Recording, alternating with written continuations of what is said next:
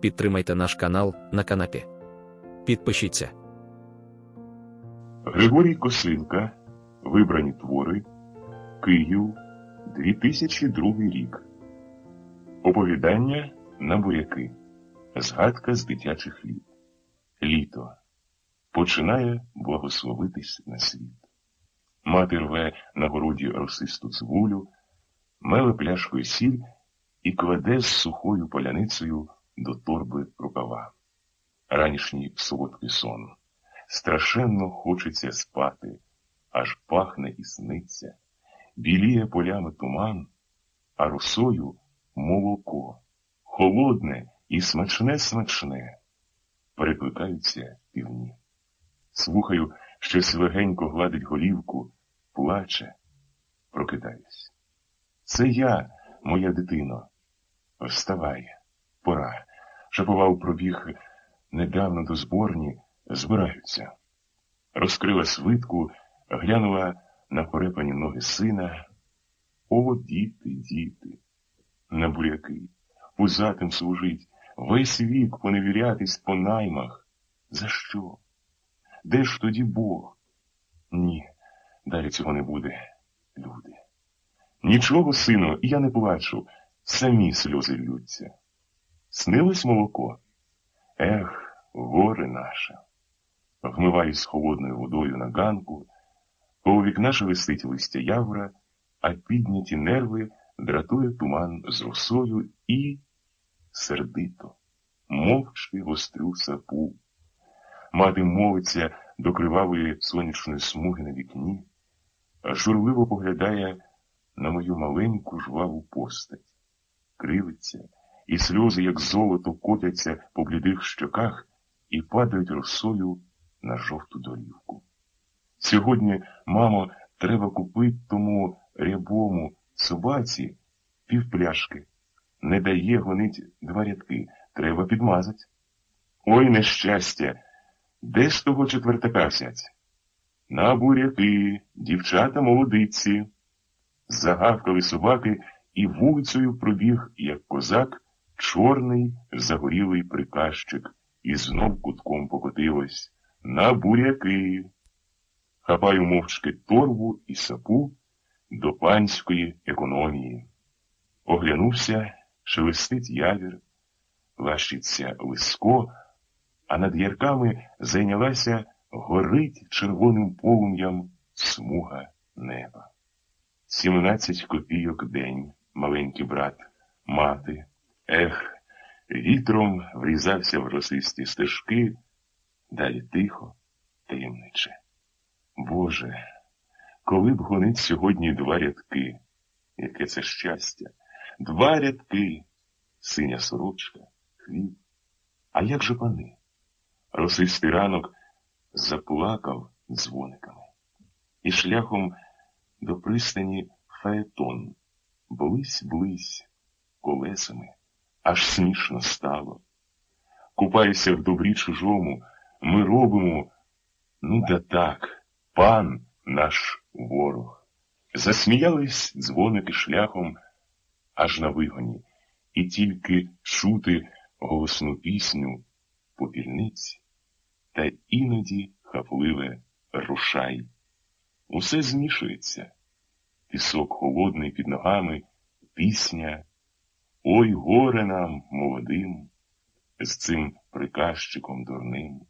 Гей, гей, ех, хо-хо, з цим приказчиком дурним. Весело затягли дівчата та сердиті, заспані молодиці моргали, показували, і останній акорд пісні покотився сивим степом аж до гусачівських ланів. Гей, гей, ех, хо-хо, з цим приказчиком дурним. З жиру батькові дочки казитесь. Бач, Серафимка побачила приказчика та як вигукує. Високо літа, де то сяде. Приказчик ліниво підганяв свою булану, попалював цигарку і жартував з молодицями. О, моргнув оком. Думка. Треба попросить дядину, він до неї залицяється, щоб той 2 рядки попросив. Хай поле, але коли отстане, прожену з лану. Ні, дядечку, їй Богу, ми будем переполювать, не бійся, Тронька, сказала, та й посміхнулась чорнява. Яка вона добра і гарна, але ж 2 рядки, 35 копійок, синя сорочка. Я був щасливий. Зайняли постать, працюю, не розгинаючись, стараюсь, зверху пече сонце, а в грудях печія. І десь глибоко-глибоко думка жевріє, мужицька доля гірка. Гай, гай, Тронька, не отставай! Підводжу голову, мої рядки переполоті, а коло рову стоїть чорнява Пріся і кличе обідати.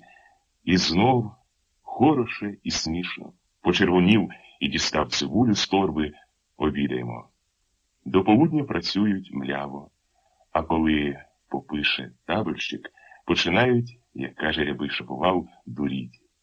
Ой, уже сонце надвечірки, бере пана за печінки. Лановий лютує, лається, панові ця пісня не подобається.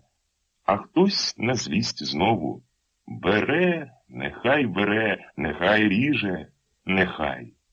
Вечоріє, а долинами на зеленій ботвині, як дівоцтво, молода здає з дружками, стелиться. Ой, кінця, повертаються додому змучені, в пилюзі, голодні. Колосками кланяються жита, шумить, як поділок, вітер, а загорілі, трохи потріскані ноги отбивають якийсь чудний музичний такт. Легка втома дома. Передній ряд заколихався, сміються, а сміх гарний, простий. Ох, і на заводі, на фабриці. Трат-та-телень, виграють на сапах голодні хлопці, а пісня котиться степом в золотій пшениці. Кисники смиче, волошки цілує і жартами пестливими берізку обгортає. Трат-та-телень, село в ярку. Я дома, на швидку ковтаю картоплю з ушпайками, розказую матері, як пив коло криниці собака, півпляшки, і що гарна у Прохоренка дівчина переполює мої рядки. Розказую щиро, інтимно. Мати посміхається, журливо хитає головою. От дишиш, завтра неділя. Сьогодні Рябенька знесла перше яйце. Збираю тобі на штани. Заробляй, синку, треба. Ми бідні, недостатки. Подала води, поклала старий кожух на лаві і ще раз перепитала сина, хто переполював рядки. Прохоренкова, гарна дівчина. Зажмурив око, почервонів, а мати помітила і запитала. В повітці будеш спать? Тихо. На ставку скрикотять жаби, в просі хававкає перепілка, і хтось чорний з золотими зірками на киреї вкриває голову рукавом старого кожуха. Ай, садками!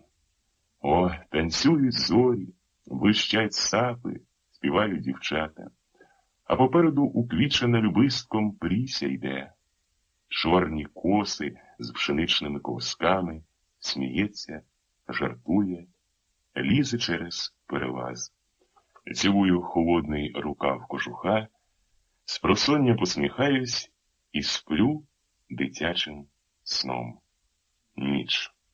1919 рік. Оповідання «Мент» присвячуються Касьянові. Восени. Коли осінні дощі плачуть над мертвою природою, а вітер, революціонер її, буйно бенкетує свою перемогу. Я, Наталю, заздрю тому, його вічній красі і силі. Пригадуєш, Наталю, ти казала колись молоді дорогу. Казала, а очі блищали завзяттям перемоги. І я, Люба, вірю в нашу молодість, перемогу. А зараз ці рядочки — крик молодості, що тоне в болоті життя. Знаєш одну поетичну місцевість? Канцелярське болото. О, це знаменита річ. Стіни підведені сірою фарбою, що від часу зробилась чорно-зелена. Папки з паперами, щоти, біло-синя, трохи поколупана стеля нагадує про білі квітки. Сон трава лісами, а весною в ліс по проліски. Шугай, дівчата. Кость Максимович, я просив вас вчора-позавчора кожний день вимітки про входящий. А книжечки, розумієте, читать потім номер 6112, не мішайте. Тихо поцокотіла машинка, заскрипів стілець, хтось обережно подзвонив по телефону. Копія циркуляра номер А? І пам'ятаєш, Люба, родилась вічна нудьга. Що, цигарочку? Ні, знаєте, тютюн чужого гіркий, а гільзи рвуться. Закурили, сизо-синій димок легенько стелився на паперах наших любих телеграмках. І на душі робиться гірко-гірко. І тоді, Наталю, морщиться обличчя дитяче. Тільки густі брови розходяться тонкими зморшками коло лоба і свідчать, що робиться думка про боротьбу за життя. Перед нами обрії краси і руху, творчість. А так ми страдники рідної землі, безнадійні. І протестує, гукає, Наталю, моя душа, до бою всі лиха, всі чорти. Я, все я. І тихо сказало мені життя. Ц, тихіше. Вітер дише. До бою? Ха-ха-ха. Діловод другого рангу Любчик. На столі розгардіяж, в очах бігають от переутоми жовто-сині вогники, а розлита гумайрабіка нервує і викликає іронічну посмішку в куточках вуст. Золоте поле. Пам'ятаєш, Наталю? Стежка. Кругом, як море, хвилюється пашня, п'яно чарує шелест пшениці, що переплітається з дзвониками та брізкою. Де-не-де манячать копи, доспіває лючи віно, гречка, маївка. А тут вгорі синє далечінь неба, а з нами сірі німі стіни. Давлять, давлять. Хтось гукнув: пора 4. Невже? Чудесно, чудесно! По мертвій канцелярській залі розкотився веселий сміх. Це був мент, коли безнадійні рушали в простори синього неба. 1920 рік. Оповідання за земельку. Сміялися, танцювали, а молода плакала. Вийшла заміж та після вінця. Люблю тебе, Палазю, та не знаєш за що. Ха-ха, за що? Засвірінькали на повітрі гробці. За земельку, гукнув п'яний сват. Ги-ги, о диво! Ми, пальчуки, музики, граємо гарно, краще всіх. Сватуємо дівчат на врем'я за земельку. Плюємо дурням кислооким, що про гріх лементують. Ми понімаємо діло. Так сказав сват. Вона плаче, заливається, проти сонця платком сльози втирає, людей не бачить. Не кисни, інвалід, сказав ласкавий молодий, по-гадючому здавивши очима. Його обсівають, на перелазі дітвора зібралась, шашки ловить, та ба не кидають. Овес та конфет дрібнесенькі, з колосками зеленими, летять та в воду падають. Староста, пані підстароста, благословіть. Дурень ти, Грицьку, вони молоденькі, самі знаєш краще. Ну да, от, приміром, став'янський самогон краще. Не сивий, правда? Не журися, каже Гальці, старшій дружці, гнучкий клен, бо Палазя вмерла, зотліла. Гудуть бубни, весілля йде. Ой, гуляй, самогону, свате, боярам давай. Торох по болоту, їде панько на роботу. Вечоріло, над ставом вода парувала, сизо-жовтий туман жита криє, а болотяні віхи воду дмуть. Лихо буде, бубонить бубон. На весь куток та до скрипки прислухається. За земельку долі не буде. Плаче, тужить скрипка з цимбалами і змішує цей плач з п'яними піснями весільними. Зустрічай, мати, зятя в хату. Треба, сестро, треба. Ой, яка хороша буде ніч. Хмари через місяць котяться на погоду, промовила мати молодої, та й задумалася, зажурилася. А вулицею, криком-зиком, весільний поїзд ішов. До молодої в хату, в прийми, за земельку. 1920 рік. Оповідання перед світом. Розвиднялось. На небі тремтіли ще досвітні зорі, коли зимовий ранок засівав уже над землею, як перлами, срібним снігом. А крила його, ех, ви не бачили його крил? Білі-білі і горять червоними хрестиками. А над селами, коли летить ранок, зорі губить. Упаде зоря на село, молодість сниться, сон розвіває. Ой, у неї очі, Василички сині, а уста в неї уста. Учителю Юрчику пригадались уста бурсачки Ніни. Отієї самої Ніни, що золоті коси мала, як пшеницю полеглу. І так я говорю йому: товариш, не представляйте воображення. Фу ти, чорт, ця ідіотка з мітингу лізе в голову.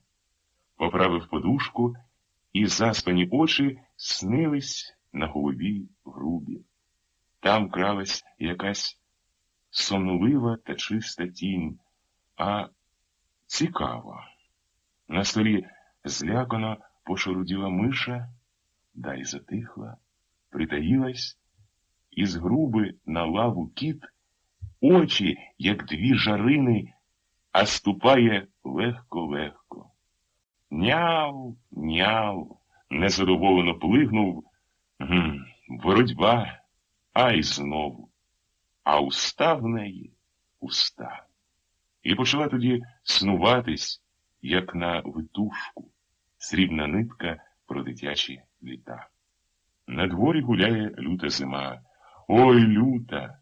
В комені, мати каже, вітер вовком виє, а на замурованих шибках іскряться лисички од морозу. Напільне вікно, закрите старою свиткою, на діжі стоїть маленький п'ятирик каганець і безнадійно моргає до прядки світлом. В хаті холодно. Піч, як фортеця, зайнята козаками-дітьми. Мати скубе мичку, раз по раз попльовує в пучки і, овіяна згадкою про молодість, співає: «Ой, повій, вітре, з глибокого яру, ідіть дощі, стиха та помалу». І хиляться дитячі голови до каганця, сумні, замислені, бо невеселою мати співає. Дівчина вкинула до колодязя дитину і просить природу, щоб не йшов дощ, і вода не затопила дитя. А наша ж мама, вона його вкинула. Самосійний, діти, був. Мати замовкла. Тільки видно було дітям, як тонкі зморшки розходились по її високому чолі. Думала. Заплуталась в пам'яті Юрчика срібна нитка дитячих літ. Перервалась, як сувора земська школа, як монашеська келля, занесена снігом, заплакана з хугою. Дров немає, дров, молотить Юрчик багатим дядькам, дичавіє. Ой, о, ще маленький узвик срібної нитки, рік у тюрмі. Ех, славні часи то були. Ця наша бурса льотом, соколи вперед, вперед. Випливло щось дивне вперед для революціонера. Іскра, що палить. Підвівся. По хаті затанцювали сірі силуети, і кривава райдуга схопила в обійми вершки тополь. То коло горлахи горіли скирди. Ранком червоний огонь цілував білу зорю. Стріляють? Так десь недалеко цьовкнула куля, а коло зборні затупотіли об мерзлу землю коні. Тс! Що таке? Хтось хрипло лається. Как говориш, Дмитрий Юрчик? Вони ж в нас учителюють. Хороший чоловік, знаєте. Дурак ти, мерзавець. Звіно со мною. Три сірі постаті вирівнялись на білому снігу, поправили затвори і рушили за молодим офіцером. «Осторожно, приготовься!»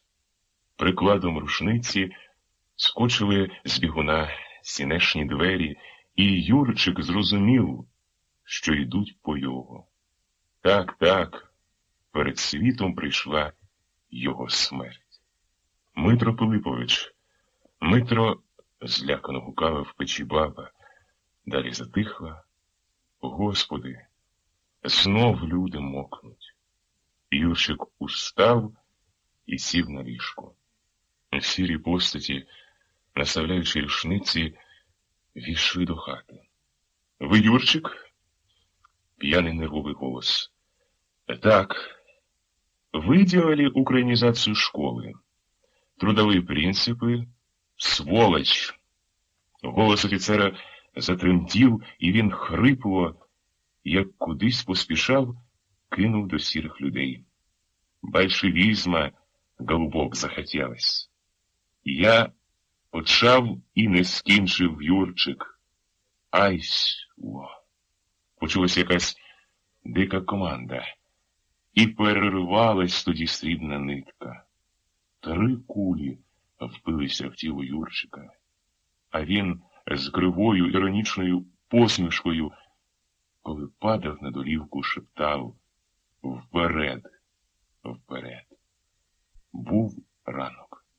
Світова зоря покотилася метеором в сизо-чорний дим скирт. І над тополями зійшло червоне, як кров, сонце. Затихло, завмерло село. Тільки далеко-далеко, греблянським шляхом, було чути, як, весело гикаючи на коні, виїздила з села каральна експедиція армії генерала Денікіна. Білі пушинки снігу легенько падали на землю, в ямки кінських копит і, здавалось, хотіли замести і слід кривавих гостей. 1920 рік. Оповідання на золотих богів. Уже третій день, як ревуть гарматні бої над околицями Медвина. Гукає, сміється ворожа артилерія, а за кожним її гуком підіймаються до неба криваво-червоні стежки полум'я селянських осель. Горить село, а недалеко від Гордієнкових горбів кипить жорстокий бій. Старе й мале вийшло з села назустріч непроханому ворогу.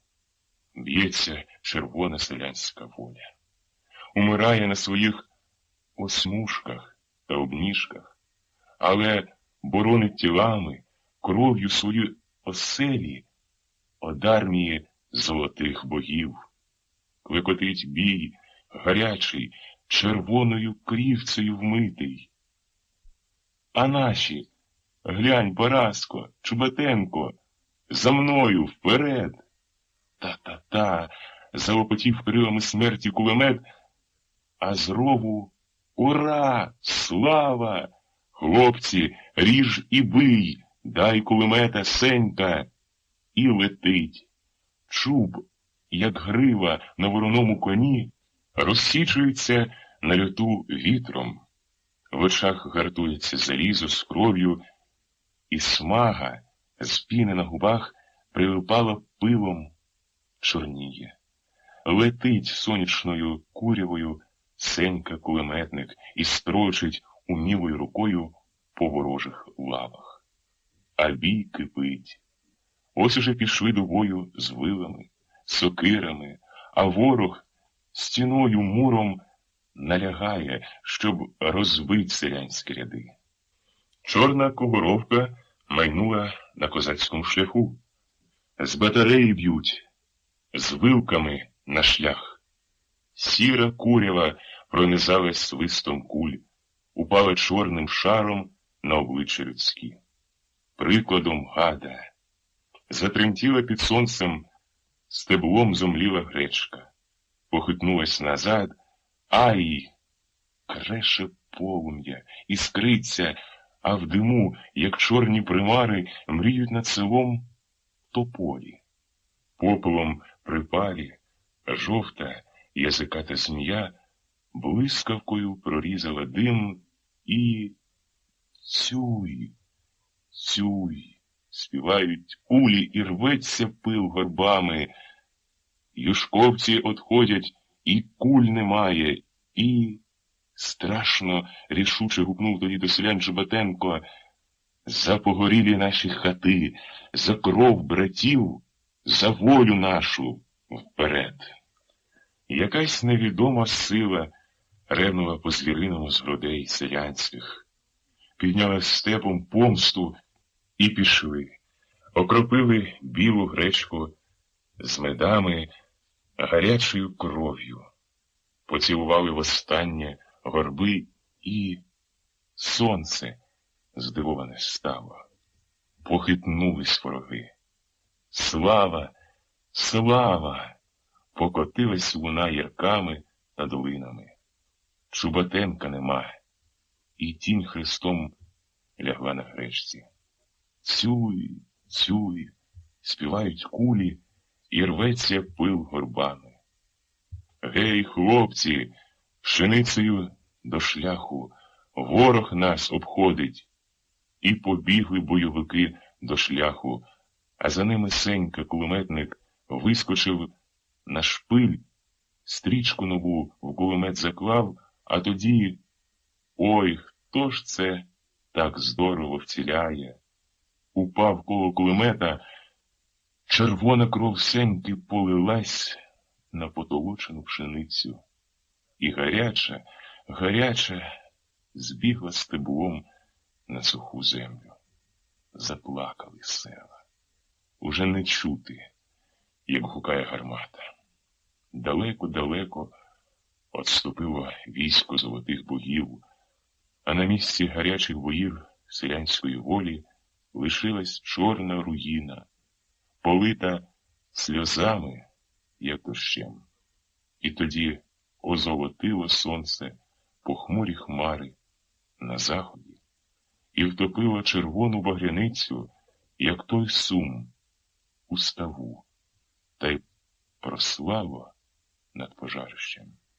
Дивіться, чорна, обсмалена соха в клуні розп'ялась над кроквами, як мати над дітьми, а коло погреба, он там, де танцюють золоті стрілки сонця, хтось заломив руки і з мукою тихо-тихо, чи до неба, чи до себе. В ногах лазила, цілувала руки, чоботи. Батьки рідні, не паліть. Осінь іде. Ви ж, люди, так... Ні.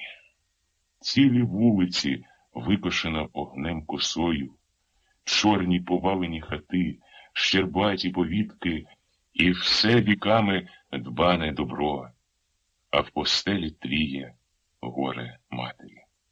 На Гордієнкових горбах сини в бою за волю лягли. Хто зрозуміє їх вічне горе журбу? Хто загляне на їх затлілі душі? Тільки вітер рве присмажений пісок з попелом і кидає на стару драну свиту, кидає, прислухається. У старій драній свиті стала серед двору мати сеньки кулеметника, а згоріла.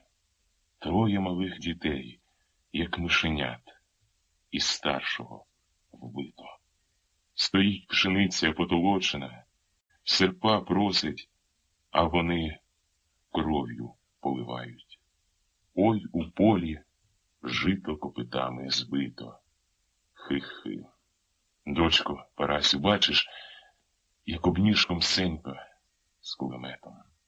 О, зараз з нами тільки вночі, як голуб коло клуні пролетить. Мамо, мамо, копитами збито жито. Почорнів, як головешка, а такий хороший, молодий. Де ти, Параско, моя невістка?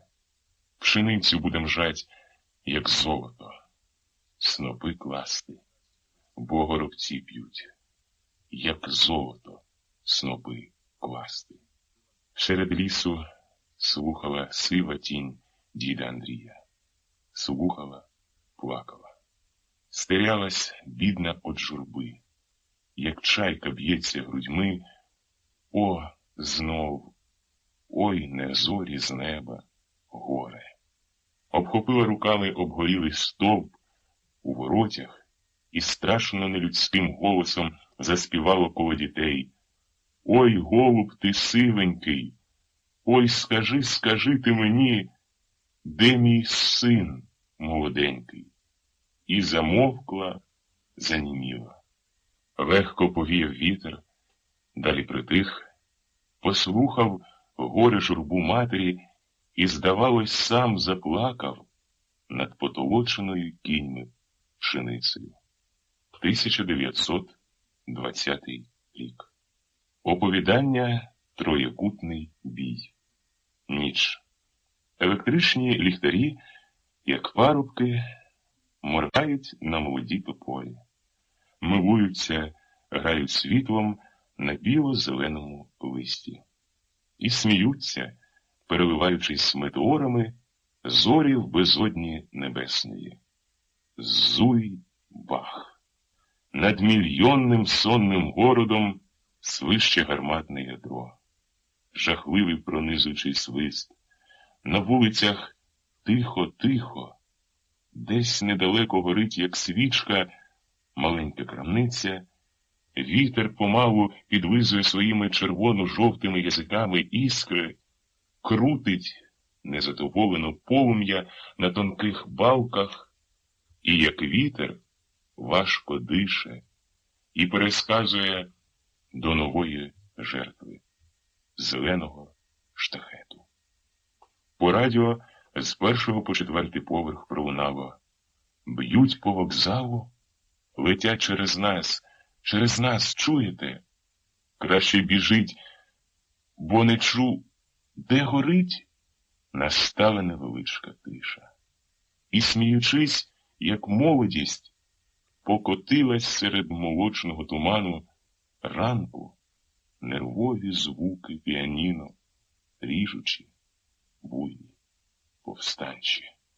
До бою сильні, назустріч смерті, співає кожний акорд. Востаннє гукнула гармата, а ядро прорізало туман ранку і розсипалось кульками намистом на мокрих тротуарах. Коло сірого забору затанцювали довгою стрічкою тіні, прищурились, коли «Заляж!» «Та-та-та!» засокотів глухо Максим, кулі засвистіли по довгих мовчазних вулицях, цокнулись у кам'яні стіни домів і похмурий, жовтогарячий ранок зустрів чубатих січовиків. Ранком прокинувся заляканий, трусливий, двоногий звірок. І до центру города біжить, штовхає, лізе вбите скло, а на обличчі в нього грає радість. О, він так любить політичні перевороти. Головне – тепле місце в господі нового пана. Він вічний міщанин. Поспішають ці довгоногі хижачки до Хрещатого Яру, бо там цілуються брати росіяни з українцями. Слава, ура! Посипались перед чорною загорілою кіннотою білі троянди. Нашим оборонцям ніжний тендітний голос. Айла! Злякано зашарахнувся на тротуар двоногий звір і очі до неба. Сок-сок-сок, сок-пах-пах. Низько літає аероплан і лякає затлілу душу міщанина порожніми «Ура! Руський флаг!» Біжать, животи трясуться, підборідок корчиться в блаженно радісну посмішку. Квітами, гіллячками засыпают. Ах, какая прелесть! Офицер такой нежный, молоденький. Дві крипаті дами пнуться на шию і кричать: «Русский флаг! Добровольческая армія!» Кругом гудуть церковні дзвони, змішані з гамом цього свята панського. А Аполло опять будет. Помнишь, Манька Анисимова? Грозный, серьезный. Ще не вмерла. Слава, слава. Офицер Шурка. Если мучит, так и монету гонит. Они, знаешь, хорошеньких. Радісно схвильовано шепчеться товар. Покупці прибули. Фолії нують. Отчинено. Славний пане отамане, куточок, душа, споч, ліворуч. Січовик вартує. Суворий, завзятий, із кривавого фронту. Обличчя задумливе, посміхаються, а брови легко, з презирством до панської слинявої юрби розходяться. Грає таємна посмішка. 1,5 місяці немає переміни білизни. Розумієте, панянки починаються турбувати. І посміхнулась зелена буковина в подертій, пошматованій австрійській шинелі, сіреньких штанцях, картузику і чорній постілій сорочці з панянками. Квіти сиплються цим постілим сорочкам трошки боязко. Вони чужі, то й ритмічним кроком іде офіцерська рота. Блищать на сонці золоті погони, дзвенькають шпори, а в такт шпорам дзвенькає грає панська душа, радіє. Золоті погони сліплять очі, радують виснажену душу і хвилюють дрібнесенькі почуття. Лясь, лясь. Праворуч товста жандармська морда б'є якогось грішно нещасного чиновника. «Лезешь, арестант! Да здравствует Киев, мать городов русских!» «Долой жидов!» Повіяв легенький вітер, і покотилося хрещатим яром зле, звірюче жиди. Йшла російська патріотична маніфестація. Попереду бігли з прапорцями якісь гімназисти, гостро розглядали юрбу і гукали «Долой! Долой!». Загув, захвилювався хрещатий яр, і сірими стінами покотив страсть юрби до Дніпрових хвиль. Легко, безжурно ляскав хвилями Дніпро, прорізував старий нові напрямки, розмовляв з соромливою шлягою і кожного хвилею вперед. А сонце математично лило електрику на зубаті кам'яні городи. Чорно-сиві степи. Ой, хороше цілувало кучері Дніпра. Хвилі. Одна людська маса безупинно боролась і ревла. На вулиці шматок людського м'яса і дві невеличкі калюжі крові. Кроком руш. Хтось хапливо посковзнувся, а шматок м'яса, як стара підошва, притрушений сірим пилом улиці, отскочив в колію. Долой український флаг, німецька видумка. Русская, добровольческая. Царського прапора не треба. Рви його, Чорна сотня, лайка. В повітрі почали робити гімнастику волосаті руки. Буде бій. Гей, во, прапор зняти, ми бились за Україну, знять. Клацнули затвори рушниць. І майнула патріотична юрба з Майдану.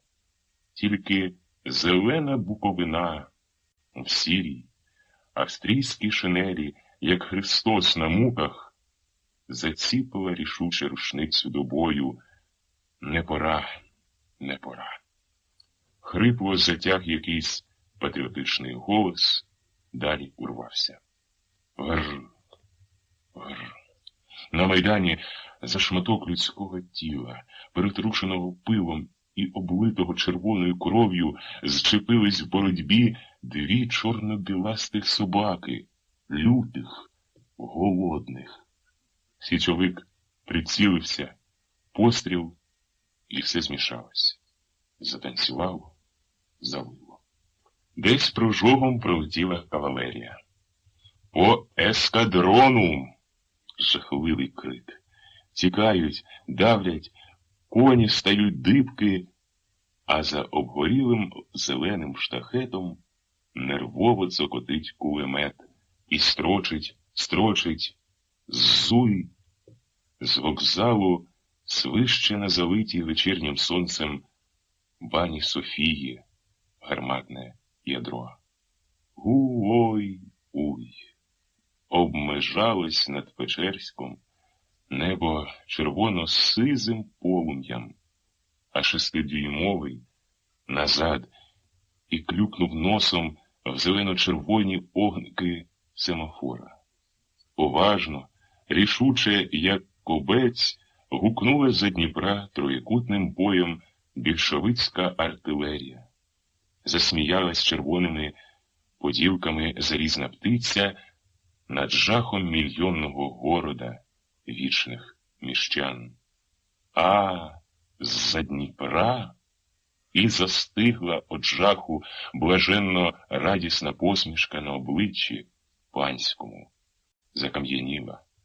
Тільки підборідок кривий і досі трясеться, і корчиться од несподіванки. Як божевільних. 1921 рік. Оповідання «Заквітчений сон». Заньковецький. Снилося. Виткнулась на хвилю серед золотих каштанів моя дитяча любов, пронизана сонцем, і така хороша, така мила згадка, заспівана весільної пісні. Ой, будеш ти, моя мати, тихо спати. А краєчком, обніжками поля, замайоріли слова. Дитино, де твої сни золотії? Де коні огненні, і слова залізні, карбовані? І далі сірим степом лише зарошений, заквітчений сон. Попереду ішла полова корова. І зіркою на лобі у неї на правому розі 2 стручки гороху і трішечки землі коло лоба, як вихор у отряхуватого хлопця. За нею 7 корів з телятами і полова, між ними, як отаман. А за ними стернею 5 маленьких дівчаток і 2 хлопці. Дівчата несуть у руках широкі квітки з усатої пшениці, і по краях квіток сині дзвоники сплять. Хлопці тільки несуть по торбині гороху, баском покрикують на скот і горнуть кийками пил по дорозі. Дівчата співають тихо, далі голосніше, а коли доганятимуть скот до села, дзвінко заспівають і затихнуть.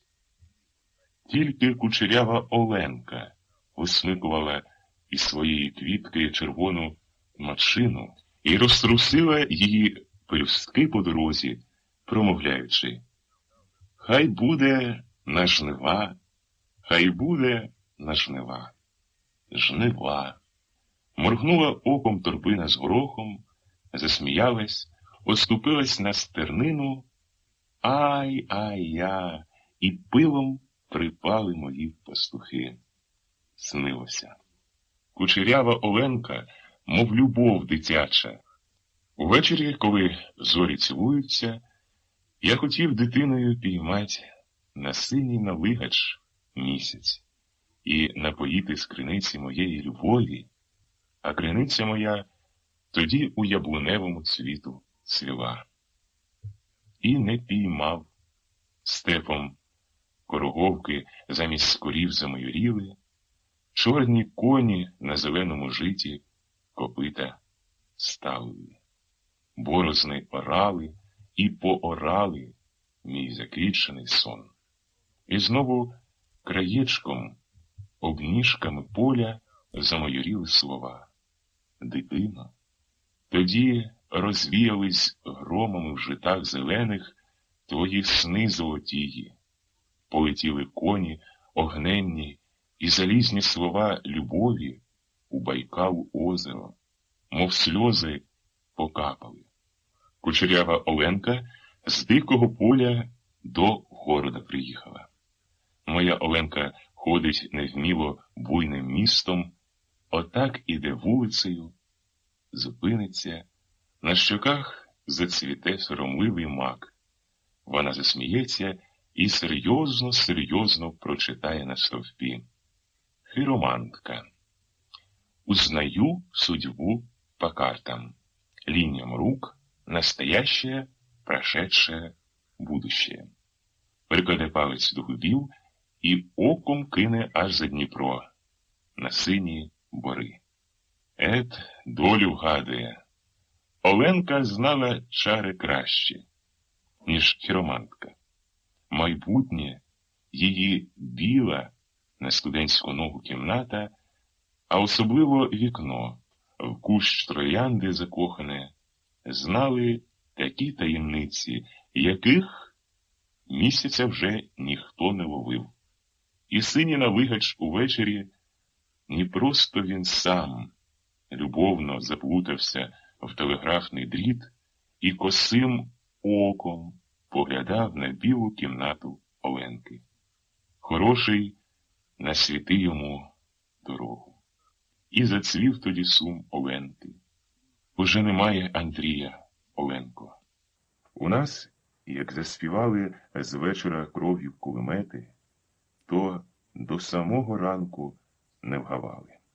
Крилами били над кручами криваву пісню, а вона сотала душу села і чіпляла тоненькі павутинки на заплакану дзвіницю до Христа.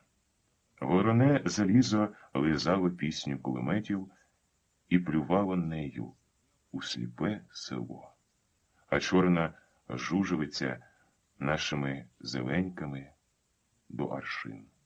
Курява дика, Оленко, була селами, але місяць він у городі, як селюк на балу, рішив посіяти коло вікна Оленки сміх, бо він був у той вечір веселий. І зразу, читачу, над кленом синьо-зеленими рейками зацвіла блискавка, рвонула хмару сизу, і вітер торкнув стременами момент. Вихром у гриві вітру дощ. А Дніпром Оленка яскраво не пам'ятає, пароход плив. Такий собі сіренький, притертий Чехов, коли сонячно свистить у машині, а негода дна в Дніпрі шукає. Мабуть, раки виїли. Це перед сумом Оленки підвівся на палубі Пилип Бойко. Моргнув до матроса. Мабуть, раки виїли. І почав трусити в воду свою чорну, як рілля, онучу. Вітер відправив її, погладив обсмикані кінці і майнув до хмари. Все равно, як знамя, не втерпів Бойко, матрос гукнув за вітром сім, засміявся на Бойкове знамя, і Чехов, заплаканий під дощ, заляпав тихенько колесами. Сім, сім, пол. За Бойком заворушилась одна свита, два піджачки і засмальцьований фрак. Останній двигнув ногою з клумака свиту і, позіхаючи, промимрив.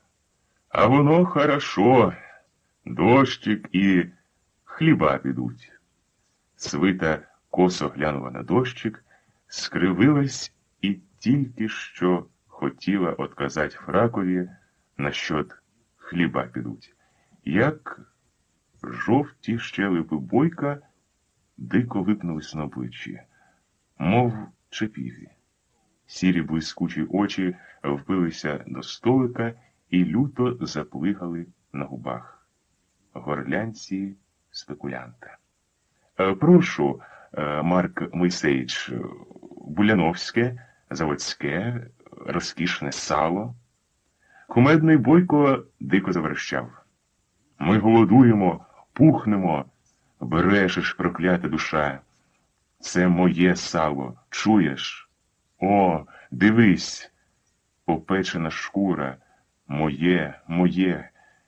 Я торік, коли ще не було голодухи, і заплакав.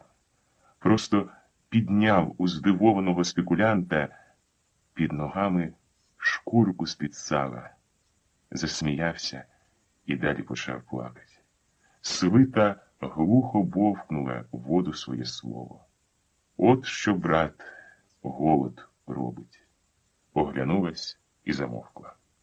Здивований спекулянт загорнув помалу, не поспішаючи, сало, сірий хліб, витрусив лушпиння яєць у воду і сумно, з їдкою іронією, проказав до Марка Мойсеєвича. Чудак народ, пропав апетит. Марко Мойсеєвич прижмурив з презирством на дядюшок око, соковито плюнув і закурив сигару. Закурив. А на сірих, жовтих обличчях селян димом закурилась зелено-сіра лють. попихтують. Бачиш?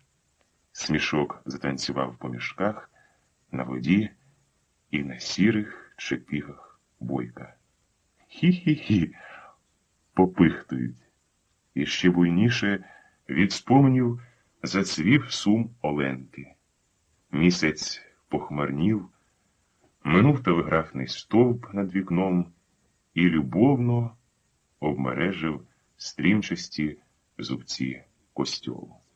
А ніч на хрестах зорі розвішала, і коли-неколи промайне там вечірня краса і грязь города, промайне і потухне, і сонно снувата в пам'яті свій сум.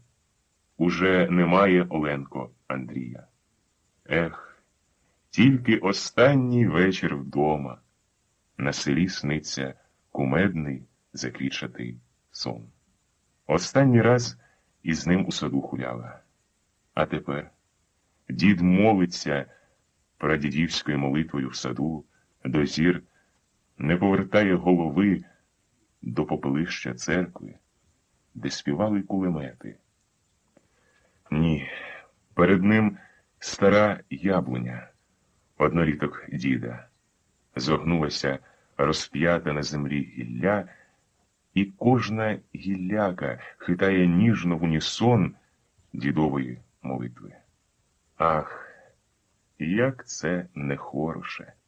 Довго-довго після дідової молитви гонить на призбі рябий пес блохи, а на клені шелестить гусінь. Фе, гидота. Олеся Андріяш вдома? Це крізь сон. Дома. І щасливо сміялася спросоння. Іч який? За яблуню ховається. Поднімайтесь, сміле. Какой яблунька? І поплила 45-та ніч у тюрмі. Спалені очі Оленки цілували грати, і сум її наливався, як пашня, заполовів. І коли синьоока красуня візьме в обійми вечір травня, і на стіні, якраз над парашею, розділить горіхом грати. І погойде цей страшний сірий сум піснею, спалені очі орошують брудну літку сльозами. 45-та ніч кинула дротом телефону маленьку неприємність життя тюрми. Ви слухаєте? В камері номер 8 повісилась Олеся Андріяш. Чуєте? Андріяш. Червона мачина. Жаль. Жаль, але сорочку перервала і на гатах. Слухаю, неприємність, чорт. Оленка. Степом круговки замість курів замайоріли. Чорні коні на зеленому житі копита ставили, борозни орали і поорали мій заквітчений сон. І залізні слова любові у Байкал озеро, мов сльози, покапали.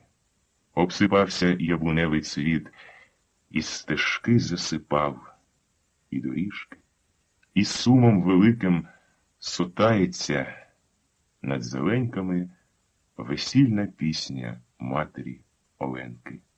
Ой, будеш ти, моя мати, тихо спати.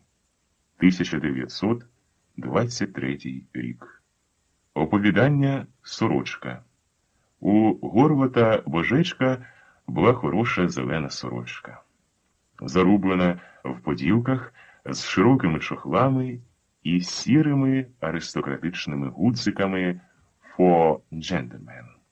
Ви здивуєтесь, чого згадую аристократичні гудзики, але прошу вислухати історію моєї кумедної сорочки. Вона родилась, на мою думку, в Парижі. Коліна була багатою, її купив собі сам штабс-капітан Горват Божечко в глибоку осінь, коли ще не впилася Україна повстанням, і степами гуляли карні сотні отамана Скоропадського. Сорочку охрестили шансонетки в Шато у Києві. У проститутки була маленька ніжка. Драгун Мілютін налив до її черевичка вина, випив один за одним духом і посоловілий у синьому диму поспитав: «Ти, Горват, любиш Росію?» «Голая, голая». Танцювали дві голі шансонетки, горіли золотом осені офіцерські погони. І на смичку плигали слова Милютина. «Русь, Горват, умерла. Если можешь, вешай, стреляй. Я умру сегодня, умру за Русь. Эй, голая моя, сизий дым, ти моя станиця». Золотом осені догоряли коло Шато клени. Горіли офіцерські погони, а на синій спині візника малювались догори літери. Падали з листом, і все шумувало. Сизий дим, ти моя станиця. Ты, Горват, любишь Россию? Дурак! Какой он еще мальчик? Любишь. Хорват Божечко скригнув зубами, міцно пригорнув маленьку співачку і з якоюсь дикою жагою отказав сам собі: «Все, люблю. Расстегнись. Слушай, скорее». Зацокотіли зуби, підкови, спина візника вигиналась, і тільки в тумани осені летів п'яний крик: «Не оглядывайся!» І тихе: «Улица, детка, милый, улица». Розцвітались іскри під копитами коней. Кресали: «Горват!» Він вистрілив з револьвера у повітря. «Знаю, драгун Милютин, застрелился. За Русь, не веришь? Мне холодно так. Застегни». Вулицями скажено летіли коні. Офіцер цілував груди співачки і виспівував: «Сизий дим, дим, дим». Одригнувся і заявив: «Ты завтра к другому попадешь. Я еду стрелять бандитов». І знову цілував груди і по-ідіотському співав у такт колесам: «Сизий дим, сизий дим». На селах гуляла п'яна осінь. Кривавий лист, калини на грудях, чоботи рілля, і сама плювала у степ, і мрякою дощами давила села. Ех, випила. Ну, вези же скорее. Але не хочу. Что стал, сволочь?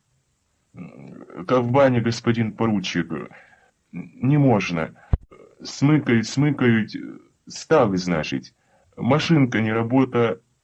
Дядько розвів руками. Горват Божечко зріз нервово з воза, підійшов з витягнутою шиєю до дядька, і той тільки побачив, як офіцер поправив комір сорочки, плюнув йому в вічі слово «смикають» і звалив чоботом у грязь. «Хамы, вашу мать! Какой поручик! Видишь?» Штабс-капітан показав на притерті зірки погона, кинув бредливо оком на конячки і ждав рухливості дядька. Розбита дядькова брова зморщилась злісно. Синяк, обмитий дощем, блищав, і він відправдувався тремтячими губами. «Як ви самі зволите звать, гетьман, а ви офіцер, я не знаю, я з розкопаної, от і все». Дядько, видно, рішив, що розкопане – його єдиний аргумент – спасе від кари, яка спасла сорочку. Горват Божечко зціпив уже кулака і хотів ще раз приміряти його до дядькового обличчя, побачив кров на пальці, з огидою скривився і перевів свої очі на поділки сорочки. Ні, не крові. Значить, виводь з болота эту гадость. Конячки з милом на стегнах потупали греблею. Дядько спльовував у жменю слину і розтирав її під оком. А штабс-капітан пригадував останній вечір у городі і мріяв. Золотий кленовий лист, побитий вітрами до зеленого жита, нагадав йому околиці одного панського парку. А заплакана береза – осику і вірш Некрасова. Так не поднять плакучей иве своих поникнувших ветвей. Правда, волохата івина затерлась і стала яскраво знову осика коло шато. Шелестит, шелестит, а девочки идут. А банда? Він хрипло поспитав: «Слушай, дядька, у вас спокійно?» Дядько аж хитнувся на возі. Він ще раз хотів почути «У вас спокійно?» І повстанці Чорного Ворона, кажуть, що люди спасать ідуть, стали перед ним у забрьоханих шинелях, і дядько офіцерові: «Не, благополучно. Солдати єсть?» І знову радість. «А хто його зна?» «Не знаю. Ранком приїхав до Волості, не було. А тепер не знаю». Він просто нервував офіцера. Як він, мужик, сміє тягти своє ідіотське «не знаю». «Собачий язик», промайнула стаття однієї газети. «Українці здесь щирі єсть?» Дядько трошки подумав. Кажуть, Чорний Ворон за Вкраїну б'ється. Хай. Ні. Щирих у нас ніяких, просто казьонні колись були християни. Дурак набитий. Мигнула в офіцера думка і хижо сіла на зеленій стрісі першої повітки в розкопаному. В селі глухо гомоніли про повстанців. «Чіпляють, – казав Клочка, – офіцерську голову в гнилищанських лісах до дуба, нагинають його до землі і пускають угору. Оце собі гетьман». І млява, як осінній дощ, дядькова думка зажеврілась помстою. «Я свого не подарую йому. Гад б'є. Все равно, як старий режим. Не, смієшся, коли він один капець». Тупі зморшки розійшлися, очі зробилися гострими, насмішкуватими і єхидно потанцьовували на гудзиках офіцерської сорочки. «Хай тільки заночує за панську землю, – каже, – душі повиймаю і розвішаю по тинах. Іч куди гне, розвішаєш, підожди трохи». Дядько потяг батогом коней, офіцер легко вдарився ліктем об люшню і ще раз люто зміряв його кумедну постать. Рабська постать. Він задоволено скривив рота. Стояли убогі, обставлені гречаними снопами, як овечки, селянські хати, клиночками підбігали до них жита, і все злякано розступалось в грязі перед штабс-капітаном. Попівська донька, масло дівчинка, свіженька, молода, а то продажне м'ясо, шато, грязь. Що мені потрібно серед цієї сволоти? Горват Божечко плюнув думкою на дядька. Перше. Погасить кров'ю повстання рабів, повісить, як каже генерал Драгомиров, хамську революцію на перехресному шляху і я повітний військовий начальник.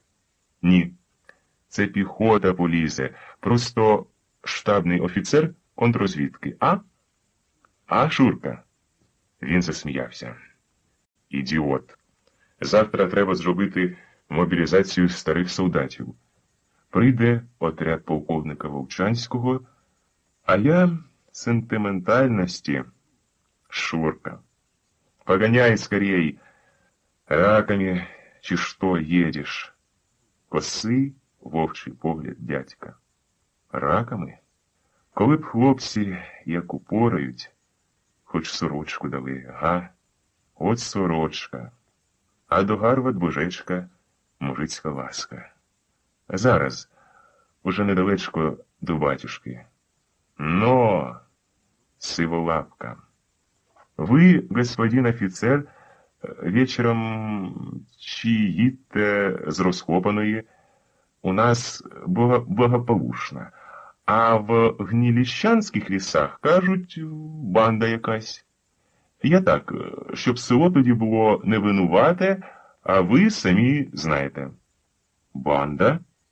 Горват Божечко нетрусливий, його не лякало голе дерево гнилищанських лісів. Банда, банда, банда. Він з такою ненавистю перекушував це слово, що робилось боляче і стояло в голові. Стріляти всіх. Однаково, сволоч. Офіцер авторитетно заявив. Отряди русской армії розбили цю банду. Знаєш це? І знову. Хто його знає, всякі війська проходять. Горват Божечко був блідий, нервовий і плював слова у грязь. Всякі. У розкопаній оружие забирали наші? Дядько ковтнув слину і поспішно отказав офіцерові. Так точно забирали. Я сказав, що село не отвічало. От і батюшка живуть. Коло зелених воріт стояв сам отець Чалганов. І, весело вітаючи Горват Божечка, поблагословив конячки дядька і пропустив до двору. Дорогому гостю, Пелагея Васильевна, цветами путь устилают. Пожалуйте, пожалуйте. Підсинене око дядька бачило, як сердечно цілувався батюшка з офіцером, і повів його до господи. Душа істлела, Вениамин Петрович. Кругом зверье. А я сам палец Бога не боятся, пастыря не чтут. Эх, революция. Верю, даст Бог, русские люди опомнятся, а лучше из русских. Как они успокоят прокаженных свиней. Перед порогом щас низенький поклін, і прослались слова килимами. Дорогому гостю, Пелагея Васильевна, цветами путь устилают. На порозі стояла сухенька, схожа здалеку на засушену грушу попадя Пелагея Васильівна, і радо вітала з панотцем Чалгановим офіцера. А він чинно придержував кобуру револьвера, поклонився на два боки, поцілував суху, зморщену руку попаді і хриплим баритоном, шукаючи щось своє очима, запитував. «Что же я не вижу Александры Петровны?» «Ой, не беспокойтесь», — забасував отець Чалганов. «Пошла к учительнице. Бесы Достоевского читают, революцию разбирают. Хе-хе, хе-хе. Мы с отрядом, Вениамин Петрович». Офіцер цокнув шпорами, повернувся. «Нет, а что?» У нього пробігла хмарна тінь. Очі якось кумедно оглядали купи сірих, сухих соняшників коло тополі. И было незрозуміло. Нет, нет. Завтра будет здесь карательная экспедиция полковника Волчанского. И главное, тоді трусилась русява бурідка під хреста, и співом выводились слова. Смелыми орлами Бог владеет. Кстати, отправьте этого... Отець Чавганов поважно повернувся до дядька. Перед його очима заблищав синяк. Він скривився, строго оглянув замурзане, неголене його лице, хотів щось сказати, але почулось горде офіцерське слово. «Погоняй! Да не будь дураком! Как фамилия?» «Дуб, господин офіцер!» Розчинились двері, засміялись, і разом з ними засміявся Горват Божечко. Назустріч ішла Шура. У дверях промайнула перед очима Дуба зелена сорочка. Шохла в правій руці і гарний, сіренький, аристократичний гудзик. І він під веселий сміх попівни повернув коні. Торкнув по ребрах сиволапку і під тюбцем майнув до гнилищанських лісів. А над розкопаним засивіли тумани, заспівала в степу осіння мряка. І холодний дощ почав умивати замурзане лице дуба і важко бити голе дерево. Горват Божечка упорали, як казав Дуб, світом. Коли гнали системи Новицького, пролітали в покоях панотця Чавганова. Сорочку хлопці обіцяли передати Дубові. Але він стояв над обсмаленим трупом офіцера, присмокував, обдивлявся, витяг з-під плеча золотий погон і кинув його впритоптаним кленовим листом на груди мертвому. «На твоє добро! Бачили? Лежить, як кабан добрий. Один тільки погонщик зостався, а сорочка згоріла. Жаль, хороша була сорочка». А дід Ключка повернувся до Дуба. «Каїть, парень, за його сорочкою не жалкуй. Хай із своїми сорочками горять. Уже давно пора. Правда, хлопці?» Повстанці весело гукали дідові. «Правда!» І рушали з руїн Попівського двору на вулицю. А батюшки кажуть, і сліду немає. Найшли шматок ряси, хрест і револьвер. До обгорілого офіцера підбіг селянськими зеленими клиночками, житами вітер, свиснув двічі, замів на закривавленій землі лист і, підсвистуючи, поніс його піснями повстанців. «Ой, чи пан, чи пропав?» Місили ногами грязь, пісню, а селами проходила п'яна осінь. Кривавий лист калини на грудях, чоботи, рілля, а сама плювала в степ і мрякою дощами збивала в отари села. Зеленими гонами бігли по лісу жита, кричали: «Ех, випила!» 1923 рік. Оповідання «Фавст». Коли догорятиме у віках остання зоря, горітиме моя мисль і страждання, а на чорній смузі неба кривавими літерами спалахнуть пророчі Франкові слова. Народи мій, замучений, розбитий, мов паралітик той на роздорожжу, людським презирством, ніби з трупом вкритий. В імені твоєму, Фавсте, з Поділля я пишу ці рядки. Хай наступні покоління згадають твоє ім'я велике.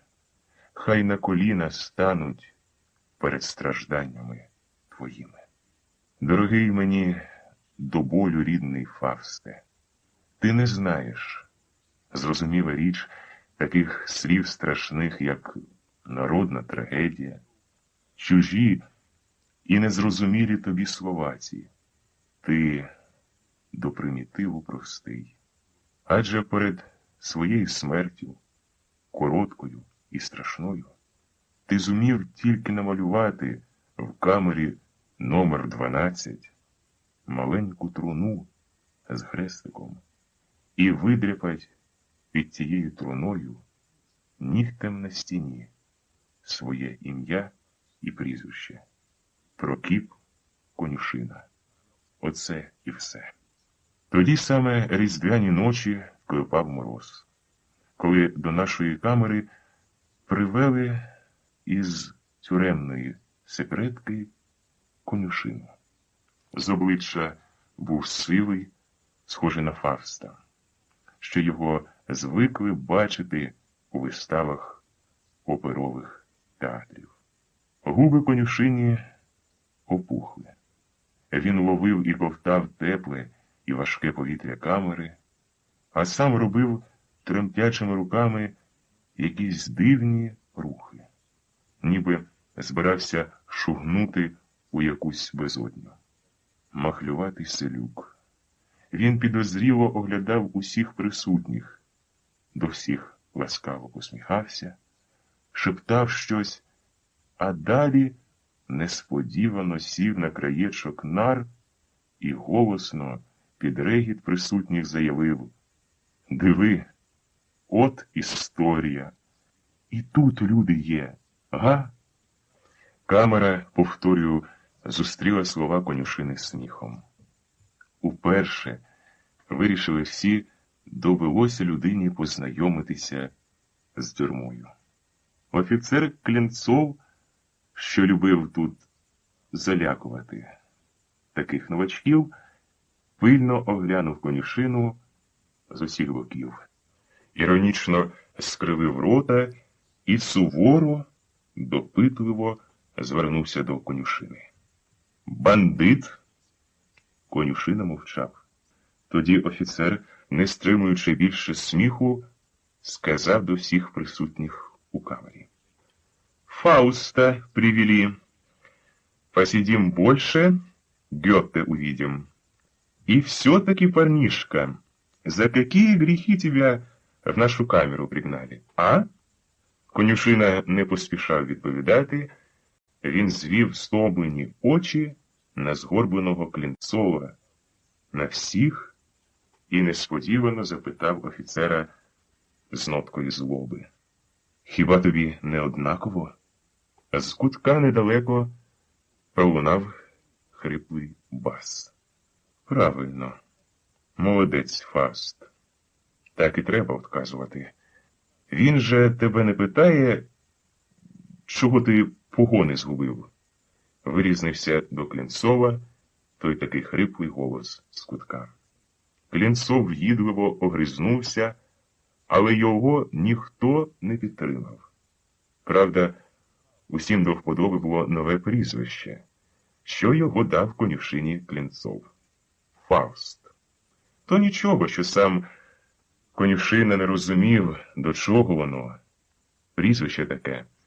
Про великого Гьоте він теж уперше чув у камері. Фавст з Поділля не знав ще, чи сміються тут у нього з його махвальності і вбогості, чи таки підтримують проти Клінцова. Тоді ще раз обвів усіх своїми великими сірими очима.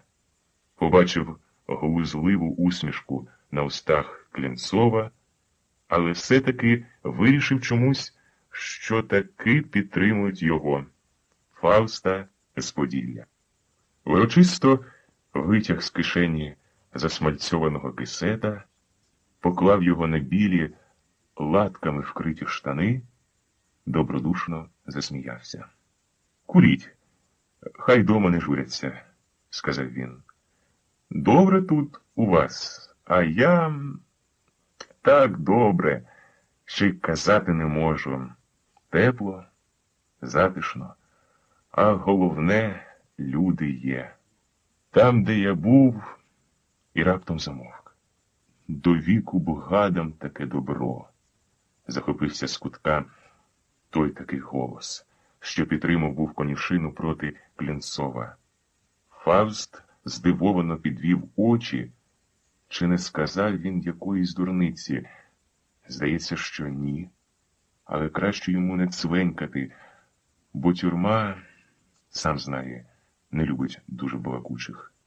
Тоді здалека, з характерною і притаманною лише селянам дипломатією, почав був виправдовуватися.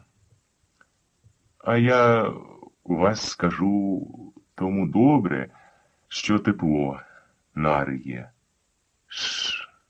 Як він мені болить. Проклятий. Як він мені болить. Вся крев, вся мать занімій». По камері бігав у валянках невідомий Фастові чоловік. З походження і вимови видно було поляк. І все лаяв свої зуби, спльовуючи раз у раз ріденьку слину з рота. Коли пан Яцьківський, так звали його, зупинився навпроти Фавста і попросив скрутити йому цигарку, то Фавст щиро почав йому раяти. «А я, зуби? Знаю, це якби самогон первак, я тоді намочити махорки з папороттю і закласти на той пеньок. Повірте, одразу заніміє, я знаю». Яцьківський образився. «Цу? Заніміє? Ти краще, хлопе, порай це своєму батькові, розумієш? Маєш його, заніміє». Але конюшина не побачив. Здавалося, нічого образливого. Порада була, як порада.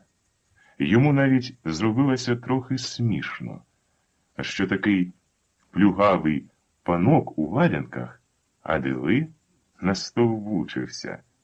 Розсердився і гасає по камері з кутка в куток. Знизавши плечима, конюшина мимоволі задивився на цього гоноровитого панка. А треба знати, що пан Яцьківський був із своїм гонором за втіху для цілої камери. Конфедератка, австрійська шинеля з білими орлами, бундючні вуса, а вже гонору того, то тільки в'їдливий Клінцов міг його збити, жартуючи. «У пана Яцьківського, – казав він серйозно, – воша теж дурно не лізе. Чому, поспитаєте? Вона завжди шукає історичні межі, що їх позбулися поляки». Яцьківський, зрозуміла річ, люто лаявся на такі слова, але хіба можна зупинити Клінцова? Пан Яцьківський, не звертаючи увагу на лайку, говорив Клінцов, найбільше тужить і журиться за блискучим минулим Степана Баторія.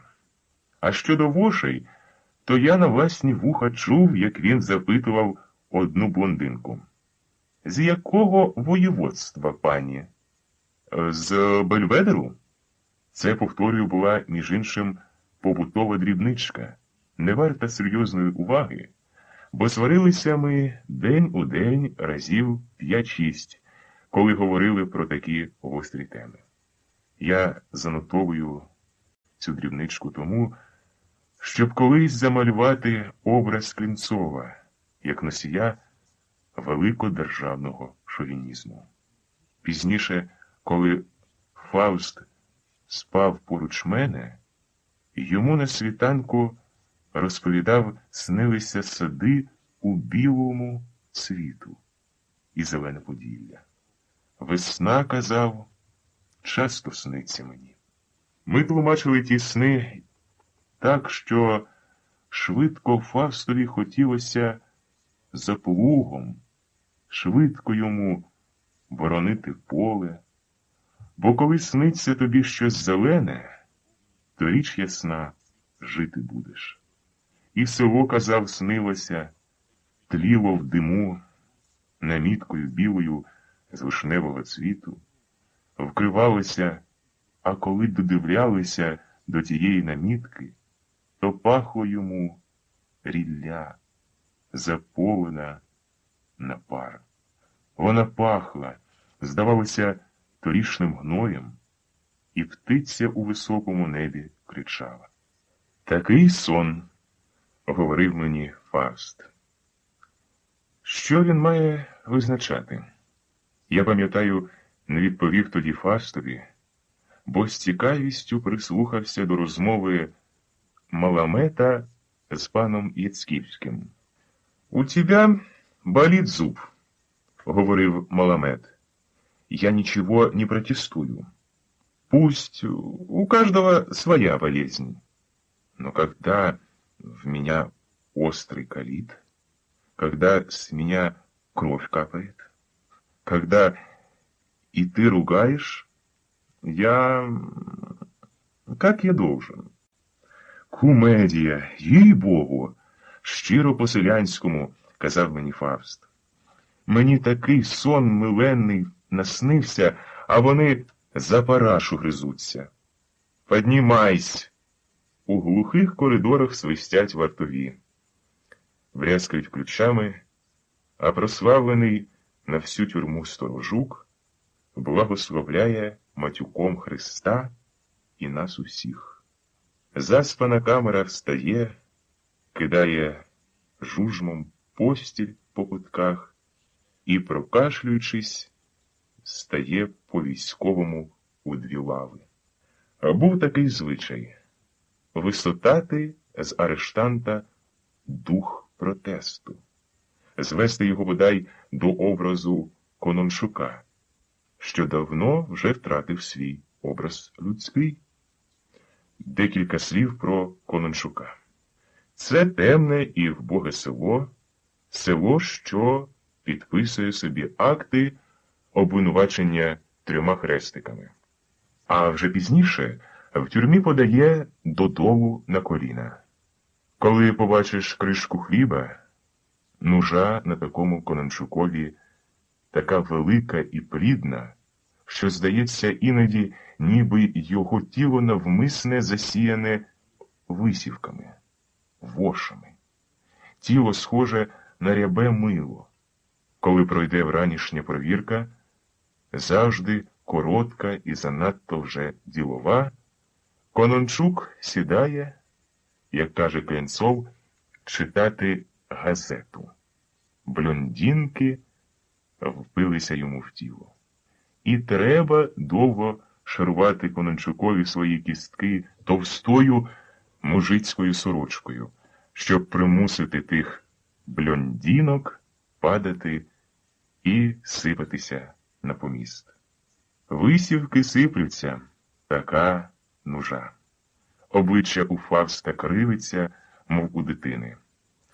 Він от-от, здається, розплачеться.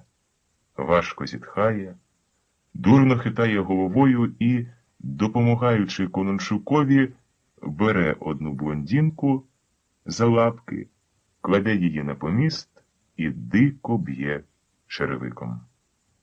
«Отак її треба», – приказує Фавст. «Ех, Конончук, Конончук, твоя блондинка, видно, не з Бельведеру. Бачиш, вона не ляскає під черевиком, як пана Яцьківського, воша. То воша, можна сказати, інтелігентна, панська воша. Правда, господин поручик?» Після такої репліки, а головне такого безцеремонного і різкого запитання з боку Фавста до Клінцова, у мене великий сумнів, що Фавст незрячий Гречкосій. Хто він такий? Мотив цей розробити. Клянцов польською мовою. Він сидів у польських тюрмах, де дають з патронату білий хліб, в ряди годи масло, каву, а книжок професорська, мовляв, бібліотека. Гне матюки і пильно, з ненавистю і підозрою дивиться у вічі Фавстові. Жаль, говорить Клінцов, що тебе не посадили до блатних. Жаль, там би одразу бандитський дух вивіявся. Фавст щиро сміється. Що мені блатні, каже він, адже там скрізь ми, а не ви. Офіцера зустріти, та ще офіцера з лейбиком, другий табак, Клянцов. Справді, як вони, варвари, тримають вас невинно 5-й місяць. Чи, може, погодьтеся, некультурно? Хто такий Фавст? У мене більше ніяких сумнівів, що це не такий уже звичайний собі дядюшка з далекого Поділля. На цьому місці межі Фавстом і Клянцовим, як пишуть деякі галичани, завжди розпочинається лайка. Але сьогодні обійшлися обидва без неї. Правда, Клянцов устиг все-таки огризнутися.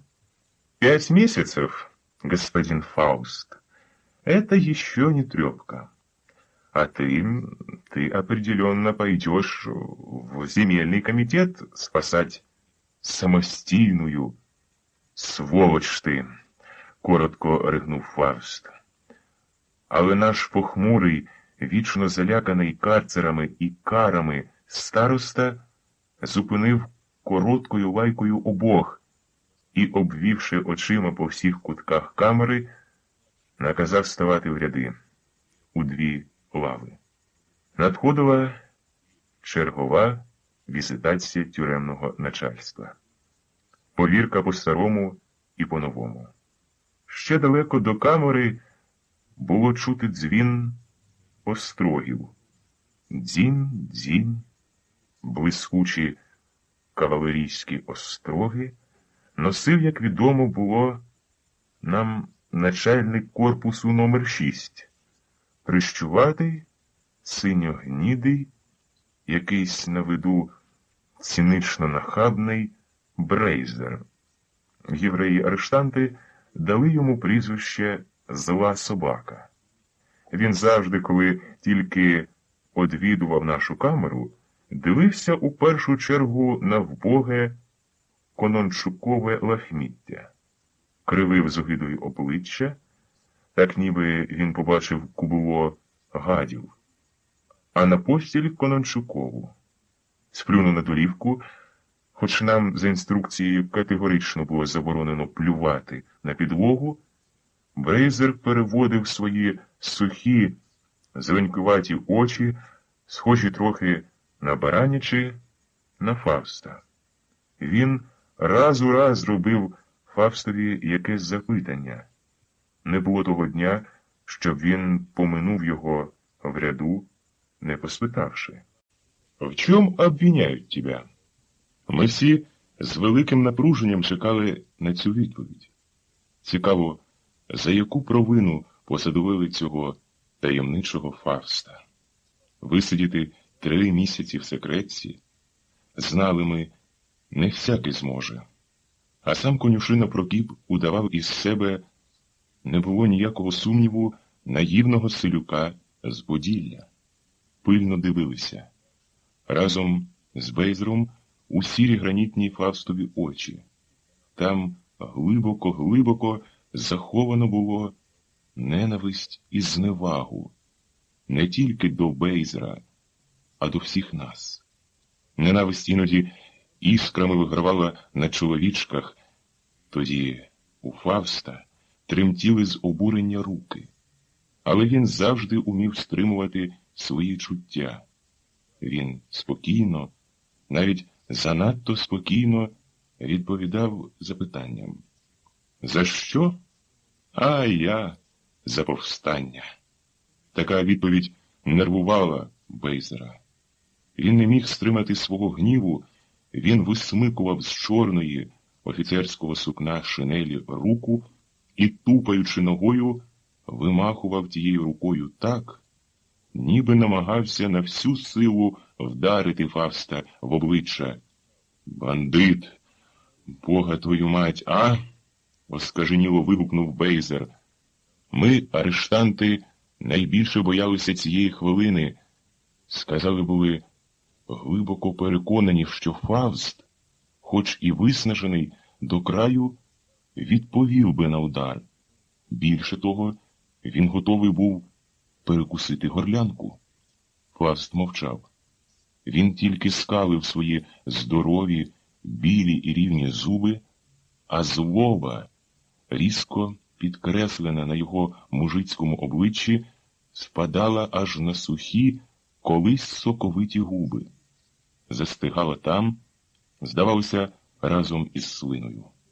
Він ковтав її, криво усміхався, а сам дивився на підлогу. Бейзер залишив на хвилину Фавста. Він суворо, допитливо, ніби справді від нього так багато залежні були ми, оглядав кожного. Клінцов, радіючи, очевидно, що Фавстові була така баня, розсміявся. Але Бейзер помітив таку несподівану радість. «Эй, ты, как тебя? Чего ржешь? Чому ти радуєшся?» Клінцов вирівнявся і, зціпивши зуби на образливе «ти», промовив зозула. «Арестант тоже человек. Да.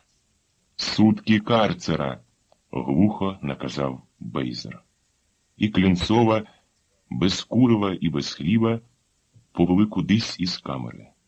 А Бейзер знову повернувся обличчям до Фавста. «Где твоя нара?» — запитав. «Третя».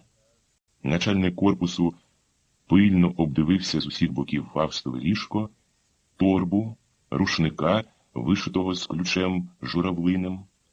Вже хотів був шукати, але раптом уклякнув і читав видряпане «Прокіп конюшина», а внизу «Христос воскресе».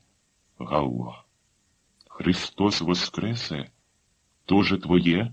— запитав з іронією Бейзер. «У мене він не воскресне. Чого тобі треба?» Була Фавстова відповідь. «Трое суток карцера, без хлеба. Кровать привинтить». Бейзер скаженів. «Кто бросил окурок?» — гукав він на всю камеру. «Чашки, стекло, ложки, ножи. Проверить, отобрать. На 3 дня поднять в камере нары. Староста». «Слушаюсь. Камеру лишить на неделю и забыл. За окурок сутки карцера. Я... Протест і бандитизм. Репліка якогось копійчаного меншовика або укописта. Ведь были же когда-то тюрьмы. Сидели живые ведь люди». За дверима нашої камери захитав десь у глухих коридорах малиновий дзвін на острогах начальника корпусу номер 6 Бейзера. Старий карцер, де сидів був Фавст, бачив і чув у своїх кам'яних шорах багато трагедій.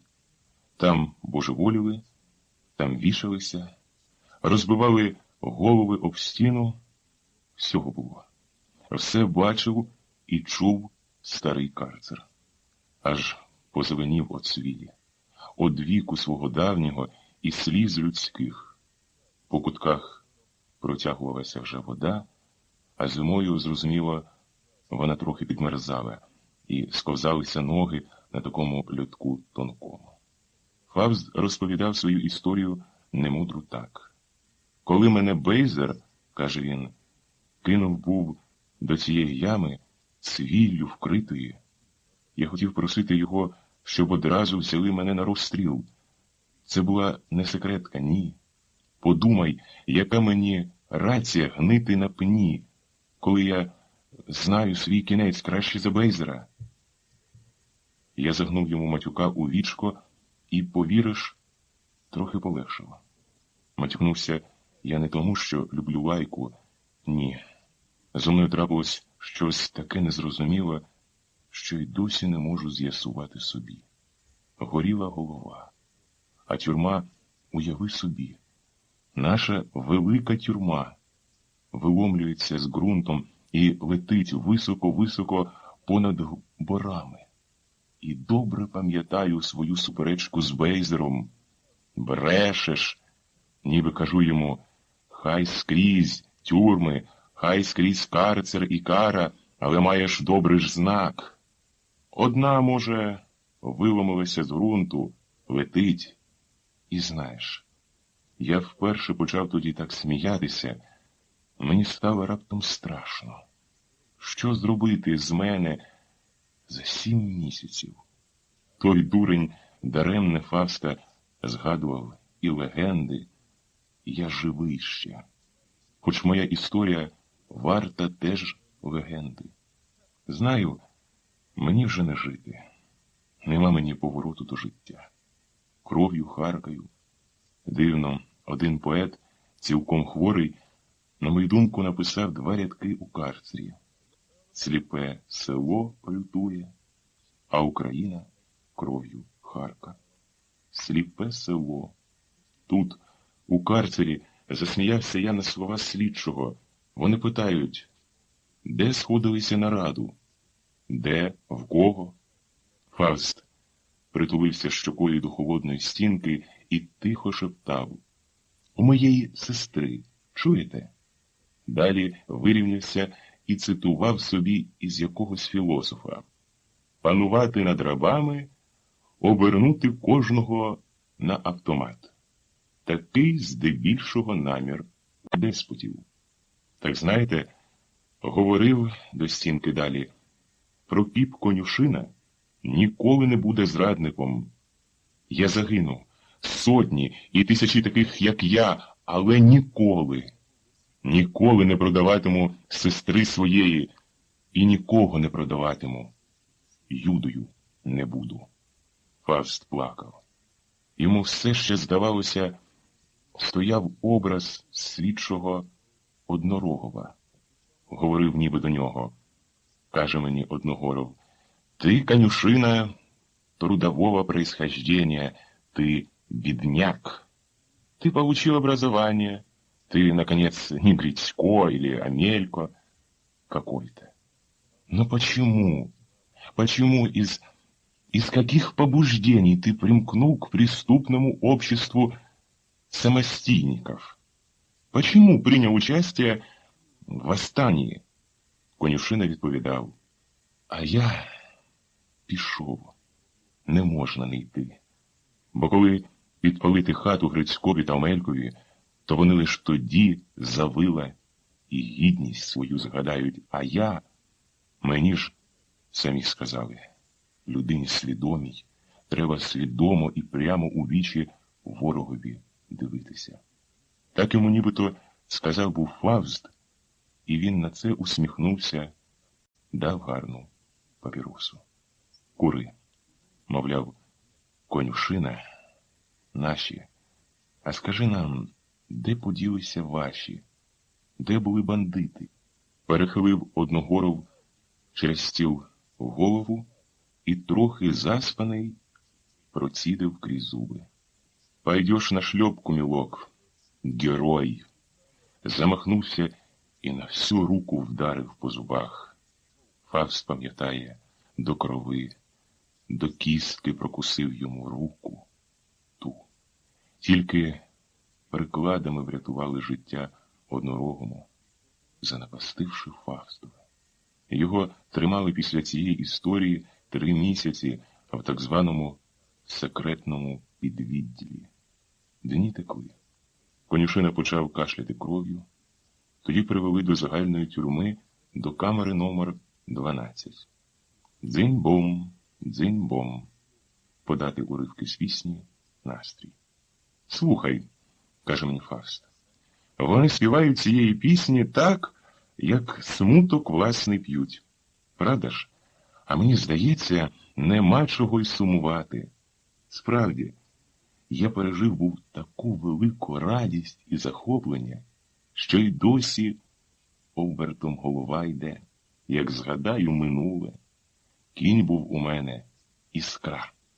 І коли виїздила наша сотня з лісу, у гривах кінських пісні цвіли.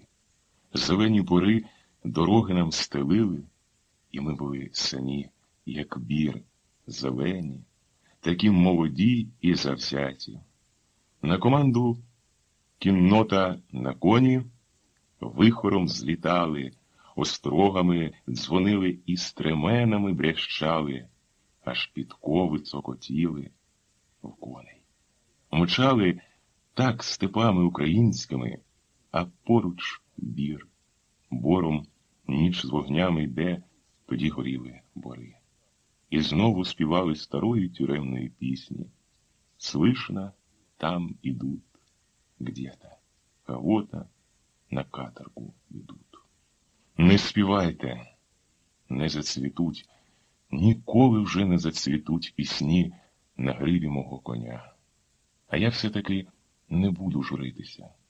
Ми вмираємо в ім'я наступних поколінь. Підійшов до дверей, довго читав видряпане нігтем. Тут була остання ніч. Ми загинули за волю свого народу. Той, хто одвідає цю камеру, хай згадає нас. Земля українська, кров'ю окроплена. Діти цієї землі гниють по тюрмах слов'янських народів, бо самі вони гній і труп, люди без волі, без бажання навіть. Далі все було засмальцьоване так, що годі прочитати. Фавст стояв і довго думав. Йому не треба було говорити такі слова, не до нього звернена була скарга смертників. Остання ніч зафіксувала його пам'ять. Коли ця остання ніч прийде до нього, конюшини, знесилений упав на залізне ліжко. Він не пам'ятав уже, чи це був сон, чи справді було колись таке життя. Згадував. Сьогодні багата куття. А я... У мене не було ще тоді іскри, не цвіли пісні наші над борами, стояла мати коло столу, лампадку перед образами засвічувала. Святий вечір діти надходить. Казали, не пустуйте. А долівка в хаті, вимазана Оксанкою, блищала, і наші очі дитячі блищали радістю і щастям. Мати не сердилася, коли малий Яцько смикав їх за спідницю, приказуючи: «Перший пиріжок, мамо, мені. Добре, Яцю, тобі, а кому ж? Тільки тобі». Гладили рукою його наїжачену голову і посилали до батька. А батькові очі світилися, мов у святого Миколая, набожнику. Він садовив праворуч себе Яця, а ліворуч Настусю і бавив обох. А я... Повз них проходила горда Оксанка. Вона старша була і робітниця в матері найперша. В Оксанчиній косі, пам'ятаю, маком синіла стрічка. «Чиясь файна молода буде», – подумав, і вона повернулася тоді до мене, засміялася. «Отакої, паничу наш», – сказала, – «на вулицю ні в року вам навідаєшся, а дров урубати то хай тато». Пожурила і пристрамила його тоді Оксанка. Батько наче не чують цього. Сива голова туркоче дітям якісь казкові слова. Ми вже того щастя не знаємо, а прийде діти, а я. Та всім убогим людям дадуть землі. Надходила багата куття. Святий вечір Надівай, Оксанко, стрічки Насті, в'яжи червоного пояса Яцеві, сторожукове пильне око. Заспане, пом'яте якесь, мов простирадло у повії. Обличчя, мутні очі, особливі вуста, схожі на тонесенькі ковбаски, підлизані якісь тютюновим димом. У передніх яснах 2 здорових вовчих зуби, валькована шия. Він, сторожук, вклоняється Бейзрові. «Хилий какой-то», – сміється сторожук. Веселий він, звичайно, завжди в такі урочисті хвилини. Мугикає з пісні 2 рядки. Нудить сторожукові горілка. Тоді йде ригати до раковини. Йому нагадують, що треба поспішати. Камера. Фауст узяв з нар свою торбу, розв'язав її, підходить до Кононшука, каже: «У вас, дядьку, хвалилися, син є, але він вечері не принесе сюди. Прийміть мою, я буду вашим гостем сьогодні». Він повертається до Клінцова. «Не радійте, офіцере, з моєї страти. Пам'ятайте, сотні поляжуть, 1000 натомість стануть до боротьби». Малемет молився Богові. Вечір, ніч. Фавст нерухомо сидів годину, скоса дивився на всіх нас і тихо шептав щось, а далі підвівся, поспитав пана Яцьківського: «Де твоя, Яцьківський, кружечка? З орлами, га? Дайте мені води». Голос зростав, переходив у шепотіння. «Чуєте? Сторожук списки читає». Він ще припав був до відра і пив воду, але після цього свідомо, здавалося нам, вчинку він уже не приходив більше до свідомості. Він збожеволів. Ловив руками повітря, ніби намагався смикнути за повід коня. Бігає по камері, гукає: «Кіннота! На коні! До бою! Хлопці! Чий кінь збіжить зі скрою? Сторожукові потрібна кров моя. Маєш її? Пий!» Він ударив щиколотками по пругові дверей, розбив до крови руки і на здивування всіх почав малювати на стіні велику літеру «У». Не скінчив, а знову гукнув на всю камеру: «Кіннота! На коні! Рівняйся до бою! Ладнайсь!» На порозі камери стояв сторожук. Він узяв Фавста за скривавлену руку, міцно стиснув її, глянув своїми мутними очима на всіх нас і вивів конюшину з камери востаннє. Камера заніміла з жаху. У сусідній камері, етапній, співали студенти, новаки ще нашої тюрми. «Ой, радуйся, земле, Син Божий народився». А Кононшук держав у руках шматок хліба, що його дав йому Фавст з Поділля, і ридав. 1923 рік. Оповідання «Постріл», частина 1. Вороними кіньми спинилося коло гордимої могили літо. Тоді, спотикаючися стернею, побігли мої дитячі літа і разом з Гордин горою заспівали у степу якусь дику мелодію. Знаю, я слухав цю дику пісню в економії, коло машини, де тягав з Матвієм Киянчуком солому. «Мавко, не підгадь, барабан забивається». У нас із Матвієм барабан ніколи не забивався соломою.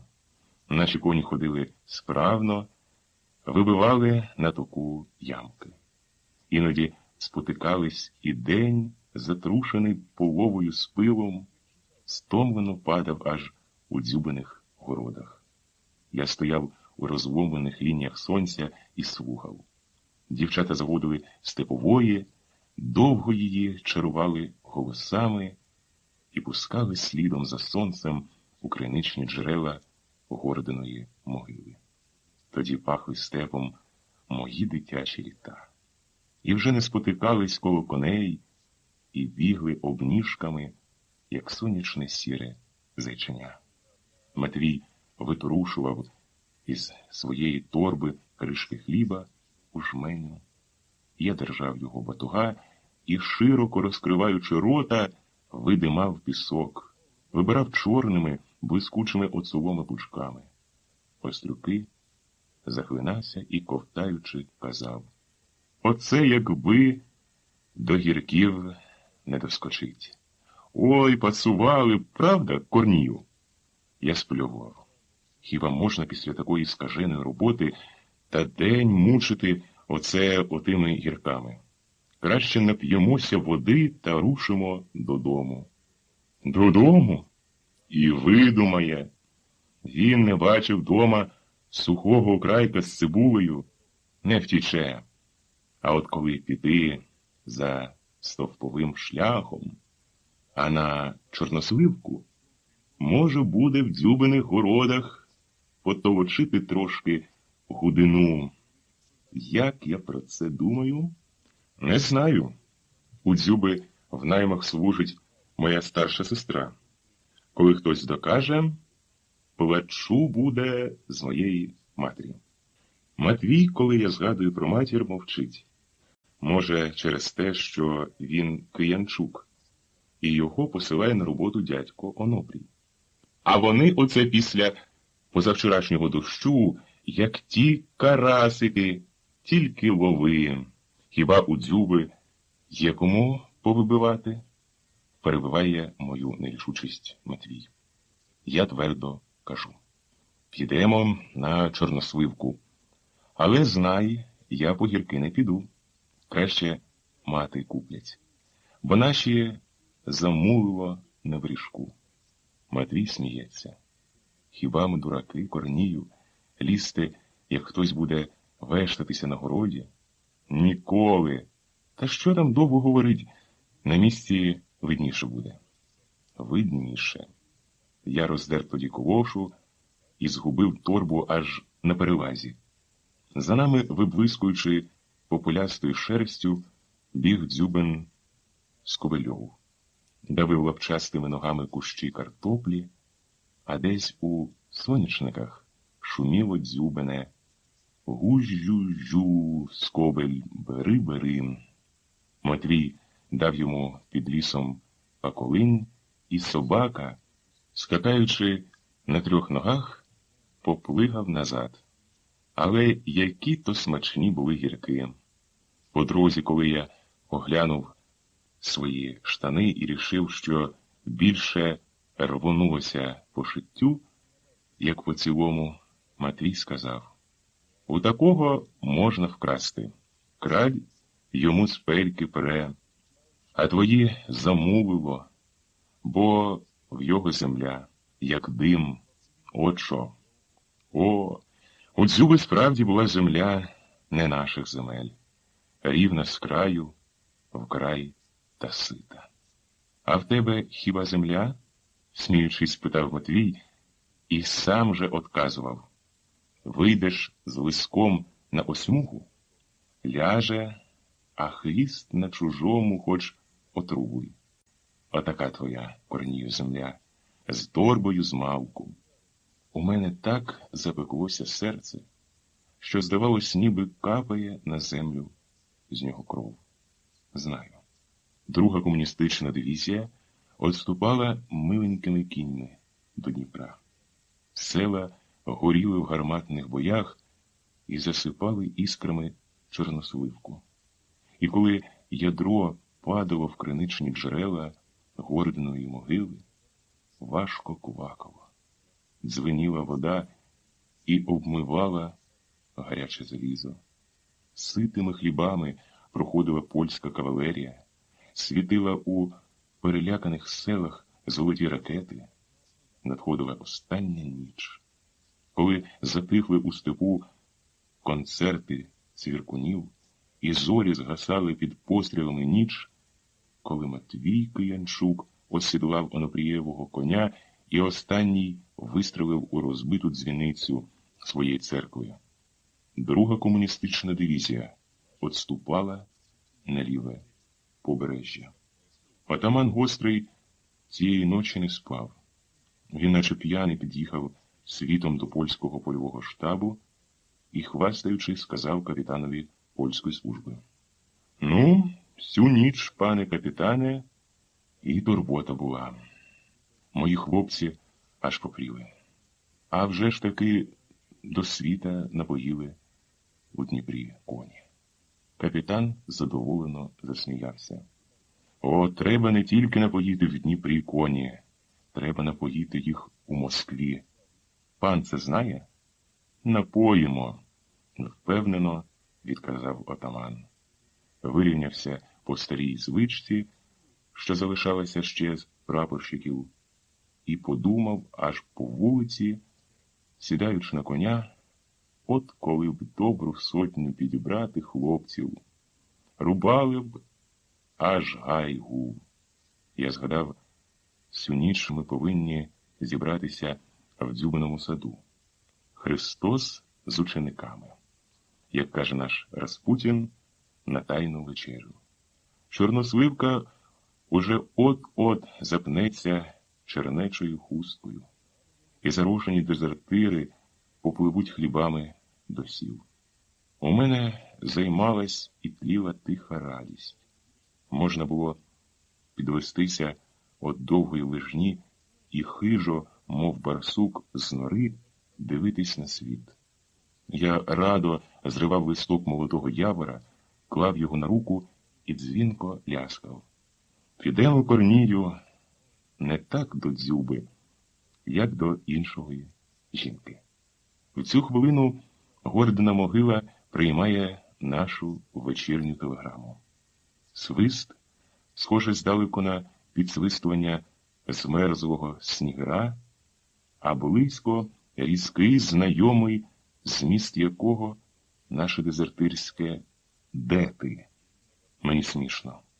Дурень цей старшина Жашко. Заходить сонце, а він і досі по-дівочому підсвистує. Я гадаю, що всі інтелігенти, які люблять говорити з насолодою про смерть, трусливі і нарочне на злість Жашкові, закладаю пальці до рота і дико, радісно свищу. Я вас не розумію, обережно оглядаючись навкруги, заявляє мені Жашко. Повне село кумів.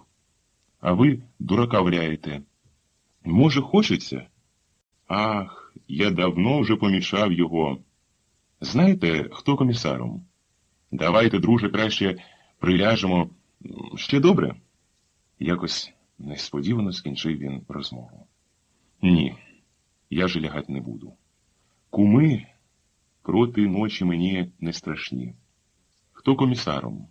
Поспитав я, між іншим, підперізуючи кулеметну стрічку.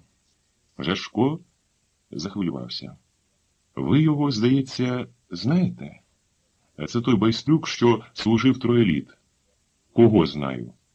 Не кричіть так. Киянчук. Чув. А де Гострий? І знову було ж те саме. Жашкові очі запобігливо просили розмовляти тихо, але йому треба було заховати свій настрій, і йому роблено вискочив якийсь бадьорий смішок. Пішов з хлопцями кумів лякать. Я казав, не треба. Не треба краще дратувати. Так ще матюка загнув. Як я думаю, правда ж, не треба було займати.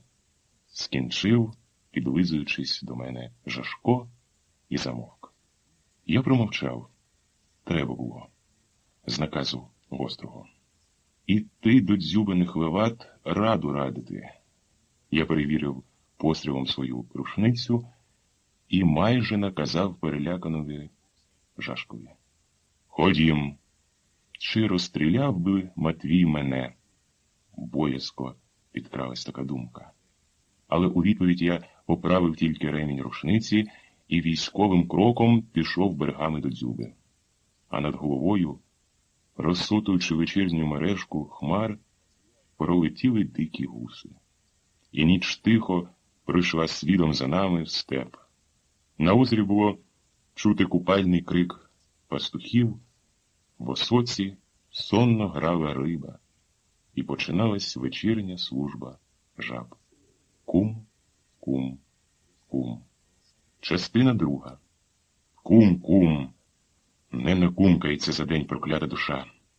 Не пора їй спать уже. Це зустрів так коло дзюбаної поймочки гострий.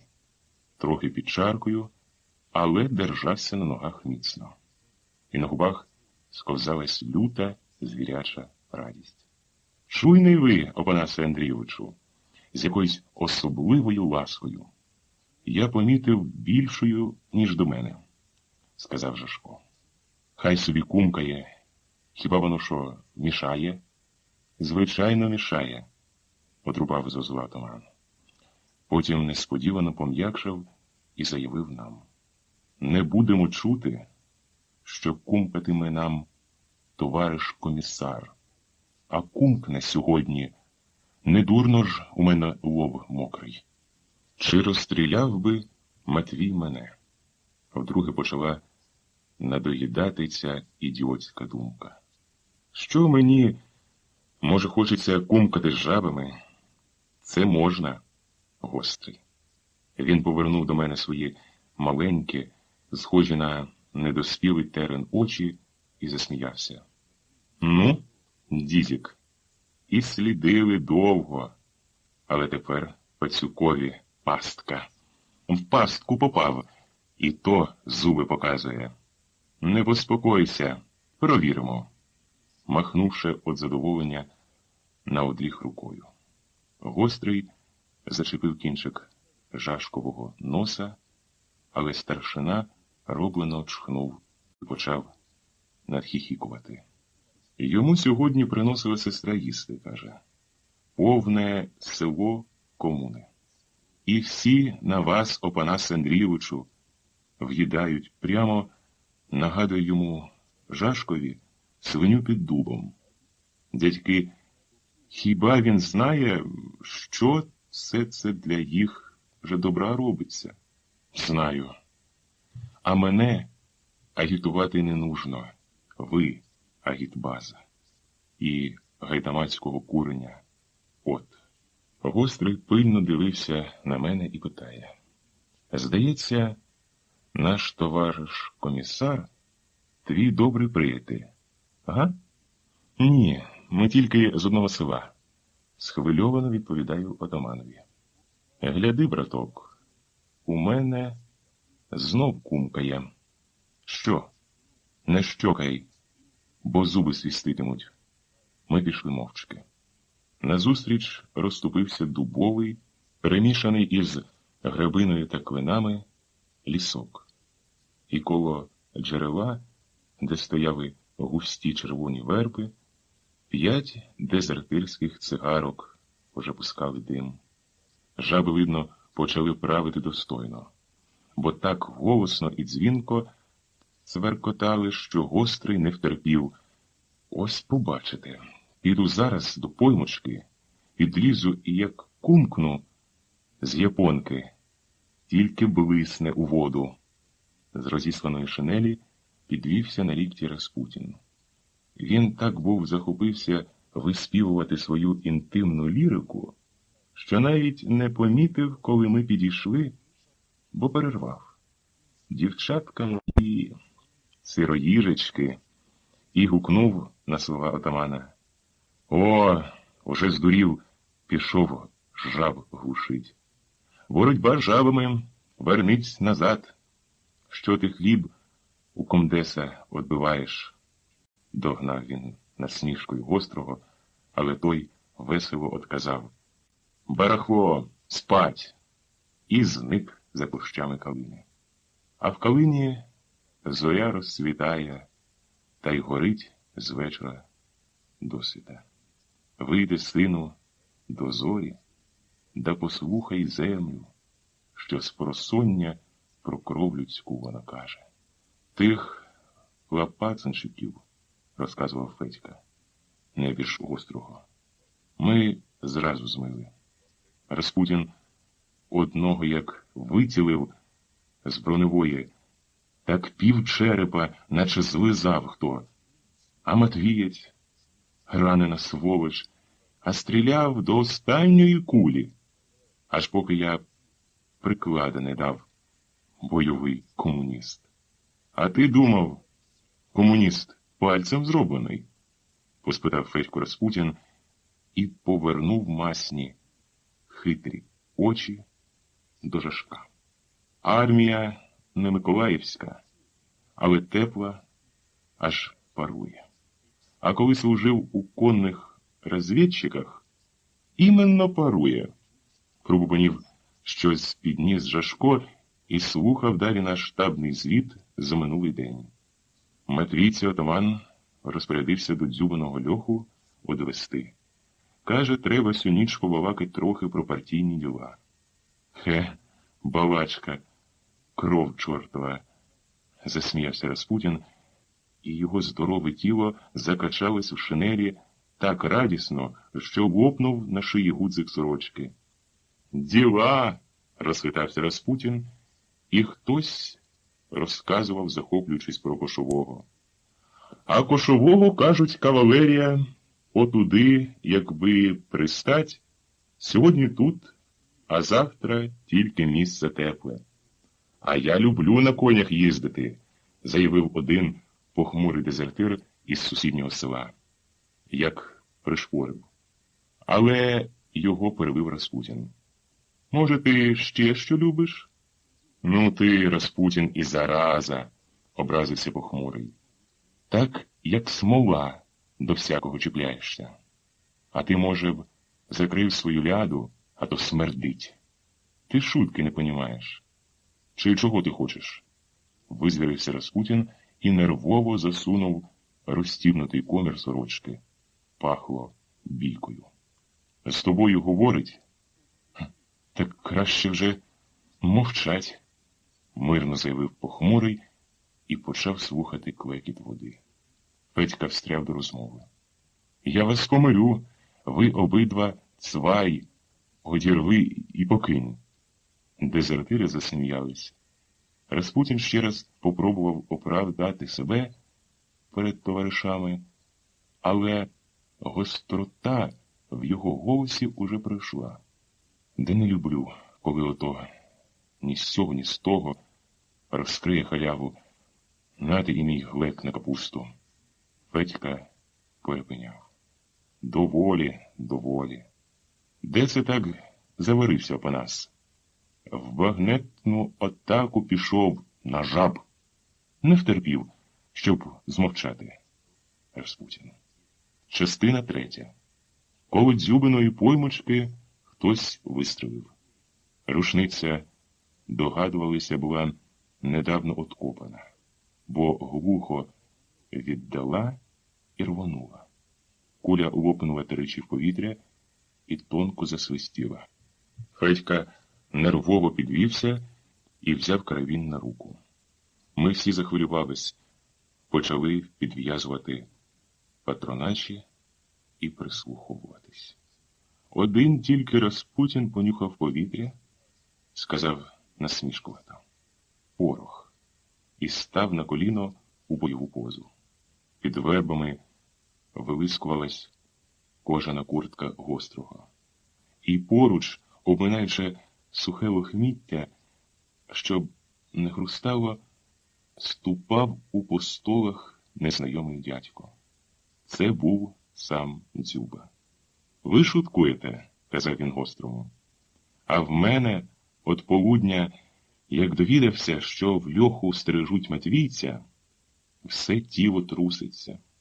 Ви ж у мене, Опанасе Андрійовичу, як рідний брат, тільки ведіть його подалі од моєї оселі, а я тоді без мучества старець буду. Знаю, а коли ти думав про моє мучество, поспитав атаман. Всі ми, гади, тобі мучество з жінкою жаль, а я голову свою віддаю. Долетіли останні слова. Вони підійшли до нас, і Дзюба мовчав. А коли Гострий наказав збиратись, скинув перед нами шапку і почав благати: «Братці, ради Бога, не вбивайте його на моїй землі. У мене ж дитина. Я ж вас всігда чи напоїсти. Тільки пожалійте». Распутін почав сміятись. «Твоєї землі сам чорт за 3 дні не обіжить». Гострий повернувся до Дзюби і діловито, авторитетно заявив: «Хорошо, тільки не свинь сорочки. Ходім, хлопці».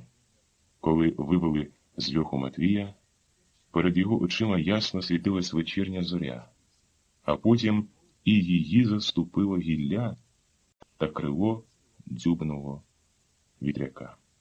На споришу пробіг з гарчанням старий Скобельов, і на стежці став Гострий. «Може, Матвію, трохи побалакаємо?» Сплюнувши крізь зуби, поспитав він, але на запитання отказав Распутін. Тут балачка вже видима.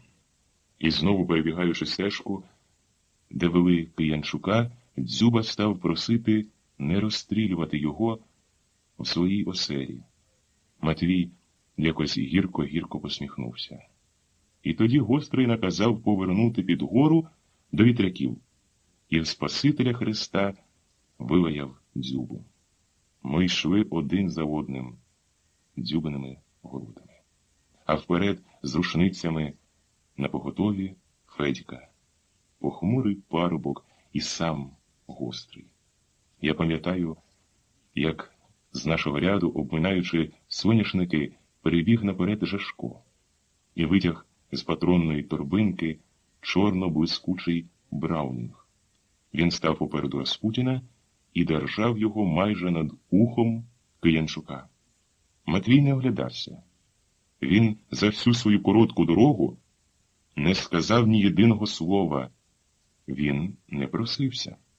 І коли ми перелізли через дзюбину лісу, зупинились в рові.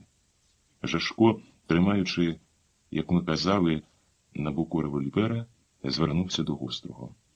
«Ви гадаєте, пане отамане, може, варто документи зачитати?» Распутін скривився. «Пане отамане». Він почув серед нас перший раз.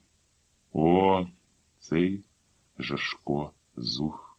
Почав рішати Распутін, але в цю хвилину ударом важкого кулака Киянчук звалився на землю. «Ти знаєш, хто тебе питає? Знаєш чи ні?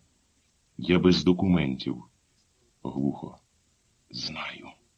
Братці, я вас умоляю, одведіть його далі від мого городу», — почувся на рові Дзюбин голос. Распутін повернув приклад рушниці і на всю силу ударив Дзюбу. «Гадина!»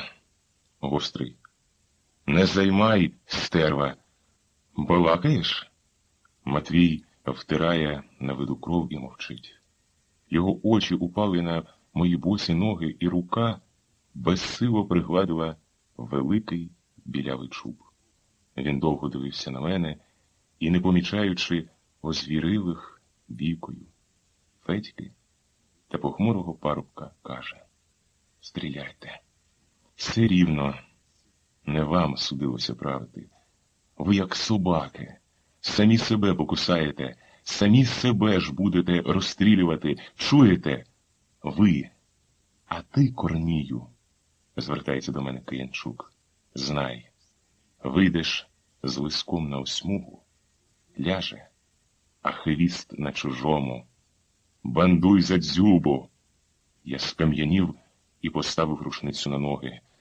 «Ого, куди стрельнув?» — гукнув Жашко.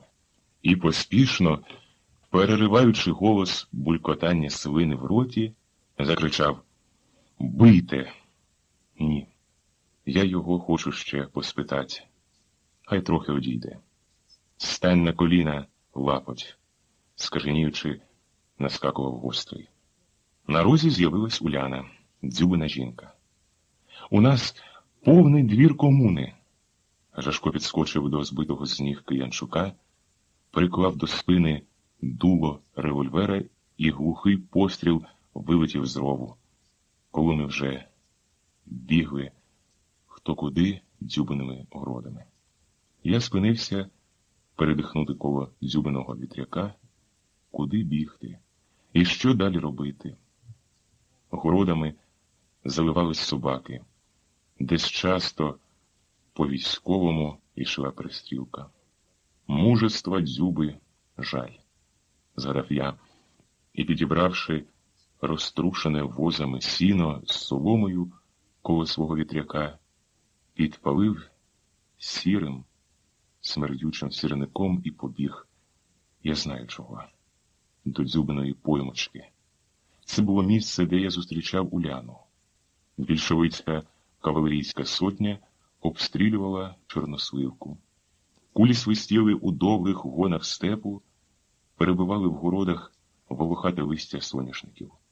Я почув, коли трохи затихло, знайомий мені дезертирський свист. Так, тут уже я не боявся нічого. Це була степова дезертирська стежка. Я нахилився напитись руками води і почув переляканий голос Жашка. «Я за кіньми вийшов, товаришу, а з вами, а бандити де?» Чогось весело поспитав я. Ах, як він зрадів, пізнавши мій голос.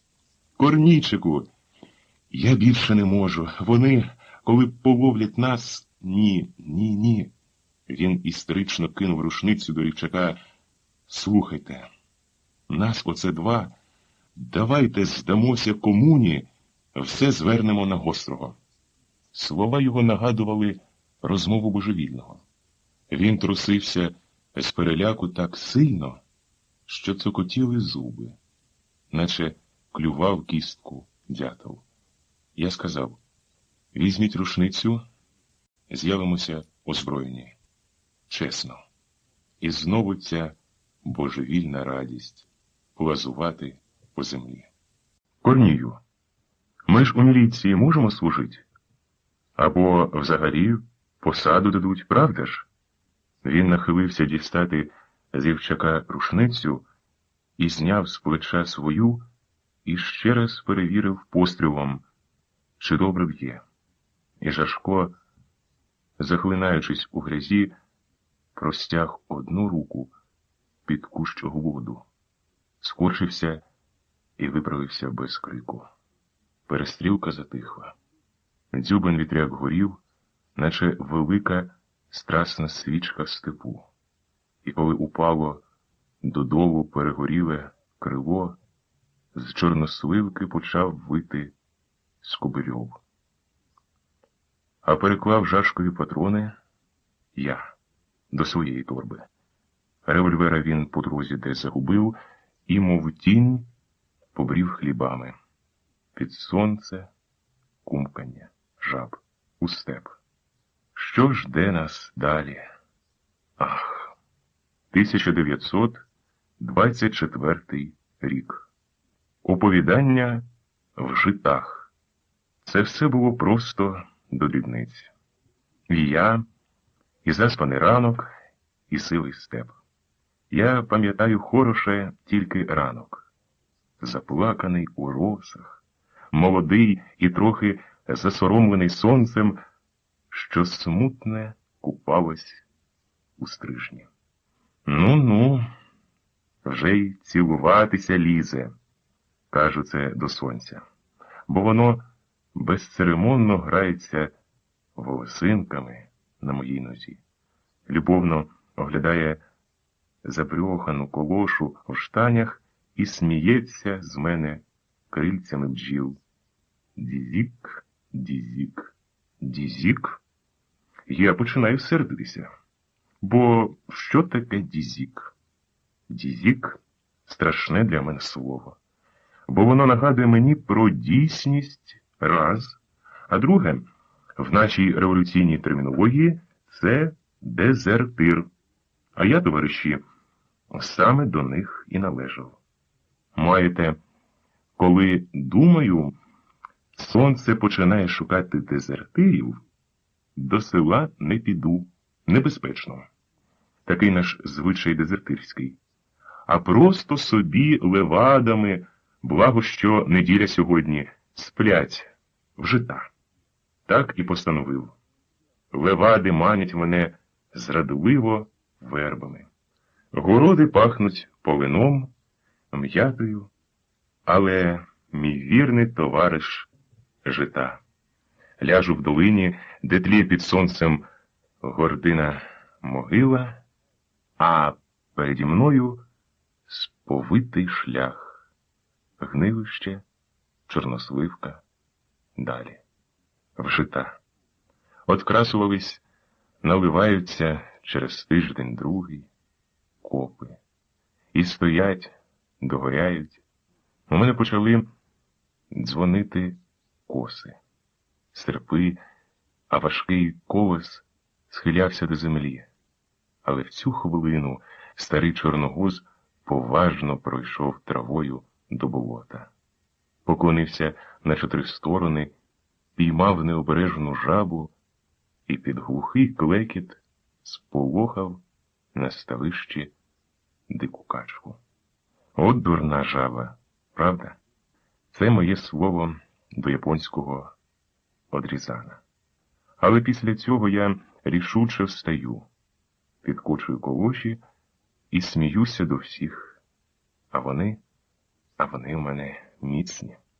І ноги рідні, сильні, волоссям обросли, а мені баба казала, то сила.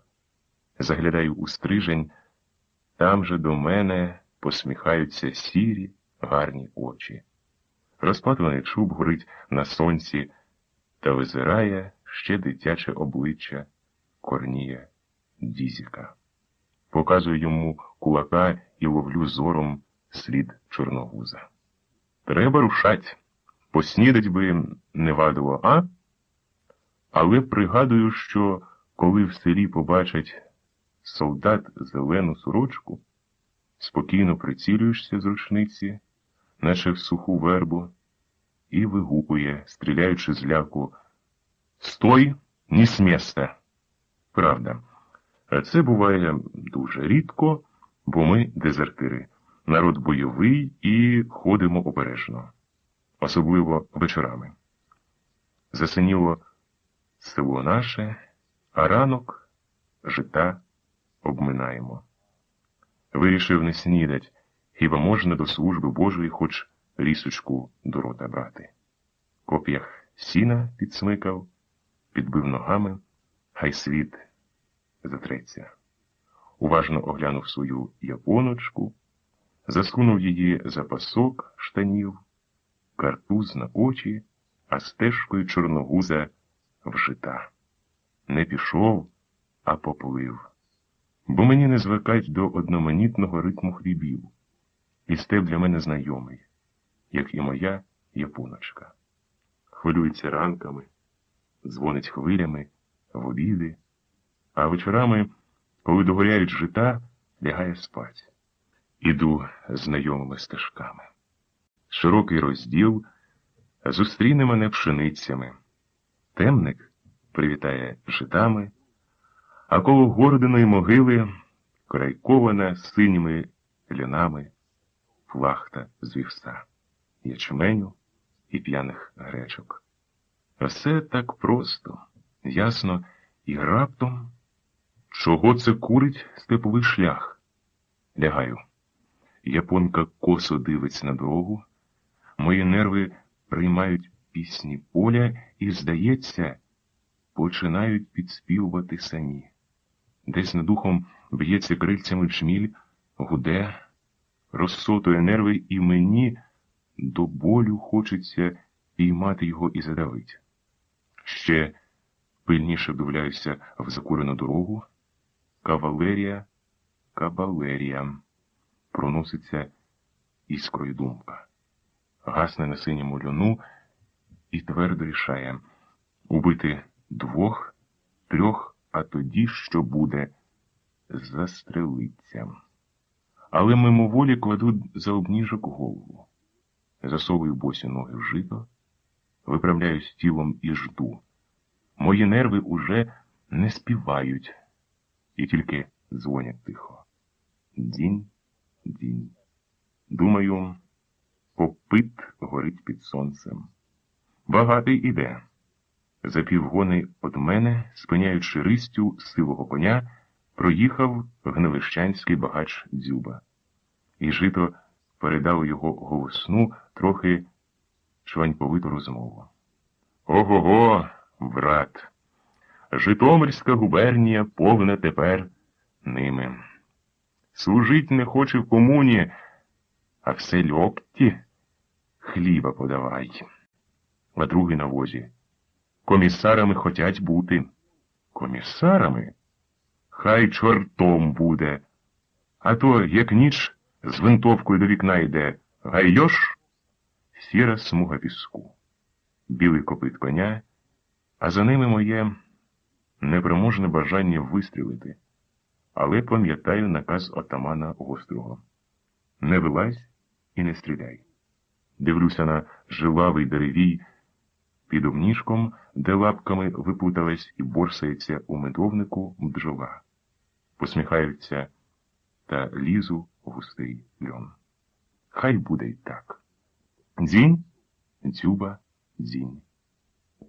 Це дзвонить степ на обід. Мене від голоду починає ссати під ложечкою. І я, щоб заспокоїти його, мимоволі думаю про Дзюбу. Мабуть, добре поснідав. Подумаєш, герой, який знайшовся, комісарами хотять бути. А хоч би й комісарами? Ні. Гострому цьому сказати не можна. Уб'є. Переді мною проходить житами тінь розстріляного на городі Дзюби комуніста Матвія Киянчука. І мені чогось до болю робиться сумно. Дзінь. Я на бочке сижу, под бочкою качка, мой муж большевик, а я гайдамачка. І підморгне. Молодець був Матвій, коли вели його дзінь. Про комісарів я не думаю. Гострий може одвести вночі і мене купатися до стрижня. І все-таки мені цікаво, хто вони такі. Степ зустрічає низькими поклонами пашні і вітер, а він проходить полями. Теплий, ніжний, смикає під вуса горду пшеницю, моргає до вівса і довго, довго цілує кучеряві голови гречок, п'є меди степові. Я киваю йому головою, своє не знаю, сам хочу думати про Киянчука, але якимсь напруженням волі встаю і зразу ж присідаю. Бо на дорозі майорить під вітром червона хустка. Я із свого лігва бачу тільки хустку. Китиці, мов пучки калини, торкають колоски. Вони кокетливо посміхаються до сонця, а вітер схоплюється у мене над головою маленьким вихром і танцює. Плювать мені тепер на Гострого. Іду назустріч. Може, хоч пиріжка дасть, коли не з нашого села. Дезертирові все можна. Ачхи, кучерява. Ой, злякається. З неділею куди йдеш? Не сказав, тільки подумав. Невже Уляна? Я от здивування підсунув до лоба картуз. Що ж буде далі? Стояла переді мною справжня Уляна, а з нею стояла обора панська і 6 волів у плузі. Орали степ колись. Степова дичка запалена, засмажена, а очі 2 жучки воду носила. «Здравствуй!» і стала. «Здорово будь, Уляно!» Хотів посміхнутись і не міг. Вона довго дивилась на мене, видно, думала, а коли її око впало на моє дране коліно, де спокійно лазила Божа корівка, соромливо засміялась, тільки губи якось по-дитячому затремтіли. На колосок покотилася непомітно сльоза. Сині очі питали мене: хіба ти, Корнію, забув ясла коло чорного вола Зоряна? А коли цілував мої очі, на сніг показував через вибитий сучок зорю, казав, вони похожі на неї, правда, Улясю? Я простяг руку, але не знав, з чого почати розмову. Якось по-дурному спитав її: тебе, Уляно, тепер і не впізнать. І тихо впало на дорогу її слово. Змінилася. А далі я просто не пам'ятаю, що сталося. Вона зайнялася, рвонулась до мене і глухо крикнула: які вороги ми! Ні, Корнію, нам не так треба. Ходім сядемо. Я сп'янів. Не знаю, що питав у неї і що казала вона мені. Я тільки пам'ятаю, як буйно захвилювались жита. Затремтів від радості льон, і гарячий вітер припав грудьми до землі. Колоски слухали. Ти й досі такий славний, Корнію. Хочеш цілувати? Цілуй, хай хоч один день буде наш. І гладила рукою мій чуб, а його розчісували уже другий рік дощі, сніги і дике, вовче, дезертирське життя. Вона засміялася. Хіба ти не знаєш мого дзюби? То, Корнію, зуби чортові, а не дзюби. Я поклав голову на її коліна і слухав. Це була загублена в житах моя доля. У мене так наче пісню хто спитав: тільки й мала мати 3 сина і 3 дочки. Я боявся сліз і п'яно запитував Уляну: правда, тепер наливаються жита? А у нас, а скоро в бір підемо, життя панське, а голод собачий. Прийдеться грабить. День іде, і смерті ждеш. Товаришів у вас багато? Ох, Корнію, наливаються. Стій, скажений, не рви. Я бачив на тонких поділках Уляни гарно вишиту мережку, на пазуці кленове листя. І все кругом було п'яне, а червона хустка зайнялася і горіла степом від краю до краю. Улясю, тепер мені нічого не страшно. Мила, Улясю, шептали колоски, а вона соромливо підсмикала хвартух, кидала мені морелі і боязко з тихою журбою нагадувала: піду до матері. Це ж він поїхав до волості заложником, а тож нікуди не пускає. Барю Уляну і в 20-й раз, а може востаннє, запитую кленове листя: і досі любиш? Льон заморгав. Ой, безстиднику, хоч би не питав: любиш? Перекривила і додала: проковтни морелю, а потім попрощаємось. Тихо поцілувала, рвонула льону горстку, і очі були сині-сині, мов льон, а хустка гасла. Прощай, Корнію. Далі по-старому повела бровою, моргнула і засміялась. Наливаються жита, більш не треба, прощай. Поклонилася низько на шляху і покотилась зеленими вівсами у веселу чорну сливку до матері. Дзвінь, дзвони, степе. А я довго лежу і слухаю, як дзвонить у такт дзвонів степу моє серце. Лізе Божа корівка, беру її ніжно на руку і запитую: хочеш на коліна? До сонця? Можна. Так берись лапками за штани. Далі. Дурна, падаєш. А я, по-твоєму, як держуся. Але ти не знаєш, ні.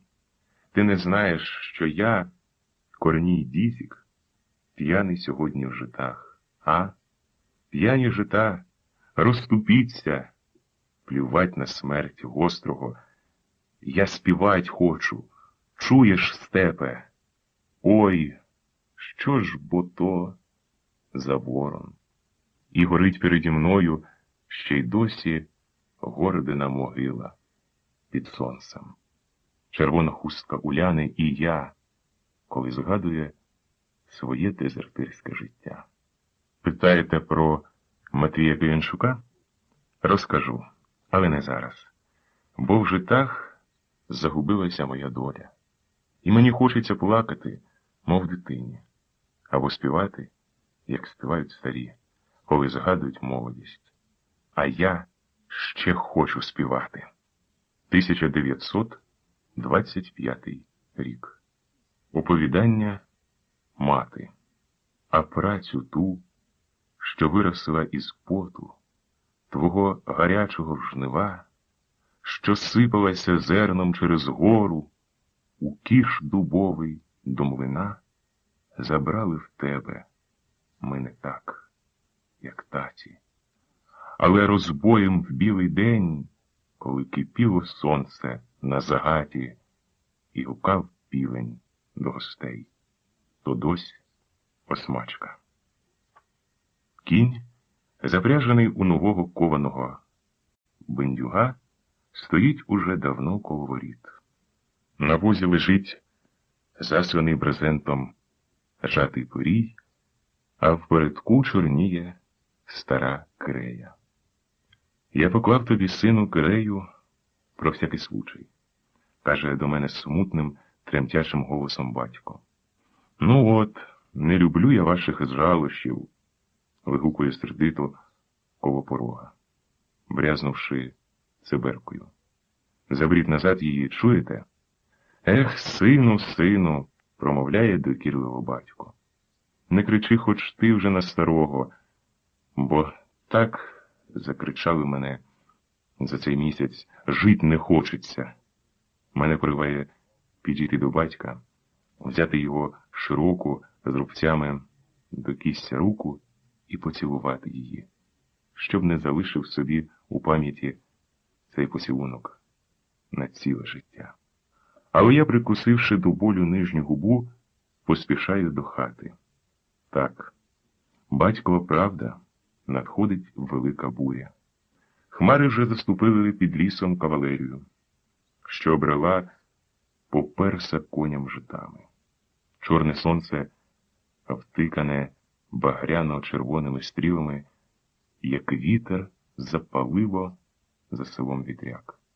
І гарматні ядра, перегукуючись свистом при зустрічі, лягають на нашому польському боці, мов ті підсвинки у вибоїні дороги, не розриваючись. Уже не видно і одного поляка, каже, зіб'явшись коло вінка, мій менший брат. Сестра десятилітка сидить на долівці і кує сльозами під ніжок столу. Не слухає. А коли, стукнувши двері, брат злякано плигнув, мов той шкідливий кіт на покуття. Тоді чорна тінь упала з вікна на змучене лице матері, на розірвану з гарячки на грудях сорочку. Підтичка тієї сорочки з товстого, тканого ще на локті полотна. А станок жовте, солдатське. Андрію, закашлялась вона, вимовши моє ім'я. Але говорити було важко, а сестра струснула на лице сльозами, промовляючи. Ой, матінко, вутінко, де ж нам тебе зустрічати, виглядати? Не застуй світла матері, вигукнув я з якоюсь люттю на брата, що сидів на лаві і дивився зляканими очима на хвору. Мені такий жаль та сум. У нашій хаті, ще як писав брат Петро, все по-старому, все благополучно. Блискуча піч стоїть поколупана до цегли. Стіл чорний, аж вилискується під лепом. І паляниця на тому столі з дрібком солі, а вікна низькі і малі. Вони дивляться тільки на купу гною під повіткою, а більшою шибкою вгорі крайок лісу закреслюють. Таким сину, як ми, казав батько, коли нема заробітків, нема життя. Конем орудую, і все наче з рук падає. Все, думаю, сходив в Херсонщину. 3 літ протрубив у шахтах, у Кривому Розі, а ви дома на 50 злидні посіяли. Наче мало ще нам їх і так. Така була сила в мене. Одвірок виломлю рукою. Зносилася? Ні. Сходив, ані спив. Та хіба такий я? А мати на дорівці, на соломі, ще в головах старі баранки лежать сиві. За брата заступається. Не займай його, він малий ще. Задавила вона з грудей разом із кашлем ці слова. А потім хотіла ще підвести руку до сестри, не подужала. Я, ковтнувши сльозу, сказав: ви ж не вмирайте, мамо, чуєте? Не вмирайте. Я привезу сьогодні доктора, чуєте? Мати поворушила головою, одмовлялася, а далі розплющила свої великі очі, як обвалені копитом ямки на лузі з водою, пильно вдивлялася в моє обличчя. Здавалось, давно-давно вона колись його запам'ятала собі. Хотіла щось промовити, не можна. Губи ловили повітря, а голосу не було. Я спам'ятався. Треба їхати. Простіть мені, мамо, сказав я, ставши на коліна. Батько, що стояв коло порога, голосно заридав, підхлипуючи по-дитячому так само, як і сестра, на всю хату. Брат Петро прогнав з поля корову ще у полудень, нарвав їй гички, нагодував, але того хазяйства мершавого доглядаючи, а на крик у хаті став на порозі з латаним мішком у руці. А такий був мой камінь, той німий. У другий раз мати мовчала. У третій раз і я підвівся рішуче на ноги, а вона глухо мовила: Бог простить, сину, не їдь тільки, дитино. У матері знову починалася гарячка. Їй знову лили на гаряче тіло самогонку, а брат Петро, засукавши рукава, розтирав. У хаті засмерділо горілим зерном. Це батько з Петром випорожнили на материні ноги останню пляшку самогону. Батько поклав кулака, мов горнятко загоріле, на стіл. Сказав: от жисть. Польський офіцер своєму собаці ногу перев'язував, а ми, виходить, гірше від собак здихаємо. Біжи, Петька, ще до одарки по самогонку, наказував він братові. Петро взяв на лаві пляшку, міцно стиснув для чогось у кулак пробку, вискочив у сіни, але не встиг причинити двері, як гукнув: ой, горить десь на селі. Це, мабуть, у Джулаєвому кутку, а дим валує аж у береги. Катай по самогонку, гостро наказав батько. Ми вийшли з хати разом. Пахло димом, а кутком заливались, гавкаючи пси. Село ж було німе, сторожке і люте. Я мовчки одломив з верби молодий дубець поганяти коня. Петро підбіг до воза, хотів, видно, щось мені сказати, не посмів.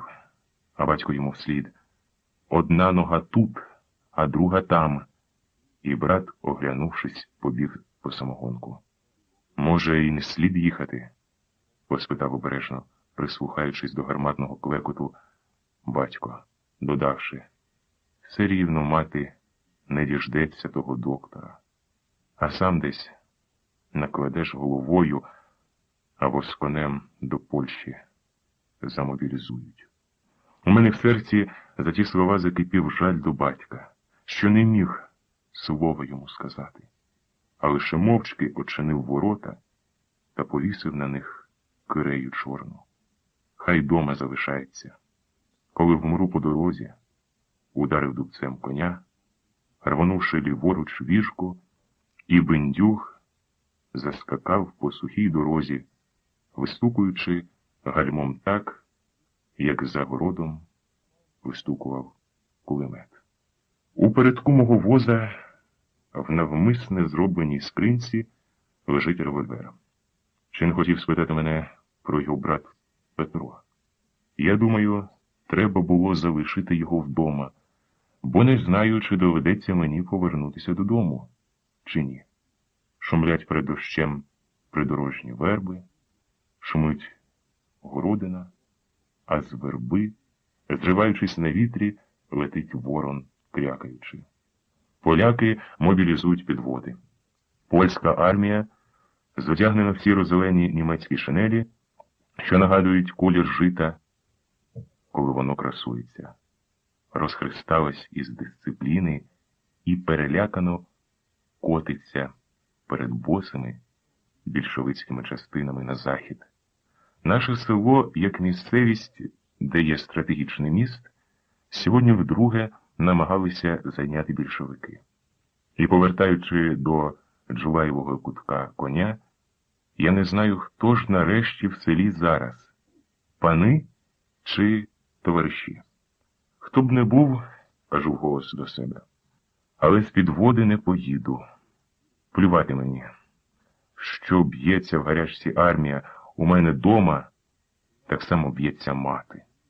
Я міцно стискаю руками віжки та здержую коня, що за кожним пострілом з гармати кидається злякано то в один, то в інший бік.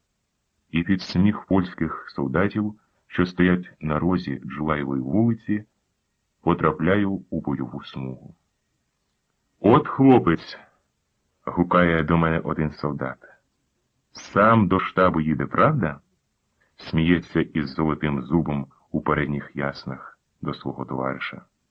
«У його віз добрий, проше пана до Варшави вирядився», – глузує той, показуючи багнетом на новий стан коліс у моєму вузі.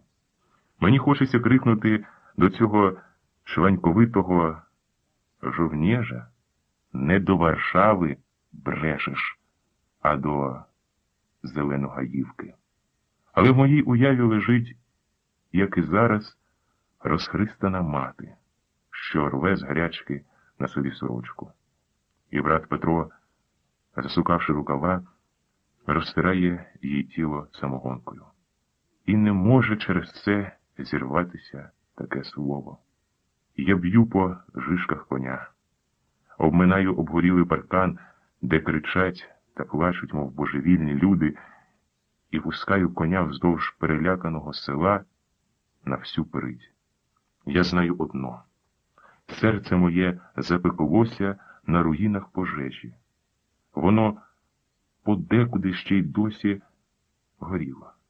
Спекотіло стражданнями села, і коли горло здавили сльози, я хотів витягти із своєї скриньки револьвера і стріляти кожного, кого зустріну по дорозі в шинелі, що нагадує колір жита.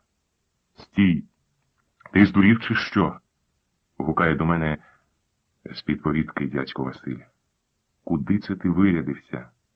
Я колеса з воза поховав, а ти панів по Волині підвозить рішив? По доктора, мати!» Кинув йому відповідку слова, що змішалися з рясним дощем та заховали в золото-синіх огнях блискавки дядькову постать. Я накрив брезентом свою схованку та взяв конем до воріт. Бо назустріч, похитуючись у слідах, скакала мокра від дощу, мов плюш, трійка польських кавалерістів. Я захолонув від такої зустрічі. Так не для слави польського офіцера будуть ці рядки, але їх родила та велика і справедлива у віках ненависть мого народу. І коли полковник, майнувши чорно-малиновими краями плаща, ударив мене нагайкою, різнувши кривавою смугою моє лице, я хотів був у ту хвилину лише запам'ятати риси цього звіра. «Достокрос!» – вигукнув він кінець лайки російською мовою, запитавши знову польською. «Ти ховаєшся? Польща боронить тебе від большевиків, а ти ховаєш їй служить? Хаме!»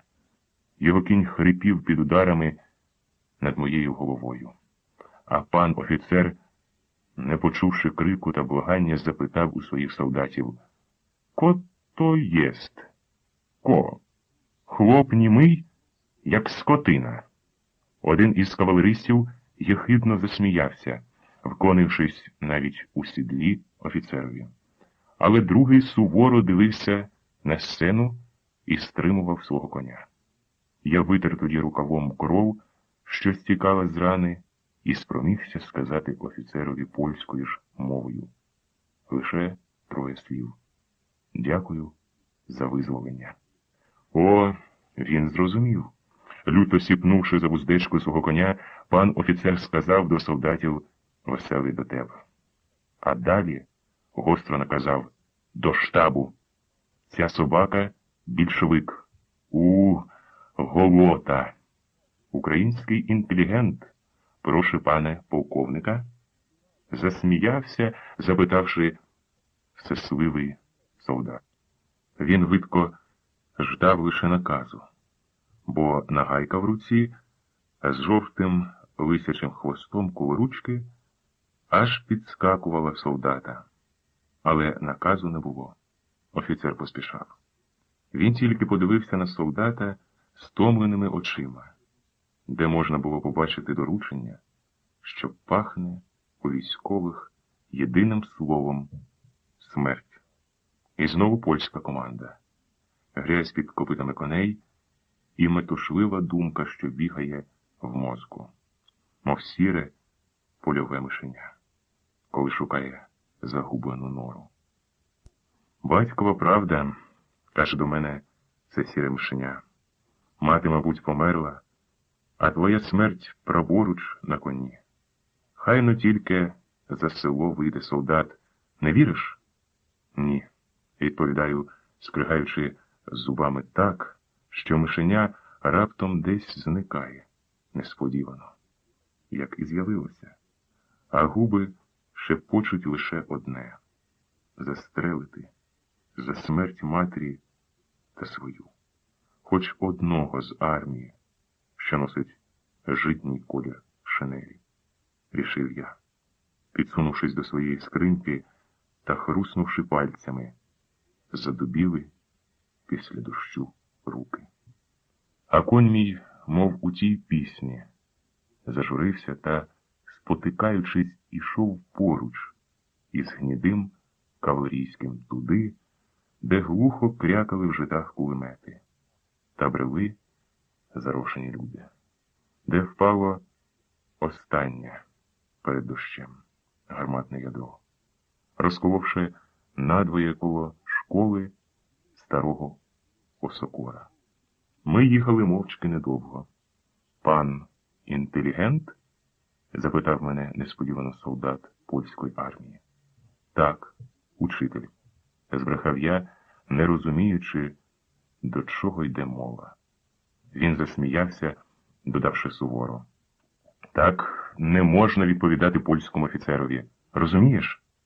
Я мовчав. «Хіба можна було, — гадав я, — сказати цій потайній собаці про смерть моєї матері? Хіба можна? А часи пан має?» – запитав він змову, не спускаючи з мене пильних, маленьких, хитрих очей. «Де там у нас часи ті будуть?» – відповів я не в тон солдатові, глянувши мимоволі на захід, де ховався під лісом довгий хвіст польського обозу. «І нічого немає?» – спинив він раптом мого коня, а сам скочив із сідла на землю. Я встав з воза і ждав. Не може бути, що він хоче розстріляти мене таким способом, подумав я, приготувавшись до оборони на смерть. Йолоп, ти чуєш? Крикнув легіонер, розмахуючи кулаками. Мені його зрозуміло, що коли людині втрьох розрубали нагайкою лице, коли вона має десь у схованці револьвера, це трохи скидається на Йолопа. Але я, мабуть, мав тоді такий вигляд, що сержантові довелось вжити такого влучного порівняння. «В чому річ?» – спитав я, здивований у солдата. «Ведіть мене до штабу». «Не вдавай дурня! Вивертай кишені, сарака!» – гукнув осатанілий легіонер. Мені зробилося смішно. Так, тепер я зрозумів, і моментально вивернув. Із кишені випала додолу лише квитанційна нотатка, а прийомки продрозв'язки, яку я нахилився підняти та сховати знову. Але сержантові не сподобався мій рух. Він злісно гукнув: «Не руш! Квитанція за продрозверстку», – пояснив я, підіймаючи папірця. «Розстебни сорочку», – спокійно сказав до мене сержант, оглядаючись злодійкувато на всі боки та підганяючи словами «Скоріше! Скоріше!». У мене в грудях на синьому шнурку висів маленький позолочений хрестик, подарунок матері, коли виряджала мене колись до війська. «Здійми!» – якось тихо прошепотів він, і коли я передав цю здобич, він уважно додивлявся до кропи. А потім махнув чогось рукою. Казна що, мовляв, але пригодиться. Витяг із-за пазухи великого гамана і положив туди мого хрестика. О, в такому гаманці були не тільки хрестики, що мали вартість таку, як мій. Я взяв на мокрій землі шнурок та нотатку. «Рушай!» – сказав незадоволено сержант, додавши. «За образу честі польської армії я повинен був тебе розстріляти як пса. Так, як пса.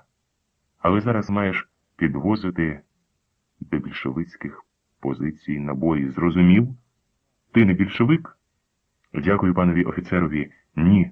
– вигукнув я радісно, а лише для гонору назвавши героя хрестиків офіцером. Але які прекрасні наслідки мало для мене це слово. Сержант похвалив мене, що я таки, мовляв, розумний хлоп, що навіть польською мовою володію.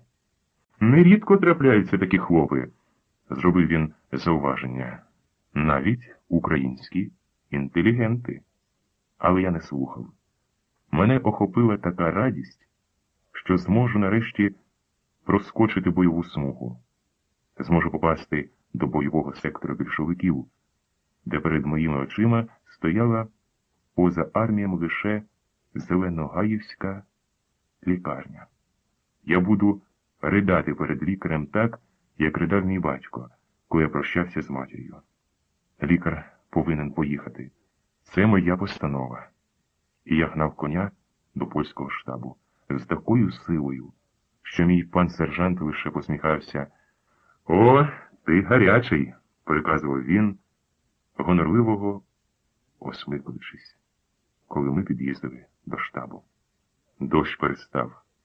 Вітер гнав на захід петлаті хмари, а над лісом замалював широку синю смугу, схожу на Дніпро коло Зеленогаївки.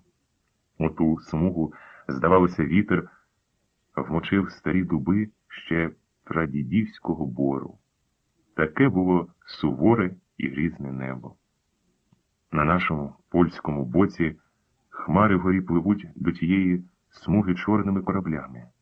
Ще хвилина, і синя смуга, що нагадує Дніпро, не вмістить цього небесного флоту. Десь недалеко лунає канонада. А над селом, де штаб з гарячкою та безпорадністю відступає до бору польська армія. Валка селянських підвід вантажить під лайку сержантів набої. Коні місять ногами грязь, а ящики ламають своєю вагою тонку шалівку возів.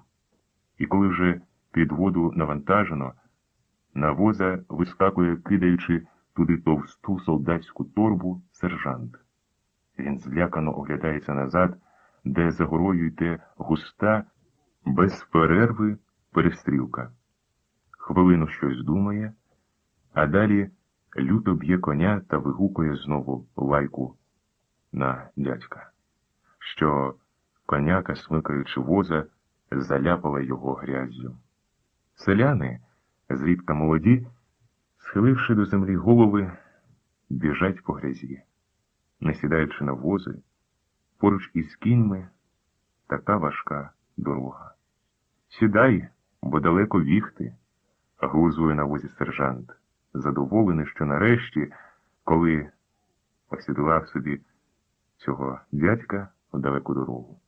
До нас підбігає схвильований старшина польської армії. «Я маю їхати, коня забито». Але мій сержант на цей раз не забув, видно, наказу свого начальника. «Проше пана капітана, але хлоп з наказу графа має підвозити кулеметні стрічки до більшовицьких позицій». Офіцер побіг до двоколок Червоного Хреста. Вони спішно підвозять, перекладаючи на селянські вози поранених.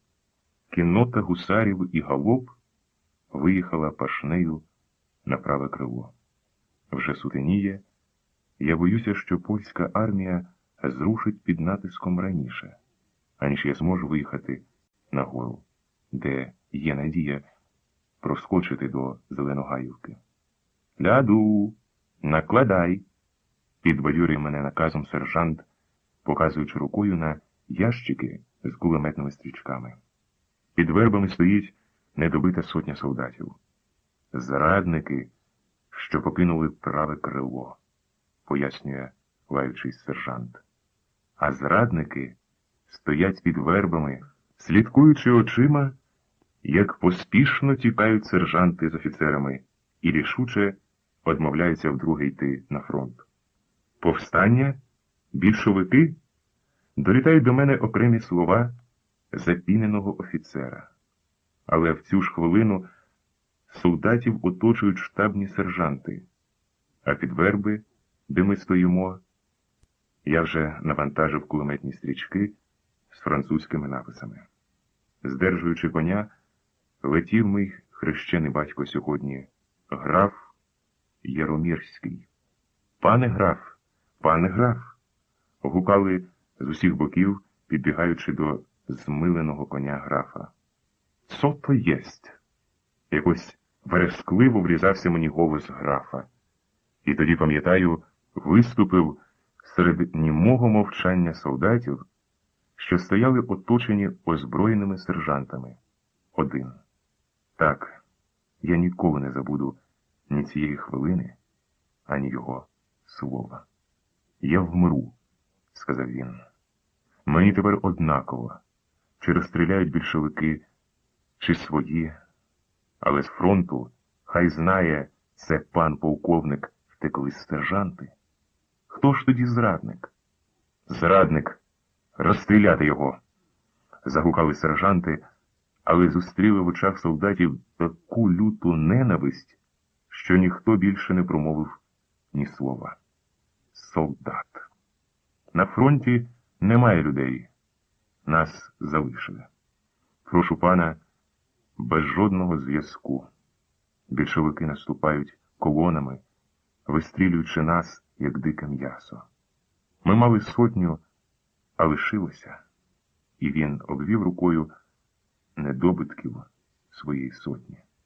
«Більшовик», – різнув пан полковник на свою руку нагайкою, як і мене, солдата. Але, спам'ятавшись, вигукнув команду і потім сказав: «За річ Посполиту, собако, а не сержанти. Сержантами керує штаб, а не голота». хто одмовляється йти на фронт. Солдати були німі. Тоді ще раз повернувся конем коло сотні, граф і, щільно стіпивши зуби, глянув на готових стріляти сержантів. Наказав офіцерові: «На фронт!» Залунала команда. Солдати, порівнявши похилені голови, пішли вдруге на фронт. До мене на воза з наказу героя хрестиків сів побитий графом солдат з кулеметом. І ми рушили під більшовицькі позиції. Я повинен був бути задоволений. По мені ж сьогодні ходила почесна нагайка, що так уміло посилали на фронт солдатів. Уже зовсім смеркало. На польській позиції, десь на лівому крилі, горить прожектор. А в моєму серці горить біль. Він вилітає, бачиться мені червоними ракетами та сіється іскрами над Зеленогаївкою. А виття собак на Жулаєвому кутку виводить серед очі тільки матір. Туга на серці, мов та сажка на пшениці. Важка дорога. Кажу я до свого коня. Зважу з воза, як то роблять старші люди з нашого села, та біжу темної ночі поруч з конем. Я не хочу по-дурному вмирати. Не хочу, розумієш, що хоче, звертаючись до когось невідомого солдата. Він так само, як і я, злазить під гору з воза і йде вперед, спотикаючись іноді на копці при дорозі. Біле око прожектора виконало на Зеленогаївську дорогу пасмо світла. І на горі, де лікарня, тліли в вікнах далекі вогні. О, я знаю цю дорогу. Але я знаю ще одну велику таємницю. Невідомому солдатові ранком, коли кричали горласті півні, а сонце село продерло до сонця, заспані очі вікон. Тоді більшовицькі полки, що несли в руках розірвані знамена своєї армії, що наступали босі і голі на польські позиції, було підсилено бойовою кавалерією Котовського. Вони цілий день під гарматним вогнем переправлялися паромами.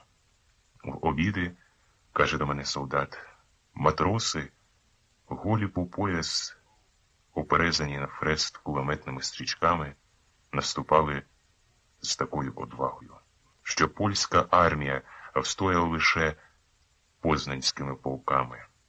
«Ви нічого не чуєте?» – запитує він, удивляючись у тьму ночі, в далекій у вогні лікарні. «Ні. То, мабуть, дме після дощів сухий вітер», – відповідає солдатові. Він мовчить. А на фронт, обминаючи нашу сотню, спішно, тихо вигукуючи коротку команду, ще шипить у вимові поляків, як шелест пашні, летить кіннота. На нашому правому крилі такий спокій, що коли лопне постріл другий, то віриться, що тут захрясла в пашні ціла армія. В нашому селі теж тепер спокій, думаю я. А глухе, далеке виття собак, що летить до мене чомусь із погорілого Джулаєвого кутка, гостро, до болю, коли хочеться плакати, замкнуло мої мислі на порозі нашої низької, мов та черепиця під горою хати. Я знаю. Батько вийшов на ганок. У хаті так душно, аж млосно, а діти сплять, хто де впав. Одна тільки сестра ввижається, сидить на гасничку над матір'ю. Мою думку шарпає знову бліде лице прожектора, що намагається прорізати чорну основу. Оту так таємниче заткала сьогодні ніч. Повертайте ліворуч, каже схвильований солдат. Я починаю його ненавидіти. Чого він труситься? Смерть? Хіба глупої ночі неоднаково маю вмерти, коли доведеться? Мої мислі горять, а тупий біль закипів уже люттю. Його ж ім'я починаю іронізувати я. Історики польські можуть зарахувати під загальною назвою безіменних тисячних героїв. Хай радіє сьогоднішня ніч, коли десь по костьолах його землі буде проспівано вічну пам'ять, коли Андрію. Я кинувся, оглянувся назад. Так, це ж був голос моєї матері. Але в мене перед очима бігають перелякані і суворі очі військових, і десь далеко за лунами, по той бік Дніпра, ясно горять ліси. З фронту летять назустріч замилені коні. Офіцерам передають коротку, тривожну, мов журавлине керу перед бурею звістку. Має наступати Котовський. Котовський? Повторює чомусь солдат це ім'я. Ми зупиняємося. Сотню розбивають на відділи з 50 душ та ведуть у долину, звідки сторожко долітають глухі накази. Моя стійка з набоями – це місце польового штабу. Шумлять телефони. Хтось нервово повідомляє, що на праве крило густо наступає піхота, а в резерві кавалерія. Піхоті дають наказ приготуватись до зустрічі. Така гарна позиція. З тихим незадоволенням кидає на землю хтось із авторитетних ці слова, що летять, здається мені, разом із дикими качками на той бік до Зеленогаївки, де чути бадьорий крик, уривки пісень та глухе рокотання вітру. Сволоч наступатиме цю ніч востаннє. Це говорить той самий голос, запитуючи: «Гайдамаки прибули?» «Так. На фронт виїхав граф. На фронт виїхав граф», – шипить хтось нервово в телефонну трубку. Я безнадійно набиваю рептух пирію, підв'язую коневі до оглоблі. Хай не ірже, хай не хрипить тривожно мій кінь. Огні Зеленогаївської лікарні погасли. Я вже не прислухаюсь, як раніше, до рясної перестрілки на фронті. Це має бути смерть в ім'я життя. Але життя моєї матері мислю догоріло, а майбутні братів із сестрами спотикаються темної ночі в безвість. Заплющую очі. А хтось засвічує старечою рукою лампадку перед чорними іконами в нашій хаті так, як колись засвічувала мати в зелену неділю, коли пахло чебрецем та любистком. У мене тихо котяться по виду сльози. На фронт виїхав граф, шумить, не знаю, чи то вітер, чи телефон. І ржуть коні, а коротка літня ніч уже скидає чорну кирею над горбами. Сьогодні буде золотий день. Дивлюся з тупою цікавістю на заспані синьо-білі обличчя солдатів, що нагадують мерців. На радість їхню, коли вони вітають один одного, жартуючи, що більшовики побоялись наступати, що їхня польська армія непереможна армія. Мені хочеться сказати словами з якоїсь старої сентенції: «О шляхто польська, скільки гонору і чванства маєш!» А моє серце щемить, коли слідкую, як назустріч сонцю летить ключ сонних, сполоханих за Дніпром качок. А слідом за ними не вспів іще ніхто запропонувати вистрілити. З диким свистом летить гарматний постріл та б'є на приціл позад нас. Пашня, степ, фронт стрепенулися. Телефон, замаскований десь під моїм возом, зашипів словами: «Кавалерія! Котовський! Кавалерія!» Я загнуздав переляканого коня і встиг запам'ятати знайоме обличчя солдата, якого підвозив увечері. Він стояв на колінах коло кулемета, а очі потопали на сході, де випив вже наполовину криваво-огненний диск сонця. «Смерть!» — крикнув солдат йому назустріч і сам упав головою під копець і, не слухаючи команди, стріляв у розірвані кіньми тумани. Хрипів степ, ішла атака, а на землю, скошений кулями, упав крик першої лави більшовицьких полків. «Даєш Варшаву! Варшаву!» засвистіли кулі. Але я повернув коня, де на возі ще лежали 2 ящики з набоями. Я полетів слідом за штабними кавалеристами. Вони, загледівши чорно-малиновий плащ, раптом зупинилися. На позиції, оточений сержантами, скакав на вороному коні граф. «Пане полковник, навіть трупами стримаємо наступ», — каже, схиливши голову на буйну гриву коня, знайомий мені голос. «Цо?» І граф поскакав на позиції. А мене з конем знову погнали сержанти до бойової лінії. «Козаки, ми повинні не осоромити перед польською армією матері України». Це були останні слова, що долетіли до мене з долини, де з червоними верхами на шапках шикувалися до бою гайдамацькі курені.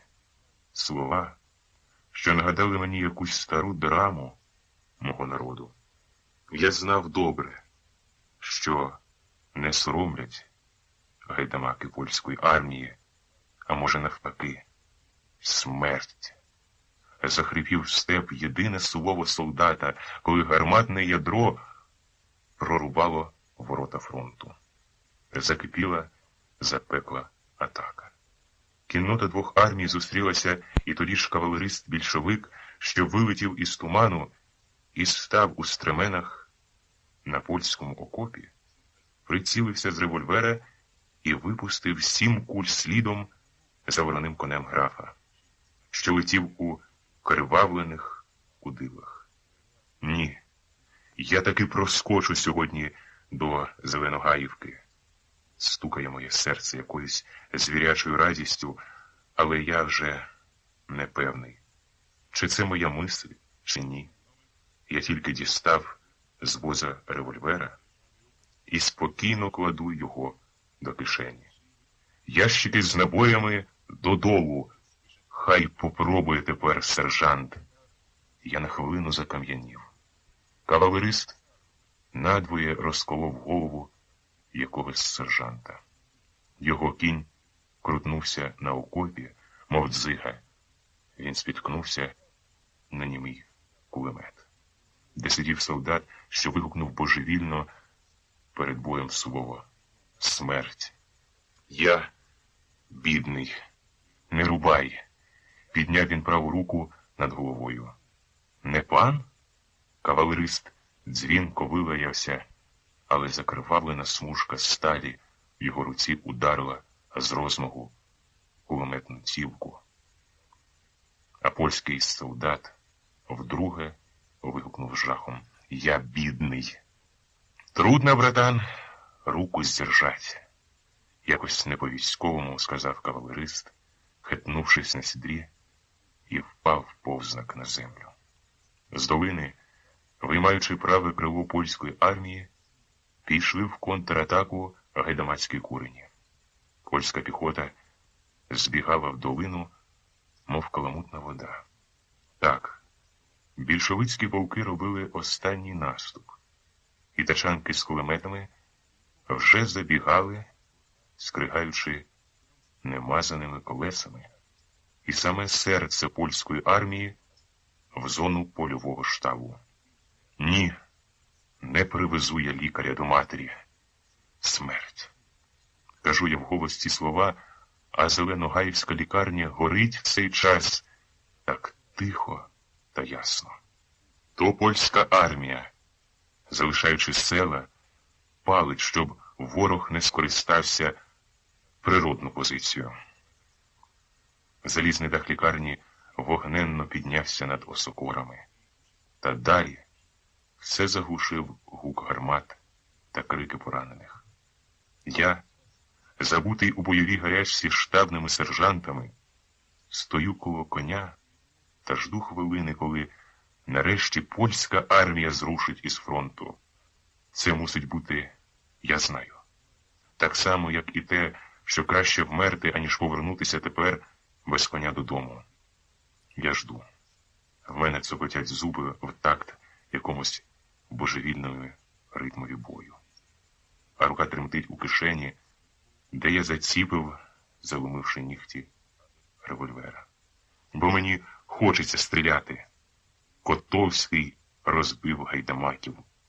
Не знаю, хто кому сповістив цю страшну для польського штабу звістку, але армія оголила фронт, залишаючи більшовикам кулемети, набої, навіть гармати. З коня зняли тяжко пораненого графа, прослали шинелю на моєму возі. Його рушницю поклали в головах та, доручивши проводити двом кавалеристам, погнали в долину. Куди бігла тепер перелякана армія не хвилями, а мов та отара овець. Вона втратила дисципліну, не слухала команди, не оглядалася назад. Варшаву! Лунали позаду крики більшовицької кавалерії, що летіла побідно, рубаючи по дорозі тих, хто мав житній колір шинелі. Мене не зарубають. Я підвозчик. А все-таки я накинув під возом гальмо на гвіздок. Уся сила моєї енергії тепер вискочити на дорогу до Джулаєвого кутка. Стій! Польські солдати багнетами спинили мого коня. А на протести кавалеристів, що я везу графа, почали лаятися. Вони поклали на воза свого пораненого товариша. Я глянув на його обличчя. Це був той самий солдат, що так боявся смерті. Той самий, що крикнув: «Я, бідний, один солдат». Чорт. Граф, це було мені однаково. Я ж був для армії лише підвозчик. Частка затоптаного кіньми села. Скоріше, хлопе, шипить не своїм голосом кавалерист та б'є нагайкою вподовж спини мого коня. За нами лунко кричить, мов недорізаний степ. А голос степу – це голос цього кавалериста. Він хоче копнути матюками дорогу, але лайкою в Бога висловити трагедію цієї армії. Тоді я забуваю на хвилину про матір. Тоді мій гнів та лють шарпає смужка вирваного кінського волосу на спині. Я сам, мов божевільний з радості, начальник армії, що перемогла, дивлюся у вічі смерті. О, я тепер знаю, що втече до польського обозу лише той, хто не оглянеться аж до самого лісу назад, хто кінний. З мого села десь під горою у вишнях скрекоче кулемет. Це дякують панам джулаївці. Проскакує в мене думка, але кінь спотикається на копець, віз підскакує, а очі графа з ненавистю та болем дивляться на мене. Він хоче дати наказ кавалеристам, він намагається висмикнути з-під мене поранену руку, дає зрозуміти, що треба спинити коня. Тоді я гукаю на все горло: «Гиття!» Мені треба ще заглушити белькотання закривавленого графа. Уже недалеко перехресні шляхи, наконечна дорога до Києва, а глуха з двома стежками у зеленому спориші. до мого села. Я вирішив, що це буде межа, де не повинно справдитися батьківське слово. Хай хоч сьогодні я не буду конем, що хтось має вивозити на мені гній до свого сухого поля.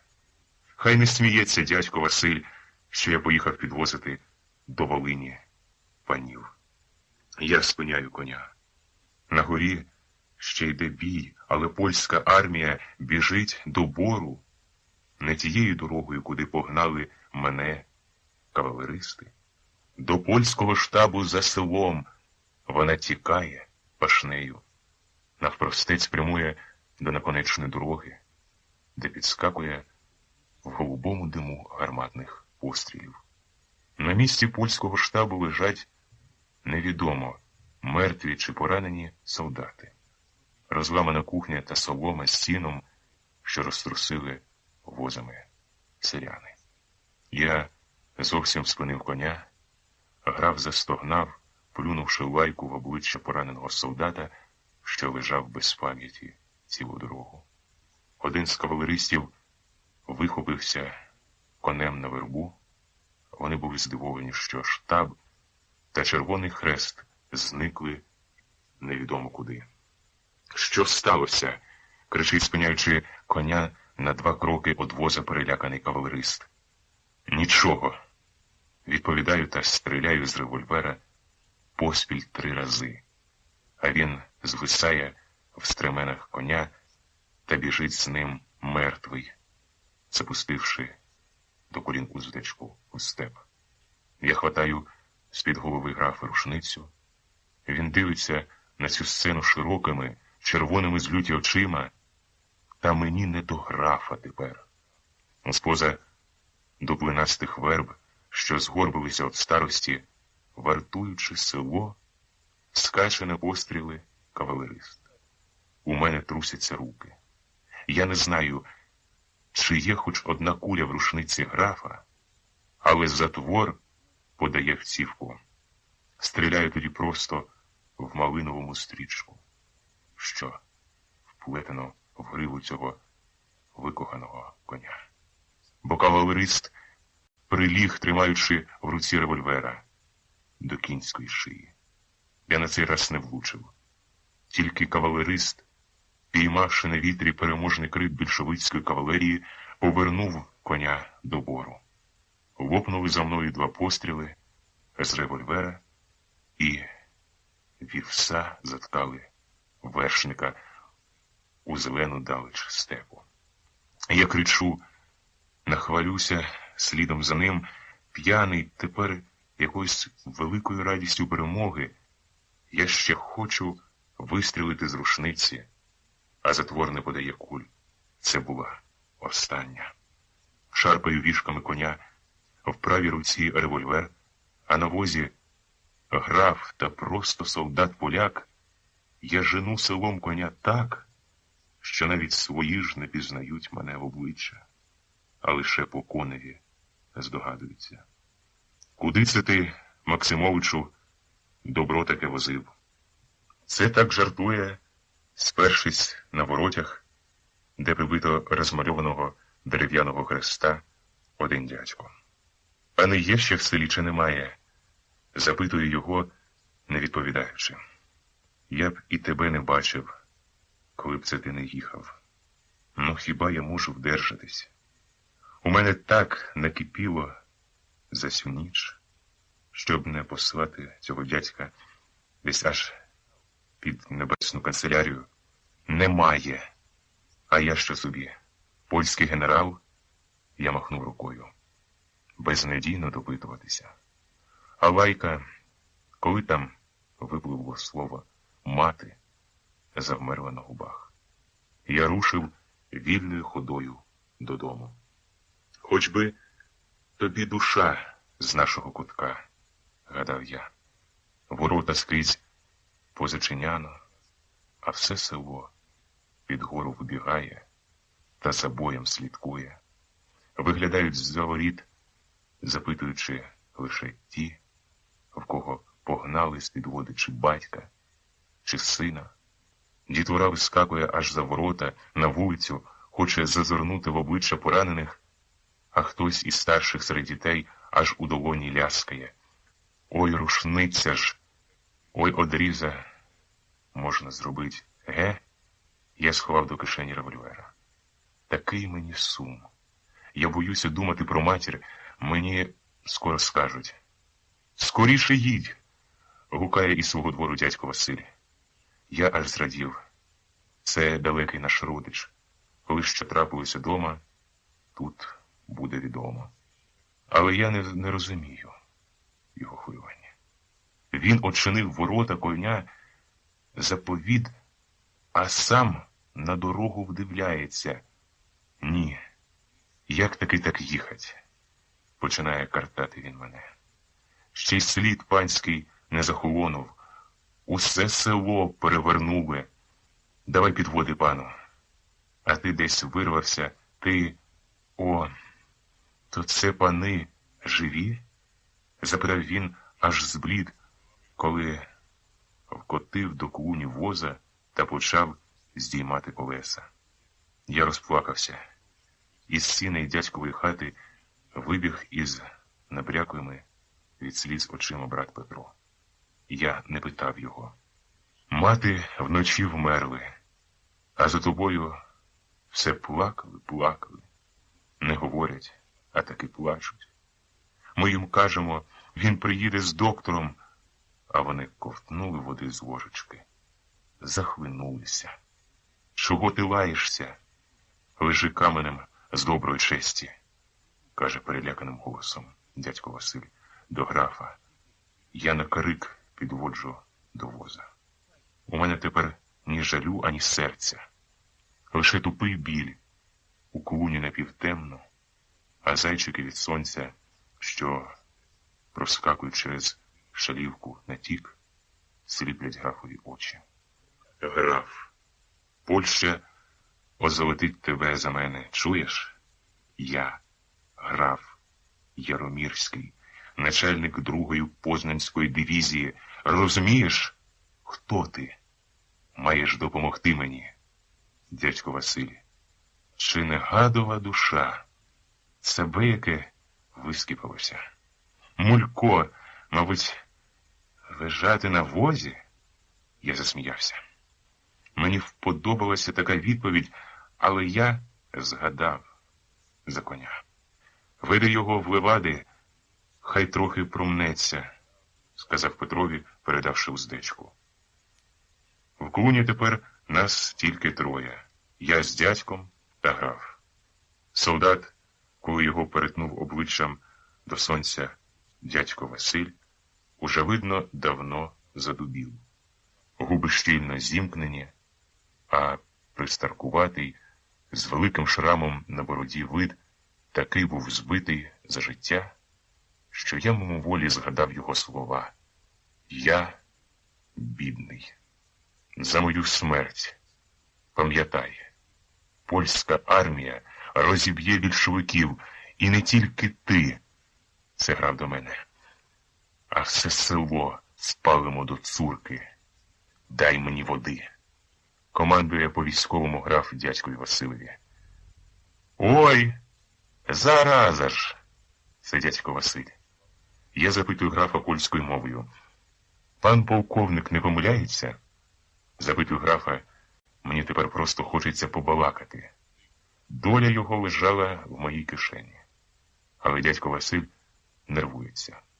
Скоріше, чого там панькаєшся? Кажуть, за нього тремтячі руки, коли він почув із вуст пораненого кару вогнем. Селом побігли більшовики. Пошепки, причинивши хвіртку, передає дядина чи дочка Василева. Не вештайтесь по двору, в хаті сиди, кричить до неї дядько. Я згадую вигорілий Джулеїв куток. Я уявляю до найменших дрібниць, як захлинулися водою перед смертю мати. Тоді знову виймаю з кишені револьвера. Граф скавулить, мов пес на пожежі. Більше не доведеться палити. пане полковник. Я повертаю барабан револьвера, а дядько Василь махає рукою: не стріляй! Він уже і так готовий. Сам дійшов. Фу, смердюка яка. В клуні темно, а селом уже стихли постріли. Стугонить під копитами земля. Скригають немазані тачанки, а сірі в зелених штанях до обмоток червоноармійські заскакають у двір пити воду. Я приберу його до вечора, каже до мене дядько Василь, замикаючи клуню, а сам по-хазяйському виносить на двір відро води. Ставляє його посеред двору, так, як на весіллі. Стомилися, товариші? Хитро протираючи вуса, запитує він якогось червоноармійця. Вода в нас хороша, кринична. Хліба трудніше достать, а вода, слава Богу, є. Не вірите в Бога? Не годиться так. Падають дядькові слова за мною. Відповіді червоноармійців я вже не чую, бо поспішаю левадами додому. Тихо заходять сьогодні до нашого двору люди. Майстри тешуть над повіткою дубового хреста, а батько стоїть без картуза серед двору. Руки спустив додолу. В його чубі заплуталося сіно. Вітер хоче висмикнути, а сінина метляється, аж до густої брови дістає. Але батько не хоче помогти вітрові. Не підіймаються руки. Врубайте, тату, полотна матері на труну. Баба, кажуть. Це моя сестра. Наш фастух тепер. І хазяйка. Вона цієї ночі посмутніла і постаріла. Не лінувалась за свій короткий вік. Можна і врубати, каже батько, втерши рукавом сльози до людей. Ми коло порога зустрічаємось, а він — щастя твоє, до мене глянувши на синю пухлу смугу, що залишилася на моєму обличчі, як спомин про графа. Щастя, що тільки вирвано шматок м'яса. Я сам хоч цілий зостався. Щастя, якась гірка усмішка на обличчі, залий березівкою. Батько хотів ще раз щось промовити, та в хаті, коли почули, що я прийшов, заголосили жінки, материні сестри. Я найменший сидів на тому ж самому місці, коло вікна. Мій брат, як і вчора, сидів, коли я виїздив по доктора. Він уже виплакав свої сльози, схлипував. Одна тільки сестра промовляла з тітками, голосячи: «Ой, матінко, вутінко, де ж нам тебе зустрічати, виглядати? Я цілую в останній раз мертві руки матері, а коли стихає в хаті голосіння, до мене, не знаю, настирливо, я жахався тієї думки, підкрадається одне питання. Чому моя мати так зціпила щільно губи, як і мертвий солдат? Смерть. Не хвилюйся, сину, говоряє мене якийсь старечий голос. З моїх очей нестримно сльози капають на лице матері, а сам я глухо ридаю. Смерть. Чую я знову нелюдський крик солдата перед боєм. От забули ви, діти, хоч раз десь і знятися з матір'ю, щоб пам'ять була. Той самий голос старої. Я виходжу з хати, принесли полотно на труну матері. Перелажу до городчика. Мені не хочеться зустрічати людей, а в городчику холодна м'ята та любисток. Ще й гвоздики, повні квіти, що їх любила моя мати. Я рву, але божевільне запитання вдруге підкрадається до мене. Чому моя мати зціпила губи, як і мертвий солдат. Киш. Кидаю грудку землі на курку, що кубиться під кущем агрусу. Вона підлітає, а з нею летить моє божевільне запитання, і знову хрипить степ. Кіннота йде в атаку, а солдат, що став тепер півнем, стоїть на купі гною коло повітки та кричить несамовито: «Смерть! Я йду!» «Ну, розписуйте хреста», – каже мені спокійним голосом майстер, наш сусід. Зараз. До мене прийшов спокій. Батько стоїть без картуза, серед двору, гранчаста, загоріла шия, а сінину з чуба вітер висмикнув. Я беру крейду до рук і не знаю, що ж мене написати на хресті про смерть моєї матері. Майстер підказує мені: а ви, Максимовичу, просто без латини. Оксана Андріївна Романюк. Ні, не можна. Мати. Але в мене справді не знайшлося слова, яким можна було б на хресті матері змалювати її страждання. 1925 рік. Оповідання «Політика». 3 годи не пив з багачами за одним столом. 3 годи з родом не гуляв, як на ножах був. А сьогодні, виходить, поїду колядувати. Не годиться, наче так, та поїду на злість, побачу, яку то політику мені ширяки мудрі з тестем заспівають. Швачка стояв коло столу, як той дружко на весіллі. Шапка заломлена на бакир, на вусах краплини води, а широка долоня руки лягла на стіл так сильно, що захиталося світло каганця в хаті. Жінка щебетала, раділа. «Хіба ти проп'єш своє старостування?» Обережно засміялась вона, розстряючи на столі свою дівоцьку тернову хустку. «Не вік же гристися з людьми, да камнезамів своїх захищати», — виводила вона далі кінець цій хустці, розгладжуючи, а на швачку пильно вдивлялася, думала. Хоч би не розсердився, та Мусій швачка сміявся. «О, знов за батькову землю, жаль, підсокоріються. Пропало вже навіки, Мар'яно, 6 десятин. Взяли ту землю мої комнезамщики, як зубами.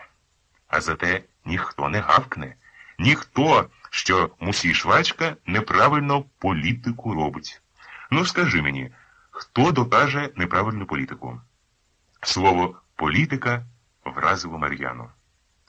Це так дражнили на селі її чоловіка, що ліпив іноді оте слово туди, де і не слід було.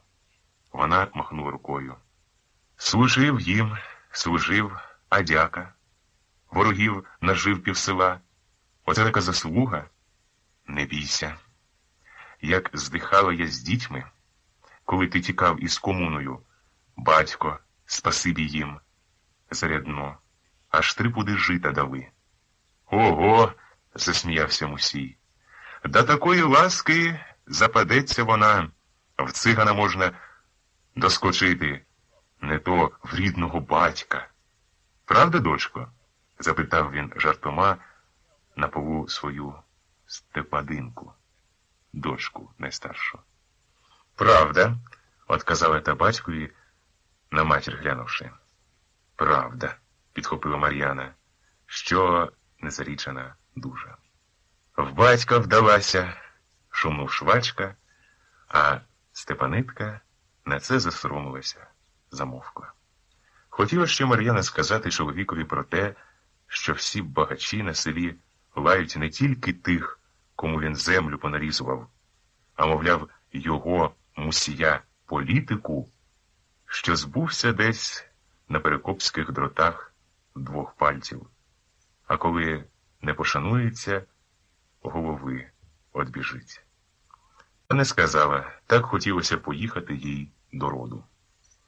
Ти вже, хоч там у батька, перед затягами про свою політику не згадуй, а то ще наб'ють з доброго дива, застерегла вона чоловіка, а сама схвильована ждала, що він скаже на це. Тоді Мусій простяг на світло каганця свою ліву руку, де випиналися дві маленькі кукси з пальців, і сказав не на жарт тверде слово. Хай не забувають, що політика одбіг під перекопом два пальці з лівої руки, зате правда ціла. І за стрільбу сам цар Микола медалю видав. Він полапав праву кишеню. Це справді лежав прескатий Браунінг, здобич перекопської перемоги, і, кинувши жінці, я ж запрягаю, вийшов на двір. «Ой, гарячий ти, Мусію, та клепки не хватає», – сказала сама собі Мар'яна, зітхнувши важко. І вона мовчки зодягла чорну корсетку, спідницю кубову та ще сорочку з дрібним вирізуванням. Ту, що колись була дівувала тій сорочці Мар'яна. Задумалася над сорочкою з вирізуванням. Дівоцтво згадала. Гей, кіньми не догнати, золотом не скупити літа тії. Її очі впали на Степанитку. Осміхнулася своїй думці. Ого, ще 5 год прокує зозуля, а ти, мамо, за скроню подбай. Не їдьте ви на ту коляду, незадоволено промовила Степанитка. Не можна так, дочко, треба ж діда провідать. Він же нам хліба колись давав. Ще раз нагадала Мар'яна. Дочка замовкла. Вона пам'ятає той хліб, коли принесла мати 3 пуди. По дорозі в топчаку змолола. Та зразу ж замісила житніх перепічок. Викачала їх на столі, ще й маківкою позначила. А сама плакала, промовляла, хай би чужі нарядно менжували, а то рідні в заставу беруть одежу, не вірять. Мати тоді зарікалися, подумала дівчина. Ніколи до богачів на поріг не ступати. Вам нічого, а з батька будуть сміятися. Ет, видумуєш та старуєш, сказала їй Мар'яна. Хто з нас буде сміятися? На кутні, дочко, він засміється. Мусій стояв на порозі в кожушку, вкритому зеленим англійським сукном. Це ще з цієї врангелівської шинелі, що з-під перекопу дістав. Казав, наша політика тепер не засміятися з бідних, бо сам бідним зостанешся, правда, Мар'яно? Діла йдуть, контора пише. Гай-го! Швачка хотів пригорнути з невідомої йому самому радості Мар'яну. Але стримався і тихо погладив шовкове волосся Степанитки. Що нам багачі, Степанитко? А Мар'яна, запишавшись, своє слово додала. Старців контора ваша буде писати. Старці старцями, а ти по-дурному сердишся. Краще зодягайся скоріше, вимовив з якоюсь нетерплячкою Мусій. І Мар'яна мовчки зодяглася. У товсту хустку запиналася.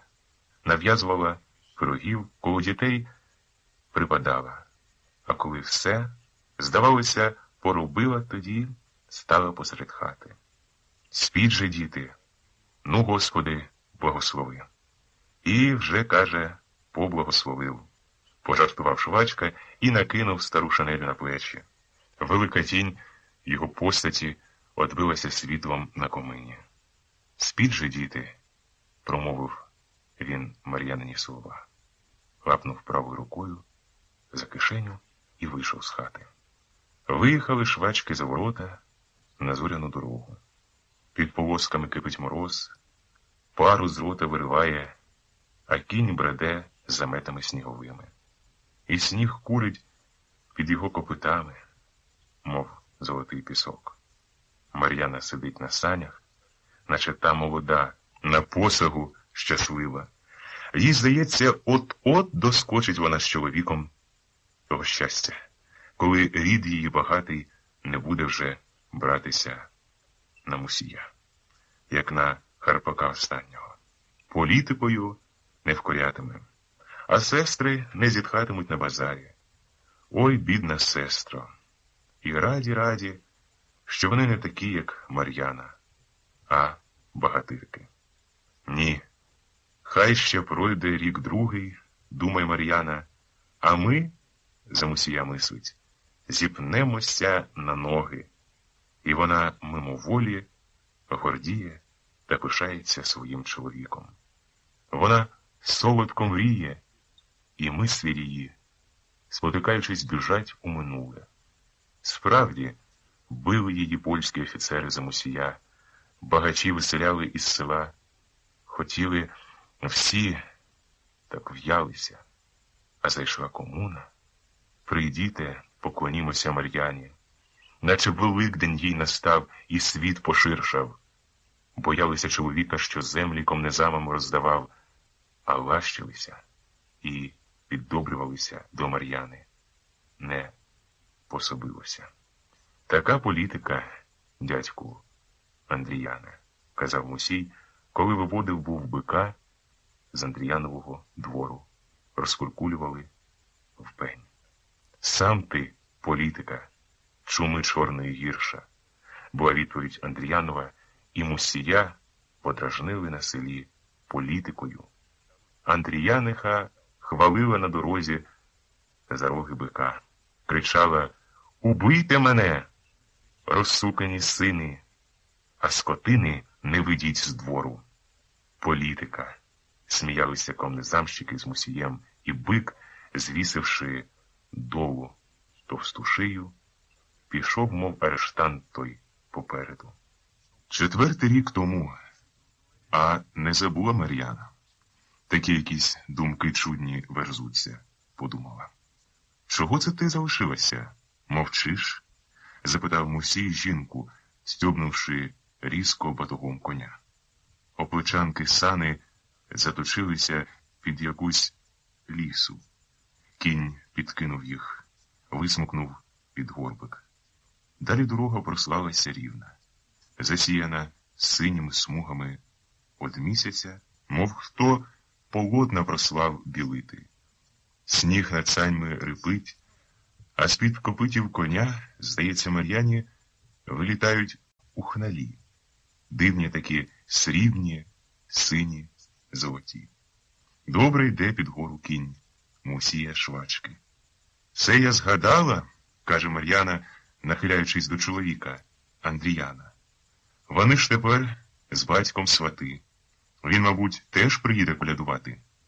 Вона запитала про Андріяна і якимось невідомим її острахом.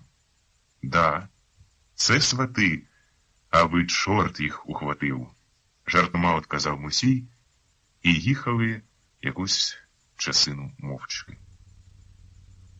Це вже Степанитка заснула, мовив нарешті аж під селом швачка.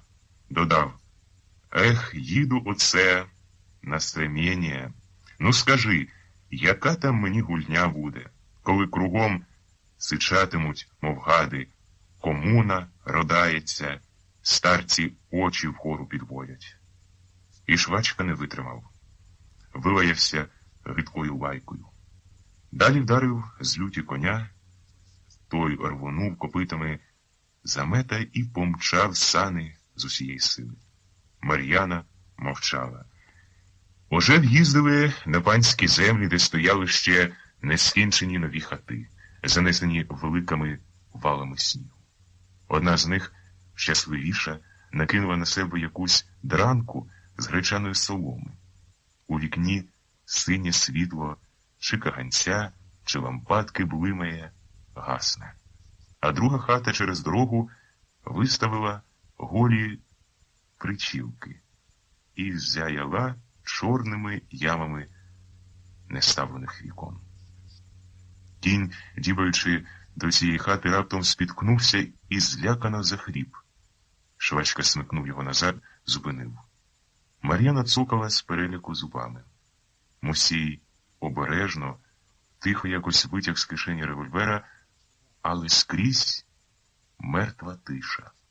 Світло в хаті раптом спалахнуло раз, другий і на третій погасло. Кінь же стояв на місці та гріб копитом сніг. Швачка пробіг трохи наперед і, нахилившись над якоюсь чорною плямою, раптом голосно загукав. Кіт замерзає, от бідний, не попав до хати, а дотепер колядує. Він підняв на руки холодного, ще живого, переляканого кота, що дряпнув його за руку, і приніс до саней. Мар'яна, схвильована з такої зустрічі, пошепки казала. Кинь його к чорту отуди в сніг. Це хтось нарочно кинув на зло. От дурна, засміявся Швачка. Чого ж йому, товаришку, пропадать? Він положив кота собі на коліна, прикрив його і, ховаючи до кишені револьвера, сказав жінці. Подарую Андріяну за бика. Уяви, не забув ще й досі розкуркулювання. Но! Гукнув Швачка і смикнув вішками коня. До хутора залишалося ще 2 версти. Різдвяна ніч, кована зорями, стояла в степу пишна і красна. Кінь, коли повернув Швачка на шлях до хутора, де світилися у вікнах ясні, веселі огні, бадьоро пішов риссю. Сани зарипіли повозками по чиєму свіжому сліду, і тільки вітер шумів назустріч. Швачка під'їздив з Мар'яною до тестя. Уже вимальовувалися темно-синіми силуетами на заметах снігу 2 скирди соломи. Засніжені тополі стояли, мов якась казкова сторожа, а сад при дорозі зацвів, мов мозок, інеєм. Колядують, сказав Швачка, спиняючи бистру ходу коня. Його голос, різкий на морозі, наче підкинув на санях Мар'яну.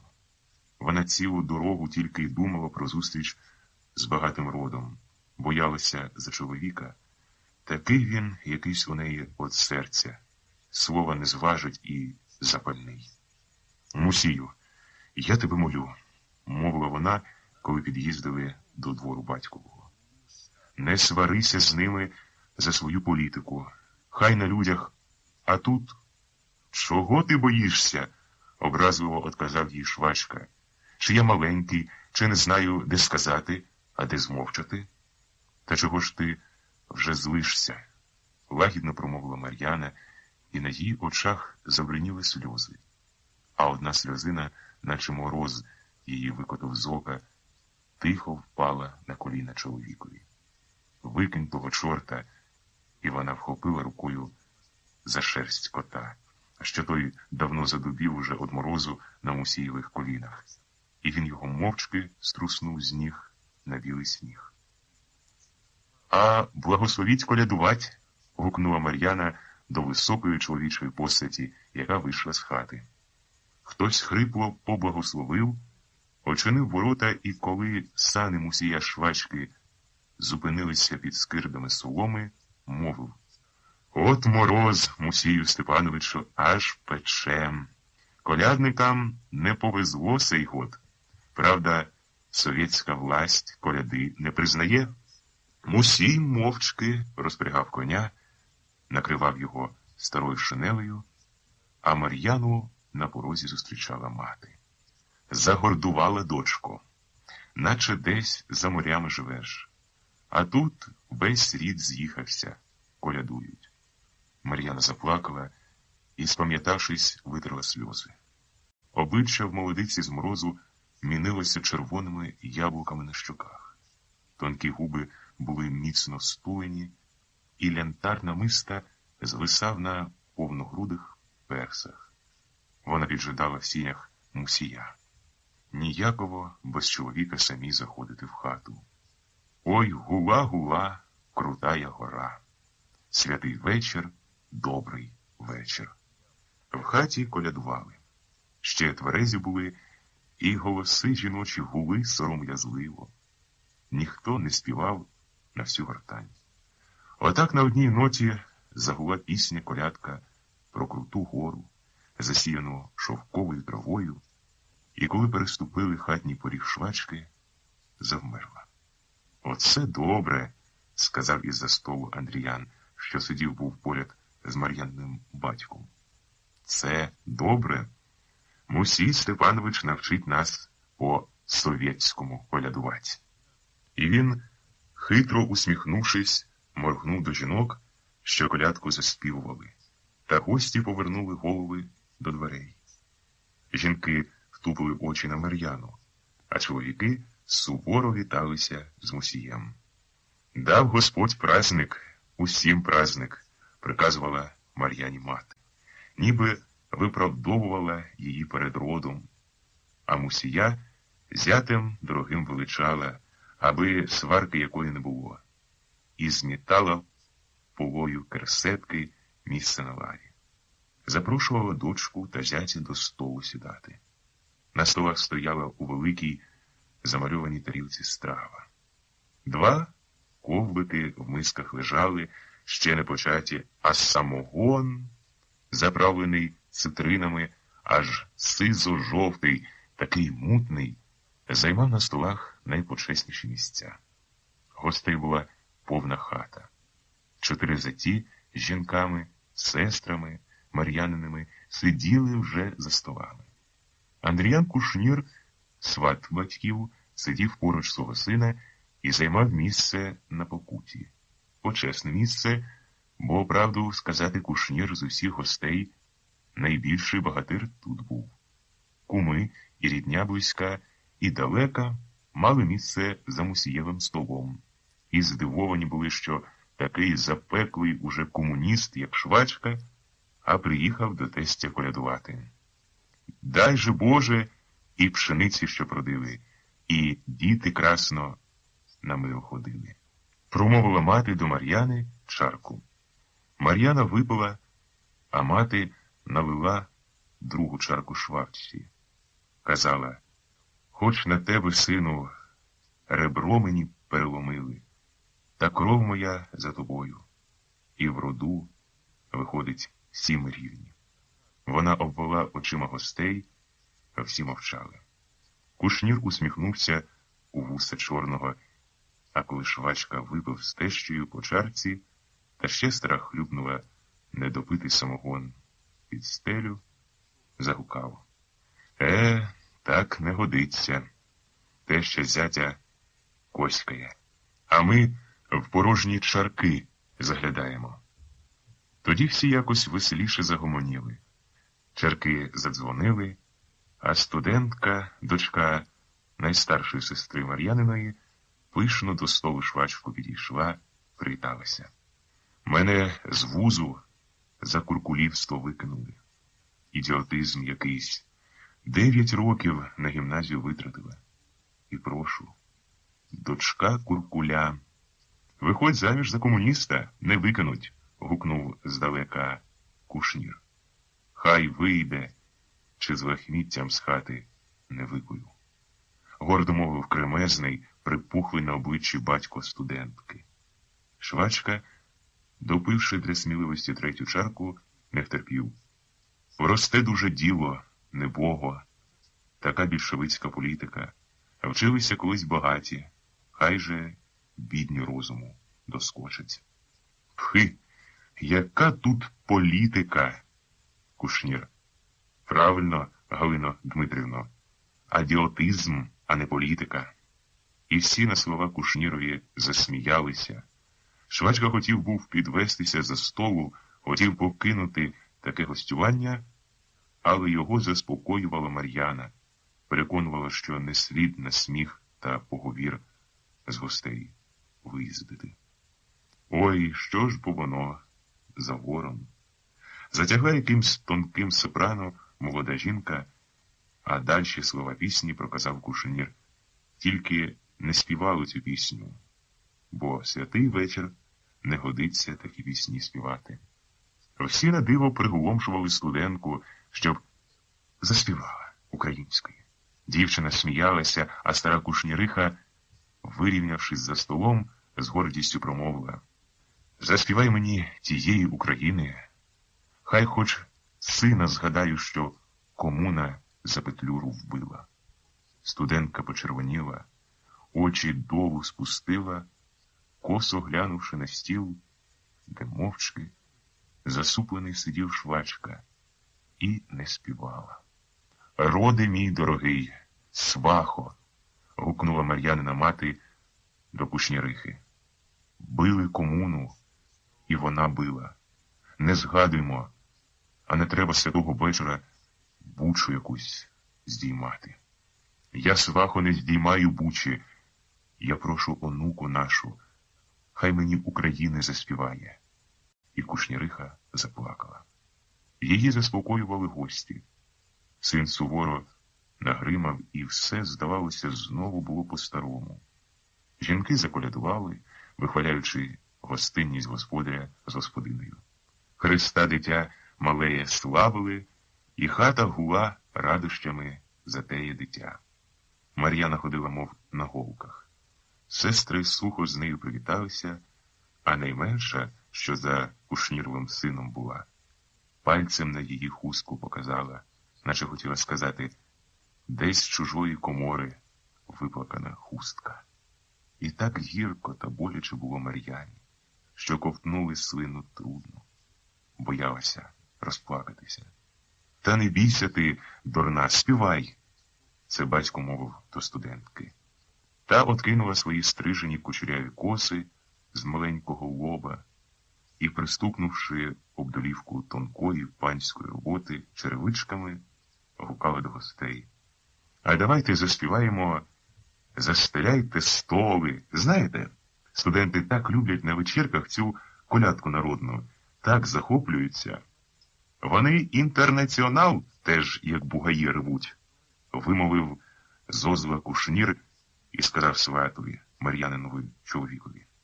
Чув цих студентів у поїзді, як на святки їхали. Полівка, свату, а не люди. Пишеться студент, а вимовляється старець. А правда, Мусію Степановичу, що комуна вже торговлю дозволяє? Дозволяє, незадоволено відповів той. Уже закон, казав далі голосно кушнір, є такий, що не імеєш права собственность трогать. О! Всіх зацікавила новина, що її сказав кушнір. І ніхто з гостей навіть не думав співати. Студентка вже закрила була рота, де біліли гарні, мов розлузані горіхи зуби, і так застигла, а спам'ятавшись, лизнула губи і сіла коло швачки. «Мені дядя посвідку незаможницьку дасть, правда?» – поспитала вона Мусія. «А дядя в тюрму піде, о-твоєму», – відповів не в том швачка. Студентка плакнула. «От, Мусію Степановичу, четвертий», – сказав через стіл до швачки кушнір. «Год пройшов, як ви комуні бика. Спасибі вам. Взяли в мене. А я не забув. Умру, не забуду, грабіж. Я вам кота хотів сьогодні подарувати за того бика, та здох дорогою. Гарний був кіт. Ти ще молодий, так мені отказувати». «А як же треба отказувати? Підлизуватися, правда?» Сварка от-от мала закипіти. Швачка сидів блідий, його ліва рука з куксами на пальцях тремтіла, очі бродили стуманілі по кутках хати. Мар'яни вже не було коло його. Їй чимось докоряла менша сестра, Кушнірівна. Швачка встав, похитуючись за столу, і тихо вийшов на двір. Була глупа ніч. Зорі надулися, такі повні, а місяць червоним півколом на вітер обведений, і все дворище аж ген-ген далеко на полях заюжилося снігом. «Дме на завірюху», подумав мляво швачка і підійшов до стайні. У його коня впала додолу шанька з вівсом, і він довго шукав по темному, і коли знайшов її, підбиту ногами, під ясла, зажурив коня. «От дурило ти! Голодний тепер?» Кінь заіржав, стукнувши копитами об поміст. «На!» – приказував швачка, надіваючи шаньку коню на голову. «Попоїсти трохи, та рушимо додому. Хай не сичать, гади. Політика, брат наша, їм не нравиться. Зраділи, як торговлю дозволено, а Кушнір уже і лапи простяг. Землі хочеться. На груди б тобі землі насипать, зараза». Кінь хрумкав овес, десь хропла в темному сажку свиня. Швачка постояв та послухав. Смачно спить. Пішов назад до хати. Голова йому похитнулася, був на підпитку, а рідко пив горілку. Коло сінешних дверей згадав чому швачка за студентку. Засміявся і вдруге за сьогодні вилаявся гидкою лайкою. Сволоч! Дайте, дядю, незаможницьку посвідку, наче я торгую незаможницькими посвідками. Хата співала. Колядки змішувалися з піснями про той славний рід багатий, про бочки винові, про воли круторогі. Сп'янив самогон пісню, і вона зухвало дзвеніла в шибки. «Радуйся, швачко», – думав Мусій, – «радій, святий вечір. Хтось на селі тільки борщ з салом затов сьогодні, а не ковбики на Вергань горою. А Кушнір, як та мідянка гадюка, язиком крутить». Він розстебнув гудзика на синій сорочці, з-під якої виглянула вишита червоно-жовтою заполуччю манишка білої, і твердо з рішучістю на обличчі зайшов до хати. Не хоче підгинати хвоста собака. Та доводиться підгинати. Впали через поріг назустріч швачці чиїсь слова. І всі гості засміялися. Не та політика тепер. Голий був, голий зостався. Не займайте, сину, Кушнірів, підбігла і казала швачці теща. Хай злість за водою спливе, а не треба сварки, не треба. Я нікого не займаю, мамо, отказував голосно, щоб усі чули швачка. Я бідний, та він дітей моїх не годує. Хай же, швачка люто метнув очима на Кушніра. Я не годую, гукнув Кушнір. Так люди, брат, годують. А хто ж буряки Мар'яні по весні давав? Мовив задоволено, откинувшись на лаві, батько студентки. Святий вечір, добрий вечір. Щирими голосами заспівували жінки. Кушнір махнув рукою, і пісня стихла. Мов роти хтось замкнув. Мар'яна вибігла посеред хати, сльози капали на долівку, казала: «Я, Дмитре, за ті буряки очі свої портила.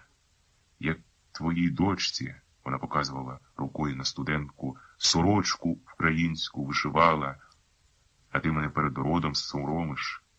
Що то за дяка така?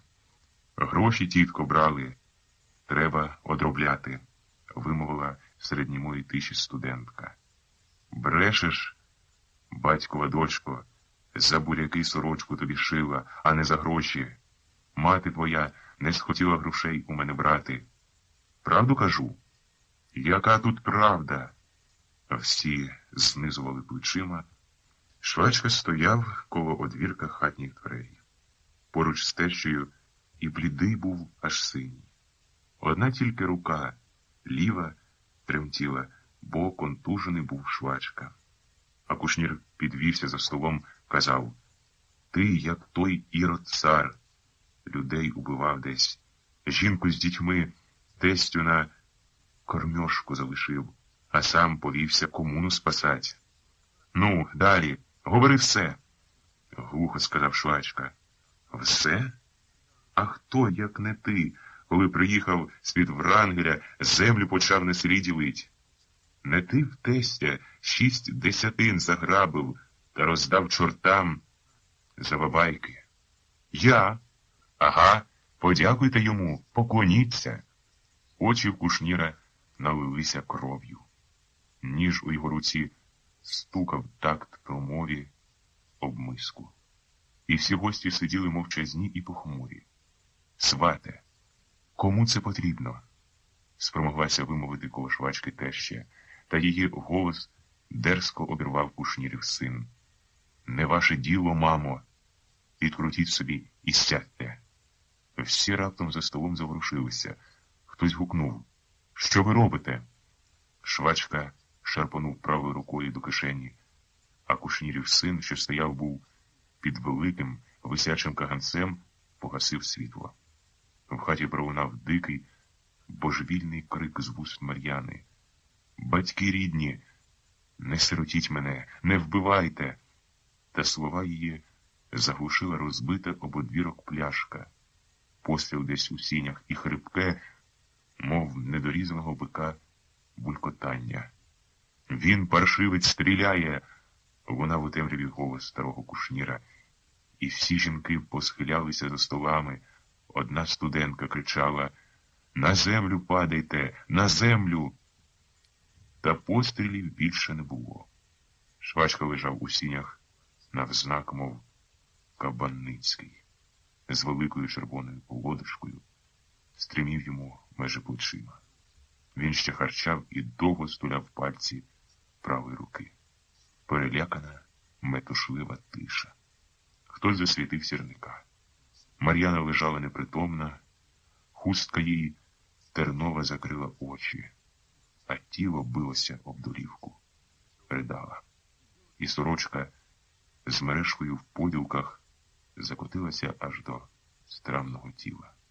Кушнір злякано глянув на Мар'яну, бігав очима і шепотав: нічого. П'яна, сумісна драка. Все. Так нужно говорить. 1926 рік. Оповідання «Циркуль». Таке синє поле, аж в очах міниться.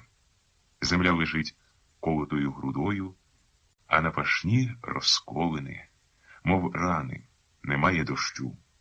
І сонце висить у повітрі, як велике гартоване ядро, що от-от, здається, впаде на синьо-голубі небесні води, і тільки тоді підуть рясні дощі та змиють сухий лишай землі, що роз'ятрився і горить під сонцем. Спека така, що варить, в'ялить людину, бо пашня давно ще схилила, мов п'яна, на схід голови. Верби край дороги застигли.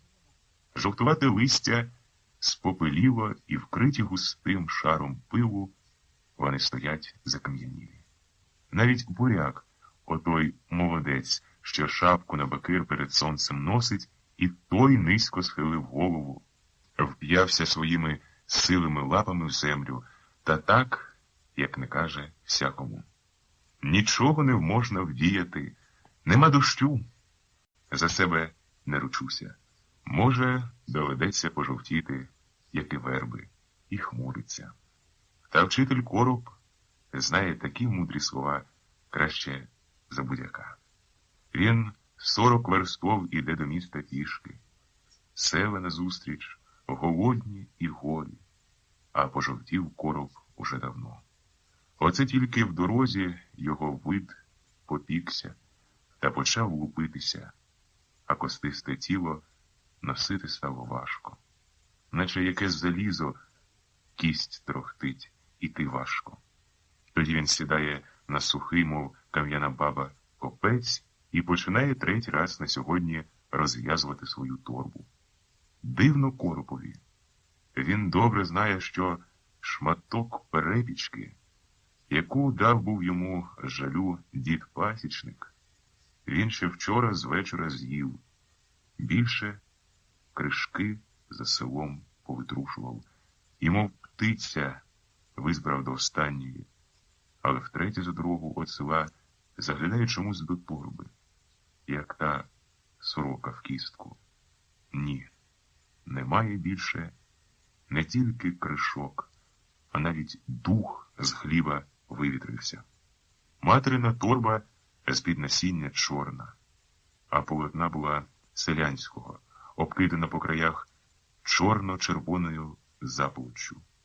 І короб висмукнув з озла одну нитку, пожував її та сплюнув сухою слиною, а згіркла якась нитка.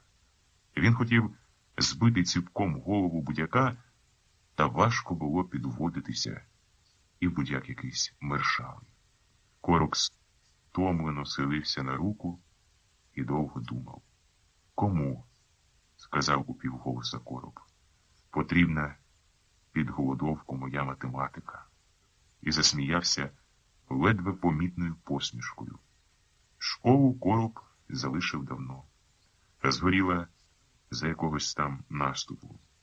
А ще не можна всидіти на селі, де бідні пухнуть з голоду, а багатші висівками годуються.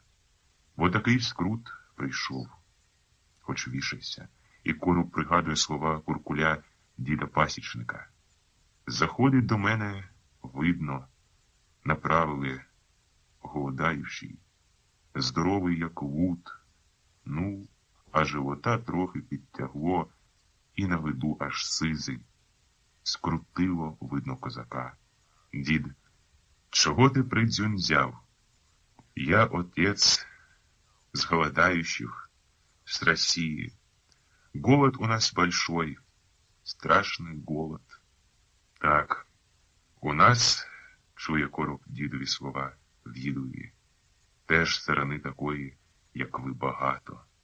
Живого чорта вбовтали б, не то хліб, а голодний прислухається, не розуміє мови дідової. Тоді дід ще його поспитав по-хазяйському: «Чом же ви хліба не сієте? Чимо не родить?» І засміявся. «У нас отець, — отказує йому голодний, — так, кто посеял, кое-как, а кто не сеял, совсем нету». Дід: «Розумний ти, батьків сину, хотів, не сіявши хліб їсти. По-циганському?» Вилаявся і дав йому печеного буряка. Вода, каже, добре п'ється, буряк солодкий. І провів на вулицю від собаки. Короб, не реагуючи на дідові оповідання, налапав у кишені циркуля, що муляв йому ногу до сухої стежки, куди він пересів з копця і сидів так на гарячій печі, і витяг його. Єдиний свій скарб на світло денне. Циркул був шкільний, ще новий та блискучий, гарної німецької фірми. І короб, усміхнувшись, почав по старій звичці виводити циркулем на стежці геометричні фігури. Кому потрібна під голодовку математика? Знову виринуло у коробовій голові таке запитання, і він безнадійно одказав у голос: «Нікому». Та раптом думка, наче птиця, клюнула її у голову, що впала була на скам'янілу вербу. Засвітила у коропа одну мисль: використати циркуль. Продати? Ні. Короб його не продасть. Це єдине, що залишилось ще скарбів учителя математики. Та й те, кому на селі потрібен циркуль. Нікому, зозле сказав на такі думки короб. Зав'язав торбу, ціпкав руки, циркуль до кишені. І перед стуманілими очима знову мерехтить синє поле. Через дорогу прибігає худа, обсмикана перепілка, і сонце стоїть, здається, непорушно в зеніті небес, а земля от-от розколиться, залита його золотими стрілами. Верби край дороги скам'яніли, і мислі коропа, наче хто скував. Ніяких. Одна всі інші заступила. Чи дадуть хліба на селі, чи... Короб не виводить кінців своєї думки. боїться. А печений буряк, що його дав дід голодному, як мрія якась майорить перед очима коропа. З шкурою з'їв би, думає він, і мріє очима. Міряє свою згорблену куцу тінь. От і стайки. Отаку мудру назву дали. Стайки. І село справді стоїть на горбах, наче стайки кіп. Вони виринають довгими рядами, клуні схожі на стоги сіна завершені, а хліви на півкопи. Бідне сільце таке і злодійкувате. Наче Богу не догодили, казали старі люди, посіяв нас межі чортороріями. Серед гір, наче виплюнув. І короб посміхається на цю згадку, поспішає. Перша хата назустріч, на отшибі весела якась. Вимазана ще з Великодня, вона, здається, ще й досі хвастає. Боки де-не-де поколупані виставила, на хворощу зеленою побралася, мов до танців. На подвір'ї на смітнику кубляться мряво кури, і стоїть у жовту хустку вив'язана літня вже жінка. На курей хтось гримає. Хазяйський двір, думає короб, заглядівши на подвір'ї пару биків, та поспішає води попросити. «Тьотю, добрий день», – каже він до жінки, піднявши свого креслатого бриля, а вона: «Своїх у старці треба відряджати, іди з Богом». Короб: «Хіба я, тітка, хліба у вас прошу? Води напиться. Зайдіть», – неохоче сказала жінка, на курей гримнувши.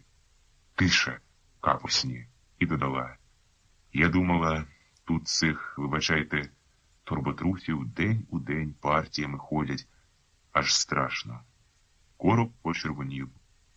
Жінка набрала в сінях кружку води, винесла її на ганок та подала математикові, а сама руки фартухом витрила і ждала.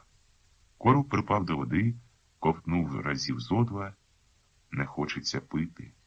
Поставив кружку на призьбу, подякував стрій та сам думав: їсти, їсти. Він, стомлений, не сів, упав на призьбу. «Трошки спочину», – сказав. Жінка глянула заскаленим проти сонця оком на кружку з надпитою водою і залишила свої тонкі губи в маленьку посмішку. Цікавий якийсь чоловік. Вона зміряла очима коропа. Штани приношені, сукна доброго, на кофту дівці такого виміняти, піджак ще з гудзиками позолоченими, були откидані, видно, зеленим сукном. Повитиралися. «А ви ж з яких?» – поспитала вона, та, не чекаючи відповіді, затуркотіла. «На вас брешуть, хліб є. І то день у день, прямо наказання Господнє. Ідуть, як старці під лавру. В сірка очей позичивши, собак дражнить. Прямо гріх якийсь». Короб мовчав, і коли стара скінчила свою річ, мляво отказав їй: «Ні, я, тітко, тутешній». Чи не син, бува, Забродчуків?» – скрипнула раптом жінка. «Мо, з плену?» «Та ні, я до города йду. Математик я, тітко», – рішив сразу откараскатись на всі запитання старої короб. «Математик. Ну, вилитий Забродчуків Олекса. Він хотів Устю нашу сватать», – здивовано мовила стара. А короб на її слова мимоволі усміхнувся. Вона сказала: «Господи, скільки то ця голодовка людей по землі розігнала, а самі по гудзиках бачили, вонь, не з мужиків. До нас колись приїздив землемір. Такий математик, прямо образований чоловік. Ми з ділером за землю судимось. Так він хай йому легко згадається, 20 карбованців у старого взяв, і по-руському розумний такий чоловік все говорить. Город нам посуду переміряв. А це знов той комлик заврався, на груди лізе. В нас, бачите, дівчата, а в його хлопці не сила наша. Багато міряв по світу баби і я, сказав нарешті Короб. Він не пам'ятав, як, коли саме закралася до нього така фраза, бо перед очима мерехтів синій степ, де він сидів був на розпеченій стежці, циркуль і геометричні фігури на збитій землі. І раптом така балакуча баба, землемір і знову циркуль. Короб не певний, що був в своїй ролі. Клюне добре, не клюне ще краще. Але він рішуче витяг з кишені циркуля. Короб, дайте полотнинку чисту. Згубив чохла по дорозі. О, така сама машинка була в того землеміра, з якою радістю згадала вдруге стара і обережно подержала шкільного циркуля в сухих, зморщених руках. Казала. Ще він мені і каже, закотіть, тітко, на стільника. План буду на столі накидати. Я закотила і якраз оце вас бачу, пам'ятаю, такий мені страм, стіл немитий і борщ поміж спугами позакисав. Мої дівки тоді до машини в економію ходили. Полонинку я зараз. Старий, старий. Мартине, погукали його до клуні, і старий з червоною на кованицю схожою бородою та припухлими очима щораз у раз стікали сльозою, підійшов до хати. Глянув спочатку на стару, а тоді на Коропа поздоровкався. Це землемір, сказала йому жінка, математик. Який землемір? Незрозуміло припитав Мартин і вдруге глянув на Коропа. Та жінка не дала йому говорити. Затуркотіла. Який? Людський землемір. Он, у їх той машинка така, знаєш, приїздив колись до нас один, як ще по старому дворищі жили, а він город переміряв.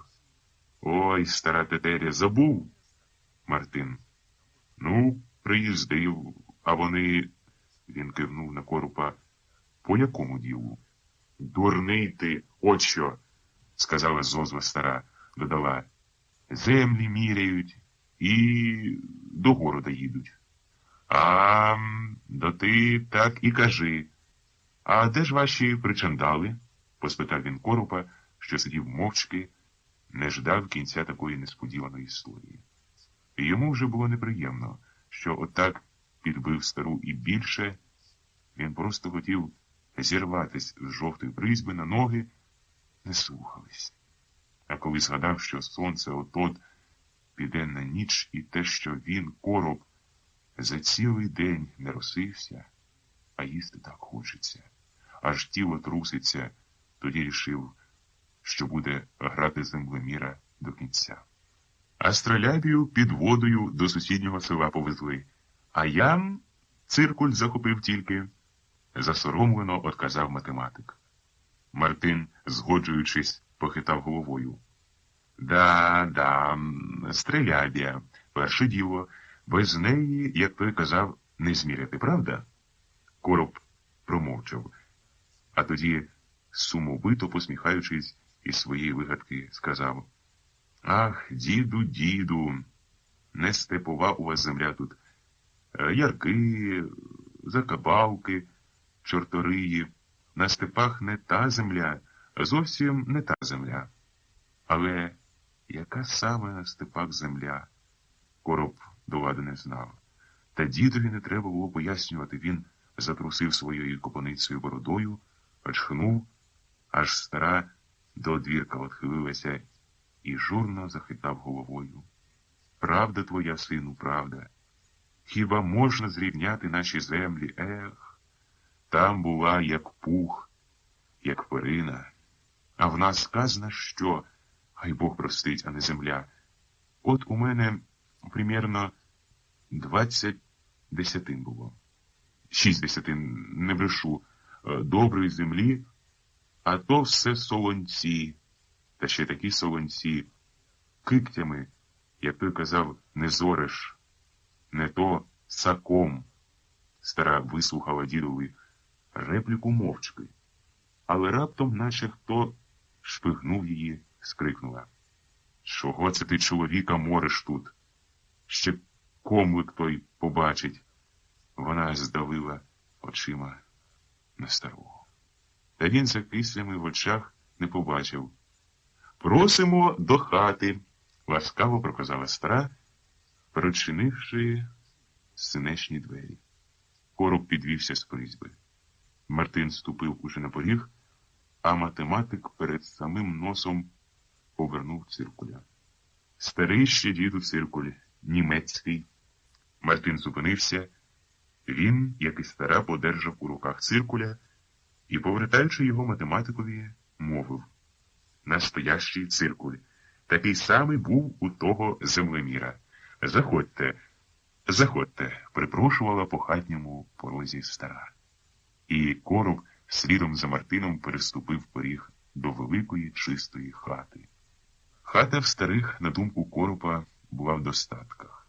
Тут тобі не звисають з полу, як ото в голоти розтерзані дітворою чорні подушки, не висить на жерділах мітці якесь, а не зодяг, не стоїть стіл на 3 ногах скалічений, чи скриня замість столу. Це в Мартиновій хаті не впадало в око. Хіба була ще нова, чисто прибрана, а на жерці, як придане невістки молодої, висіли пухнаті з грамними напірниками 2 подушки. Долівка вимазана та суха, і зайчики сонячні плигають коло припічка. А на сволоці, сволок у Мартина було зроблено по-стародавньому. Посередині було розмальовано великого хреста, під ним маленька могилка, а ще в обидва боки від великого хреста 2 маленькі і збиті віками літери вгорі. І, Н, Ц, І. І на весь сволок вимальований великими яблуками напис. «Сей дом сооружен Мартином Мазуненком 15 июля 1898 года». «Хата у вас, — сказав короб, — ще дебела, нова?» Він кинув на сволока. «А там написано, вгадайте, — сідаючи за стіл, сказав Мартин. — Скільки це год нашій хаті буде?» Короб, усміхнувшись. «Це не трудно. 24, так?» Стара не втерпіла, а встряла до розмови. «А ви прочитали? Це ж дівер сволока малював. Ми ще тоді не були в спорі. Чи хоч правильно ж він написав, комлик той?» «По-руськи», — глухо отказав короб. «О, він на всі язики нашпигований. Це ж його, мудрого, тоді в солдати брали, а ми з Мартином хату цю вистроїли. 24 годочки, як стрельнуть, минуло. Ще старий мазун, свекор клятий. Не заступайся, Мартине. Клятий такий був. На грудях мені клуню хочеш вистроїти?» Кричить було. «Та все сажнем тим міряє, все. Давай обідать», — незадоволено перервав Мартин річ старої, а до коропа. «Сідайте, потрапезуємо, що Бог дав». Короб не одмовився. Він здавив у кишені правицею циркуля та, війнувши по хаті сумні думки свої, почав залазити за стіл. «Циркуль. Циркуль дає тобі ненажерному їжу цю», — сказав короб у мислях, до рівного, як дошка живота, що переганяв у нетрях своїх саму воду і грізно, незадоволено бурчав. На столі парував борщ. Стара трохкотіла ложками, щось приказувала, за Устю свою згадувала. Але короб уже не слухав. Гаряча пара з борщу вдарила йому в ніздрі так, що він, мимо своєї волі, цього не слід було робити, облизався. Очі бігли по хаті, не було місця, на якому можна було б їх зупинити. Лізуть у миску, наче дві в'їдливих мухи. «Хліба ж подай!» – сказав суворо Мартин, а стара огризнулася. «Не командуй, сама знаю». І метко побігла кудись до сіней. Двері хатні були навстіж, і короб слідкував, як вона довго не одмикає комоду. Тикає ключем, сіпає його, і руки тремтять. Яка заможність, така й скупість. Не вспів подумати короб, як на порозі з'явилася широка, мов ступа, дівка. Вона метнула очима за стіл на коропа та, не поздоровкавшись, побігла в комору до матері. «Це моя старша. Вибачайте, як вас?» – промовив Мартин, підсовуючи математикові велику, мережану рибками ложку. «Дякую, Василь Дмитрович». Стара в коморі довго щось розказувала дівці. Згадувала якогось Завродчукового Олексу. Тоді дівка плехала з радощів. І вони, здавалося, зовсім забули за коропа та Мартина. Нарешті до вуха математика долетіло таємниче «циркуля має». Він здригнув, і далі було солодке приказування «поздоровкайся, поклонися». «Чи ти зимувати там думаєш, чи що?» – вигукнув за столом Мартин. І стара кулею влетіла до хати. З-під фартуха вона витягла сиву паляничку і поклала її, запишавшись на стіл. Тоді Мартин витяг з-під настільника ножа з червоною колодочкою і, врізавши цілушку з поляниці, поклав першу скипку коропові. Математик влучив хвилину. Коли Мартин протирав свої очі і вкинув маленький шматок хліба до рота, бо ж не можна було обід без хазяйки починати, а їсти так хочеться, так. «Здрастуйте», – проказала до коропа дівка, з пошаною вклонившись та губами кокетуючи. А треба знати, що мала вона одну нижню губу особливу, товсту та велику, мов копиця. Та не звернув був голодний математик ніякої уваги на ту непропорційність губів у дівчини. Він тільки вклонився, як стара зарапортувала. «А диви, Усте, вилитий Забродчуків Олекса, правда?» «Ні, в тих очі не такі, в Олекси не починай страву. Починай, та ви ще довго будете чоловіка, як на ярмарку, оглядать», – вигукнув з нетерплячкою Мартин і набрав першу ложку борщу.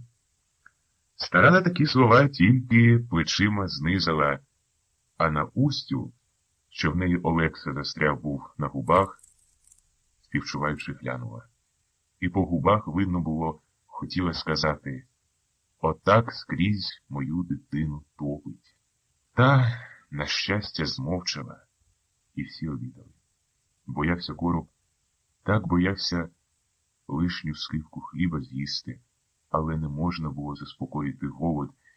І він, оповідаючи вигадані історії про свою практику землеміра, все більше смілішав.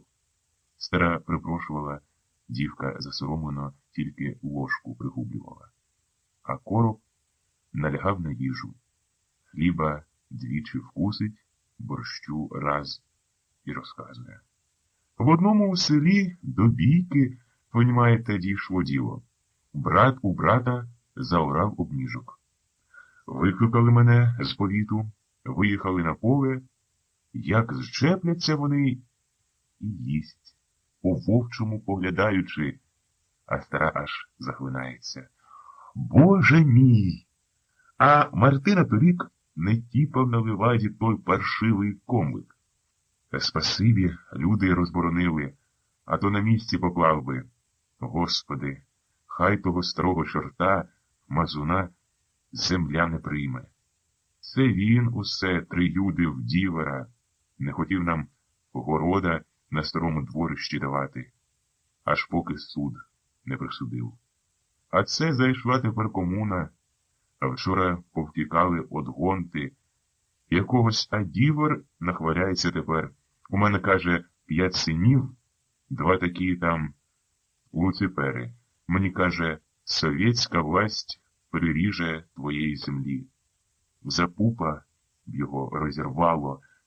Да, будуть великі землеустрійні роботи, бовкнув короб, а стара підхопила його слова. А то він дідівщину посяде, запитала його розгрозливо, вдивляючись пильно на математика. Ні, це тепер беззаконства всякі, отказав короб, підшукуючи в голові слово, яким можна було б виправдати право старої на землю. Тоді Мартин раптом мовив практичніше слово. У мене, бачите, не тільки копія судебної палати, а план. План на цю землю є. Все. А вони нахрапом беруть. І приговор, вставила стара. Не мають права, рішуче сказав короб. План, де все видно, друге по суду доказано, а на столі з'явилася пахуча гречана каша з молоком ситим. І розмови про землю на хвилину урвалися. Ложки знову застукали, а коли дівка дістала з миски плівку, то стара, яка була задоволена з відповіді коропа, що сказала весело дочці. Плівку піймала, хай би, от не знаю, як вас величати. Василь Дмитрович, отказав до коропа Мартин, і під голосне гудіння джмеля, що бився лапками в шибку напільного вікна, встав із-за столу. Ще раніше встала дівка. Мартин задоволено перехрестився до ікон. Стара довго вимовляла вголос молитву «Спасибі Богу». Дівка тільки тінь хреста на лоба кинула, а за нею останній маленький хрестик, за циркуль скоріше, аніж подяку Богові, поклав на лоба для звичаю короб. Стара це помітила та, засміявшись, в'їдливо поспитала. А, бачу, не цурайтесь Бога. Вірите? Ні, я вірю, задоволено сказав їй математик. А комуністи заходили до нас, не вірять, вставила своє слово дівка. Отакої, отказала їй мати. Хотіла з чорта молока, а він не пасеться. Мартин розгортає за столом ветхі віком копії постанов судебної палати. Кладе перед очі коропа приговор Стаківського суду, де за ним, Мартином Мазуненком, визнано право на землю в урочищі Бистрівщина, та що земля та складає клапоть 0,75. А з деталями доводить математикові своє вікове право на ще з прадіда Мазунівську землю. На столі лежить циркуль. Стара наважно дивиться на жовто-сині папери, де на деяких прибито великі печатки з орлами, а на синьому приговорі він найбільше говорить к серцю старої «запікся», мов кров струхуч.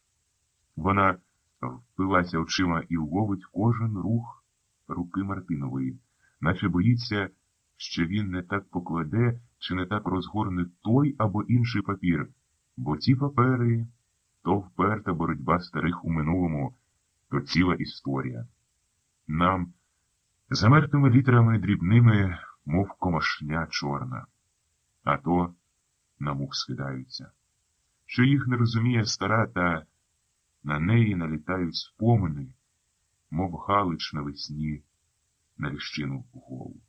І вона мовчки, журно хитає головою. Ось він, каже Мартин, розгортаючи недбало накреслений план, і тикає великим пальцем з жовтим широким нігтем та чорним обідком з краю в одну тоненьку лінію. Стара підводиться і слідкує за пальцем. У неї труситься тіло і клапоть землі, де стоїть в паперах, на думку старої, якісь 3 мухи. 0,75 десятин. Це ніщо з тим, скільки раз вона плакала на тій землі. Ні. Вона розкаже землемірові, хай знають люди, який девірко в неї. Це план Бистрівщина, вимовляє вона ласкаво до Мартина. Мартин. Ні. Приговор. Не люблю ото до смерті таких. В неділю роздивлявся, так ні, треба ще поспитати. Так оце, дивіться, по цій лінії. Громадська земля. А це маленький закабалочок. Була колись Попова, а батьківщина моя врізувалася. От не так ти розкажеш чоловіку, як треба. Попове за вербами. За вербами. Громадський вигін коло дороги, а наше оно, просунь трошки нігтя. Так, ото вже йдуть наші верби, перебила стара Мартина. Він зозла глянув на неї, отказав. Ганно, не триють ти мене хоч сьогодні. Хіба я неправильно об'ясняю? Запитав він Коропа. Зараз. Закотіть, тітко, настільника. Ага. Це той план. Так. Масштаб правильний. Треба лише визначити границі. І Короб заклопотано та поважно розгвинтив дужки циркуля, а стара очима впилася. Куди ці її лапки циркуля стануть? Стійте! Не перебивай мене, Мартине. Я скажу, де границя. На границі вербі наші стояли. А то, коли Мартин німців возив, прибігла у мене Устя. Мамо, він верби наші рубає. Побігла я, тіло на мені труситься. Боже мій! Прибігаю, сини рубають, а він походжає понад берегом та спльовує у воду. Каже мені, тобі половину залишив.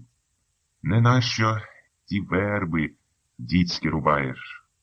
Чого ти, кажу, без просу рубаєш, і дівчата мої стоять, щоб тебе в спині рубало. Мати моя, як пужне він за мною із сокирою. Я тобі, каже, покажу дітські верби, кров'ю твоєї пеньки поламаю. На силу втекла отакий діверко. Короб. Звірі тепер, тітко, а не люди. Ондо друге живцем закопує. Так, масштаб у масштабі. 0,75 маємо, так? Правильно, вигукнув Мартин. 75 сотих. Все село знає. Напишіть плана, звернулася стара до Коропа, і математик накреслив на маленькому шматочку копію з плана, визначивши за приговором сходу, межі, і яка то радість була старій. Вона додавала, допишіть там, що межа пеньками тепер проходить. І Короб дописував, аби межа проходила пеньками. Сутінки забігали до хати. Всі ще сиділи за столом, де лежав блискучий циркуль. Переможець за ковбаків Бистрівщини та Коропового голоду і потомлені були, а найбільше допікала старій хвальба дівера за прирізку землі. Мартин вийшов поратись по хазяйству. Устя замішувала помийницю корові, а стара мов туркот той не вгавала. Коропа після смачного обіду на сон клонить, а вона тур-тур, тур-тур. Куркулі, кажуть, а які ми куркулі? Робимо, їмо.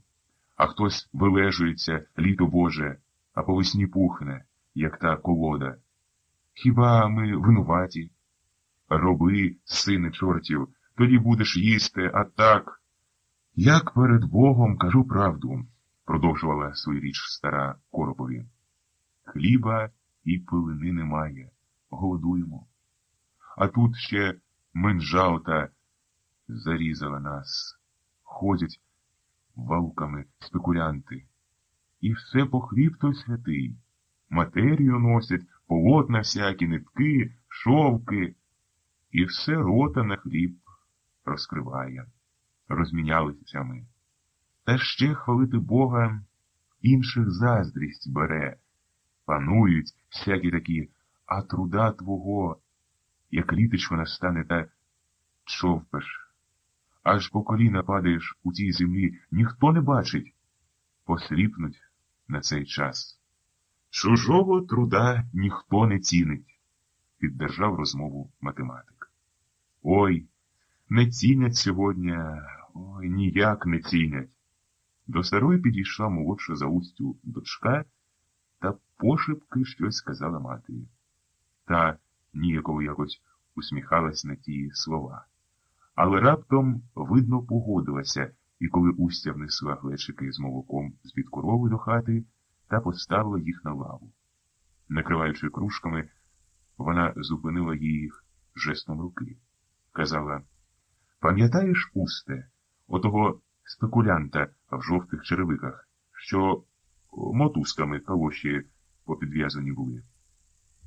Вона не ждала відповіді. Це була лише коротка передмова. Приніс він шпильки. Англійський, каже, шпильки ще старого режиму. А дівчатам моїм, бачу, аж підскакують, так хочеться виміняти. Подивилися, шпильки блискучі, новенькі виміняли. Обмахмляв він нас, син чортів. За 2 дні погнулися, повитиралися, дріт і дужка в одній зломилися. Дівчата підходили в одну душу слова матері. Казав: «Вік носитимеш, дівчино», мовила пишно Устя. А та шпилька на другий день зломилася. І вона дурнувато зреготалась. Її менша сестра теж не забула згадати про свою шпильку. У мене така була цікава. Всі дівчата на вулиці задивлялися. Де ти таку шпильку достала? І погнулася. Мати нас лаяли, скінчила вона. Короб уважно вислухав ці жалі, не розуміючи ще гаразд, до чого всі ці шпильки приковато, то раптом чуть не скрикнув. У нього обидві кишені на піджакі було застебнуто справжніми англійськими шпильками. Короб зрозумів. Він розстебнув ліву кишеню, висмикнув з-під неї англійську шпильку і подав її молодшій дочці. Дівчина простягла вже руку, та стара більше для годиться запротестувала. «Що ви, хіба їм шпильки в моді?» «Це мій подарунок дівчатам», – сказав Короб, висмикуючи з правої кишені другу шпильку, і поклав її поруч з циркулем на столі. «Спасибі, спасибі! Ой, які ж ви славні!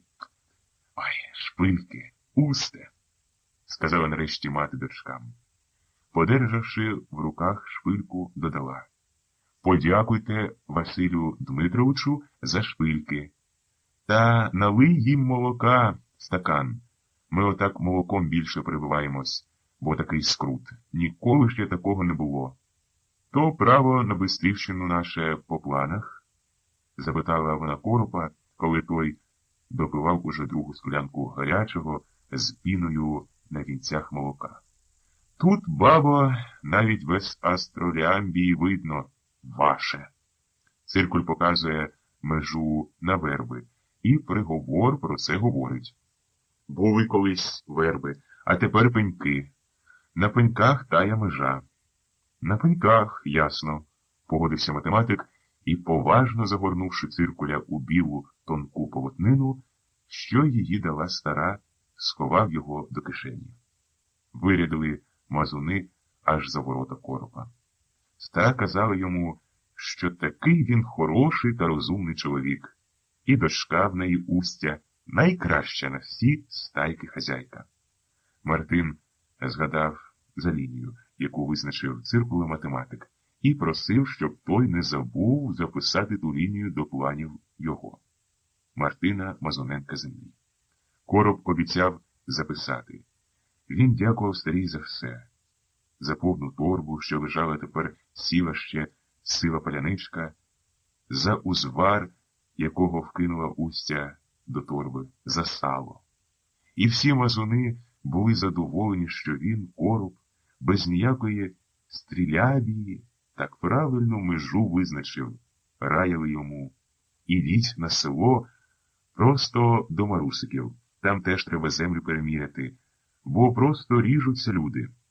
Короб ще раз подякував і пішов не селом, а поза селом, бо славу його, як землеміра, рознесли у всі кінці села Мазунові дочки. До нас землемір з циркулем приїздив. І батько план показували, а він каже: земля на Бистрівщині ваша, межа по пеньках, і дядько не по закону забирає у нас Бистрівщину. Люди цікавилися землеміром, а брат Мартинів Петро Мазун казав на все це зозла. Циркуля привіз? Виміряти дідівщину захотілося. Хай ото вийде на поле, втоплю обох. І лаявся люто. Сонце на заході черкає щолопок гори. Короб біжить стайківськими полями. Десь надходить буря, і за рікою куди поспішає до сусіднього села математик. Грізно гримить, нахваляється грім. Він іде. Вітер вириває з пилу великі краплини дощу та кидає їх під ноги на суху землю. Циркуля побачила і маєш. Хороший, розумний, а межа на Бистрівщині по пеньках, згадав короб, перебігаючи кладку через річку, стару мазунку. Зла, незадоволена рисочка лягла йому на вуста. Не засміявся, а підхоплений вітром побіг сухою стежкою далі. Надходила степова буря. Попереду силими кіньми мчали вітри. За ними, вибиваючи у великого бубна якийсь дивний ритм, співало кожне стебло землі. Навіть маленька суха берізка перегнула на стежці свого тонкого хребта та надулася, мов ящірка, і злякано прислухалася, а вітри схиляли, перебігаючи полями крихкі хліба долу. Сонце у тьмі пилу було дивне, синє. Ніколи не бачив короб за своє життя такого сонця. Він зупинився, перед його очима на заході бризнуло востаннє вогненним серпом сонце. Дивно зажеврів щолопок гори, а далі все заступили темні патлаті хмари. Математик згадав за мазунів. Обличчя йому зашарілося соромом, що змішаний був з болем. Тьма, звірі, сказав уголос короб. Швидко витяг з кишені білу полотнинку, де лежав загорнутий циркуль, розломив його зозуля на дві половини і кинув далеко на ріллю. Далі короб застебнув на всі гудзики свого піджака і побіг, коливаючись з боку на бік, мов качур до села. Степ засинів під рясним дощем. Хвилина, і дощ заткав на дорозі куцу, сіру постать математика. Гриміли Стайківські гори, водами клекотіла ріка, а спраглу землю засівав теплий літній дощ. 1926 рік. Оповідання «Серце». Трохименко прижмурив очі. Над головою йому, над золотим колосом подільської пшениці, високо стояло сонце. Димні хмарини, схожі на бабине літо, заткали були сонце на одну ще мить. Гарячий серпневий день приском пламенів над рікою Збруч. Червона шелюга, верболіс і верби молоді заступили перед сонцем цю ріку давню, ніби навмисне, щоб не висохла. Така вона мілка влітку, прославлена Збруч ріка. І ріка ліниво, журно якось плющить рудою осугою аж до Дністра. Вона плющить отак споконвіку на землі українській, як Тавроте. Збруч ріка. Кому не служив у минувщині Збруч? Трохименко звів свої очі до сонця з нічев'я. Зацікавився, чого воно раптом потьмарилося. Ні, все ніби гаразд. Сонце світить, як і світило. Збруч, де замаскований лежить на березі Трохименко. Так само плющить поміж стернями, як і плющив. А більше жодних змін на дільниці вартового червоноармійця. Сонний, тихий україно-польський кордон. Трохименкові навіть лежати трудно. Така навкруги тиша. Минув уже місяць, як він прибув над Збруч з далекого Амуру. Там були жорстокі бої, небезпека, смерть, а тут золоті пшениці, сиві жита і сонце. Він, розваги ради, з погордою порівнює повну воду, біру на Амурі з мізерним Збручем. Ото річка, я розумію. Хоче він сказати комусь, а Збруч — рівчак якийсь замулений. Дивно. Йому снилися сьогодні жовто-зелені води ріки Біри. Темний, густий ліс, росяна трава на заливних лугах і чорні з пострісканою корою берези. Десь горіла тайга, а над березовим пеньком, його так яскраво бачив Трохименко, лежав мертвий китаєць. І Біра, запінена, заливала тому китайцеві рота водою. Бій, мабуть, під Черняєвим снилися мені, подумав Трохименко. Підсунув рукою польового бінокля, обережно протер йому лупаті очі і в 100-й раз, може, оглянув лінію кордону. Десь далеко, випроставши спину, стояв по тім боці ріки Вуйко.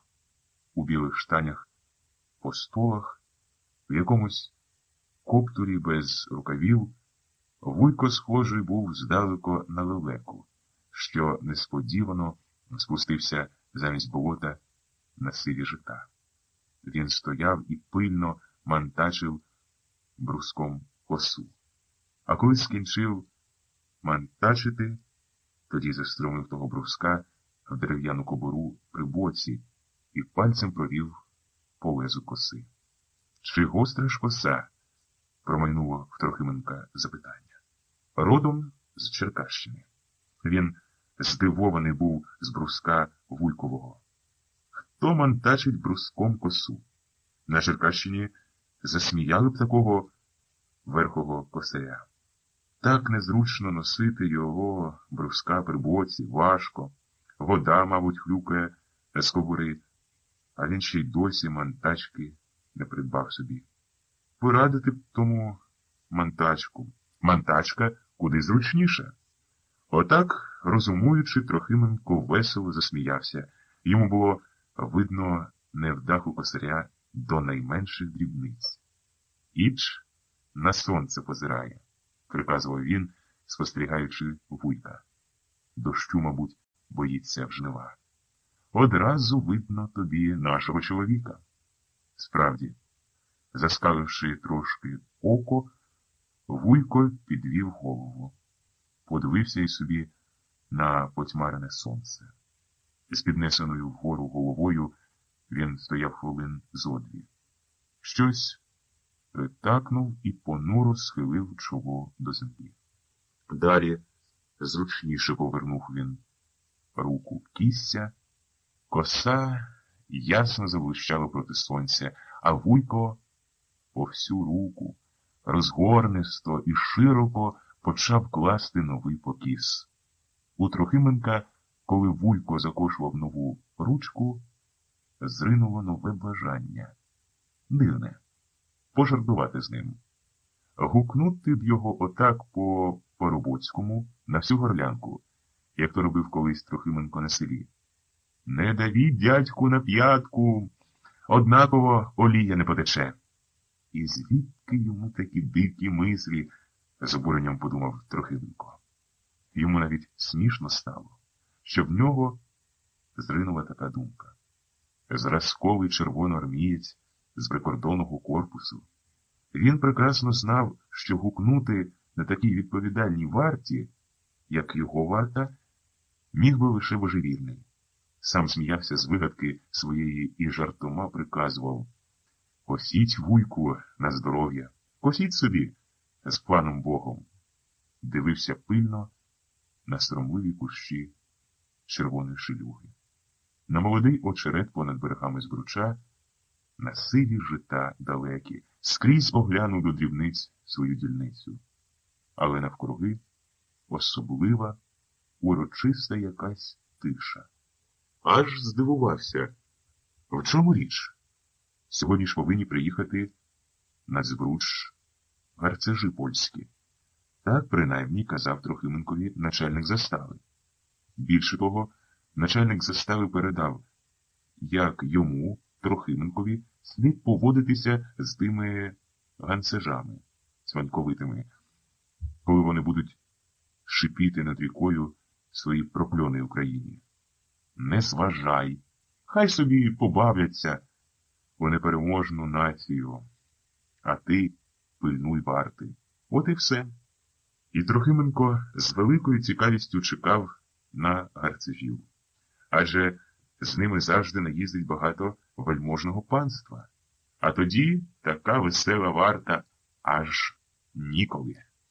Він уже не раз бачив тут по українсько-польському кордону вишипних панів з панятками. О, то все біла кість наїздить на Збруч. Вони завжди ловлять очима далекі вежі Кам'янця-Подільського. Трохименко знає, вони довго стоятимуть над берегом Збруча, тихо заводитимуть свої пісні і будуть співати їх урочисто, з блискучими очима. Жовнір польський буде ласкаво, винувато усміхатися, раз у раз перебігатиме від однієї групи до іншої, і заклопотаний він показуватиме рукою на прикордонний стовп з молотом і серпом. Дивіться, пане ласкаві, дивіться, більшовицький стовп. Кордон, панно. Елегантні панни і пані, зачаровані краєвидом, мовчки дивитимуться на золоті подільські пшениці. Мрійно зводитимуть очі на білий хотин, затканий зеленими берегами, і невідомо, з чого саме незадоволені. Вони підійдуть аж до берега Збруч ріки, щоб востаннє на прощання кинути якийсь проклін дикий в варварській країні сусідці. Трохименко опустив бінокля. Не видно тоді і поганенького гарцежа. Ніде і нікого. Хвилястий степ, сонце. Вартовий жовнір видивлявся в люстерко, з нудьги, видно, спробував видавити на носі угра, але і він несподівано заховав люстерко до кишені і, солодко прижмурюючи по котячому очі, позіхнув. На степу, вимахуючи розгонисто косою, ручка за ручкою, косив вуйко, схожий здалеко на лелеку. Шарх, шарх. Долітали іноді дзвінки, звуки коси. Чорт з ними.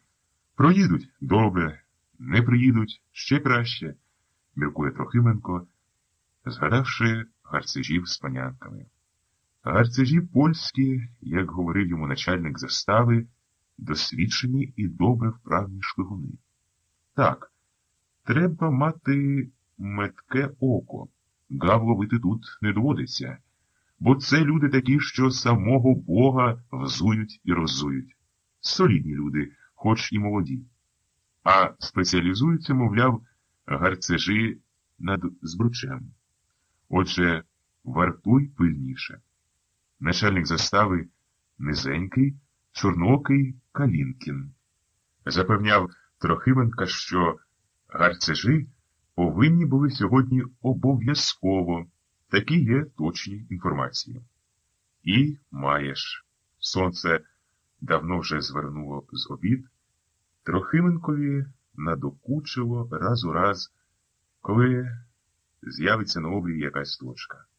Детально обсервувати її в бінокля, а гарцежів згорять вони нема та й нема.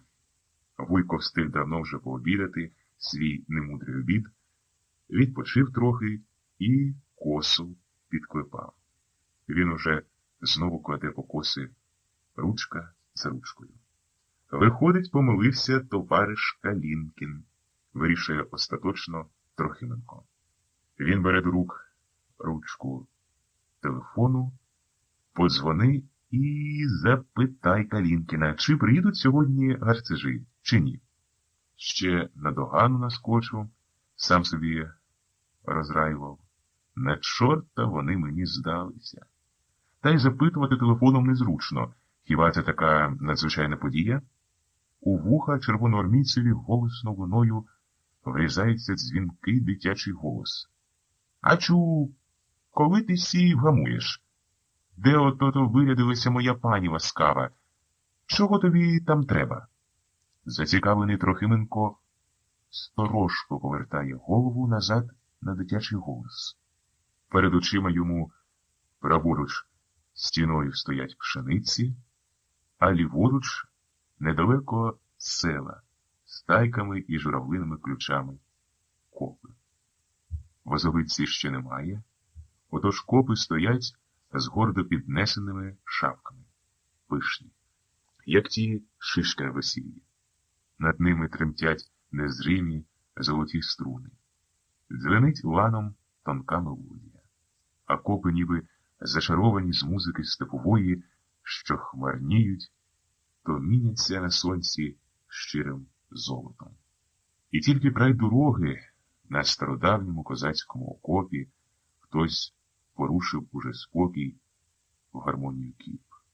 Там вивершували важкими снопами першого воза. А зовсім близько Трохименка, за огони якісь, майорить під копами у червоній косинці гінка, тонка, мов те стебло, дівчинка. Вона завертає від кіп свині. «Минка!» – вирішує червоноармієць. «Хто ж інший насмілиться пасти так близько кордону? Тільки Минка. О, це смілива дівчина!» Трохименка добре знає дівчину. Вона день у день підходить по паски зі своїми аж до берега річки. Нікого не боїться. Йому навіть приємно за Минку, що вона така смілива дівчина. Кордон? Не розуміє цього слова Минка. По той бік Збруча, знає вона, жива її тітка, материна сестра рідна. Живуть ті ж самі люди, що й по цей бік. А хтось вигадав кордон над Збручем. Смішно. Пастухи по обидва боки річки бояться підходити близько берега. Але вона, Минка, ніколи. Ніхто, мабуть, не був з пастухів там, де вже лежать червоноармійці. Вони кумедно так задягнені, плямисті якісь штани, сиві, кольору неспілого жита сорочки. Годі і помітити їх під ногами. Дивишся, ворушиться камінь, горбиться, а ближче на тебе чатують з трави суворі або ласкаві очі. Минці бували такі дні, щастило і купатися в збручі. А хто ж інший насмілювався? Проте найбільшого клопоту завдає Минці ота велика, покарбована чорними латками свиня. Яка вона неслухняна, сказати не можна. Ото і зараз не встигла ще Минка і присісти на межі, а свиня рох-рох-рох рушила вже під стайку ків. «Ачу, дурна, назад!» Вдруге чує Трохименко Минчин голос. «Де то вирядилися мені, га? Де, я питаю?» Минка суворо, як то роблять дорослі, умовляє свиню повернутися назад. А коли бачить, що свиня все-таки підкрадається під копи, тоді дівчина зривається з місця і, метко розмахуючи ціпком у руці, грудкою котиться під копи, щоб завернути неслухняну пані свиню, як її величає Минка.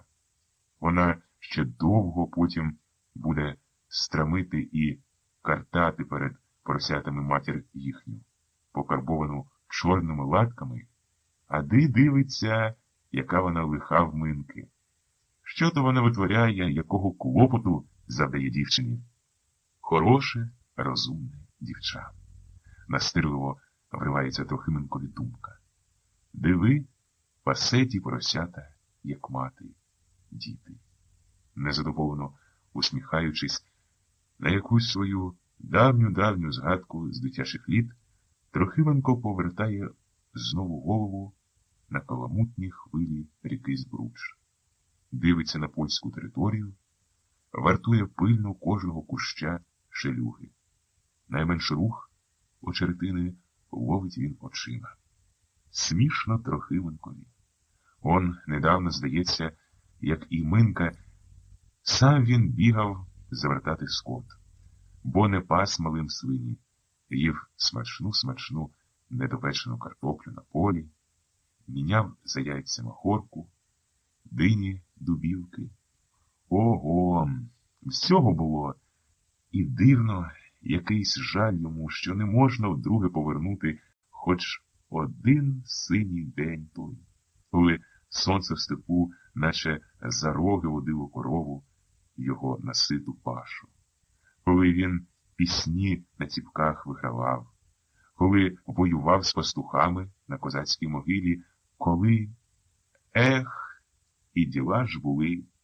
Задоволений, урвав він свої дитячі згадки. Трохименко здивований був, що до нього прийшли сьогодні бодай у згадці літа дитячі.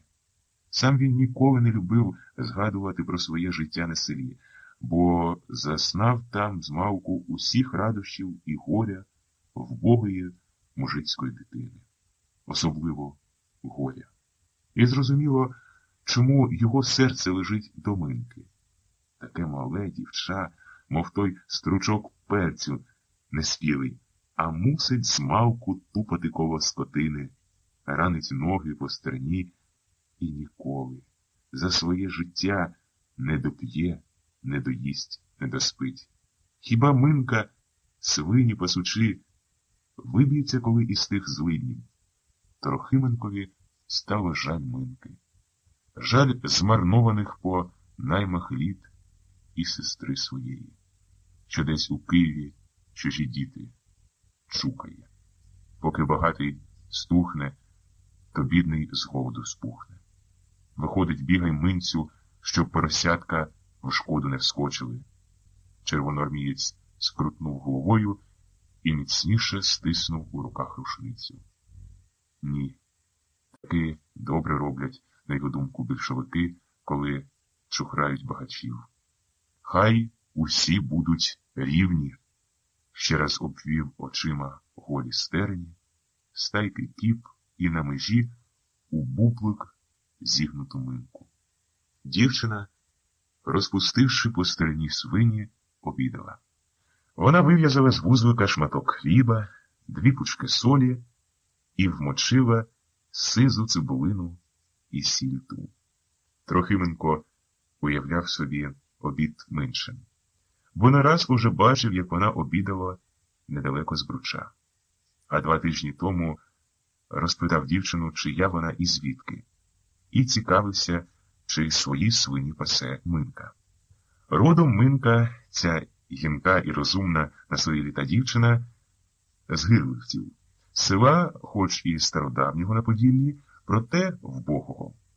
Гирлівці, як розповідав Трохименкові якийсь дивак-професор з Кам'янця-Подільського, один раз тільки зажили собі на віку слави.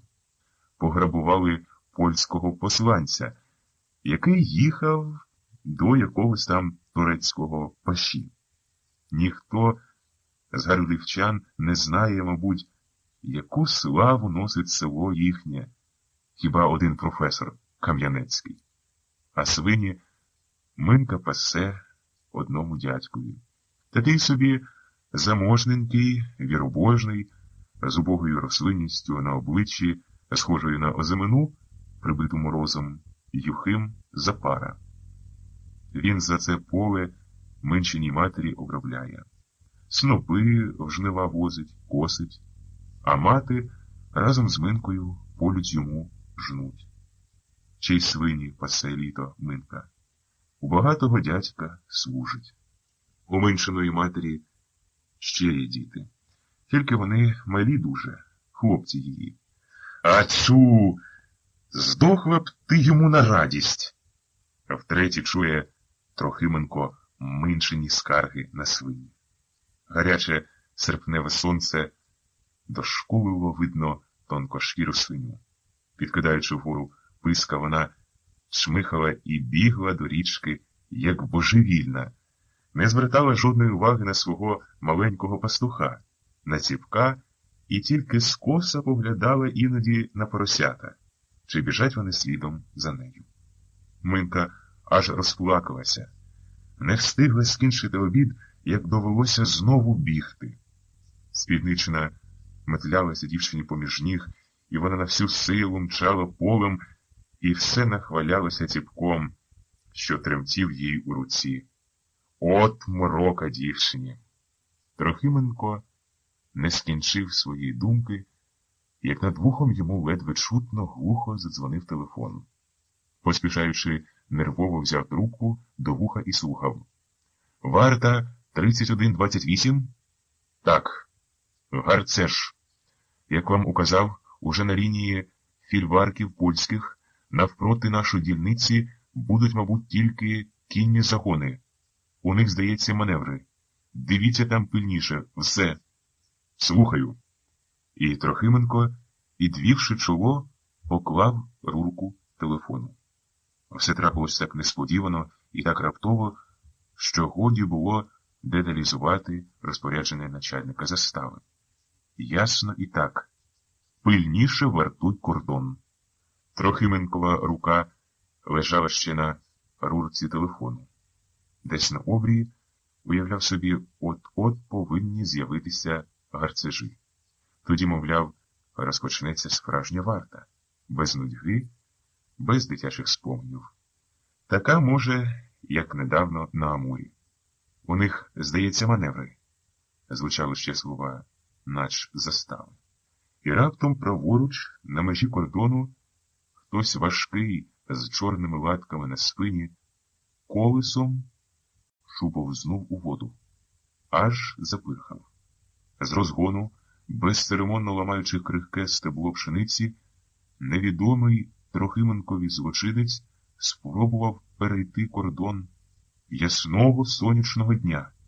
Червоноармієць хапливо, звичним рухом повернув навскоси рушницю і підкинув її на руку, щоб краще було зняти йому на мушку зухвалого шпигуна чи контрабандиста. «Не втічеш, голубе, ні», підбадьорюючи сам себе, тихо приказував Трохименко. Він розкрив уже рота, щоб гукнути звичайне в таких випадках «стій», хоч добре знав, що такий зухвалий перехід кордону вимагав у першу чергу кулі. Правда, постріл на кордоні не завжди буває виправданий, і не такий уже героїчний вчинок – випустити кулю, а ще гірше – не влучити, усити її у небо синє. Трохименко був блідий, схвильований, і всю силу волі скупчив на одному – влучити. За всяку ціну влучити невідомого ворога. То нічого, що пострілом він викриє своє замасковане місце, що вогненна лінія кордону з тривогою по обидва боки бруча випускатиме на сполох кулі вгору. То все дурниці на варті серйозної уваги. Дипломати по обидва боки ріки будуть собі на дозвіллі вивчати, з якого боку був перший постріл, а йому, Трохименкові, треба затримати ворога, а коли не пощастить, подарувати йому кулю далеку дорогу. Так розуміє він, червоноармієць, своє завдання. Трохименко скрихнув з люті зубами, плюнув кудись зозла, аж надуло рушниці і, незадоволений, впівголоса виваявся. Далі поволі впустив мушку з чорної латки на воді і все ще схвильований втопив очі в одну точку – на велику і класту голову свині. От історія! Сказати комусь соромно навіть. Свиню замість шпигуна хотів забити. І все-таки Трохименко не знав, що йому слід зробити негайно, щоб урятувати безглузду ситуацію. Підвестися незручно. Він викриє тоді своє замасковане місце. Чекати ж, поки Минка сама впорає цю божевільну свиню, теж не випадає. Проте вирішив зачекати. На березі річки з усіх боків, оточена галасливими поросятами, бігала Минка і кричала: «Де ото ти залізла? Очі тобі вилізли б!» Свиня на крик не зважала. Тріпаючи головою, капловуха купалася. Видно в збручі з великою насолодою. Вода блискучими краплинами стікала їй по щетині, а вона ще з більшим завзяттям пирхкала і задоволено рохкала. «Пацю, пацю, вилазь уже!» — говоряє Минка свиню, а сама тихо плаче край берега великими невтішними сльозами. На крик Минчин по той бік кордону ріки підвівся польський жовнір. У Трохименка глибоко десь закралася думка, чи не збирається Минка з жовніром відвернути його увагу, щоб увесь час хтось проскочив лінію кордону. Може, підговорили Минку нарошне загнати в річку свиню. І Трохименко ще з більшою пильністю стежить за найменшим рухом Минки і жовніра. Зелена каска з одноголовим білим орлом над лобом хитнулася на стежці раз, другий. Польський жовнір, удаючи, ніби його зовсім не цікавить крик над рікою, ступив декілька кроків до берега, дивився на більшовицьку свиню. Ні, Трохименко не буде і собі підводитися на ноги. Як то зробив жовнір? Навіщо йому викривати свою замасковану засідку? Він певний. Минка незабаром вижене з води свиню. Хтось надійде, може, допомогти їй, а не треба. Заради такої дрібниці турбувати телефоном Калінкіна. Шпигувати ж на користь панів поляків Минка, на його думку, ніколи не буде. Та й оговорити її на такий злочин не так уже легко. А тим часом задоволено, очевидно, з теплої води і затишку свиня і не збиралася рушати звідти з доброї волі. Повертаючи к сонцю на той бік, то другий, на мілкому дні збруча вона зовсім забула про Миншину владу над собою. Більше того, шукаючи глибшого місця, вона лягла лівим боком на території кордону польського, підсунулася аж під самий берег. Дивилася із свого логва задоволеними очима на Минку. Та поросята, що пацюками бігали край Гаврилівського берега, і рішуче не хотіла вилазити з водою. Коли Минка помітила, що свиня от-от порушить кордон, знала з розмов: половина збруча наша, а друга — польська. Тоді ще більше заметушилося на березі. Вона голосно розплакалася, крізь сльози, змішані на обличчі з пилюгою, говорила до свині ніжні слова, як та мати непосидющій і неслухняній дитині. «Пацінька, паця, вилазь уже, годі, вилазь, чого тобі там?» Свиня ж, нерухомо затаївши з насолоди дух, лежить у воді, як мертва. Тільки вона в ряди годи пирхає від задоволення. По воді розходяться кола і трептить очерет. Тоді Минка підбирає руками з-під шину, міцніше, стискає в руці свого ціпка і рішуче сплигає у воду. Тихо підкрадаючись, вона підходить до свині з лівого боку. Минка на глибокому, спідничина мокне їй у воді. Ноги тремтять, але вона ступає так обережно, з особливим мисливським завзяттям, не зважати на перешкоди. Очі сині, ніби скраплені з небесної емалі, світяться Минці гнівом.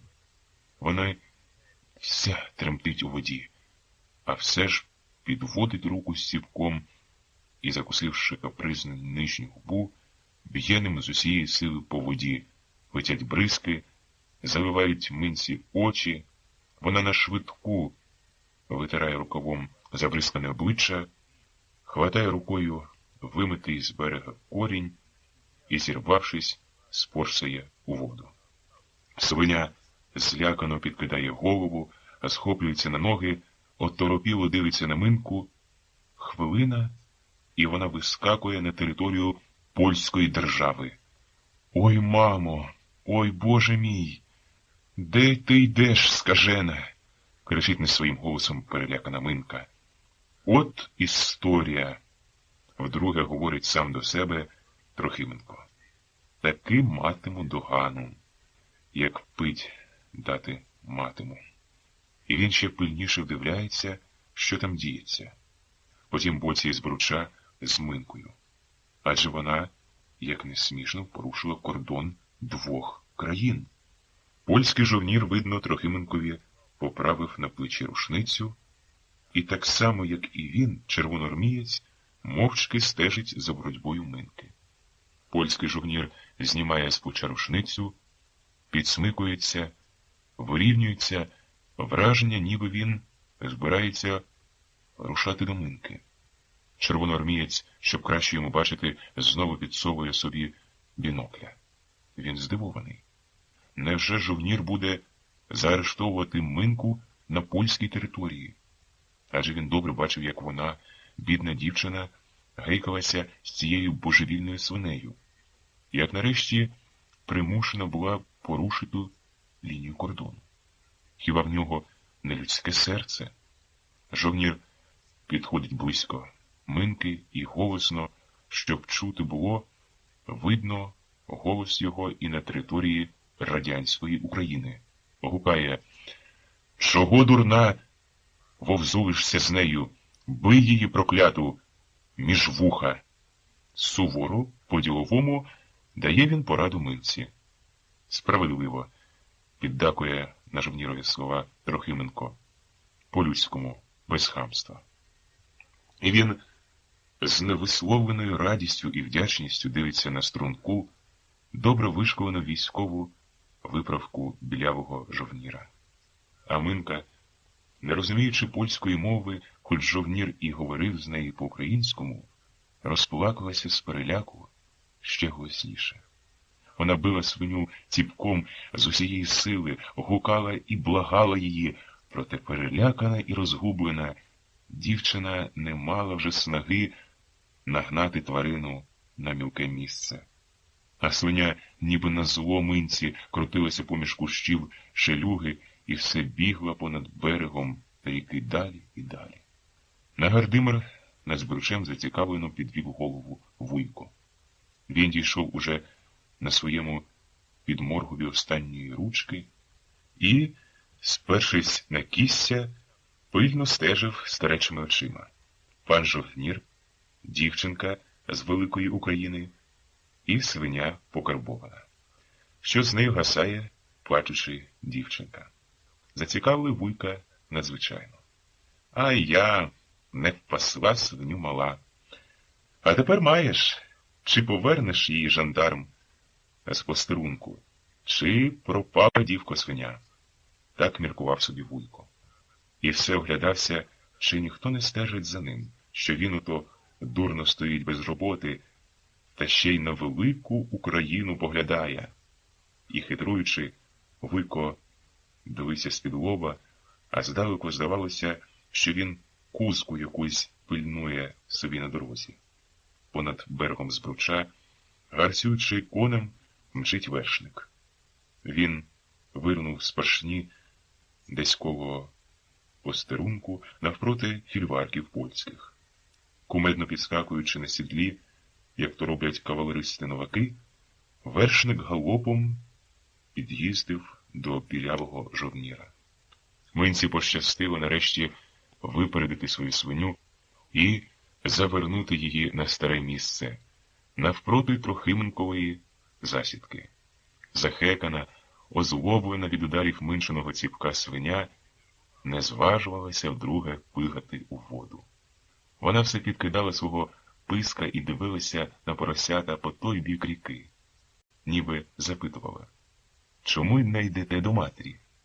Нарешті кінець з цією скаженою свинею, подумав червоноармієць, скоріше наганяй її проклята у ту воду. Намагався порадити дівчині востаннє Трохименко. Перед очима йому заступили на мить минку, стояв невідомий вершник. У сірому, популястого кольору костюмі зручно і легко сиділа на кавалерійському сідлі панна. Була вона з обличчя, як помітив Трохименко, гарна, струнка, русява, губи її тоншали у куточках вуст, а підборіддя навпаки напиналося наперед. Сірі, крицеві очі особливо якось пасували до її мужнього і трохи, може, гордовитого обличчя. Тримала в руці в лайковій рукавиці стека. Робила тим стеком півкола в повітрі. Непоганий Улан, насмішкувато подумав Трохименко. Він не любив у війську жінок-кавалеристів, бо вважав чомусь, що такі жінки тільки для параду на конях гарцюють. Панна під'їхала конем близько Жовніра і по-військовому, виструнчившись на сідлі, привіталася. Жовнір відповів на привітання. «Що то бовваніє?» Бередливо запитала панна Жовніра, звівши очі на перелякану минку в розхристаній строчні. Панну вразила, більше обурила червона косинка на минченій голові. Вона одразу впадала в око, як маків цвіт повний, і дратувала. Жовнір, зберігаючи усмішку на вустах, розповідав панні, яка, мовляв, історія кумедна трапилася в дівчини. Порушила кордон заради свині покарбованої. Спека, ласкава пані, а вона, вся віра, біжить купатися. Так, спека, нервово механічно підказує Жовнірові Трохименко. У панни, видно йому в бінокля, злобно засвітилися очі. Красиве обличчя потворно якось пересмикнулось, а панна глузливо і глухо розсміялася білими зубами. Рубала словами перед суворим Жовніром, що йому застигла на вустах усмішка. Маємо певну варту, пане. Справжня ідилія на більшовицькому кордоні. Гайдамаки пасуть свині, хлопка вільно топче собі землю польську, а ви, пане, пробачте мені, що я порушую військову субординацію, видно, все те переводите. От сволоч, з землі їй хочеться. Про землю щось говорить. Не розуміючи гаразд польської мови, з обуренням прислухався до слів Ганни Трохименко. Останні слова з пісні якоїсь, що її виразніше проказала панна Жовнірові. Трохименко зовсім не розумів. Ми, на жаль, забуваємо, чув він, а треба пам'ятати. Ми покликані. А далі годі було зрозуміти. Панна говорила про невідому Трохименкові святу якусь землю. Жовнір мовчки похмуро вислухав панну, ні єдиним словом не обізвався, а тільки зручніше поправив собі на плечі ремінь рушниці. Послав би її під трам-тарарам, щоб до нових віників пам'ятала, а то стоїть, слухає. Незадоволено реагує Трохименко. Минка забула на хвилину за свою свиню. Швиденько підсьорбнувши носа, вона втерла рукавом сльози і слухала. Панна говорить вірші такому великому Жовнірові. Ніби вчителька в школі, аж смішно Минці. Яка файна, красна панна на коні. А Жовнір, видно, боїться її, бо так пильно слухає. Минка, як прижене свині, розкаже матері про все-все. Перед очима пані майорить над берегом збруча, як маківка в цвіту, червона косинка.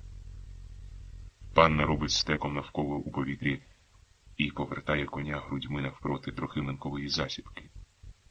Кінь стає дибки, щулить вуха, а панна злегка торкає його острогами і запінена з незрозумілої червоноармійцеві люті жене коня просто на Минку. У Трохименка защеміло з образи серце, що вона ця прищепена і вигуляна збирається робити з дівчам. Ось уже кінський копит блищить недалеко Минки, панна смикає водила коневі і легко, мов той джигіт, збиває стеком червону косинку. Ой, панночко, голубочко, я ж не винувата, я ж її не пускала, кричить розпатлана Минка. Вона падає на коліна і, маленька на землі, як ховрах під кущем шелюги, ковтає сльози і слова. Панна мовчки в'є стеком коня на всю руку і женеться вздовж берега за покарбованою свинею. Минка з жахом дивиться з-під куща шелюги і, заглядівши копита коня на свинею, вона зривається на ноги, біжить і кричить не своїм голосом, ніби вона мати свині тій. Ой, панночко, голубочко, не вбивайте її! Вуйка Юхима свиня. Захлинаючись сльозами, голосить Минка. Трохименко голосно лається, брудно згадуючи в лайці панів і підпанків. Бінокль тремтить у його руці, а серце стукає йому так, що стукало воно над Чорняєвим на річці Бірі, коли він уперше біг в атаку. Він міниться на обличчі. Лайка більше не зривається йому з вуст. Мовчки, прикусивши губу до крові, він втопив очі в одну точку на панну. Не треба йому бінокля. Він своїми очима хоче спостерігати все до кінця. «Хами, пся крев!» — голосно кричить панна, наздогнавши конем свиню. Мить якась і кінь з розгону розпанахав копитом черво свині. Він висмикнув скривавлений копит з дельбухів тварини і, крутнувши головою, поставив піднесену ногу на ситу зелену траву. Свиня з агонії дико кричала і все відводила писка під кущ верболозу, бо сонце заливало їй очі. Так, так, механічно повторював Трохименко. Панна повернула коня назустріч Минці, наздогнали її над берегом Збруча. «Довго пам'ятатимеш, хлопко!» Минка більше не кричала і не бігала. Заплутавшись у високій траві, вона тихо пищала захриплим голосом, як мишеня. Панна вдарила коня стеком між вуха і пустила його на Минку. Кінь оступився, а вдруге став на дибки, і вона смикнула йому до крові вудила. Тоді він подався грудьми наперед і на всю силу, як і свиню, звалив ударом копита Минку. Тиха, як шелест жатої пшениці, була смерть Минки. «Пані, я не дозволю! Що ви робите?» — гукнув переляканий жовнір. «Це злочин, це...» Але його слів не чув уже Трохименко. Будуть пани магнати, батьками орати, матерями волочити. Врізалися Трохименкові слова з якоїсь пісні невідомої, і серце йому стукало так, як воно стукало під Черняєвом, на річці Бірі, коли він уперше біг в атаку. «Я тобі, курво, покажу, як стріляють хлопи!» — шептав він, підсовуючи рукою рушницю. Тоді вдруге за сьогодні взяв він на мушку за всіма законами техніки військової. Перед очима Трохименкові десь у траві лежала з розломаним хребтом Минка, маленька, як хобрах, під кущем шелюги. А він, пильно вимірюючи на метке око віддаль, не спускав з очей панну на коні. Куля дзвінко заспівала через Збруч ріку знайому Трохименкові пісню «В'йо, в'йо, тю». Він бачить, панна підскочила на сідлі і випорснула ногами з стремена. Кінь, прищуливши вуха, зірвав копитами пилюгу і помчав у поле, а панна, впустивши від пострілу стека, ніби намагається мертвою рукою закрити на своєму лобі маленьку чорну цятку, що з неї стікала кров. До Трохименка, розмахуючи браунінгом, біг стурбований Калінкін.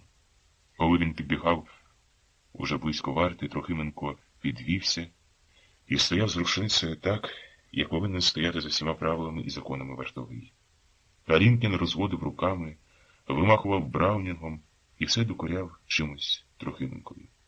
«Хай буде кара, хай суд військовий!» — махнув у відповідь рукою Трохименко. «Серце в мене таке, товаришу Калінкін!» — тихо додав він. На постріл з кінця в кінець кордону ріки випускали на сполох кулю вгору. Вогненні лінії. По обидва боки Збруча порушили спокій і стародавньої ріки, і кіп, і сивого жита далекого, що заткано аж ген-ген на козацькому окопі, вуйка старого, схожого на лелеку. 1931 рік. Оповідання «Гармонія». Вони пили кров із серця селянинового і мозок з його голови. Карл Маркс. Я, мамо, раз вам сказав, а не 100 повторятиму. Чорти хай ходять у молотники, а я не піду. Не черкай, сину, а послухай моєї ради. Але Гандзюшиха не встигла закінчити свої поради синові. Він так грюкнув хатніми дверима, так скригнув на порозі зубами, що від того грюкоту та скреготу здалося їй, аж миски підскочили і задзвонили на прилавку. А горня з-під каші на височину впала на долівку. Святий Дух при хаті, здвигнувши плечима, промовила стурбована мати. Що з ним діється? Розвівши чорні, ніби окроплені землею і потріскані від сонця руки, Гандзюшиха застигла над посудом. Тримала в руці віхоть із соломи, а правою підхопила горня що от-от мало скотитися додолу. Вона плекалася з поведінки синової так, що і за роботу забула. «Діти, діти!» – шепотіли її вуста. «Хіба я, сину, зла тобі бажаю?» – намагалася вголос говорити Гандзючиха. Спам'яталася, до кого вона говорить? До стін німих чи до посуду? Ні, краще замовкнути. Краще серцем переболіти їй, як розпочинати колотнечу з дітьми. Вона знає. Розридається з жалю та горя на всю хату, а тоді так щемітиме під грудьми, що звестися з полу важко. І, схлипуючи та не вгамовувалася, говорила далі. Еге, коли почеркав уже в хаті, не жди, мамо, добра. В мислях докоряла синові його ж таки словами. Добре, не хочеться тобі йти в молодники. Посміху людського, кажеш, боїшся. А хіба тебе посміх хлібом годує, що ти його злякався? Та ще і такий час. З туманілими очима обвела по хаті. Сама вона в хаті, як палець той. Правда твоя, краще в старці йти, аніж ціпом хліб заробляти. Хіба я не знаю, діти, який важкий той хліб? Знаю. А руки мліли мені на чужій роботі, аж кров з-за нігтів виступала. Так важко робила я. А ти ще докоряєш, краще в старці іти, аніж ціпом хліб заробляти. Важко сіла на лаву. Журливо схилила долу високе, покарбоване зморшками чоло. Глибоко-глибоко замислилася над словами свого найстаршого сина Василя. 3 дітей викохала вона на своїх злиднях. І ніколи не нарікала, нікого не попрікала. Тільки жаль якийсь на серці жевріє. З пучок своїх вигодувала діти, а тепер так виходить, що то вона 3 наймитів людських викохала, а на те тільки вигодувала, щоб якийсь чорт висмоктував з них усе – і здоров'я, і розум, і радощі. Отак, як у цій старій пісні співають «Не турбуйся ж ти, наша матінко, нами, як відростуть крильця, то розлетимося і самі». Не зазнали її діти ані радощів, ані розкошів тих. Де там? Хліб з маличку не доїдали, не встигло на ноги сп'ястися, запечи його внаймити. Розлетяться твої діти, мати, туга і журба. Мов та сажка на пшениці, лягли на материне серце, і до дна, здавалося, скаламутили спокій, і верзлося, з думки не сходило. Чехи з японцями, казав їй Василь, розкопали над Байкалом золоті гори. Отуди б йому поїхати.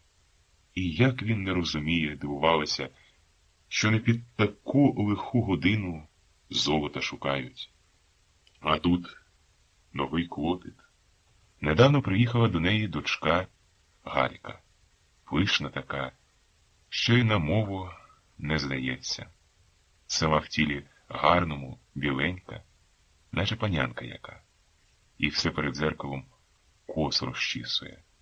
Та все кучері над лобом збиває, щоб такими начосами звисали їй. А до чого воно, начоси ті, не знає Гандзючиха. Дівка день у день лає якихось більшовиків. Вони, каже, примусили панів її тікати десь аж за границю.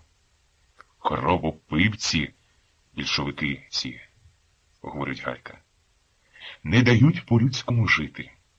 А Василь змагається з нею і гризуться. Дурні. День у день обоє, як ті сліпі цуценята.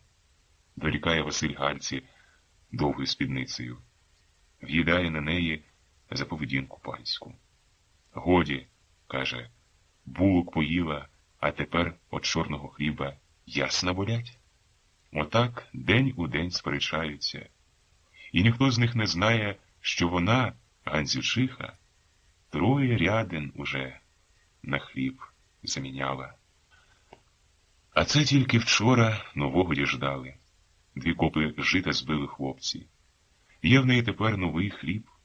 Зародили цього літа жито так, що давно вже не пам'ятає вона такого урожаю. Прикро трохи Гандзючихі, що не було в неї ніякого приварку на зиму. Не сіяла вона ані проса, ані гречки, ніде було й клаптя забризкати. А в людей такі проса, аж хвилі ходять, квітчасті та золотисті. Заклопотана вона була за поведінку синову. Рукою махнула на думи свої невеселі, і все човпла коло однієї думки. Хліб. Може, таки хлопці її, Василь з Гришкою, замолотять восени, хоч пуд який проса на кашу. Однаково, хліб чи просо, чи гречка, аби було чим борщ заїсати. А чого б хлопцям і не замолотити? Обидва замашні, спритні, свого бач жита аж 1,5 копи за день збили.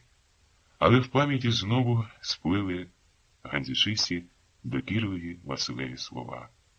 Краще, мамо, в старці йти, аніж ціпом хліб зробляти. Запитала вголос, чітко слова проказуючи. А що ж ми, сину, їсти будемо? Вона підвелася з лави, хвилину стовбичила над посудом. Все ще шепотіло їй в уста, ніби вговоряла сина, а далі втерла рукавом скупу сльозину і мовчки, в ряди годи, схлипуючи, шарувала віхтем чорне горня. У молотники радять. Василь Гандзюк – перший парубок у Піях. Сьогодні сам здивувався з того, що йому раптом обридла і надоскучила парубоцька гульня. Справді, чого йому йти туди, на ту вулицю? Хтось, може, женихається, маткобожиться коло дівчини, а йому, Гандзюкові, треба рихтувати ціпа. Вийшов він з хати, позмагавшись з матір'ю, з таким смутком, що ніякою гульнею не розвіяти його. Рихтуй ціпа. Замислений Гандзюк нерухомо сидів під яблунею, недалеко своєї клуні, і з тупим болем прислухався до глухого бринькання балалайки. Десь далеко на кутку вирувала сільська вулиця. У вуха Гандзюкові глухо бубонів бубон. Враження було таке, ніби виїздили з весільним поїздом придани. Бубнові підспівувала, мов та весільна приданка на підпитку. Балалайка. Вона цілілікала тонким голосом і, здавалося, не в силі була заглушити голосні удари бубна. Бум-бум-бум. Тіллі-лі, тіллі-лі-лі. Вам-бум-бум. Гришка трендикає, подумав Гандзюк. Справді, у Василевій балалайці усі знали, грав сьогодні найменший брат його. Шуплякуватий, завжди хоровитий, але веселий на вдачу хлопець. Гришка. Так звали його. Грав сьогодні з особливим успіхом. Йому пощастило підслухати в солдатів, що стояли були у Піях. Декілька нових пісень. Вивчити пісні ті, ще й на голос по-солдатському взяти, щоб потім з великою насолодою, як новину, придрикувати їх на вулиці, а слова він вимовляв, як то й годилося, з тупою странністю.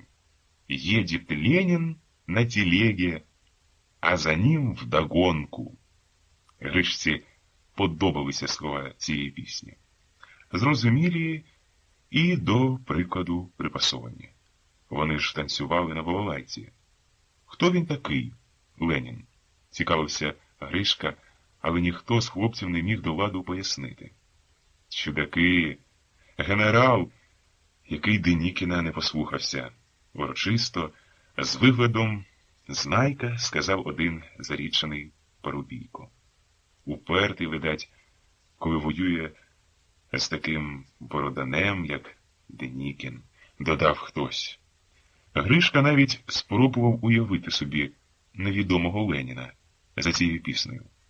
Виходило так, що він їздить звичайним селянським возом від села до села, підбиває проти Денікіна людей і, заклопотаний війною, зовсім не зважає на прохання Смолярчукового Кирила гнати Кирилові самогонку чи ні.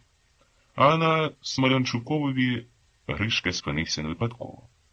Кирилів Карпо, казав дівчата, записався до війська. У пластуни якісь чи в пласкуни не добрав Гришка. Чув тільки «І мій син із золотими плечами ходитиме», сказала нібито Карпова мати. Хай собі пишуться, міркує з нічев'я Гришка. Він удруге б'є пальцями по струнах, вдруге вимовляє слова чужої йому пісні. Вимовляє її баском по-парубоцькому, особливо підкреслюючи ті рядки, що стосуються самогонки. «Разрешите нам, товарищ, вигнать самогонку». Це, хлопці, каже Кирило Смолярчук, біжить за возом та проситься. Вихоплюється із словом Гришка. Але йому ніхто не відповідає. Молода челядь захоплена словами дотепної пісні, пісні, що встигла прославити, як здається парубкам, піївську самогонку. Її пісню тільки й співали, варто ж заради цього.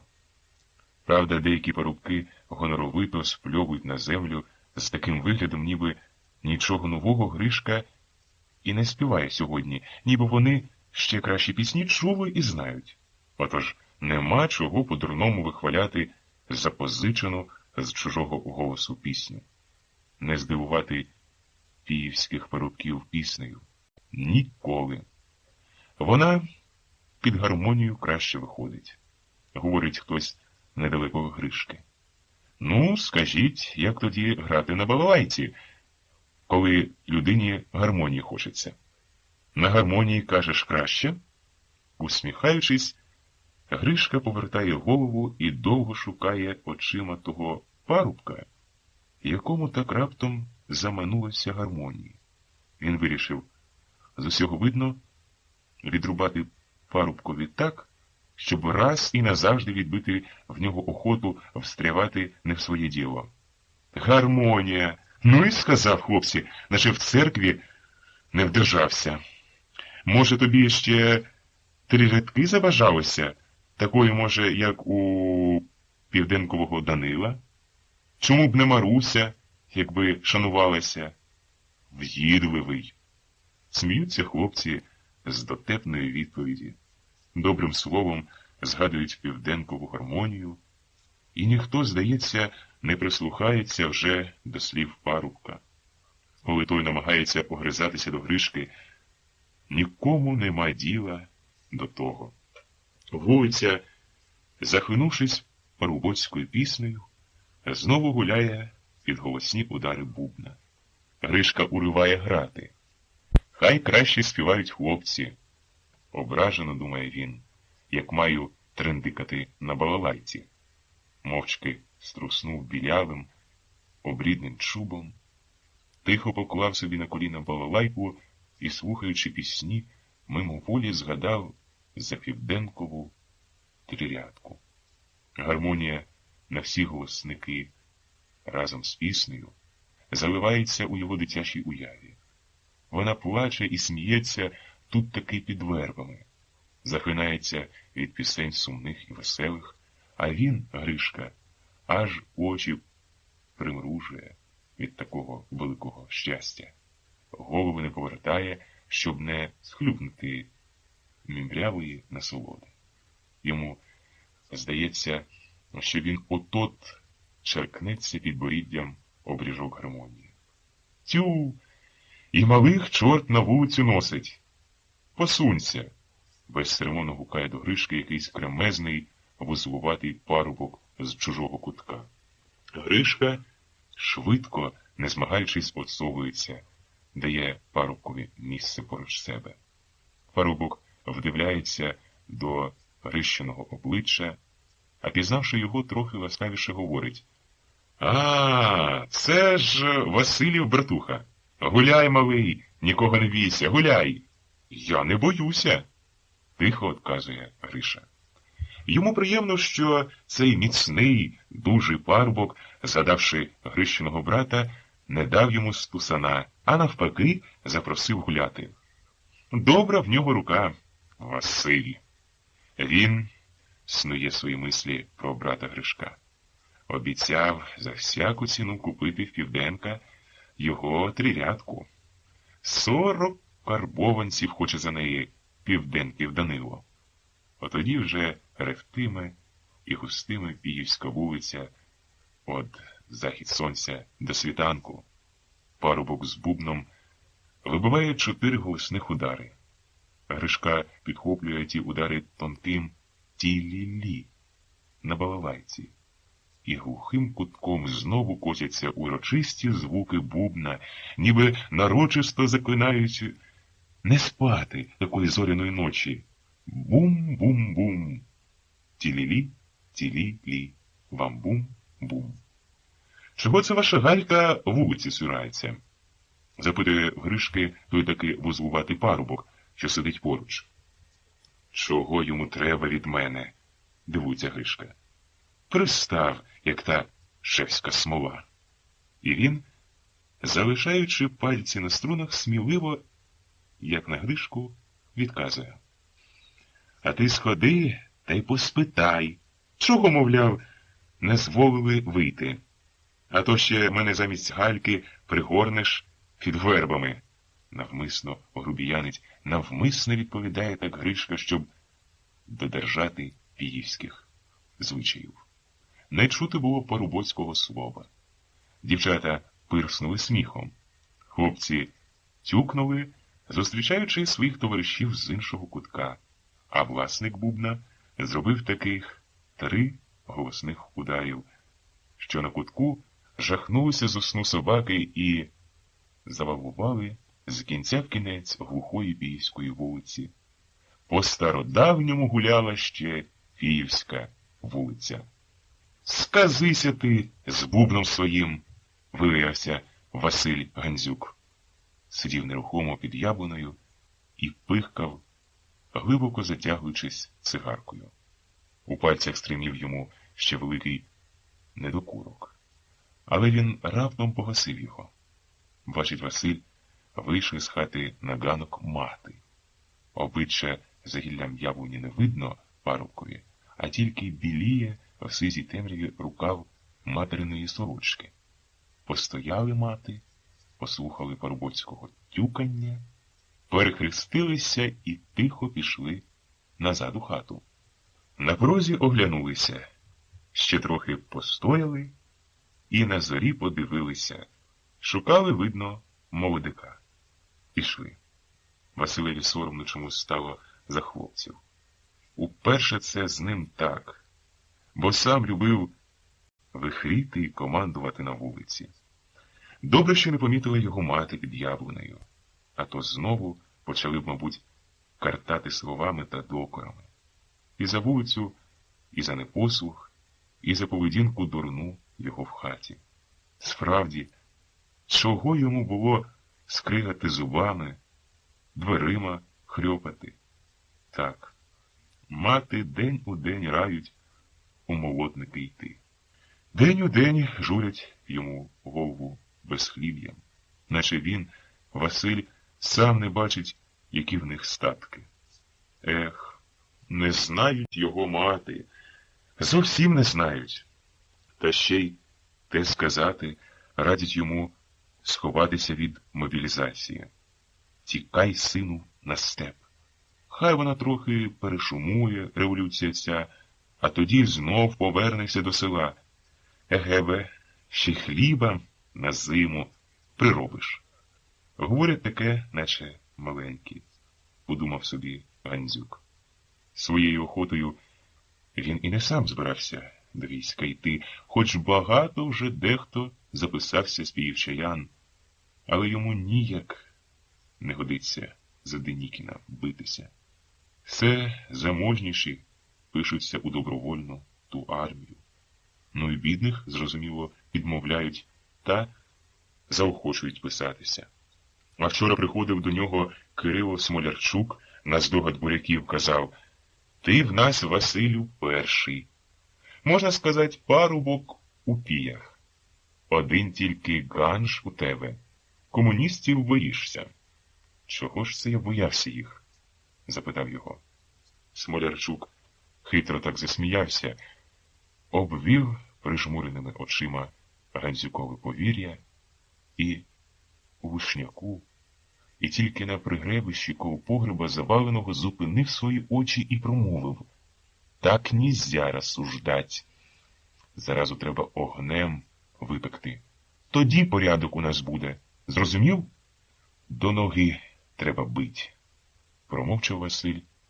Смолярчук покрутився на подвір'ї, почастував Василя папіросою, ще хотів щось, видно, сказати, але поспитав тільки, чи не вийшла в його, Василева мати, днів на 3 просажати.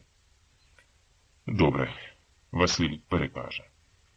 Аж у воротях ще раз оглянувся Кирило Смолярчук. «Не треба вірувати трусові», – сказав.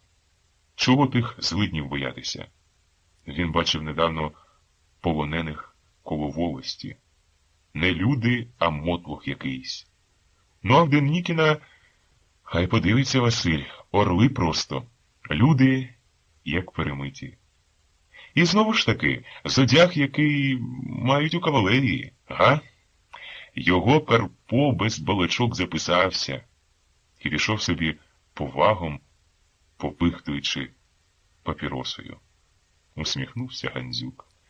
Уперше подумав так: іч, зараза яка.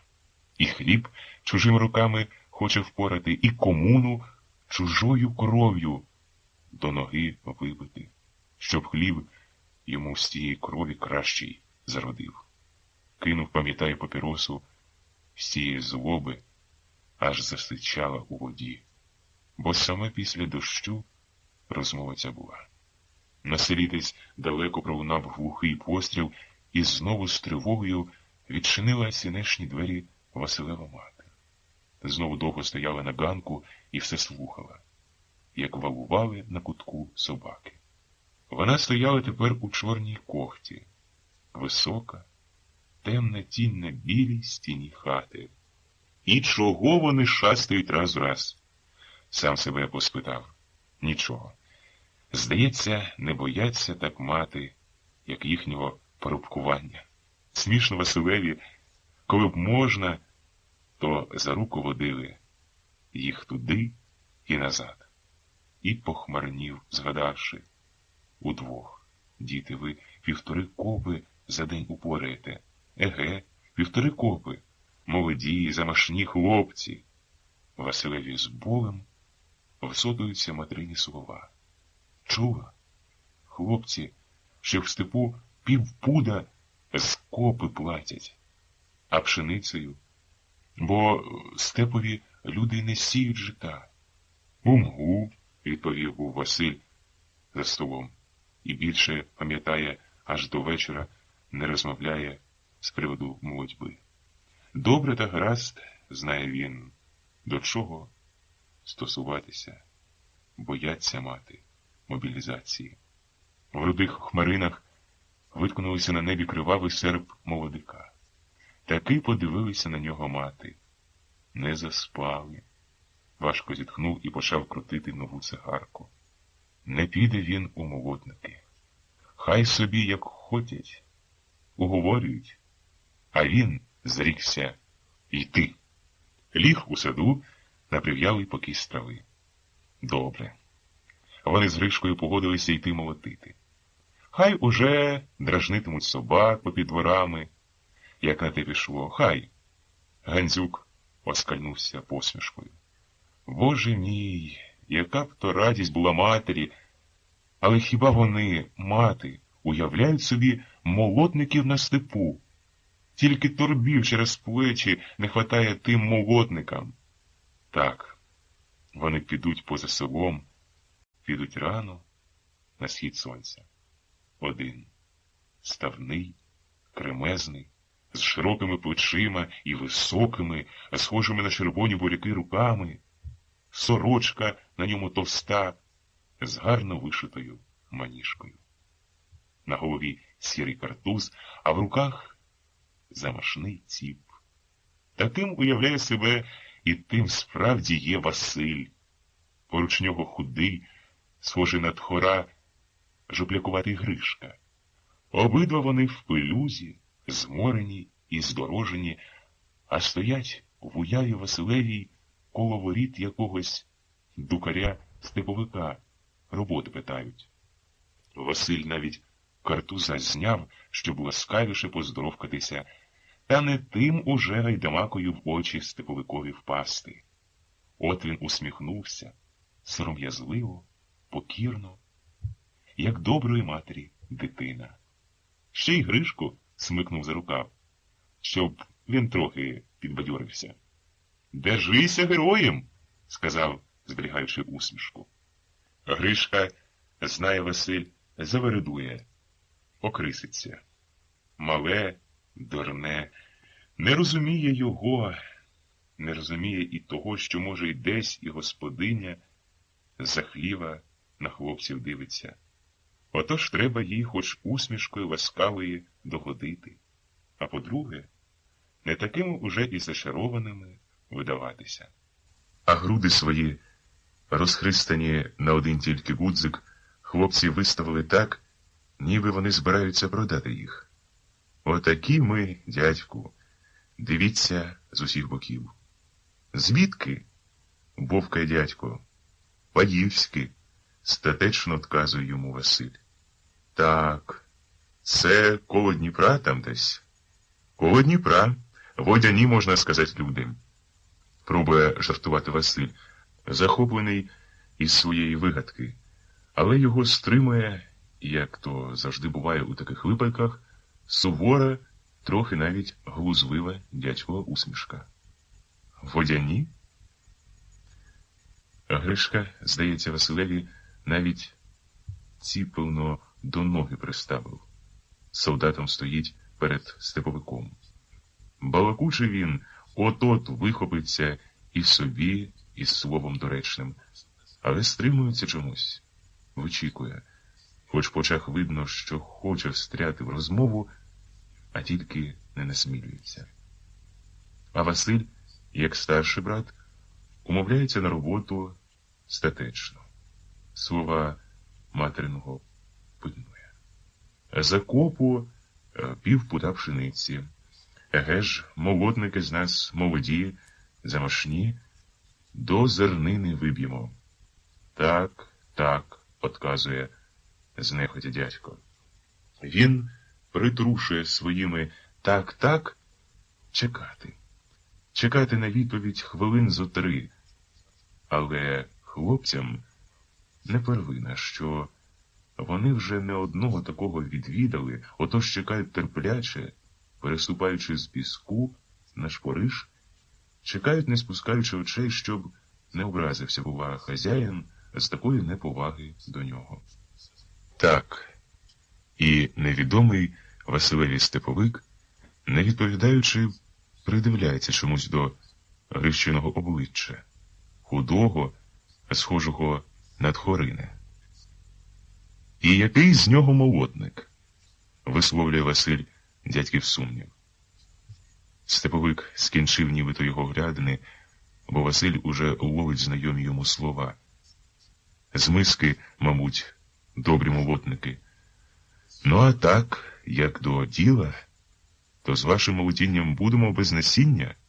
Василь, звичайно, кидається від такої образи, хоч добре знає, що ніяким обуренням і лайкою діла тут не звариш. Перед ним широкий, у 3 півки, сказати б, чоловік. Володому чоловікові звисає, як у добре відгодованого кабана. Спокійний він і впевнений за свій спокій. Не годиться вишваркою плигати і сичати перед таким чоловіком. Ви ж не бачили, дядьку, нашої роботи, похмуро говорить Василь. Йому аж у грудях клекотить сказати, що забилися вони сюди на степ, не милостині просити, не клинки під вікнами на погоріле, як дехто робить, збирати, а прийшли з братом молотити. Хай не лякає степовика Гришка своїм захарчованим обличчям. Він жвавий, міцний хлопець. І стогів його хай не дивиться з такою підозрою. Вони теж не заберуть. Їм небагато треба. Пуд 2 з тих стогів зробити. Обводить Василь очима широкий степ, стерня на степу, як вічка безмежного невода. Нема кінця, краю нема тим вічкам з вузликами срібно-золотими. Які багаті землі в людей, хочеться сказати йому. Не скінчив, виходить степовик своїх оглядин, Гришко залишив, як жука при дорозі, не вартого уваги.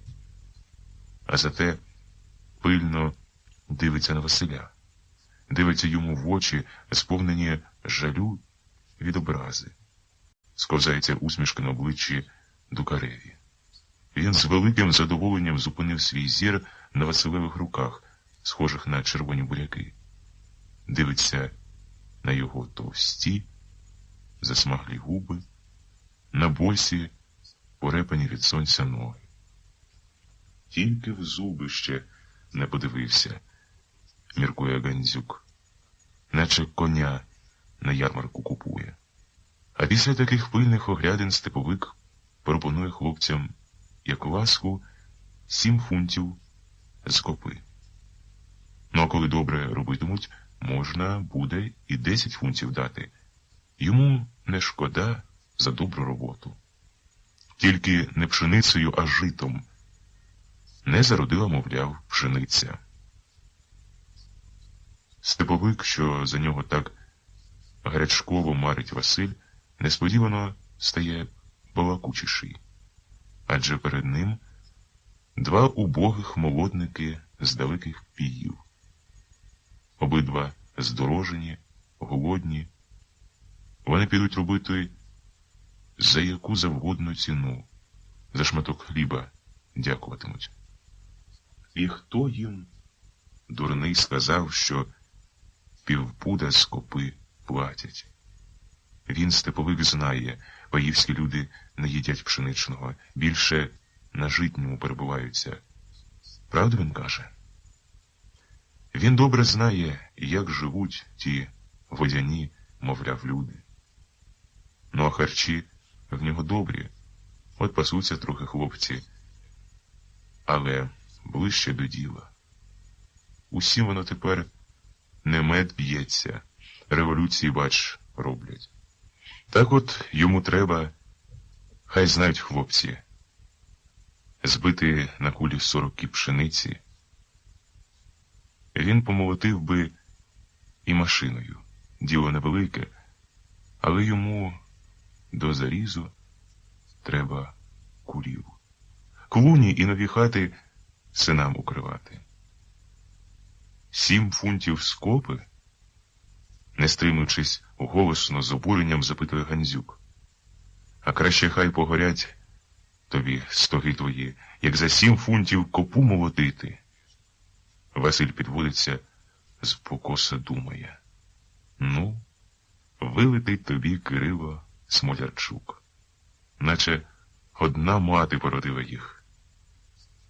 Ні, не піде він у молотники. Краще вже золото японцям копати, аніж з ціпками дражнити собак повід дворами. Хай собі, як хотять, уговорюють його мати, а він зрікся йти. Не хоче Гандзюк раз у раз слухати, як будуть у кожному селі хитати головами, коли зустрічатимуть двох молодників. Бідні хлопці, як важко їм ті пуди заробляти. Аж очі загорілися Василеві. Доки лежав горілець на покосі, заплющивши їх, доти не бачив, здається, неба. Ходив з Гришкою корними степовими дорогами. І ніч підкралася до нього так тихо, що не спам'ятався. Стояли над піями, як німа. Замислений, мрійно дивився у безкраю чарну далечінь, хитав головою. Він, як і мати, любить зоряне небо. Шумацьким шляхом, як рікою у безвість, ринуть зорі. Золотим пилом курить безконечний шлях, а тиша навкруги така ж німа, як і ніч над піями. Тільки смутними голосами надокучили вже ці пісні Василеві, виводять дівчата щовечора однієї. Ой, до того проса та проса, доріженька проста та проста. Маляренкова тягне, подумав. Сама мала, мов та рукавиця, а така голосиста. Мимоволі слухав пісні.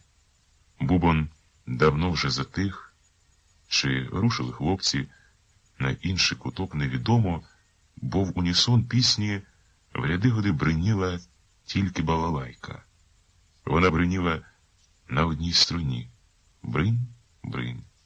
Ніби боялася порушити лад у ясних дівочих голосах, а тільки разом з ним намагалися вивести і пустити у чарну ніч силоваті смутні, щоб дрібними сльозами з любові сходять. От якби під гармонію заспівати її, спливло Гандзюкові. Птиця б яка та слухала. Ніхто, мабуть, із співчан не любить так грати на гармонії, як Василь Гандзюк. Йому іноді здається, що він з останнього стягся, щоб купити собі трірядку в Данила. Ні, то нічого, що вона стара, заспокоював себе. Голосники в неї справжні, краще, може, як у новій. На одну мить ригнули горласто баси. Розступилися зближені міхи на гармонії, і ніжно, серце краючи, заспівали під'южисті голосники. На одну тільки мить, бо сам зрозумів, яка то безглузда для нього, і яка марна мрія, Півненкова гармонія. Тоді в'їдливо засміявся, сам себе картав. Друга тобі, Василю, Золота гора з чехами та японцями, дома на 2 місяці хліба стане, а йому гармонію подавай. Ти ба, Смолярчук, який з Катеринками знайшовся. У нього глибоко-глибоко підсвідомо якось закралась була заздрість до Смолярчука. Ні до кого іншого, а тільки до Смолярчука. Він 100 гармоній купив би, якби тільки схотів. На все село 10 таких, як він. Йому з одного млина пливе стільки добра, що хватило б увесь Гадзюченків куток прохарчувати. І ця заздрість до Смолярчукового добра зростала. Скривився і висміював сам себе далі. Гармонія. У Смолярчука просяні жнива. 15 кіб накосив уже, а ще кіб на 20 жати стоїть. Чого ж йому не грати? Гратиме, а ти будеш йому коло ціпа пригравати. Мене 2 місяці хліба і пилини нема. Тоді скинеш шапку, брешеш скинеш, і покірно, ковтаючи слину, скажеш: піду до вас, дядьку, на ледабриню. дурно робить. Тіло Гандзюкові затрепетало, губами скривив. Бреше. Не діжде він, щоб я йому молотив. То тільки батько покійний, пам'ятаю, от зорі до зорі ціпом було гатять у багачів. Найкращі кулі з-під Гандзюкового ціпа, казали. Не діждуть вони. Уперто, ніби нахваляючись на когось, повторив Гандзюк. Перед ним замайоріли, як недавно ще стерня на степу, з вічками із безмежного невода, Смолярчукові копи, з високими обстрішкуватими шапками. Вони гордовито бовваніли довгою стайкою на просищі під горою. Ясно бачив 15 кіп. Він, Гандзюк, ще й пощитав сьогодні, коли йшов повз його поле. Своїх нема, подумав тоді, то хоч на чужі позавидуй. І сміявся, пам'ятає, з пастухів, які гамселили цімками сухий бур'ян, і серйозно, задрикувато приказували якоїсь кумедної пісеньки. Наплюю я багачу свою копу молочу. Гонить 4, а може 5 до тих кіп. Настирливо снувалася думка. І не спам'ятався, звідки і коли підкралися до нього такі дивні, як на його вдачу, мислі. На селі розгардіяж, де нікінці мобілізують підводи, мобілізують людей, у копах нахваляються забрати хліб, щоб повернути панові збитки за воловню. І нікому не буде діло до Смолярчукової копи. Перестояла, кажуть, копа. Серце стрепенулося Гандзюкові. Треба тільки чітко взяти і до толку привести її. А він, Василь, спокійно рушить тоді на заробітки. У матері буде приварок аж на цілу зиму. Згадавши про матір, Гандзюк похмарнів. Покора і смуток в очах у матері. Усміхнувся. Вони, мати, жахнулись би такої думки. Ну да, Смолярчукову копу проса вони переносять удвох з Гришкою цієї таки ночі. Рядними по 3-4 снопи. До снідання упорають. А там шукає вітра в полі. Гандзюкові обважніла голова. Тіло вдруге взялося трепетом. Чи то від землі потягло холодом, чи так дрож пішов по тілу, стояв під яблунею, як сліпий. Тільки ясно бачив, здавалося, Смолярчукове поле під горою і довгу стайку кіп. Навпростець левадами це зовсім близько. Хіба гріх у такого вкрасти? Знову підкралася думка. Йому ж з горла пре. Сам себе намагався переконати. Та хто говорить, що гріх? А то хіба не гріх, коли вони на одному борщі сидять, га? З обуренням запитав. А просо в нього, як оливо, зернисте і волосисте. І копи 15 пудів буде. Уже не мав більше ніяких сумнівів. Один тільки Гришка, коли згадав його, викликав тривогу. Боязкий він якийсь, немічний, а найгірше — любить багато говорити. А втім, Василь добре знає свого брата, знає краще за Гришку, якими чарами спокусити його. Він так і скаже йому: дурний, не війся, гармонію ж купимо. Хіба в такого гріх украсти? І Гришка, він, певний, піде за ним. Заради гармонії. Не тільки на Смолярчукове просище, а коли треба, у вікно полізе, на вила настромиться. Гандзюк крадькома, ніби справжній злодій, легко рушив до клуні. Йому треба зодягти чорну крамну сорочку. Гришка підвівся рушати додому. Він тільки дослухає новини про вовків якогось шкури, а тоді додому на сіно. Йому, правда, по дорозі було б з Моляренковою дівкою, а тільки невідомо ще, як воно складеться. Коло неї припадає отой балакучий, вузлуватий парубок, що про Гальку їхню перепитував. Гришка підожде.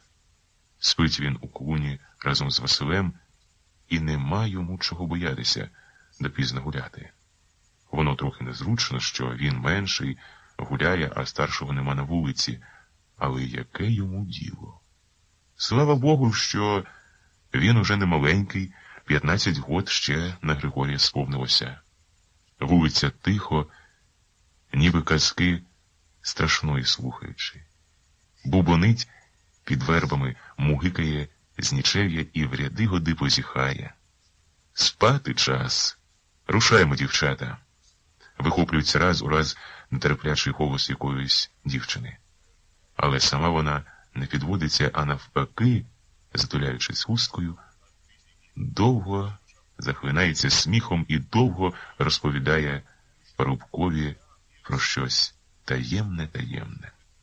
Маляренкова маленька, з терновими очима, в'юнка і зарічена. А все підбиває дівчат заспівати на прощання. Хитра, думає собі Гришка, голосом чарує. А все-таки він підожде. Можеш, той балакучий парубок отстряне, а Гришці з нею по дорозі. Разом, виходить, додому йтимуть. Нічого іншого, тільки разом додому йтимуть. Гришка зітхає, підсмикує штаненята і терпляче чекає. Так і не дослухав він, що саме виробляли вовки на селі. Повернеться до нього обличчям Моляренкова, так він одразу застиг і прив'яв. Мара якась найшла на мене, чи що, думає Гришка. Гляне дівчина, а мені мову одбирає. За весь вечір 2 слів бовкнув. Хай уже він дорогою говіркіший стане, а тут Гришка зітхає, підсмикує штанята і терпляче чекає. Тікай, тікай у Бога Спасителя, пролунав дикий оскаженілий голос. Вулиця кинулася врозтіч, крик, галас: «Стой! Стой!» І дзвінко, десь близько, ніби над самим вухом пролунали постріли з гвинтівок. По вулиці важкою ходою загупали солдати. Вони виринули із своїх великих сірих шапках так несподівано з-за гору вулиці, що ніхто з парубків і дівчат не встиг спам'ятатися, куди тікати. З дивними відзнаками на рукавах, френчів, розкритою вовчою пащикою з великими іклами і висолопленим кривавим язиком, вони шматували і рвали на клапті всякого, хто тільки попадав під руку. Довгими козацькими нагаями били по жишках. А так, стриноживши, падали всією вагою свого тіла на зваленого і хрипіли п'яними оскаженілими голосами: «Девок давай! Девок! Ожирели в тилу, сволочі!» Десь тріщали тини, шелестіли по той бік вулиці коноплі, і голосно, терзаючи тишу над сонними піями, кричав на всю горлянку Смолярчуків Карпо: «Вот это им, заразам, ясир! Валяй їм під клуню, я її знаю!» Гришка тремтів з переляку, мов той сполоханий заєць заснув. Під вербою бачив важко, на свою руку били по обличчю якогось парубка.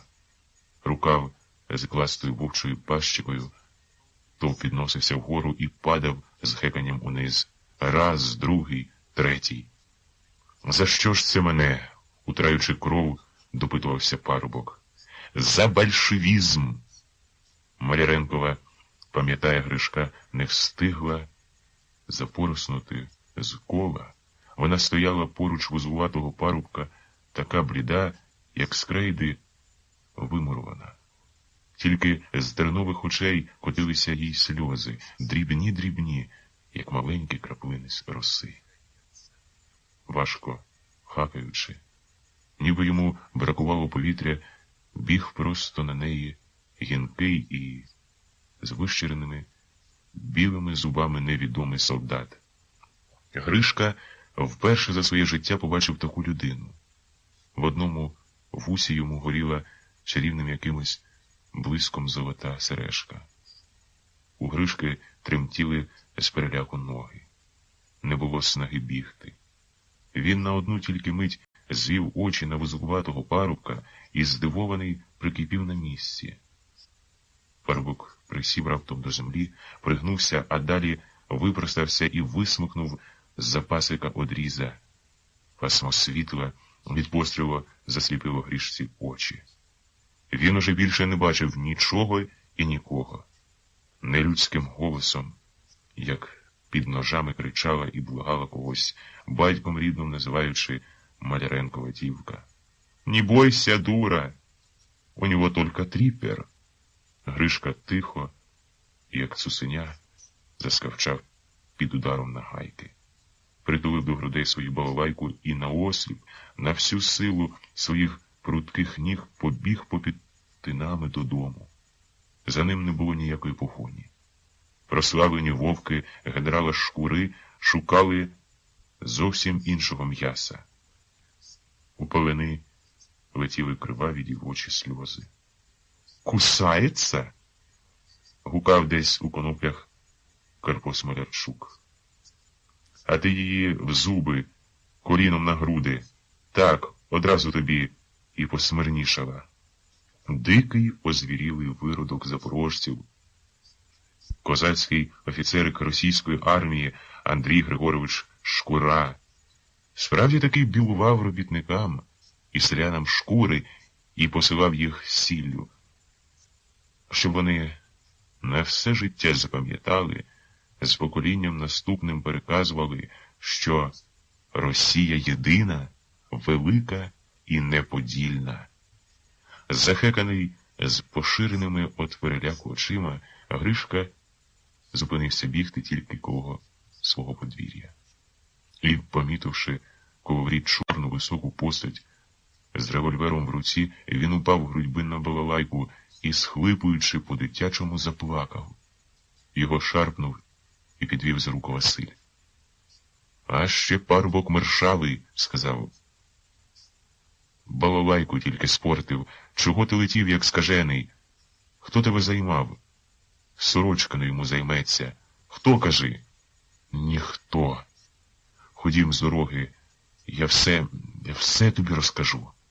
І вони обидва, все ще прислухаючись до глухого крику на кутку, зайшли на подвір'я. «Ну, говори швидше», — підстьобував словами Василь. Засприндився. «Ну, я слухаю. Мені нема часу на дурні теревені». «Куди він поспішає?» — здивувався Гришка. Вирядився Василь у чорну крамну сорочку з револьвером. «Куди це він?» Але Гришка не насмілився поспитати. Боявся Василевого гніву. «Солдати дівчат ловили», — сказав він. «З усіх боків, як оточили зарази, а тоді одразу: «Стой, самостійники!» Хлопців на смерть поприбували. Наші гади пігівські ж, що в пластуни ото пописалися, так наче ті скажені собаки, тюкають, одмінюють собі голос, б'ють хлопців. Куди вцілить? А дівчат?» Під ганком зазвілуніло щеня. Гришка струснувся тілом і затих. «Ну, далі, швидше», — підганяв його Василь. «У ясир їх», — гукав Смолярчуків Карпо. «А до чого ж воно не знаю, бо мене він ударив один вовк нагайкою. Дурних І в церкві б'ють, озлоблено промовив Василь. Що було далі? Які вовки? Та денікінці ж. Тільки скажені якісь і п'яні, як дим. Дівчат валяють посеред вулиці, заголюють, а коли ручаються, б'ють немилосердно. Маляренкою дівку, як звалили на колодки, кричала, як під ножами. Добре, що Галька наша не пішла сьогодні на вулицю, скінчив Гришка. Він боявся, що Василь буде гримати на нього, скригати і лаяти, а найбільше сам побіжить битися на вулицю. Боже, тебе сохрани йти туди. Не втримався Гришка. Уб'ють. Василь мовчки вислухав Грищине оповідання, аж на виду помітно було одмінився. Міцно зацілив у руці револьвера і скрутив ним у всі боки. Здавалося, шукав місця, куди б йому зручніше вистрілити. Так, Смолярчукові ясирити захотілося? Запитав чомусь Василь. Мало вони так з людей посеред білого дня кров п'ють. Мало виходить. Ти ще йому вночі під тином лягай, зарази, перестріляв би до одного, як стерво. Мовчки зайшли обидва до клуні, кутком стріляючи вгору, з неймовірною швидкістю промчали верхівці. Голоси в кутку стихли, заніміли. Десь під ганком дзявоніло перелякане щеня. Але воно раптом урвало свій голос, замовкло. Над піями стояла німа зоряна ніч. Василь пам'ятав чомусь Смолярчукове слово «ясир». До ладу ніколи не сказав би, що воно визначає, а слово це давнє, а сам не раз чув його од матері, як людей колись у ясир татари брали. Дівчат і молодиць ясирили, щоб у гареми панам продавати. Нічого не варті ми, подумав, коли знову на ремінному налигачі збираються водити. Кинь ти отуди чорту свою балалайку, гукнув несподівано Гандзюк до брата. Бери рядно, зверни його чіпко. Куди ж ми? Злякано поспитав Гришка. А глупа ж ніч, наче скрізь робиться. А ти, куди це ти надумався? Василь несподівано для Гришки засміявся. Куди, питаєш? Просо до Смолярчука ясирити, по снопи. Зрозумів тепер? Гандзюкові сподобалося, видно, слово давнє ясир. Нічого дивного не було б, мислив Гришка, коли б Василь поміг зараз вибитися на вулицю. Коли б він перейняв десь у глухих сутичках і застрелив би, ну, хоч одного з вовків тих. Нічого дивного. Але іти глупої ночі красти просо – це божевілля якесь, сказ. Зроду не чув він таких розмов од Василя. Знай тільки, що він бачив багачів і недолюблює їх. Сперечатися. Боявся Василь не з тих, щоб ним хтось командував і поради йому давав. Яка страшна проклята ніч випала Гришці. Дивно. Василь не кричить, не лає, а ніжно, по-товариському, як рівний з рівним говорить. Не бійся, дурний. Хіба в такого гада гріх украсти? Треба, а не гріх. Йому аж з горла пре. Ну, а йдеш ти зо мною? Копа проса, 15 пудів. Він нахилився близько Грищиного вуха. Чудак ти, їй Богу. Гармонію ж купимо. Ну, рушаймо. Пізній час. Суворо наказом завреніли останні слова. У Гришки такою радістю заблищали очі. Навіть сльоза схватилася і капнула з ока на руку. Гармонія. Вимовив він і спробував усміхнутися, але йому заболіла розрубана нагайкою рана на спині. Тоді болісно скривився, струснув чубом і кинув на сіно балалайку. Мовчки взяв під руку сіре рядно і, не причинаючи воріт у клуні, рушив під бігом за Василем. У Гришки підкошувались ноги. Втома така велика, що впав би, здається, отут таки, на Смолядчуковому просищі, під крайньою півкопою, і заснув навіки. Хай приходить тоді з вилами Кирило Смолячук, хай настромлює на вила його Гришку, як сніп, йому тепер однаково. Руки не підводяться до рядна із снопами. Не в силі вже він стягти і зав'язати рядно, от-от упаде на снопи і заклякне. Наклав уже, чує він над головою. Чи чого ти взутишся? Теж мені злодій. Василь зав'язує рядно з такою силою, що риплять снопи. Дивися ж краще під ноги. Болотків не губи, наказує він. Та не ходи ж, як та манія однією стежкою. Онучі з пальців не з'їхали? Він стоблено отказує Гришка. Ні. Йому заздрісно дивилися на Василя. Радіє він за нього. То нічого, що Василь раз-раз скригає на нього зубами, раз-раз підганяє та гримає. То дурниці. Він, виходить, треба. Адже Василь старший, та що там старший? Діло не в цьому. Гришка так любить свого брата, що гордіє ним, що готовий, здається йому, отут таки на Смолячуковому просищі вмерти за нього. Хто, скажіть, так мудро вигадав би, як Василь. Собі зробив і Гришці наказав пообмотувати ганчірками пальці на ногах, щоб посліду, коли метнуться, шукати не прислідили. Отакий Василь, радіє Гришка, сон і втома з ніг його валяють, а він біжить хортом із снопами за плечима і страшно боїться впасти, щоб не заснути. Бистріше, не плутай ногами, чує він знову Василів голос над головою. Страшно, моторошно Гришці на степу глупої ночі. Коли вперше прийшли вони на поле, тихо, крадькома, оглядаючись на всі боки, тоді так ясно було, що боялися йти під гору. Далеко-далеко майорить тінь людська зоряної ночі. А це посеред ночі небо вкрилося рудими хмарами. Стоячи над полями отарою, ніби їх зганяв хто незримою рукою.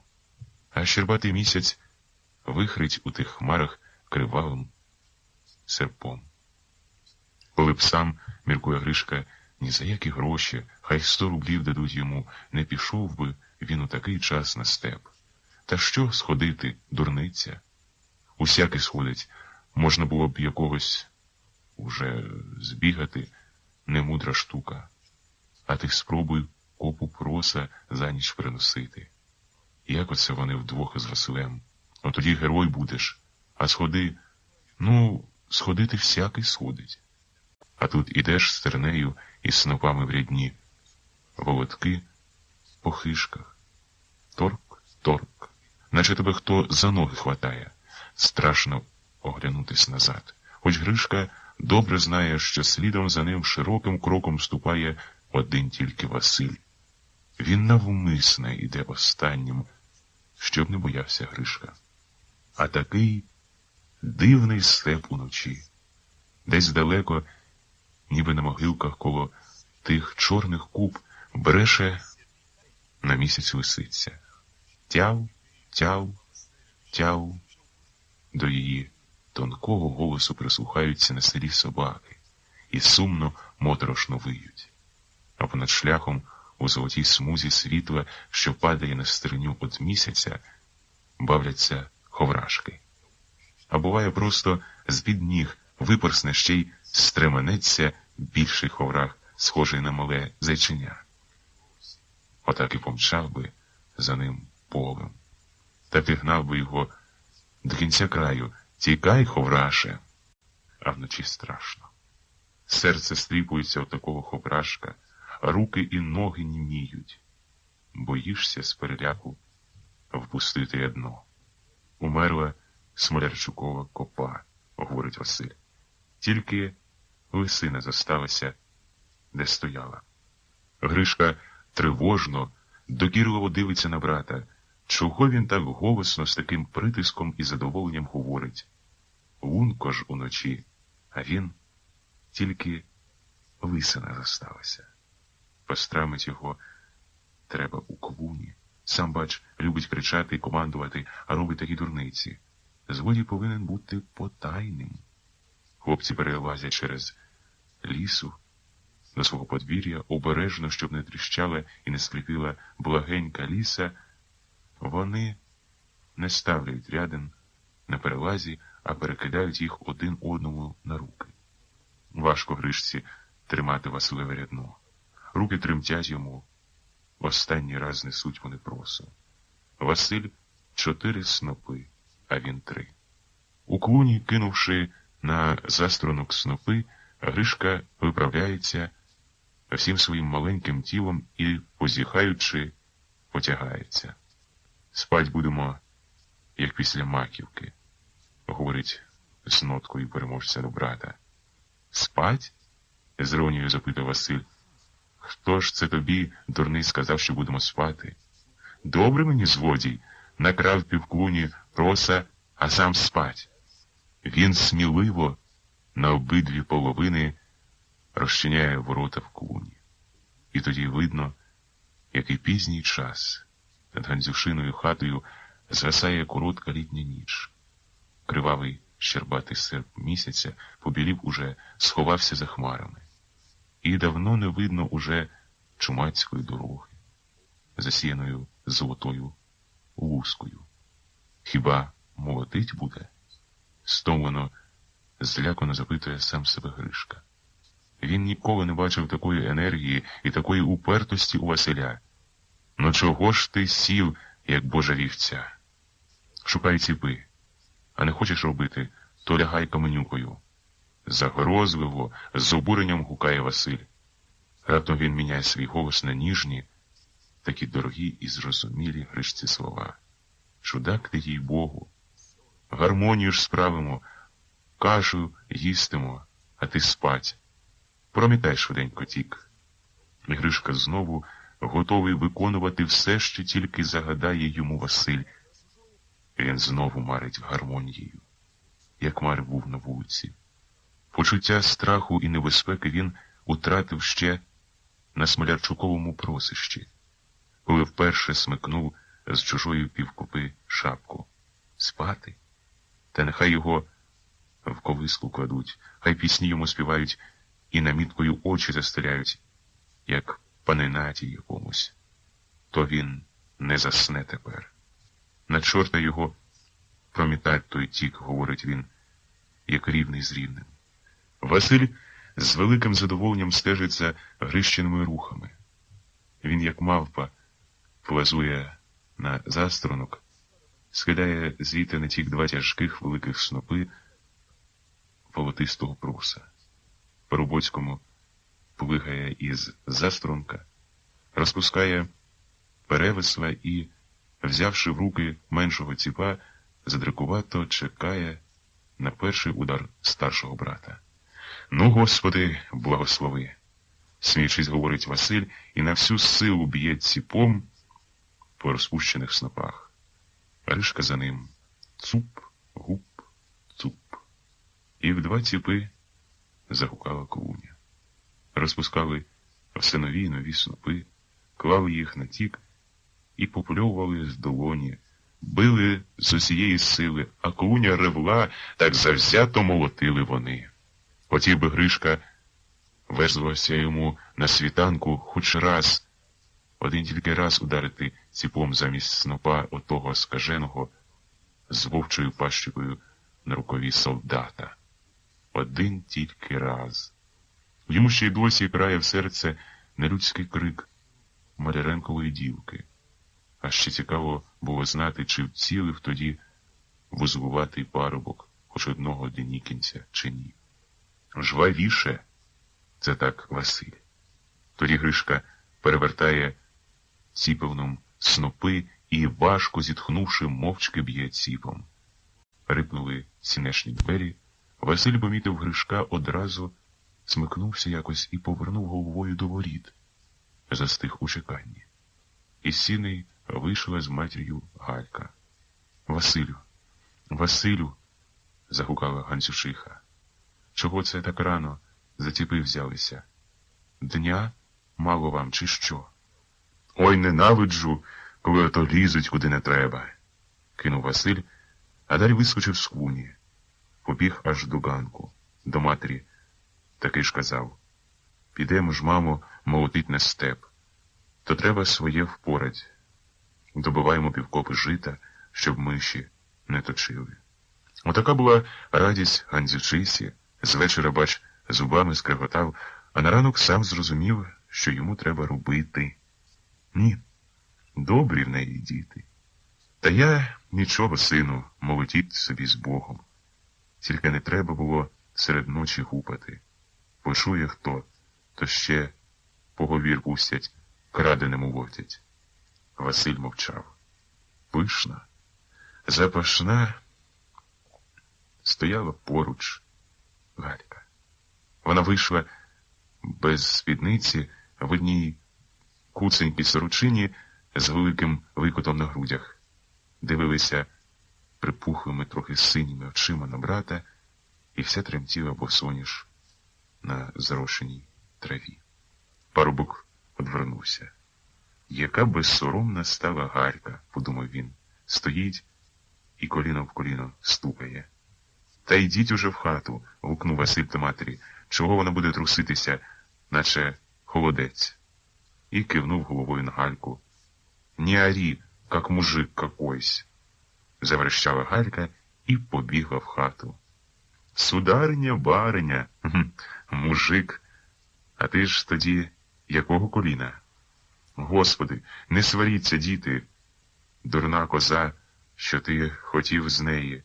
Поблажливо до Гальки сказала Гандзючиха і тихо пішла з надвору. А на току, як і раніше, заграли у два ціпи Василь з Гришкою. Раз, два, три, 4, 14. Кирило Смолярчук протер очі. Вони вранці завжди закисали йому і бралися сльозою, наче запорошені. Не може бути. А вчора сам був коло проса.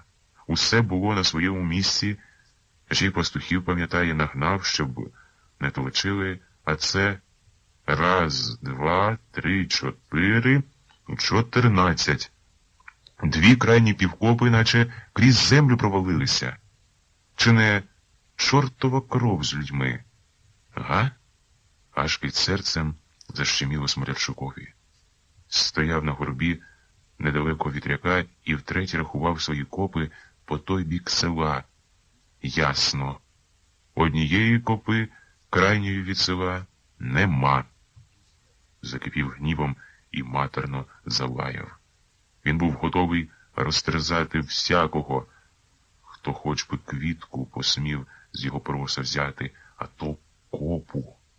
Хотів був гукнути до свого Карпа, але згадав, що той спить у клуні з якимсь дончаком. Обидва гуляли цілу ніч, і добудитися Карпам марно гаяти час.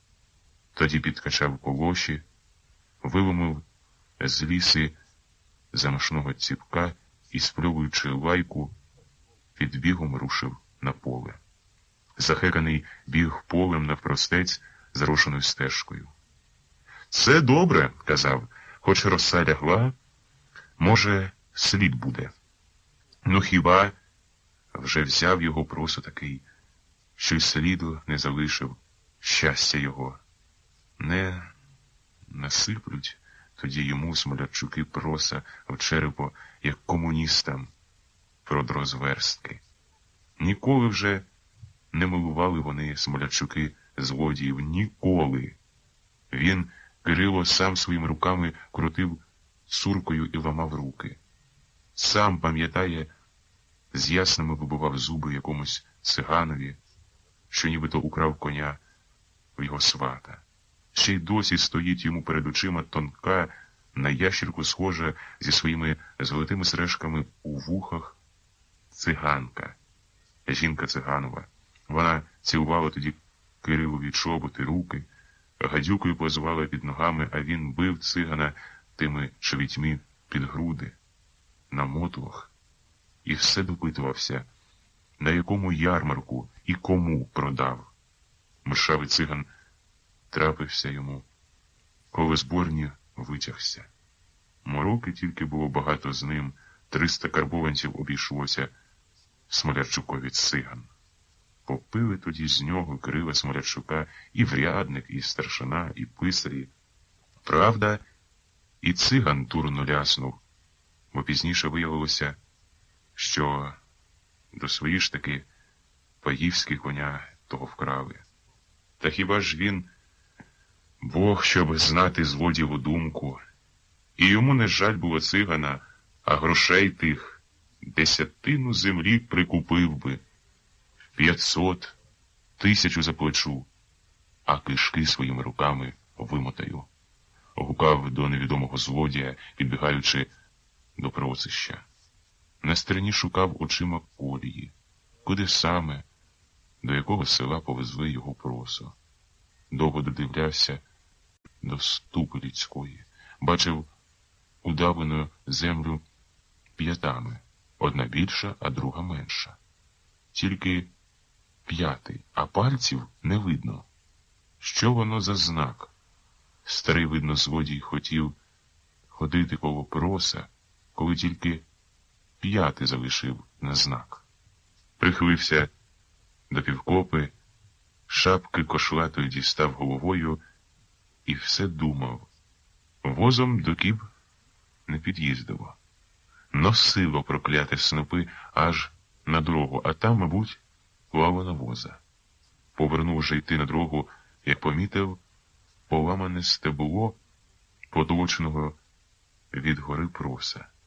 Тоді побрів і собі на ту стежку, пильно шукав людської ступи. Адже стежка ця, знав добре, не до шляху йде, не повинні були б воза класти, а в ярок. А там уже шукай злодія. Возом ніхто не крав, казав голос. Він знає усіх околичних злодіїв, що копи крадуть, бо сам замолоду ніколи не минав панських кіп. Але ж не було пана, а це, дурне згадую, промовив. З-за гори вийшов літній день. Тоді Смолярчук глянув з гори на долину, на Гандзюченків куток, між кручами, мов ті ластовині гнізда, тулилися 20 хат. Оце ж саме та голеча, що світяться плечі, і радів, що так легко натрапив на стежку. Дурний злодій брів просом, мов та кручена овечка. Вийшов на биту стоптану стежку, вона поплазувала під горою між високих бур'янів сірим вужем. Тут не так уже легко було знайти ступу людську. Зовсім загубився слід, хоч ясно вів Смолярчука до Гандзюченків куток, зарошений з ногами, вкритими грубим шаром землі, яка чорною смолою застигла Смолярчукові між пальців. Стояв на битій стежці і пильно додивлявся до людської ступи. З тернового куща недалеко стежки злетіла якась заспана пташка. Вона ніби зраділа з такої ранньої зустрічі з Кирилом, бо не встигла розправити закляклі за ніч крила. Так дзвінко, голосисто защебетало йому над головою: «Пі-пі-пі». «Киш проклята!» — з обуренням гукнув на неї Смолярчук.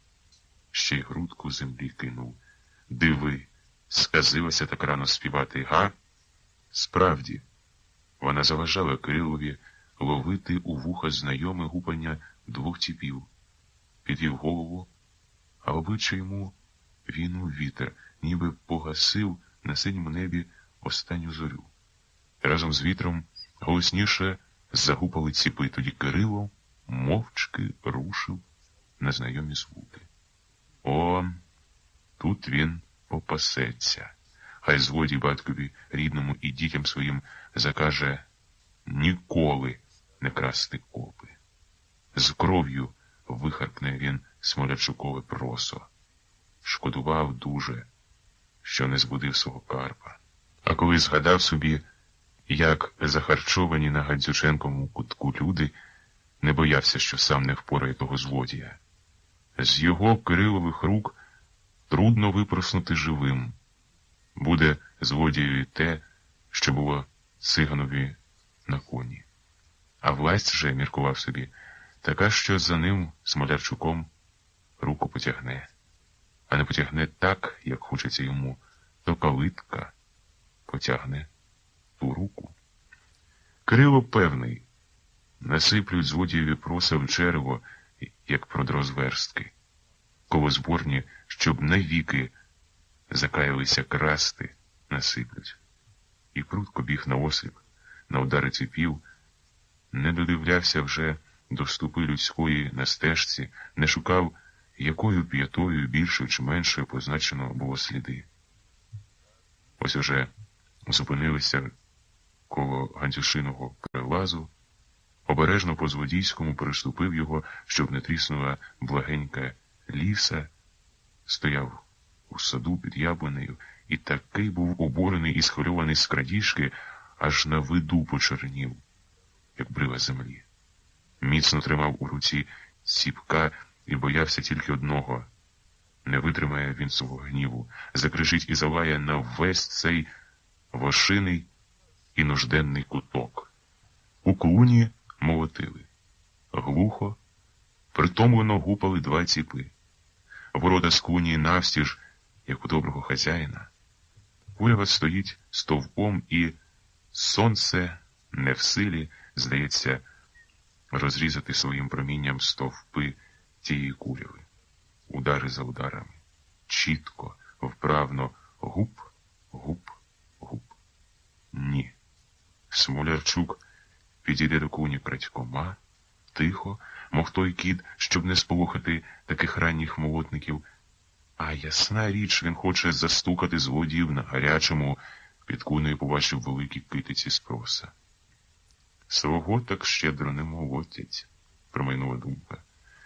Та й звідки у таких старців просо з'явилося? Де б він його насіяв? Хіба на тім'ї разом з моковицями? Тремтів Смолярчукові ціпок у руці. Не в силі був уже стриматися, бо добре бачив, що молотять його просо. І квітки такі, і перевесла з осоки. Він гукнув на всю горлянку на порозі клуні, як недавно ще старшиною на сході. Чого ж ви, сукини сини, стали? Стомилися за ніч. Гришка скинув натік, і засторонка два нових снопи, і, розкривши рота з дрібненькими зубами, хотів сказати Василеві, що варто їм після снідання добити копи, бо він стомився дуже, і тоді почув Смолярчуків голос. Він бачить. Кирило на всю руку замахнувся важким ціпком. Мить одна і ціпок той зі страшної сили впаде Гришці на голову, надвоє розколе і розпанахає, як спілого кавуна ножем. Гришка в'юном крутнувся з-під снопів, набік відскочив, а голос Смолярчуків ужалив його так, що він з переляку пустив сечу. Мертві ми. Пропали. Блискавкою засвітилися йому і погасили слова. Гришка стояв скам'янілий.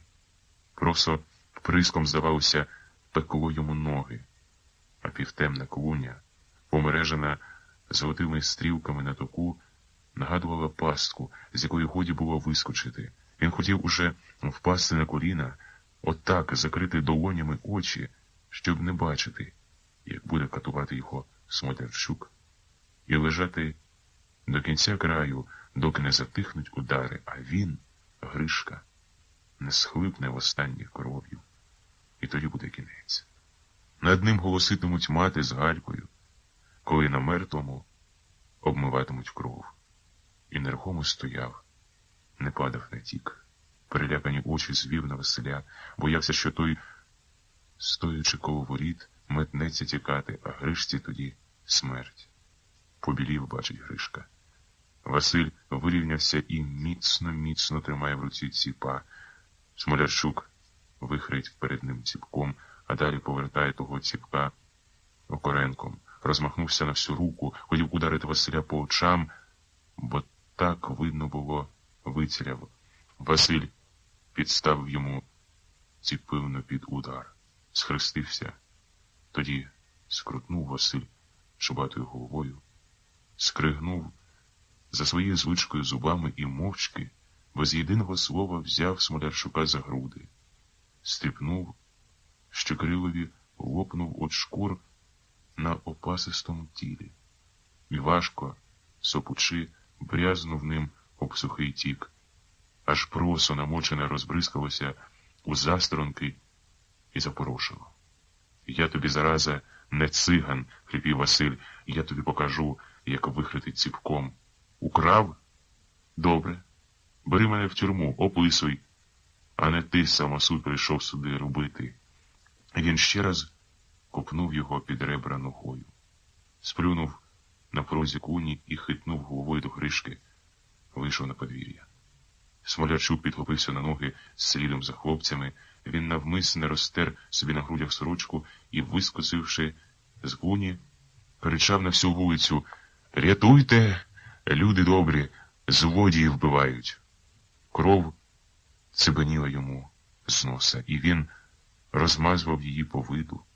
На грудях і все кричав, підіймаючи руки вгору: «Рятуйте! Рятуйте! Злодії убивають!» З усіх кінців вулиці збігалися старі і малі на крик і гвалт.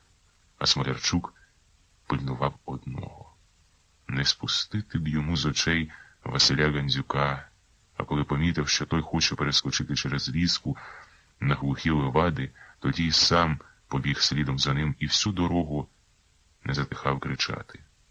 Яке щастя Кирилові Смолярчукові! Він побачив за 2-3 хати коло погона на присадкуватому оглядному офіцерові і заголосив з таким жалем, ніби він батька рідного побачив: «Ой, ловіть же їх, розсуканих синів, ловіть!» — приказував Смолярчук.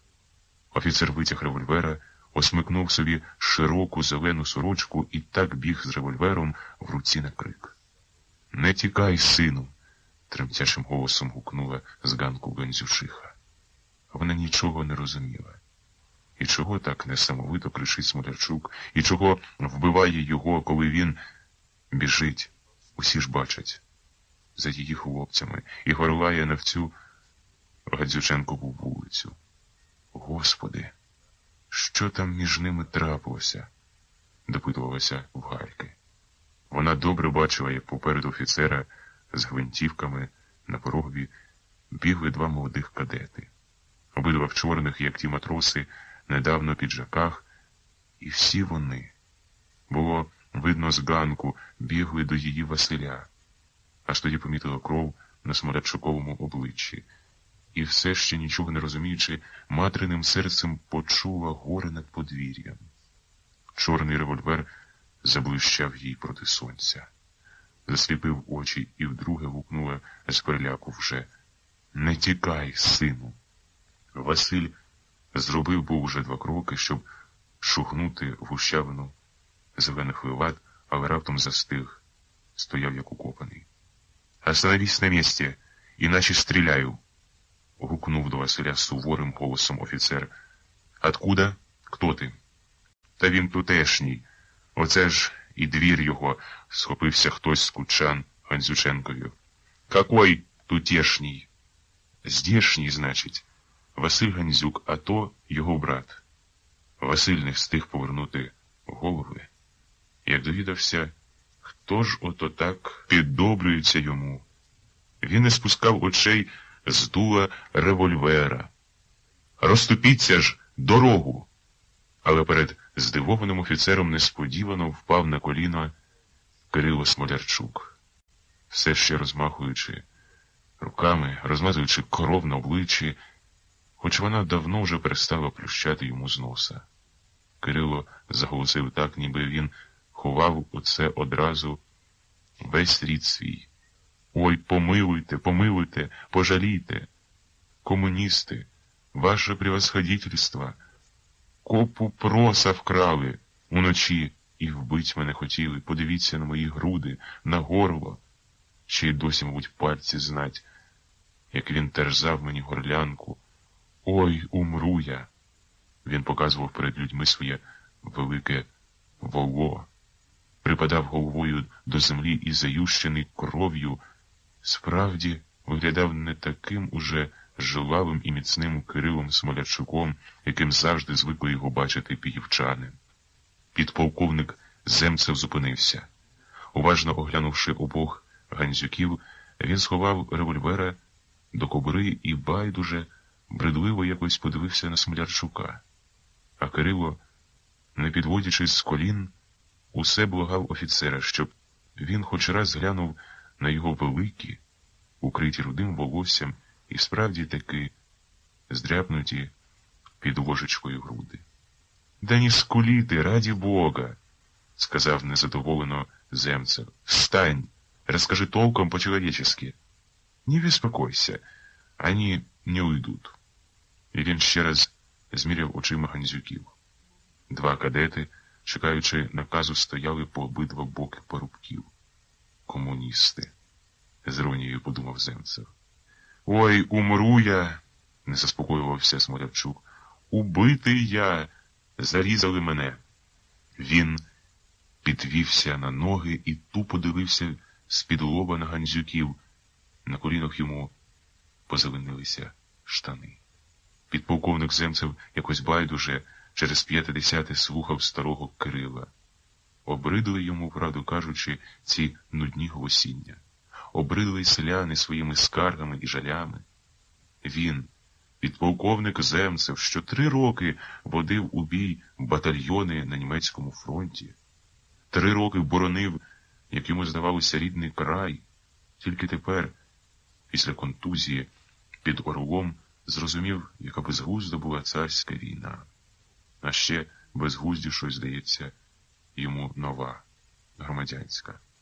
До суворого і мужнього солдата, яким завжди був підполковник Земцев, прийшли непрохані гості, утома, зневіра, а найстрашніше – отчай, що межував з розпачем. Не вірив уже переможним реляціям генералів, не вірив красномовним статтям у газетах, бо все це, як пересвідчився Земцев, підбите оманою. Росія, велика, єдина і неподільна Росія. Кому потрібна вона така, як була? Навіть підполковник Земцев проти такої Росії. Більшовиків, правда, не привозять уже з Німеччини. Ні до того тепер ця вигадка, і навіть Осваг не полюбляє згадувати, воліючи краще розпалювати по-старому ненависть до інородців. Аж димно Земцева зустрів серед полонених командира 2-ї сотні Перновського гренадерського полку. Із свого ж таки батальйону хотів був розпитати в нього, чому саме пішов він з більшовиками, і не розпитав. Розстріляна контррозвідка. Ну, а яке діло до визволення Росії оцьому тупому, з дефективними рисами дядькові, який з таким жалем і сумом оплакує копу проса? Яке йому діло до визволення? Просо. Дядькові копа проса. Іншим маєтки, фабрики, шахти і банки. А йому, підполковникові Земцеву, честь офіцерського мундира. Дорого ж заплатив він за неї. Так недалеко і більшовизм визнати, з іронією подумав Земцев. Добре, що контррозвідка не навчилась читати мислі. І сучкуватою патерицею в руках він носив ще в німецького фронту, чорнявий, з великими розумними очима, глибоко захований під густими бровами, Підполковник Земцев ще раз обвів байдужим поглядом усіх присутніх. Він чекав на чергові жалі по селах армії визволителів Великої Росії. А тут безглузда історія. Звичайнісінька якась крадіжка, а йому треба мобілізувати підводи. Маймаєвський залишив Харків. Ну, я слушаю, стомлено сказав на Смолярчука. Хай, мовляв, виговориться старий. І знову зливою полилися гарячі з тремтінням у голосі слова. Копу проса, ваше превосходительство украли, син мій у пластунах. Кирило аж вирізнявся, сказавши це. А сам я під старшиною був, вірою і правдою служив государю-імператору. Я теж служив, хотів сказати Кирилові Земцев. Ишь, губанитура, превосходительство из меня делает. І підполковник Земцев усміхнувся. За його усмішкою більше з позеленілих Кирилових штанів, коли той колінчився посеред дороги. Засміялися Ганджукові кучани. Вони здивовані були, що пан підполковник не б'є Василя, не кричить на них і не вихрить револьвером, як то звикли вони бачити у поведінці майже всіх офіцерів. Земцев на велике Смолярчукове здивування не зрозумів навіть такого козиря, як його Карпо з пластунами. Довбня якась, а не офіцер, подумав був Кирило. А все ж не губив надії, що йому пощастить розгнівати Земцева проти Гандзюків. У такий час, казав схлипуючи, воєнно-полівой ваше превосходительство, красти нічної доби копи. Земцев не дав скінчити речення, надокучило йому слухати. Раз, а по-друге, на нього чекали мобілізовані підводи. Суворо, допитливо оглянув двох Гандзюків. Комуністи. Промайнула йому Кирилова характеристика. Суд буде, старик, голосно казав Смолярчукові. Да, суд. Я отправлю их в распоряжение коменданта в волости. Вот и все. Понял? Стреляйте їх тут, ваше превосходительство. Нащо їм, розсуканим синам, той суд? Загукав Смолярчук. Земцев розвів руками.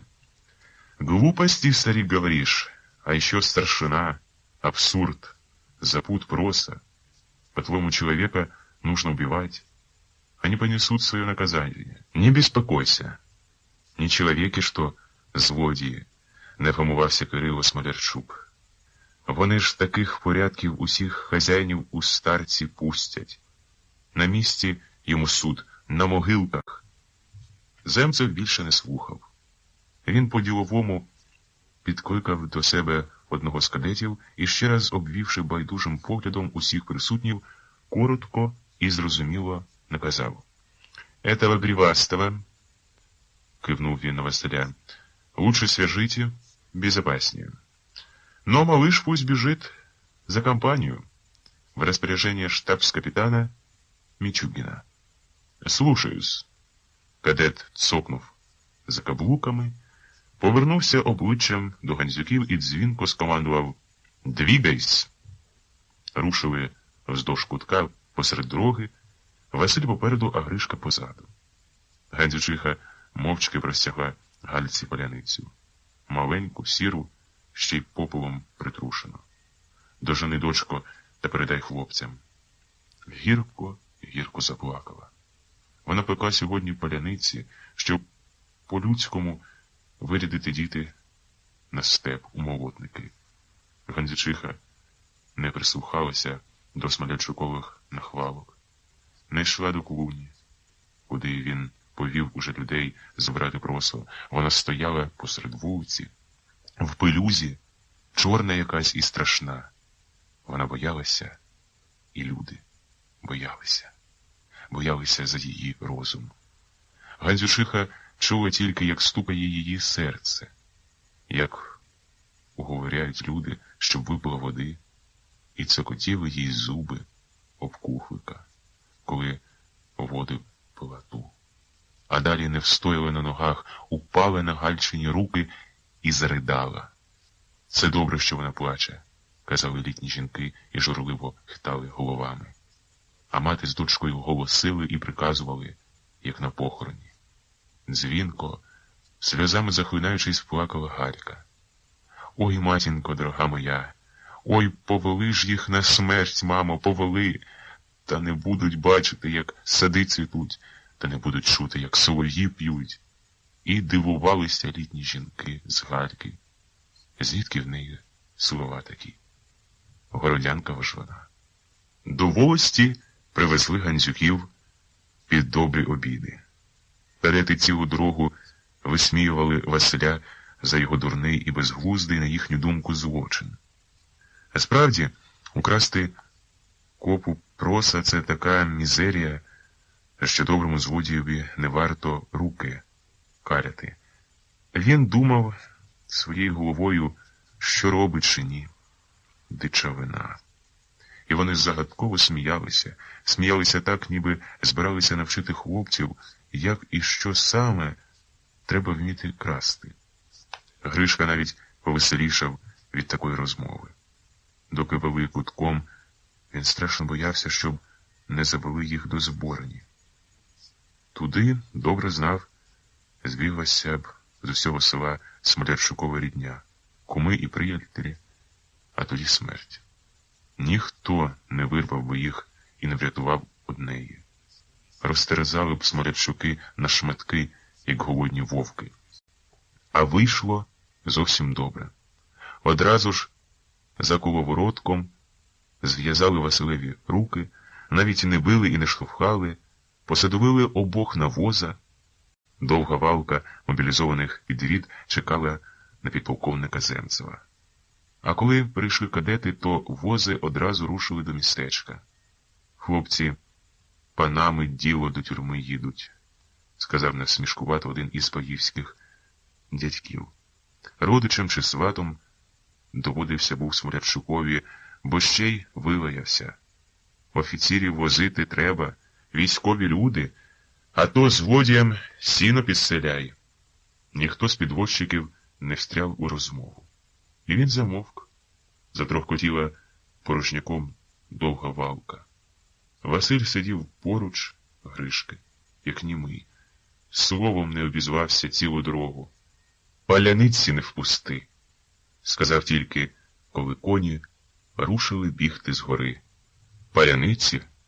Хай не турбується. Гришка міцно держить її обома руками, як дару колись малим у церкві. У долині, коли в'їздили до містечка, затрасували під гору вози. Довга валка підвід зупинилася. Кадети закурили пахучі папіроси. Гришка аж сплюнув од насолоди. Запеклий курець був, а тут тобі таким смачним дивом війнуло з рота. Хотів по-старому, як ото ще скот недавно пас, попросити хоч не докорка, але не посмів. Його легко штовхнув під бока Василь. «Дивися, Смолярчуки», — сказав. Справді, обминаючи довгу лавку мобілізованих підвід, летіли на всю прить змилені коні. З упряжі впізнав Гришка Смолярчукові, а на возі, високо тримаючи гвинтівку вгору, сидів Смолярчуків Карпо з батьком. Вони ще здалека, загледівши Гандзюків, махали кулаками, нахвалялися і голосно на всю долину гукали «Бач!», як порозсідалися на возі, наче їх до причастя везуть. Так до людей говорив Карпо Смолярчук, пужавном показуючи на Гандзюків. «Стріляй обох, не бійся, на місці стріляй!» Під'южував і нашіптував Карпові під вухом. «Моєю рукою бий, я одвічаю!» Карпо, низенький, карячкуватий у довгій новій шинелі з англійського сукна, метко скочив з воза. Затіпаний з люті він клацнув був уже затвором, готовий посилати кулю в груди Василеві, цілився так, Що він робить? Злякано гукнув хтось. Здурів чи що? Але на возі несподівано підскочив Гришка, дико захаркотів свиною, матюкнувся і, високо тримаючи над головою паляницю, з усієї сили кинув її під ноги Смолярчукові. Карпо оторопіло підскочив набік, не вистріливши. Тоді підбіг до нього один з кадетів, вибив з рук гвинтівку, витяг з кобури револьвера і матерно залаяв. «Ти хто?» — гукнув він до Смолярчука. «Солдат?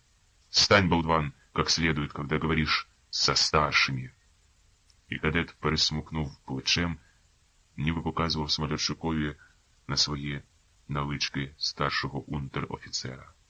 Смолярчук стояв струнко і все ще схвильований, відповідав такою покрученою і зіпсутою російською мовою, що годі було второпати слова. «Пообжирались в тилу, сволочі!» — не стримувався кадет. «Проса, гречиха, девчина. А я за тебя, дурака, выговор должен получить, а? Под суд идти? Пошел вон!» «Правильно, їй-богу, правильно!» — вихопився зі словом якийсь дядечко з підводчиків. «Що правильно?» — візверився на нього Кирило Смолярчук. «Сам, мабуть, злодій, так за такими руку тягнеш, га? Дурний, треба було вбити, а тоді вже балачки його слухать», — незадоволено казав Карпові, коли той сідав на воза.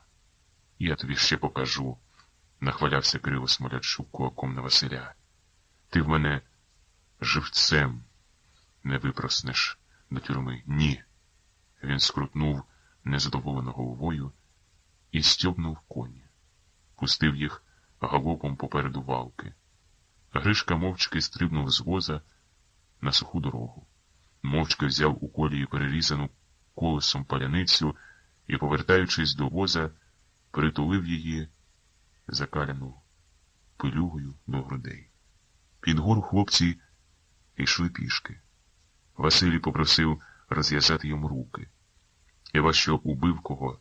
— запитував кадета. «А ще людей з нашого села багато. Сміятимуться». Косо, з іскрою злоби, на чоловічках подивився на Василя один із конвоїрів. «Шагай, дрянь!» І перекрив, ніби навмисне, шекаючи Василеві словами.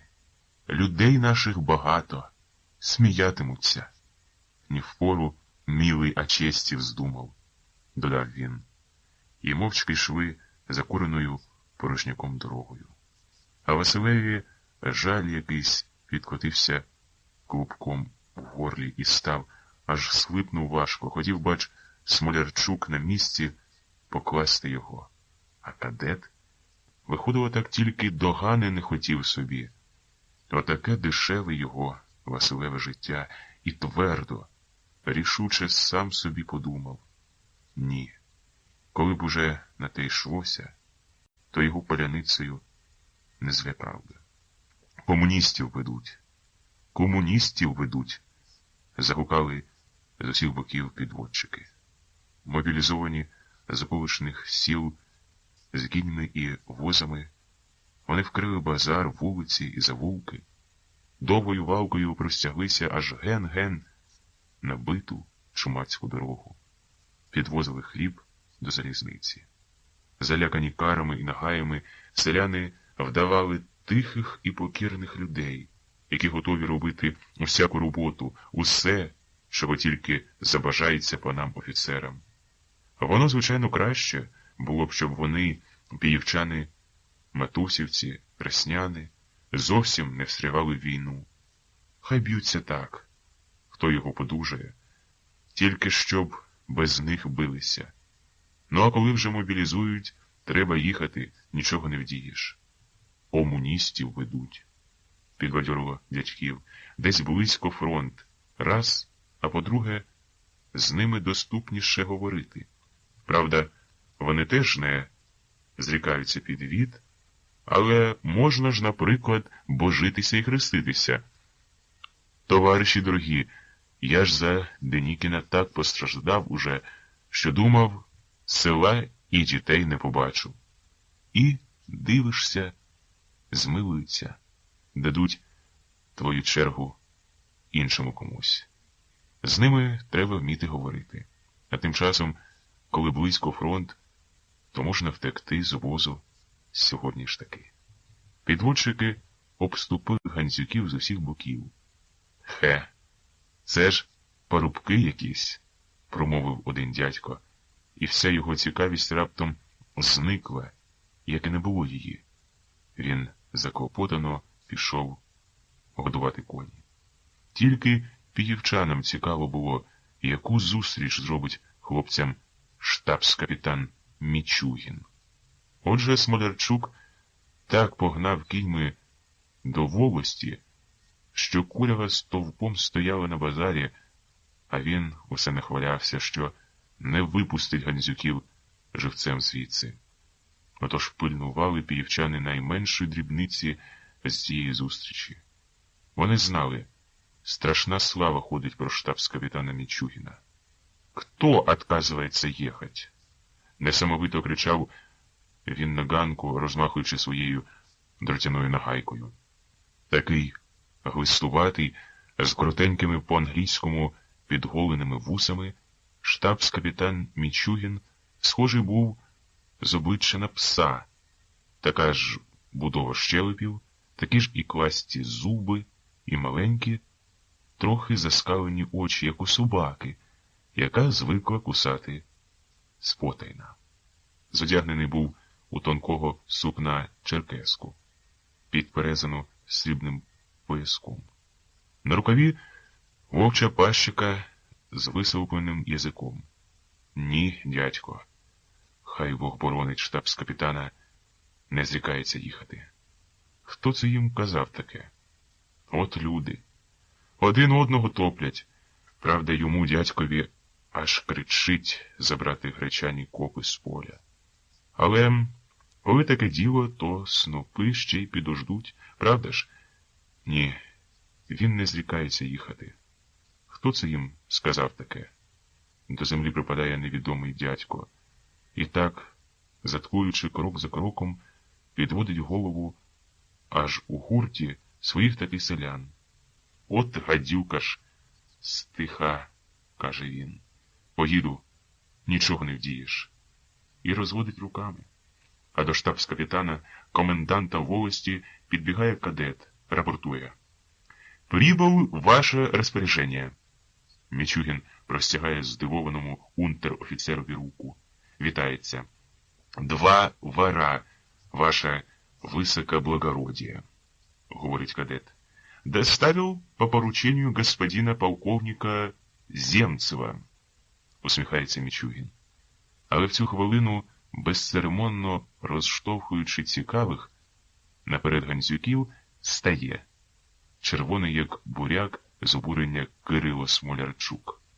«Поздров, Боже!» – каже він, тримаючи руку над накритою головою. «Оце ж вони і є, комуністи наші, іч зуби скалять як, га?» Ніхто, зрозуміла річ, не скалив тут зубів. Але Кирило уміє до діла сказати. «Ночью копу проса, ваше превосходитель», – додає він, і голос тремтить йому, як тремтів був перед підполковником Земцевим. Хоч би знову не став на коліна, як тоді, думає Василь Гандзюк. Мічугін повертає голову до унтер-офіцера кадета. «С оружием забрали ту сволочь?» запитуючи, тикаючи держаком на гайки у живіт старшого Гандзюка. «Нет, какое там оружие?» З презирством до заарештованных відповідає унтер-офіцер. «Обыкновенная кража. Ночью, говорит, по бедности уворовали. Стрелять такую дрянь нужно», — оскаженілим голосом кричить штабс-капітан Мічугін. «А не по бедности. Беднота у большевиков, господин унтер-офицер. Пора уже знать это». «Слушаюсь», — глухо отказує унтер-офіцер. «Ого», — не втримався хтось з підводчиків, але голос його заглушив удар дротяної нагайки. Вона впала з великого розмаху на широкі Василеві плечі з такою силою, що від того удару хитнувся і засичав, як від страшного болю. Натовп селян. Гришка захлинувся нелюдським криком. Коли побачив, як на Василеві лопнула сорочка і тіло взялося кривавою смугою. Ой, ой! Глухий стогін вирвався з грудей у Василя. Він намагався піднести зав'язані руки до очей, затулити очі, щоб не бачити ані людей, ані нових ударів, і ще урятувати очі хотів. Оце так їх треба вчить, приказував ще і ногою притоптував Кирило Смолярчук. Але ударів на його здивування більше не було. «В арестантскую», — наказав Мичугин, — «отдельно каждого, пока снимем допрос». Він повернувся до конвоїрів, сухо сказав: «Ви свободні», і пішов уздовж базару до школи, де метлявся був на високому держакові новенький, наче празниковий трикольоровий прапор. Кирило Смолярчук аж шиєю уклякнув, слухаючи Мичугіна. Він хотів уже рушити слідом за ним, наздогнати, але роздумав і з полегшенням, зітхнувши, почав розповідати усім присутнім, якої шкоди наробили йому цю ніч гандзюки. Нелегко видихатимуть вони Кирилову копу. Упали аж на порозі школи і глибоко врізалися у пам'ять Василеві чиїсь глузливі слова. Вікна мурованої школи, де тимчасово тримали заарештованих, усе давно обгорнула темрява. З надвору у вибиту шибку смутними акордами бреніли звуки гармонії. Десь під тополями грали солдати. Василь Гандзюк давно не був там. Він давно не чув такої майстерної гри. Аж на пальцях витягся. Він слухав. Стояв коло вікна, скривавлене до болю обличчя. Чи то щеміла йому розрубана нагайкою спина, чи так жаль і роздум перейшли до нього у вечірню годину, невідомо. Намагався запам'ятати собі смутну якусь ноту. Один тільки раз послухати б йому близька цього гармоніста. Справді, він уміє краяти серце і до сліз доводити. Уже перестали грати, а Гандзюкові довго ще бренить знайома нота, виривається в шибку і голосно, не стримуючись, ридає десь аж під стелею. Так і не вловив собі на пам'ять цієї ноти. Хтось тихо торкнув його з рукав. Ти все-таки подумай. Серйозно. Правду я кажу чи ні? Гандзюк повернув голову від вікна і незадоволено з ноткою злоби сказав: «Ну, правду. Що ж мені тепер твоя правда поможе? Чудак ти, їй Богу, однаково ж цю ніч усіх нас розміняють. А ти мені правда чи ні?» З очем закінчив і голосно вилаявся. «Ти даремно сердишся», — тихо і винувато сказав до Василя той самий голос. А на Гандзюкову лайку злякано підвели голови полонені червоноармійці. Вони, здавалося, заклякли на довгому чеканні допиту. Сиділи на підлозі 3 сіро-зеленими купами і злякано прислуховувались до найменшого руху, що відбувався там, по той бік шкільної кімнати. Усе ніби по-старому. За дверима чітко вимірює кроки вартовий. Недавно брязнув був казанок. По вечерю. Другий день минув уже, як давав їжу полоненим. Доводиться вимінювати на базарі. І знову тиша. Знущаються, говорить хтось. А мені хочеться, щоб швидше кінець уже був. Хай розстрілюють. Мені однаково. Я в них і дня не буду служити. зрозумів, не треба тільки по-дурному на розстріл пертися. І другий голос з іншої купи. Я мобілізований. Так і скажу. Тихо шепче він у темряві. Мені однаково. Офіцери, комісари, один чорт. Я солдат, поняв? Темный, к примеру, сказать. Неграмотный. Его ж будут брать в внимание. Чуєш? Говорить до Гандзюка той самий голос. Ти помиляєшся, що нас усіх розміняють. Не всіх, ні. Василь мовчить. Уперше на своєму віку зустрів він такого кумедного чоловіка. Усі, пам'ятає, із сміхом і глумом говорили про його крадіжку. І дивувалися. На чорта було розпочинати красти з такого дріб'язку. Вони ще виправдали б його злочин, як і кадети в дорозі, коли б не взяв він у того багача справді таке щось путнє і цінне, а то копу проса. Ніякої пошани і поваги такому мізерному злодієві. Більше того, деякі червоноармійці походженням селяни, коли довідалися про його злочин, зустріли Гандзюка з неприхованою ворожнечею. «Здорова!» – казали вони. Люди кров проливають, а він просо, наче ховрах, до нори собі носить. Дивно і боляче було слухати Василеві. Усі вони виходили так, співчували Смолярчукові. Хай говорять, в'яло, стомлено подумав тоді, якби вони хоч трохи знали Смолярчука, ніколи б не заступалися за нього. І раптом з кутка, махаючи перев'язаною рукою, встряв у розмову високий чорнявий чоловік. Обличчя добре не видно було, тільки очі блищали йому завзяттям і вмів так легко говорити, як ніхто з присутніх. «Ша!» – усміхаючись, сказав він. «Я сам проти того, щоб снопами викрадать у багачів добро. Це єрунда. Ми червоноармійці, так?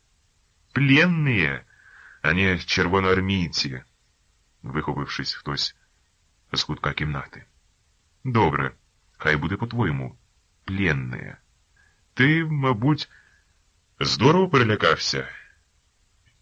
Так от, заткнись, хоч тут, зараза ти вшивая», – вигукнув з підлоги хриплий голос, що так турбувався був з'ясувати собі, хто він, мобілізований чи просто солдат. «Чого ж ти лаєшся?» – не втерпів і загрозливо запитав його Гандзюк. «Я твоє просо взяв, га? Твоє, питаю?» І він усім корпусом свого міцного і дужого тіла перехилився до людини з хриплим голосом. З великим напруженням чекав на образливу відповідь. Хай тільки спробує вилаяти, подумав. Він не зуміє почастувати його. Чорнявий із заздрістю подивився на міцну будову Гандзюкового тіла. Він любив міцних і дужих людей. А проти людини з хриплим голосом виступили з обурення і лайкою декілька червоноармійців. Він замовк у своєму кутку, наче хто рота замкнув йому. Василь повернувся обличчям до Чорнявого. Ловив уривки із загальної розмови. «Я, братце, правду матку скажу. Не осуждаю Василя», – говорив якийсь низенький, добродушний орловчанин. «Ей-богу, правду, мне кулацького добра не жаль». Він устиг уже випросити Василя шматок паляниці. Закурив у нього аж таки добру порцію міцної махорки і, готуючись до тюрми, вважав чомусь, що іменно він, а не хто інший з присутніх, боронить Гандзюка. «Не в цьому річ», – заперечував орловчанові Чорнявий. «А хіба усі ми за куркульське чи буржуйське добро? Ніколи. І нічого смішного, товариші, нема в тому, що він узяв, наприклад, копу проса. Адже ми, червоноармійці, хочемо забрати в буржуїв усе.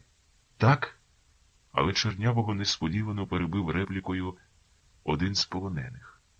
Виходить, ми теж злодії? Похмуро запитав він. Чорнявий дзигою крутнувся в колі, заперечуючи, ти не так зрозумів мене. Ясно, для буржуїв ми злодії, але ми забираємо у них те, що вони пограбували в нас. Зрозумів, ми не грабуємо пограбоване. Але його помилка, товариші, в тому, що він сам хотів узяти копу. Коли треба разом і для всіх усе забрати. Правду я кажу. І всі погодилися, що саме тут криється Гандзюкова помилка. Навіть сам Василь, не розуміючи гаразд, як то можна все забрати, поділяв думку Чернявого. Розмова з полоненими нагадувала йому суд, і він уявляв собі, коли б його боронив Чорнявий, то все було б якнайкраще. Чорнявий повернувся до Василя і гаряче з докором говорив. Ти тільки вислухай мене. Я хочу, щоб ти зрозумів, де правда. Говори, ніяково усміхнувся Гандзюк. Як от я служив на млині Бродського. Це в мільйон раз більший буржуй за твого просяного. А я не крав. Дурний? Ні. Повір мені, я краще за тебе знаю, як усі вони п'ють нашу кров, як висмоктують з нас мозок і силу. Буржуї скрізь однакові. Ну-ну, катай, Ароне Бродського, підбадьорив Чернявого орловичанин. Він ще в полку любив слухати запальні промови цього високого на зріст і худорлявого червоноармійця. Але коли б я украв у Бродського, продовжував Чорнявий, куль муки, то хіба він збіднів би від цього? Ніколи. А мені тюрма, мені смерть. Однаково болить, чи б'ють тебе за куль муки, чи б'ють за копу проса. Ні. У буржуїв треба забрати все або нічого.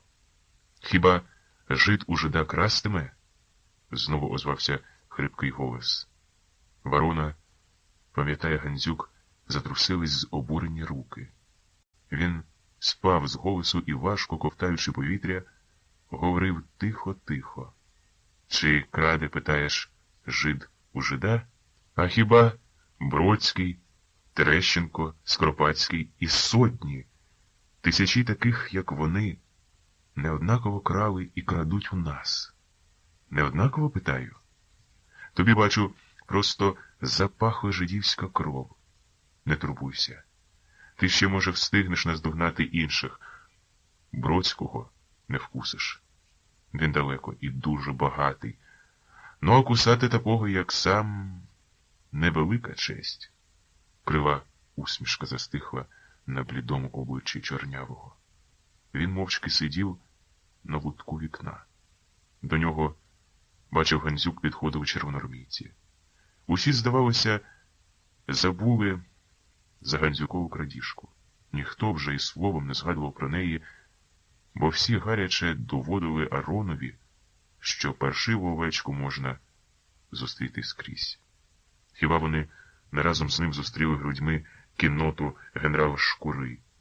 Хіба не їхній полк на третину загинув в бою? І хіба не вони смертю кращих своїх товаришів затримали прорив фронту? Умовляли, не треба сваритися, бо невідомо ще, яка доля чекає на них.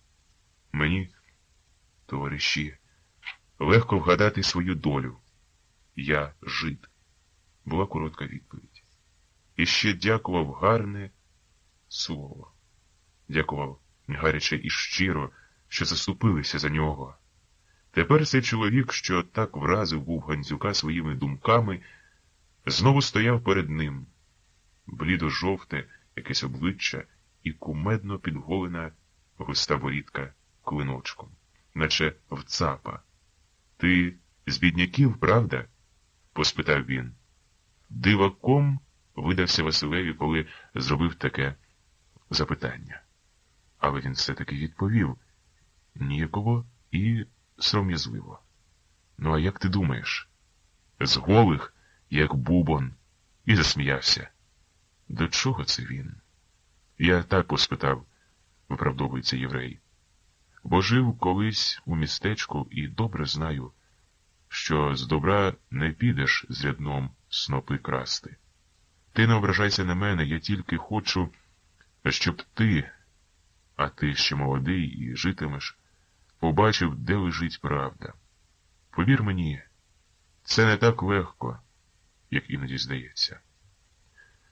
Гандзюк! Гукнули за дверима Василеве прізвище. Гандзюк! Кашеварний герой! Повторив хтось, одмикаючи двері. І Василь, стрепенувшись усім тілом, рушив до дверей. Усі заарештовані підвелися на ноги, по-військовому вирівнялись і так стояли у німій тиші. Глупа ніч. У вікно видно було, як чумацьким шляхом у безвість ринуть зорі. Гришку допитували першого. Край столу сидів штабс-капітан Мічугін. Поруч нього похмурий поручик гвардійського полку з великими, золотом шитими орлами на плечах. Поручик урочисто, наче якісь військові регалії, витяг з піхов блискучу шаблю і поклав її на столі. З такої церемонії усміхнулись бувалі і досвідчені унтер-офіцери. Вони сиділи на лавах у глибині кімнати, готові кожну мить до послуг.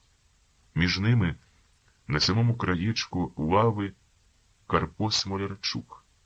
Унтер-офіцерів було небагато.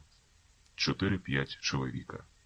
Коли один з них, дужий тілом і лютий з обличчя, перевів Гришку за вухо аж до столу, то всі присутні не втрималися, щоб розсміятися.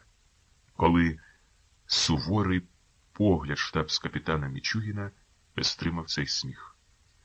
«Ну-с, товарищ вор, быстро, ясно и только правду», — звернувся штабс-капітан до Гришки. «Рассказывай, как на исповеди, что и как». «Я зараз, усе як було», — захлинаючись, говорив Гришка. Він не зводив очей з блискучого леза шаблі і молов з переляку усе, що тільки попадало з пережитого на язик. Так, вони хотіли придбати удвох з братом гармонію. «Іграть хотіли?» — перебив його запитанням штабс-капітан. «Ну да. Таку ж хто грає?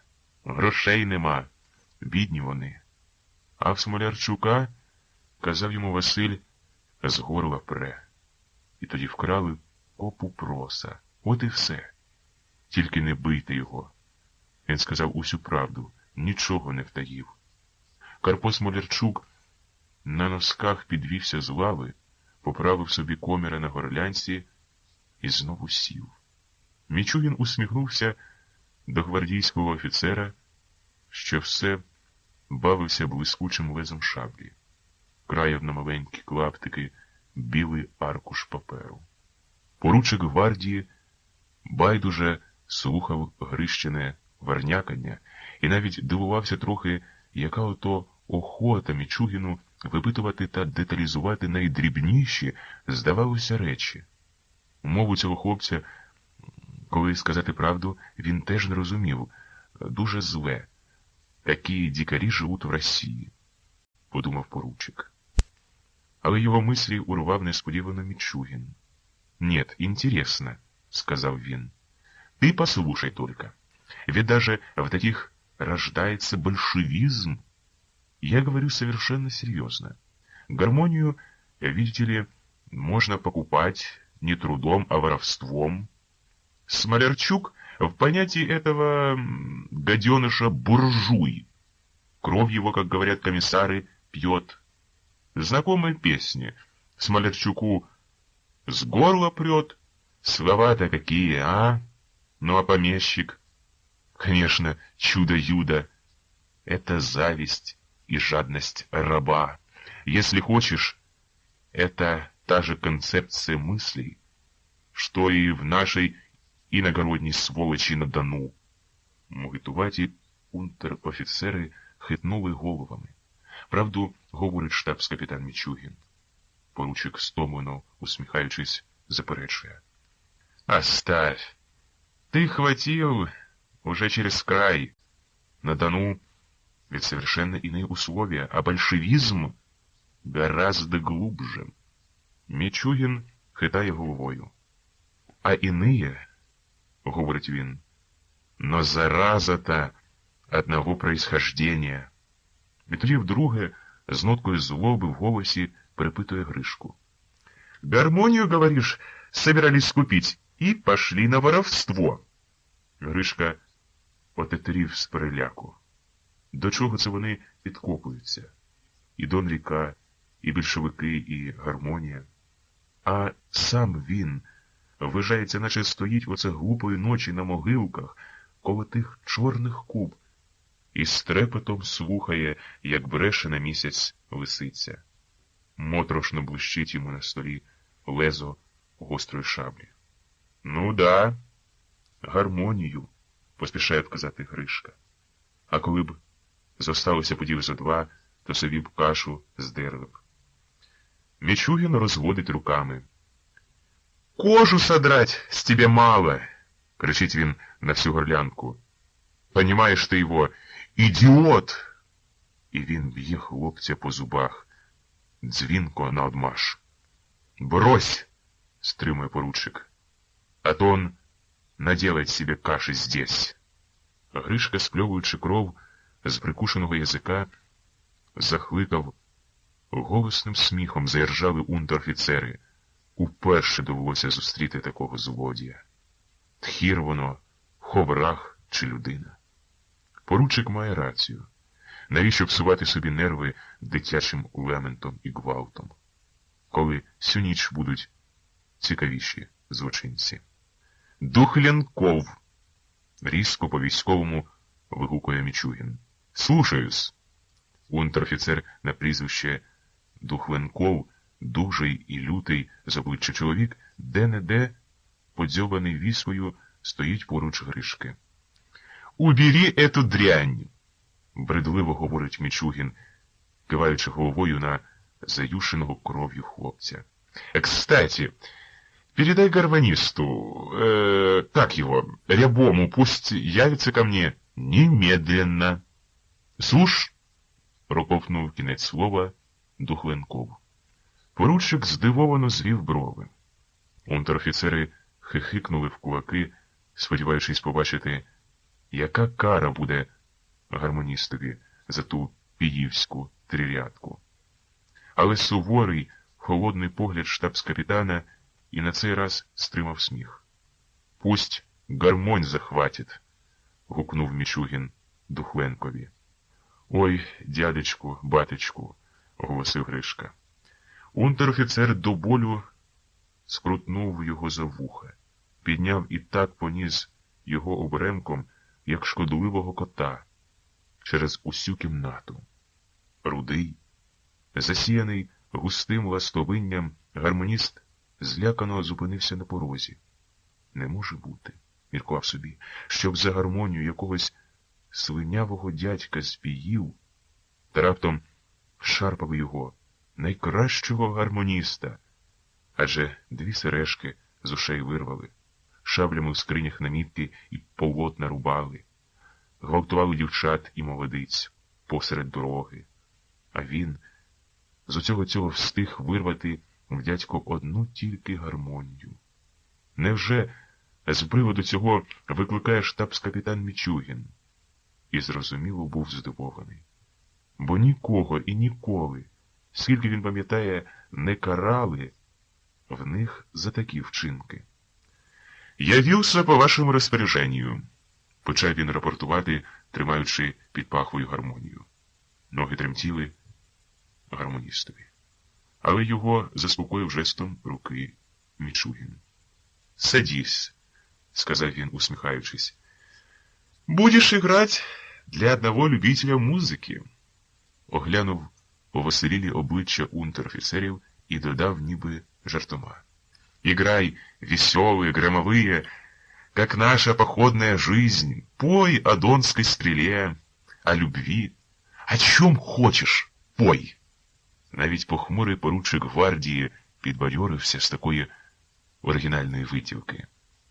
«Ты, Мичугин, должен любить театр», — сказав поручик. «Оригинал, ей-богу! Ты, вижу, хочешь перещеголять самого Андрея Григорьевича, а? Я и до сих пор не могу забыть твоей встречи с Эскулапом. А тут гармонь. Замечательно!» Усі присутні, за винятком хіба одного Смолярчука, до дрібниць пам'ятають цю історію з більшовицьким доктором. Привели тоді до штабс-капітана Мічугіна двох червоноармійців і доктора, лисого в окулярах. Їх захопили десь на полі. Доктор витягав свій іржавий уламок набою з ноги якомусь напівмертвому дядькові. Стояв, відкопив глечик з водою, торба з хлібом і бабка з мантачкою. Штабс-капітан Мічугін на дрібні шматки та на кривавий мотлох порубав і посік шаблею двох червоноармійців. Доктор, чекаючи із собі такої ж смерті, не просився. Він тільки надів військового кашкета і свою велику, лисиною позначену голову. «Мічугіну», – розповідав він пізніше, – найболючіше було бачити в доктора, людини інтелігентної, п'ятикутну зорю замість кокарди.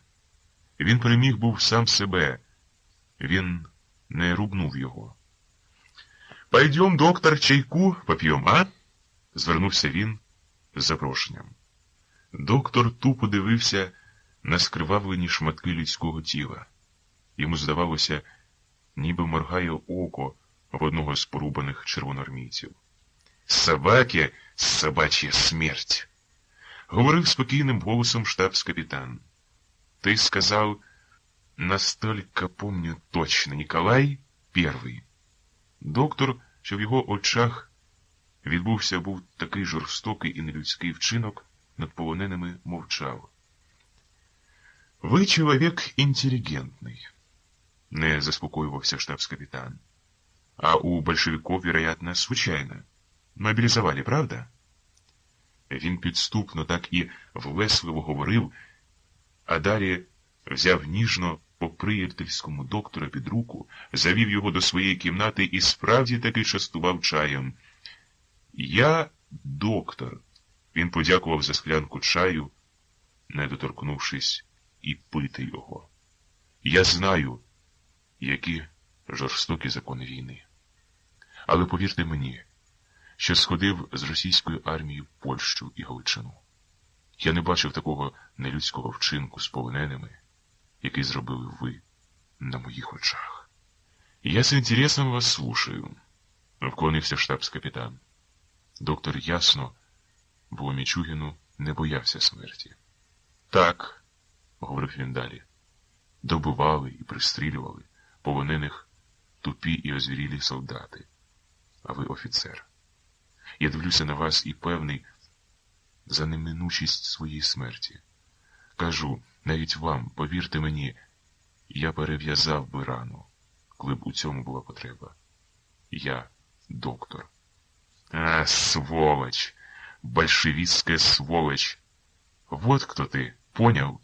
Снимай сапоги, снимай штаны, снимай все до кальсон і рубашки». І він, Мічугін, голого шмагав нагайкою і гнав його базаром між рядами перекупок, вигукуючи: «Ділаю красному доктору масаж». Доктора урятував тоді від ката похмурий поручик гвардії.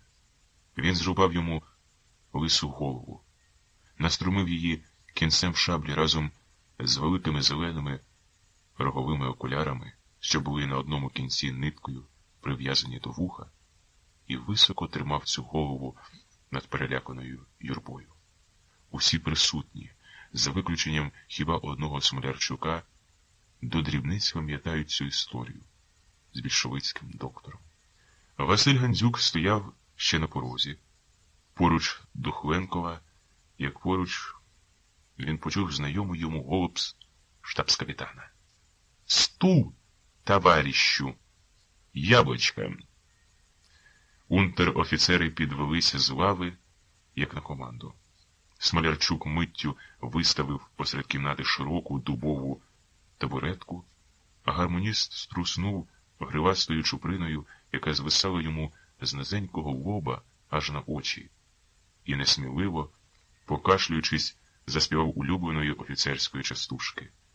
«Ой, яблочко, да на елочку, комиссаров нехристов на веревочку». На веревочку, стиха підспівували унтер-офіцери. Гандзюка глибоко вразила гра на гармонії. Чого це раптом грають? Гуляють? Ні. Він бачить на столі тільки блискуче лезо шаблі, ані пляшок, ані страви ніде не видно. До чого все це?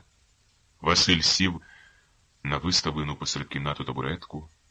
Світло з двох великих ламп упало йому на змарніле обличчя і чітко, до найменшої рисочки освітило і товсті Василеві губи, і сірі великі очі, і покладені на коліна руки, схожі на червоні буряки. Парубок схилив низько голову і, чекаючи на запитання, дивився в одну точку на блискучий різок гармонії. Була пауза. Унтер-офіцери сіли на свої місця, не дочекавшись мічурінгового наказу, і більше не співали. Один гармоніст, не вразивши, як йому здавалося, піївського парубка, яблучком, скрутнув головою і на повний голос, дзвінкий і чистий, заспівав нової башкетницької пісні. «У попа з рукавом жолуді говели, і, питаясь табаком, алілуя пели». На Василевому обличчі промайнула сумна якась усмішка.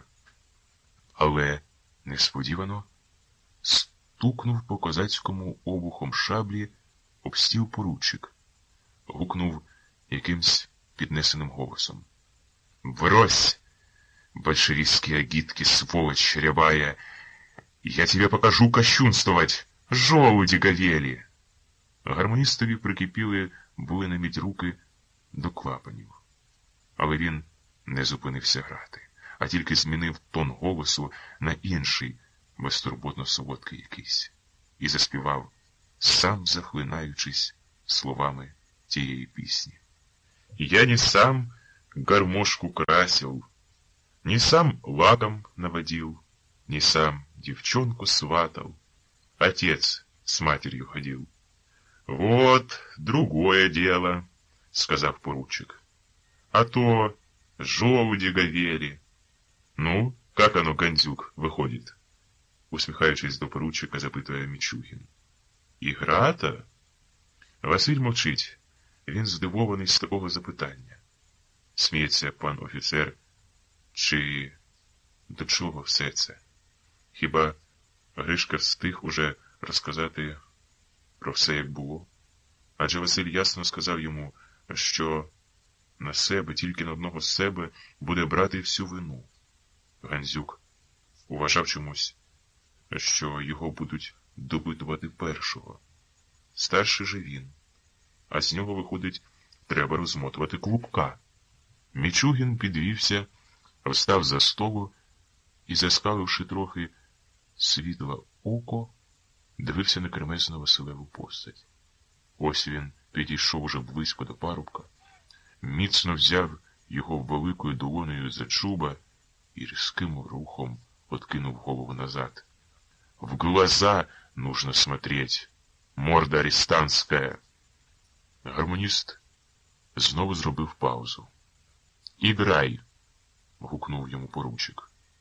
І далекі північні частушки із станції Званки на Мурмані, що їх привіз на південь цей паливода-телеграфіст, знову попливли веселими ритмами під його вмілою рукою.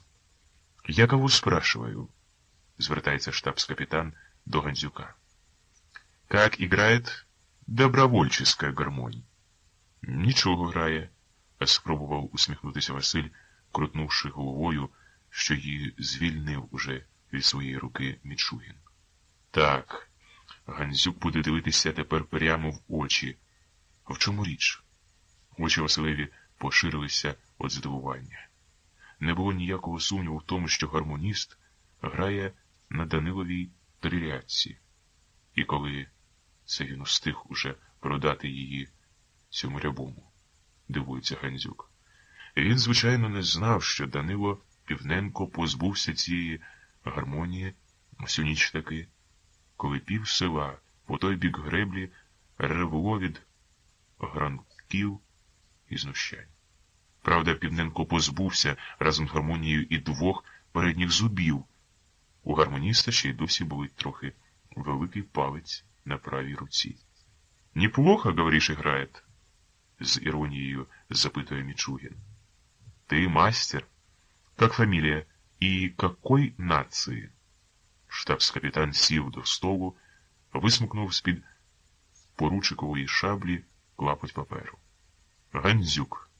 Серйозно, не звертаючи увагу на гру, відповідає Василь. Він на хвилину замислюється. Важко йому, видно, відповісти на друге запитання. Негаразд розуміє він, що воно означає. Нація. Насправді, якої він нації?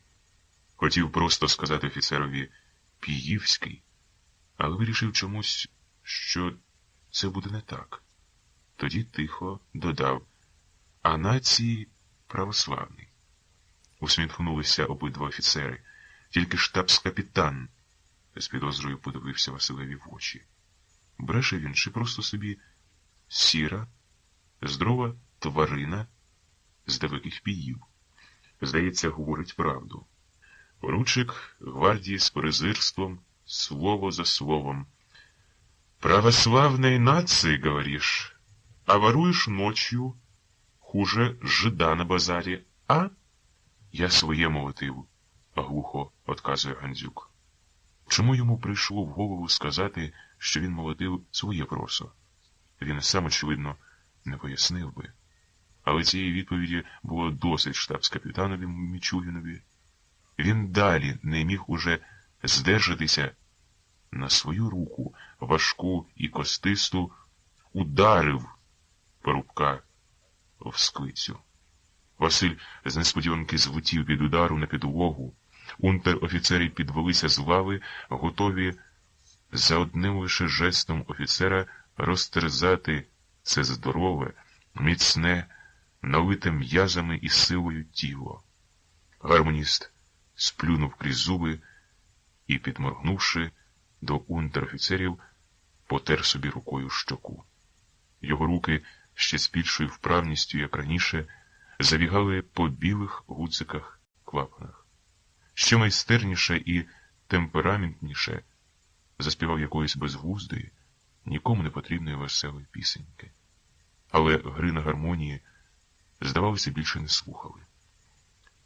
Карпо Смолярчук перехилився у знак запитання перед штабс-капітаном, готовий за найменшим рухом кинутися у бійку. Гандзюкова брехня, нібито він молотив своє просо, так обурила його і так здивувала, що він не розумів, чому це панькаються з Василем офіцери, чому пан поручик не рубне його хоч раз або не вдарить принаймні обухом шаблі. Чому? «Ти, говорять, музику любиш?» – запитує Мічугін Гандзюка, нібито нічого такого особливого не трапилося. Що не він на всю силу руки вдарив його. «Люблю», – глухо, озлоблено отказує Гандзюк, розтираючи рукою скивицю. «А женщин любиш?» – запитує під сміх унтер-офіцерів поручик гвардії. «Большевик, настоящий большевик», – додає він. «Всосал коммунизм с молоком матери, а? Что твое, мое, так?» Василь мовчить.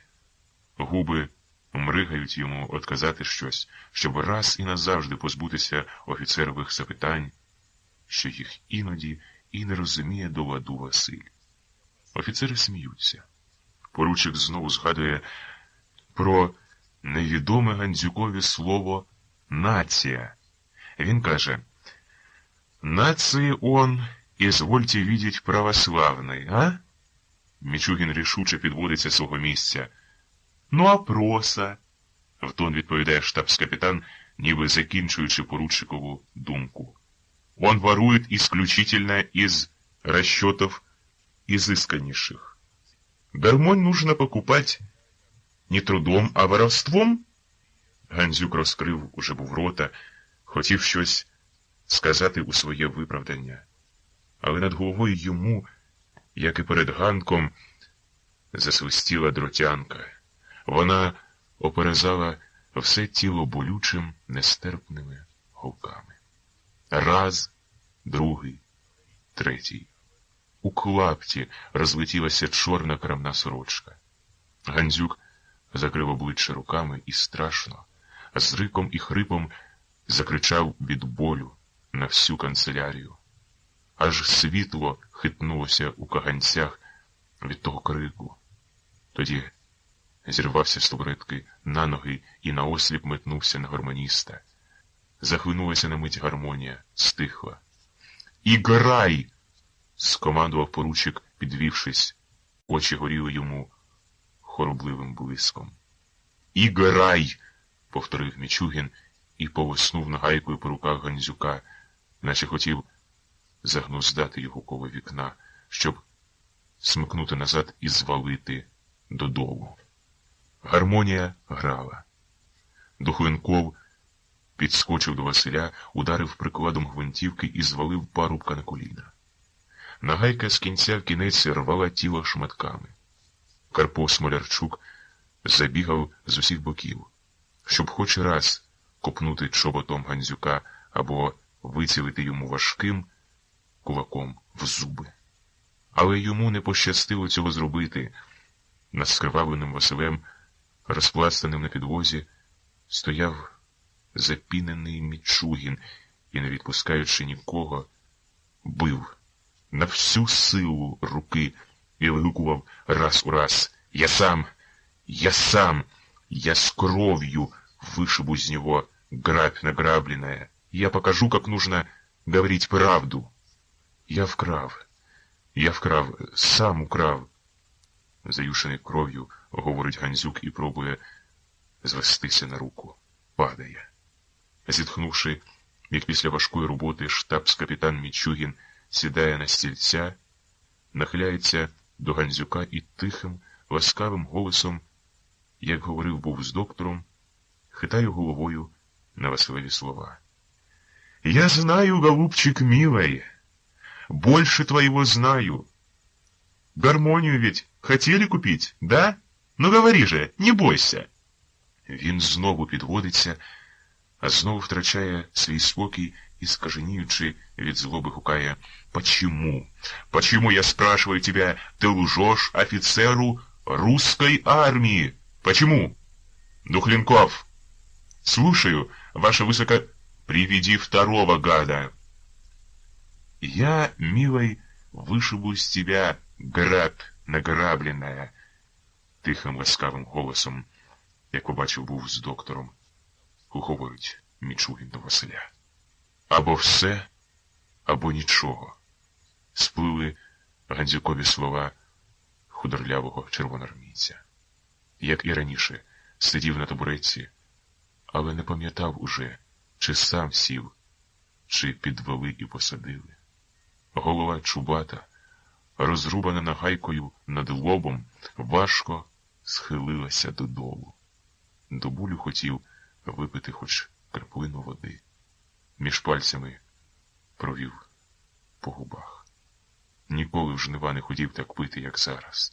Губи спухли Василеві, а тіло обважніло, і біль у найменшій цяточці тіла такий великий, що трудно поворухнутися.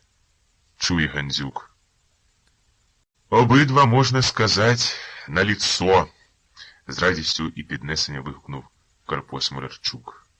Але його несподівано осік поручик. «Хто здесь старший?» – запитав. Откуда у тебя большевистское понебратство?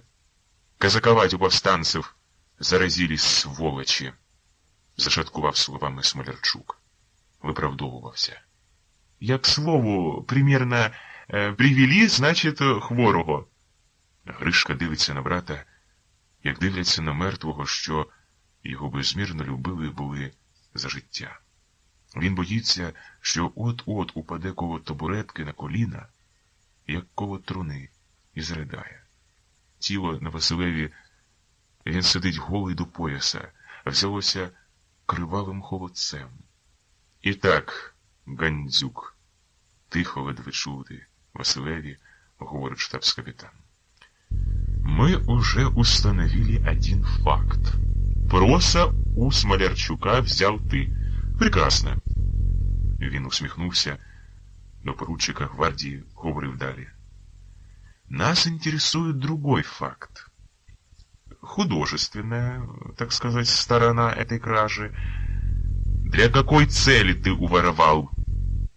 Зовсім не чути Василевого голосу.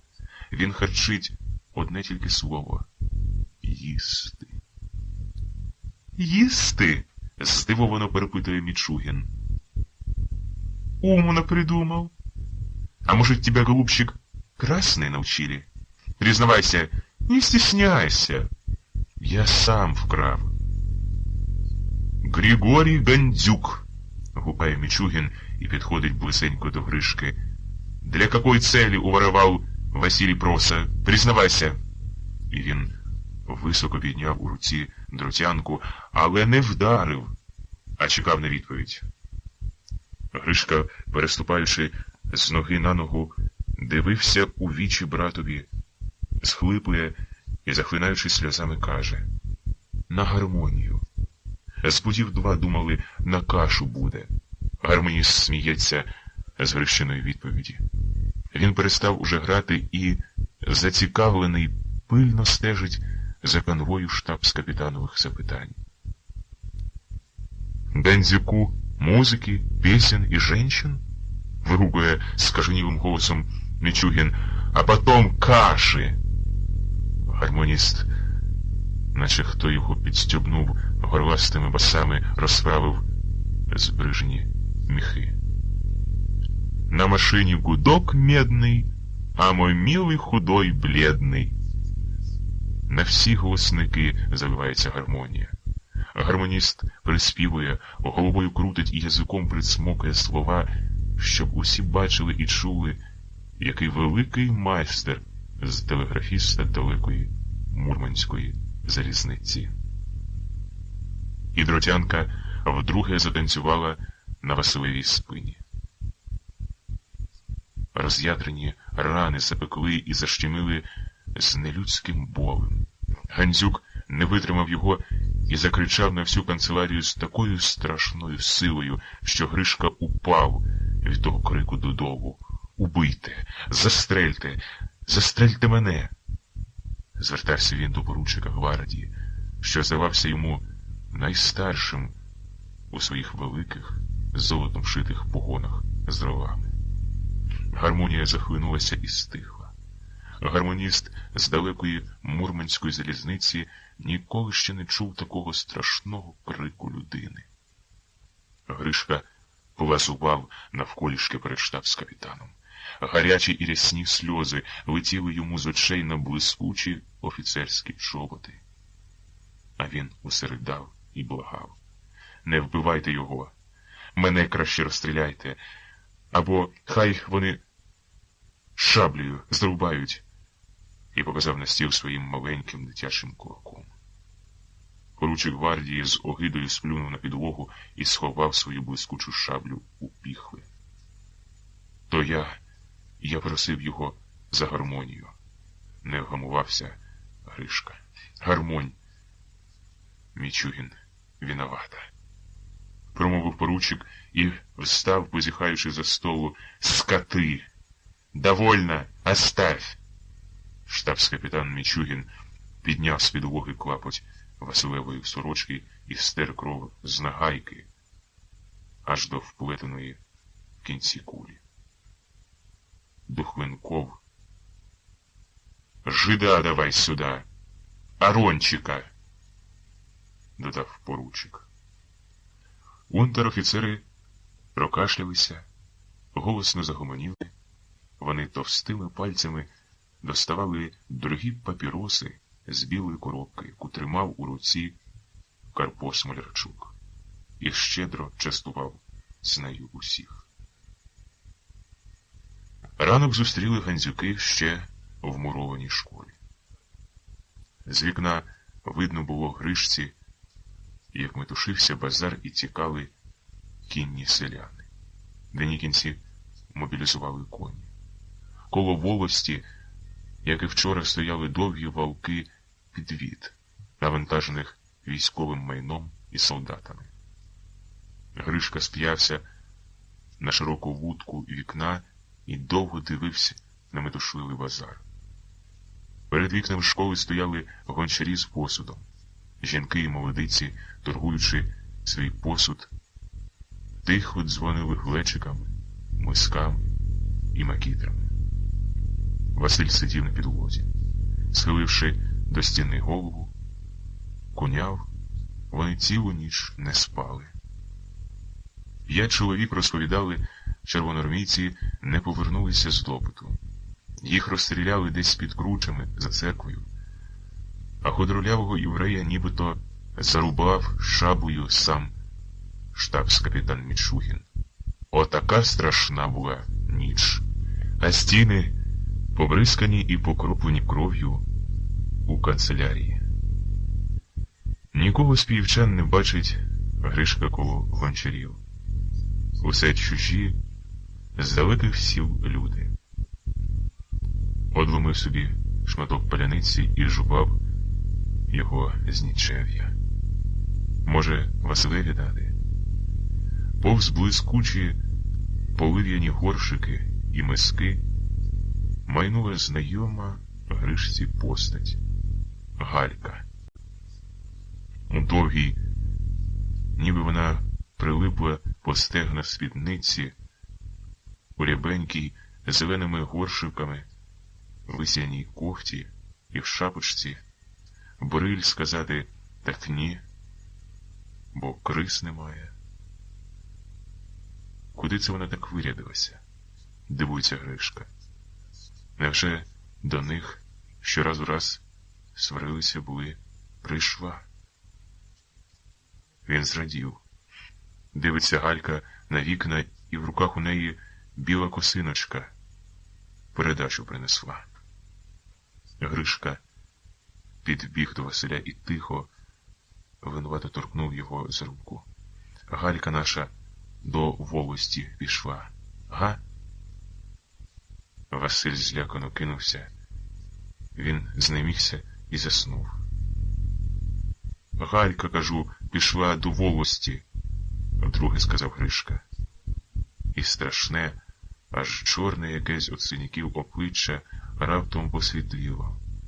Очі засвітилися Василеві тихою, невисловленою радістю.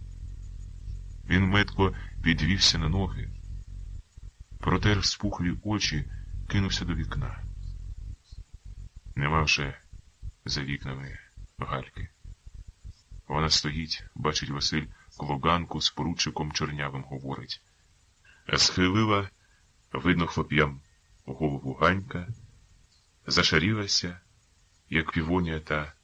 Офіцер хитає головою, ніби журить і докоряє Гальці. Ось він витяг срібного портсигара, стукає довгим муштруком папіроси і сміється до дівчини ласкаво-ласкаво. Поручикові гвардії сподобалася ця покоївка панська. Пильно-пильно дивиться він у Гальчині великі сині очі. Кинув цигарку на землю, не докуривши, пішли обоє на ганок до волості. На порозі видно було Гришці, на Гальчине плече лягла тонка маленька рука, зодягнена у білу рукавичку. Сестра оглянулася, повела плечем ще і начосами над лобом тріпнула. Василь стояв коло вікна із заплющеними очима. Йому здавалося, ніби очі всіх людей що товпляться на базарі, звернені до ганку, куди пішла їхня Галька.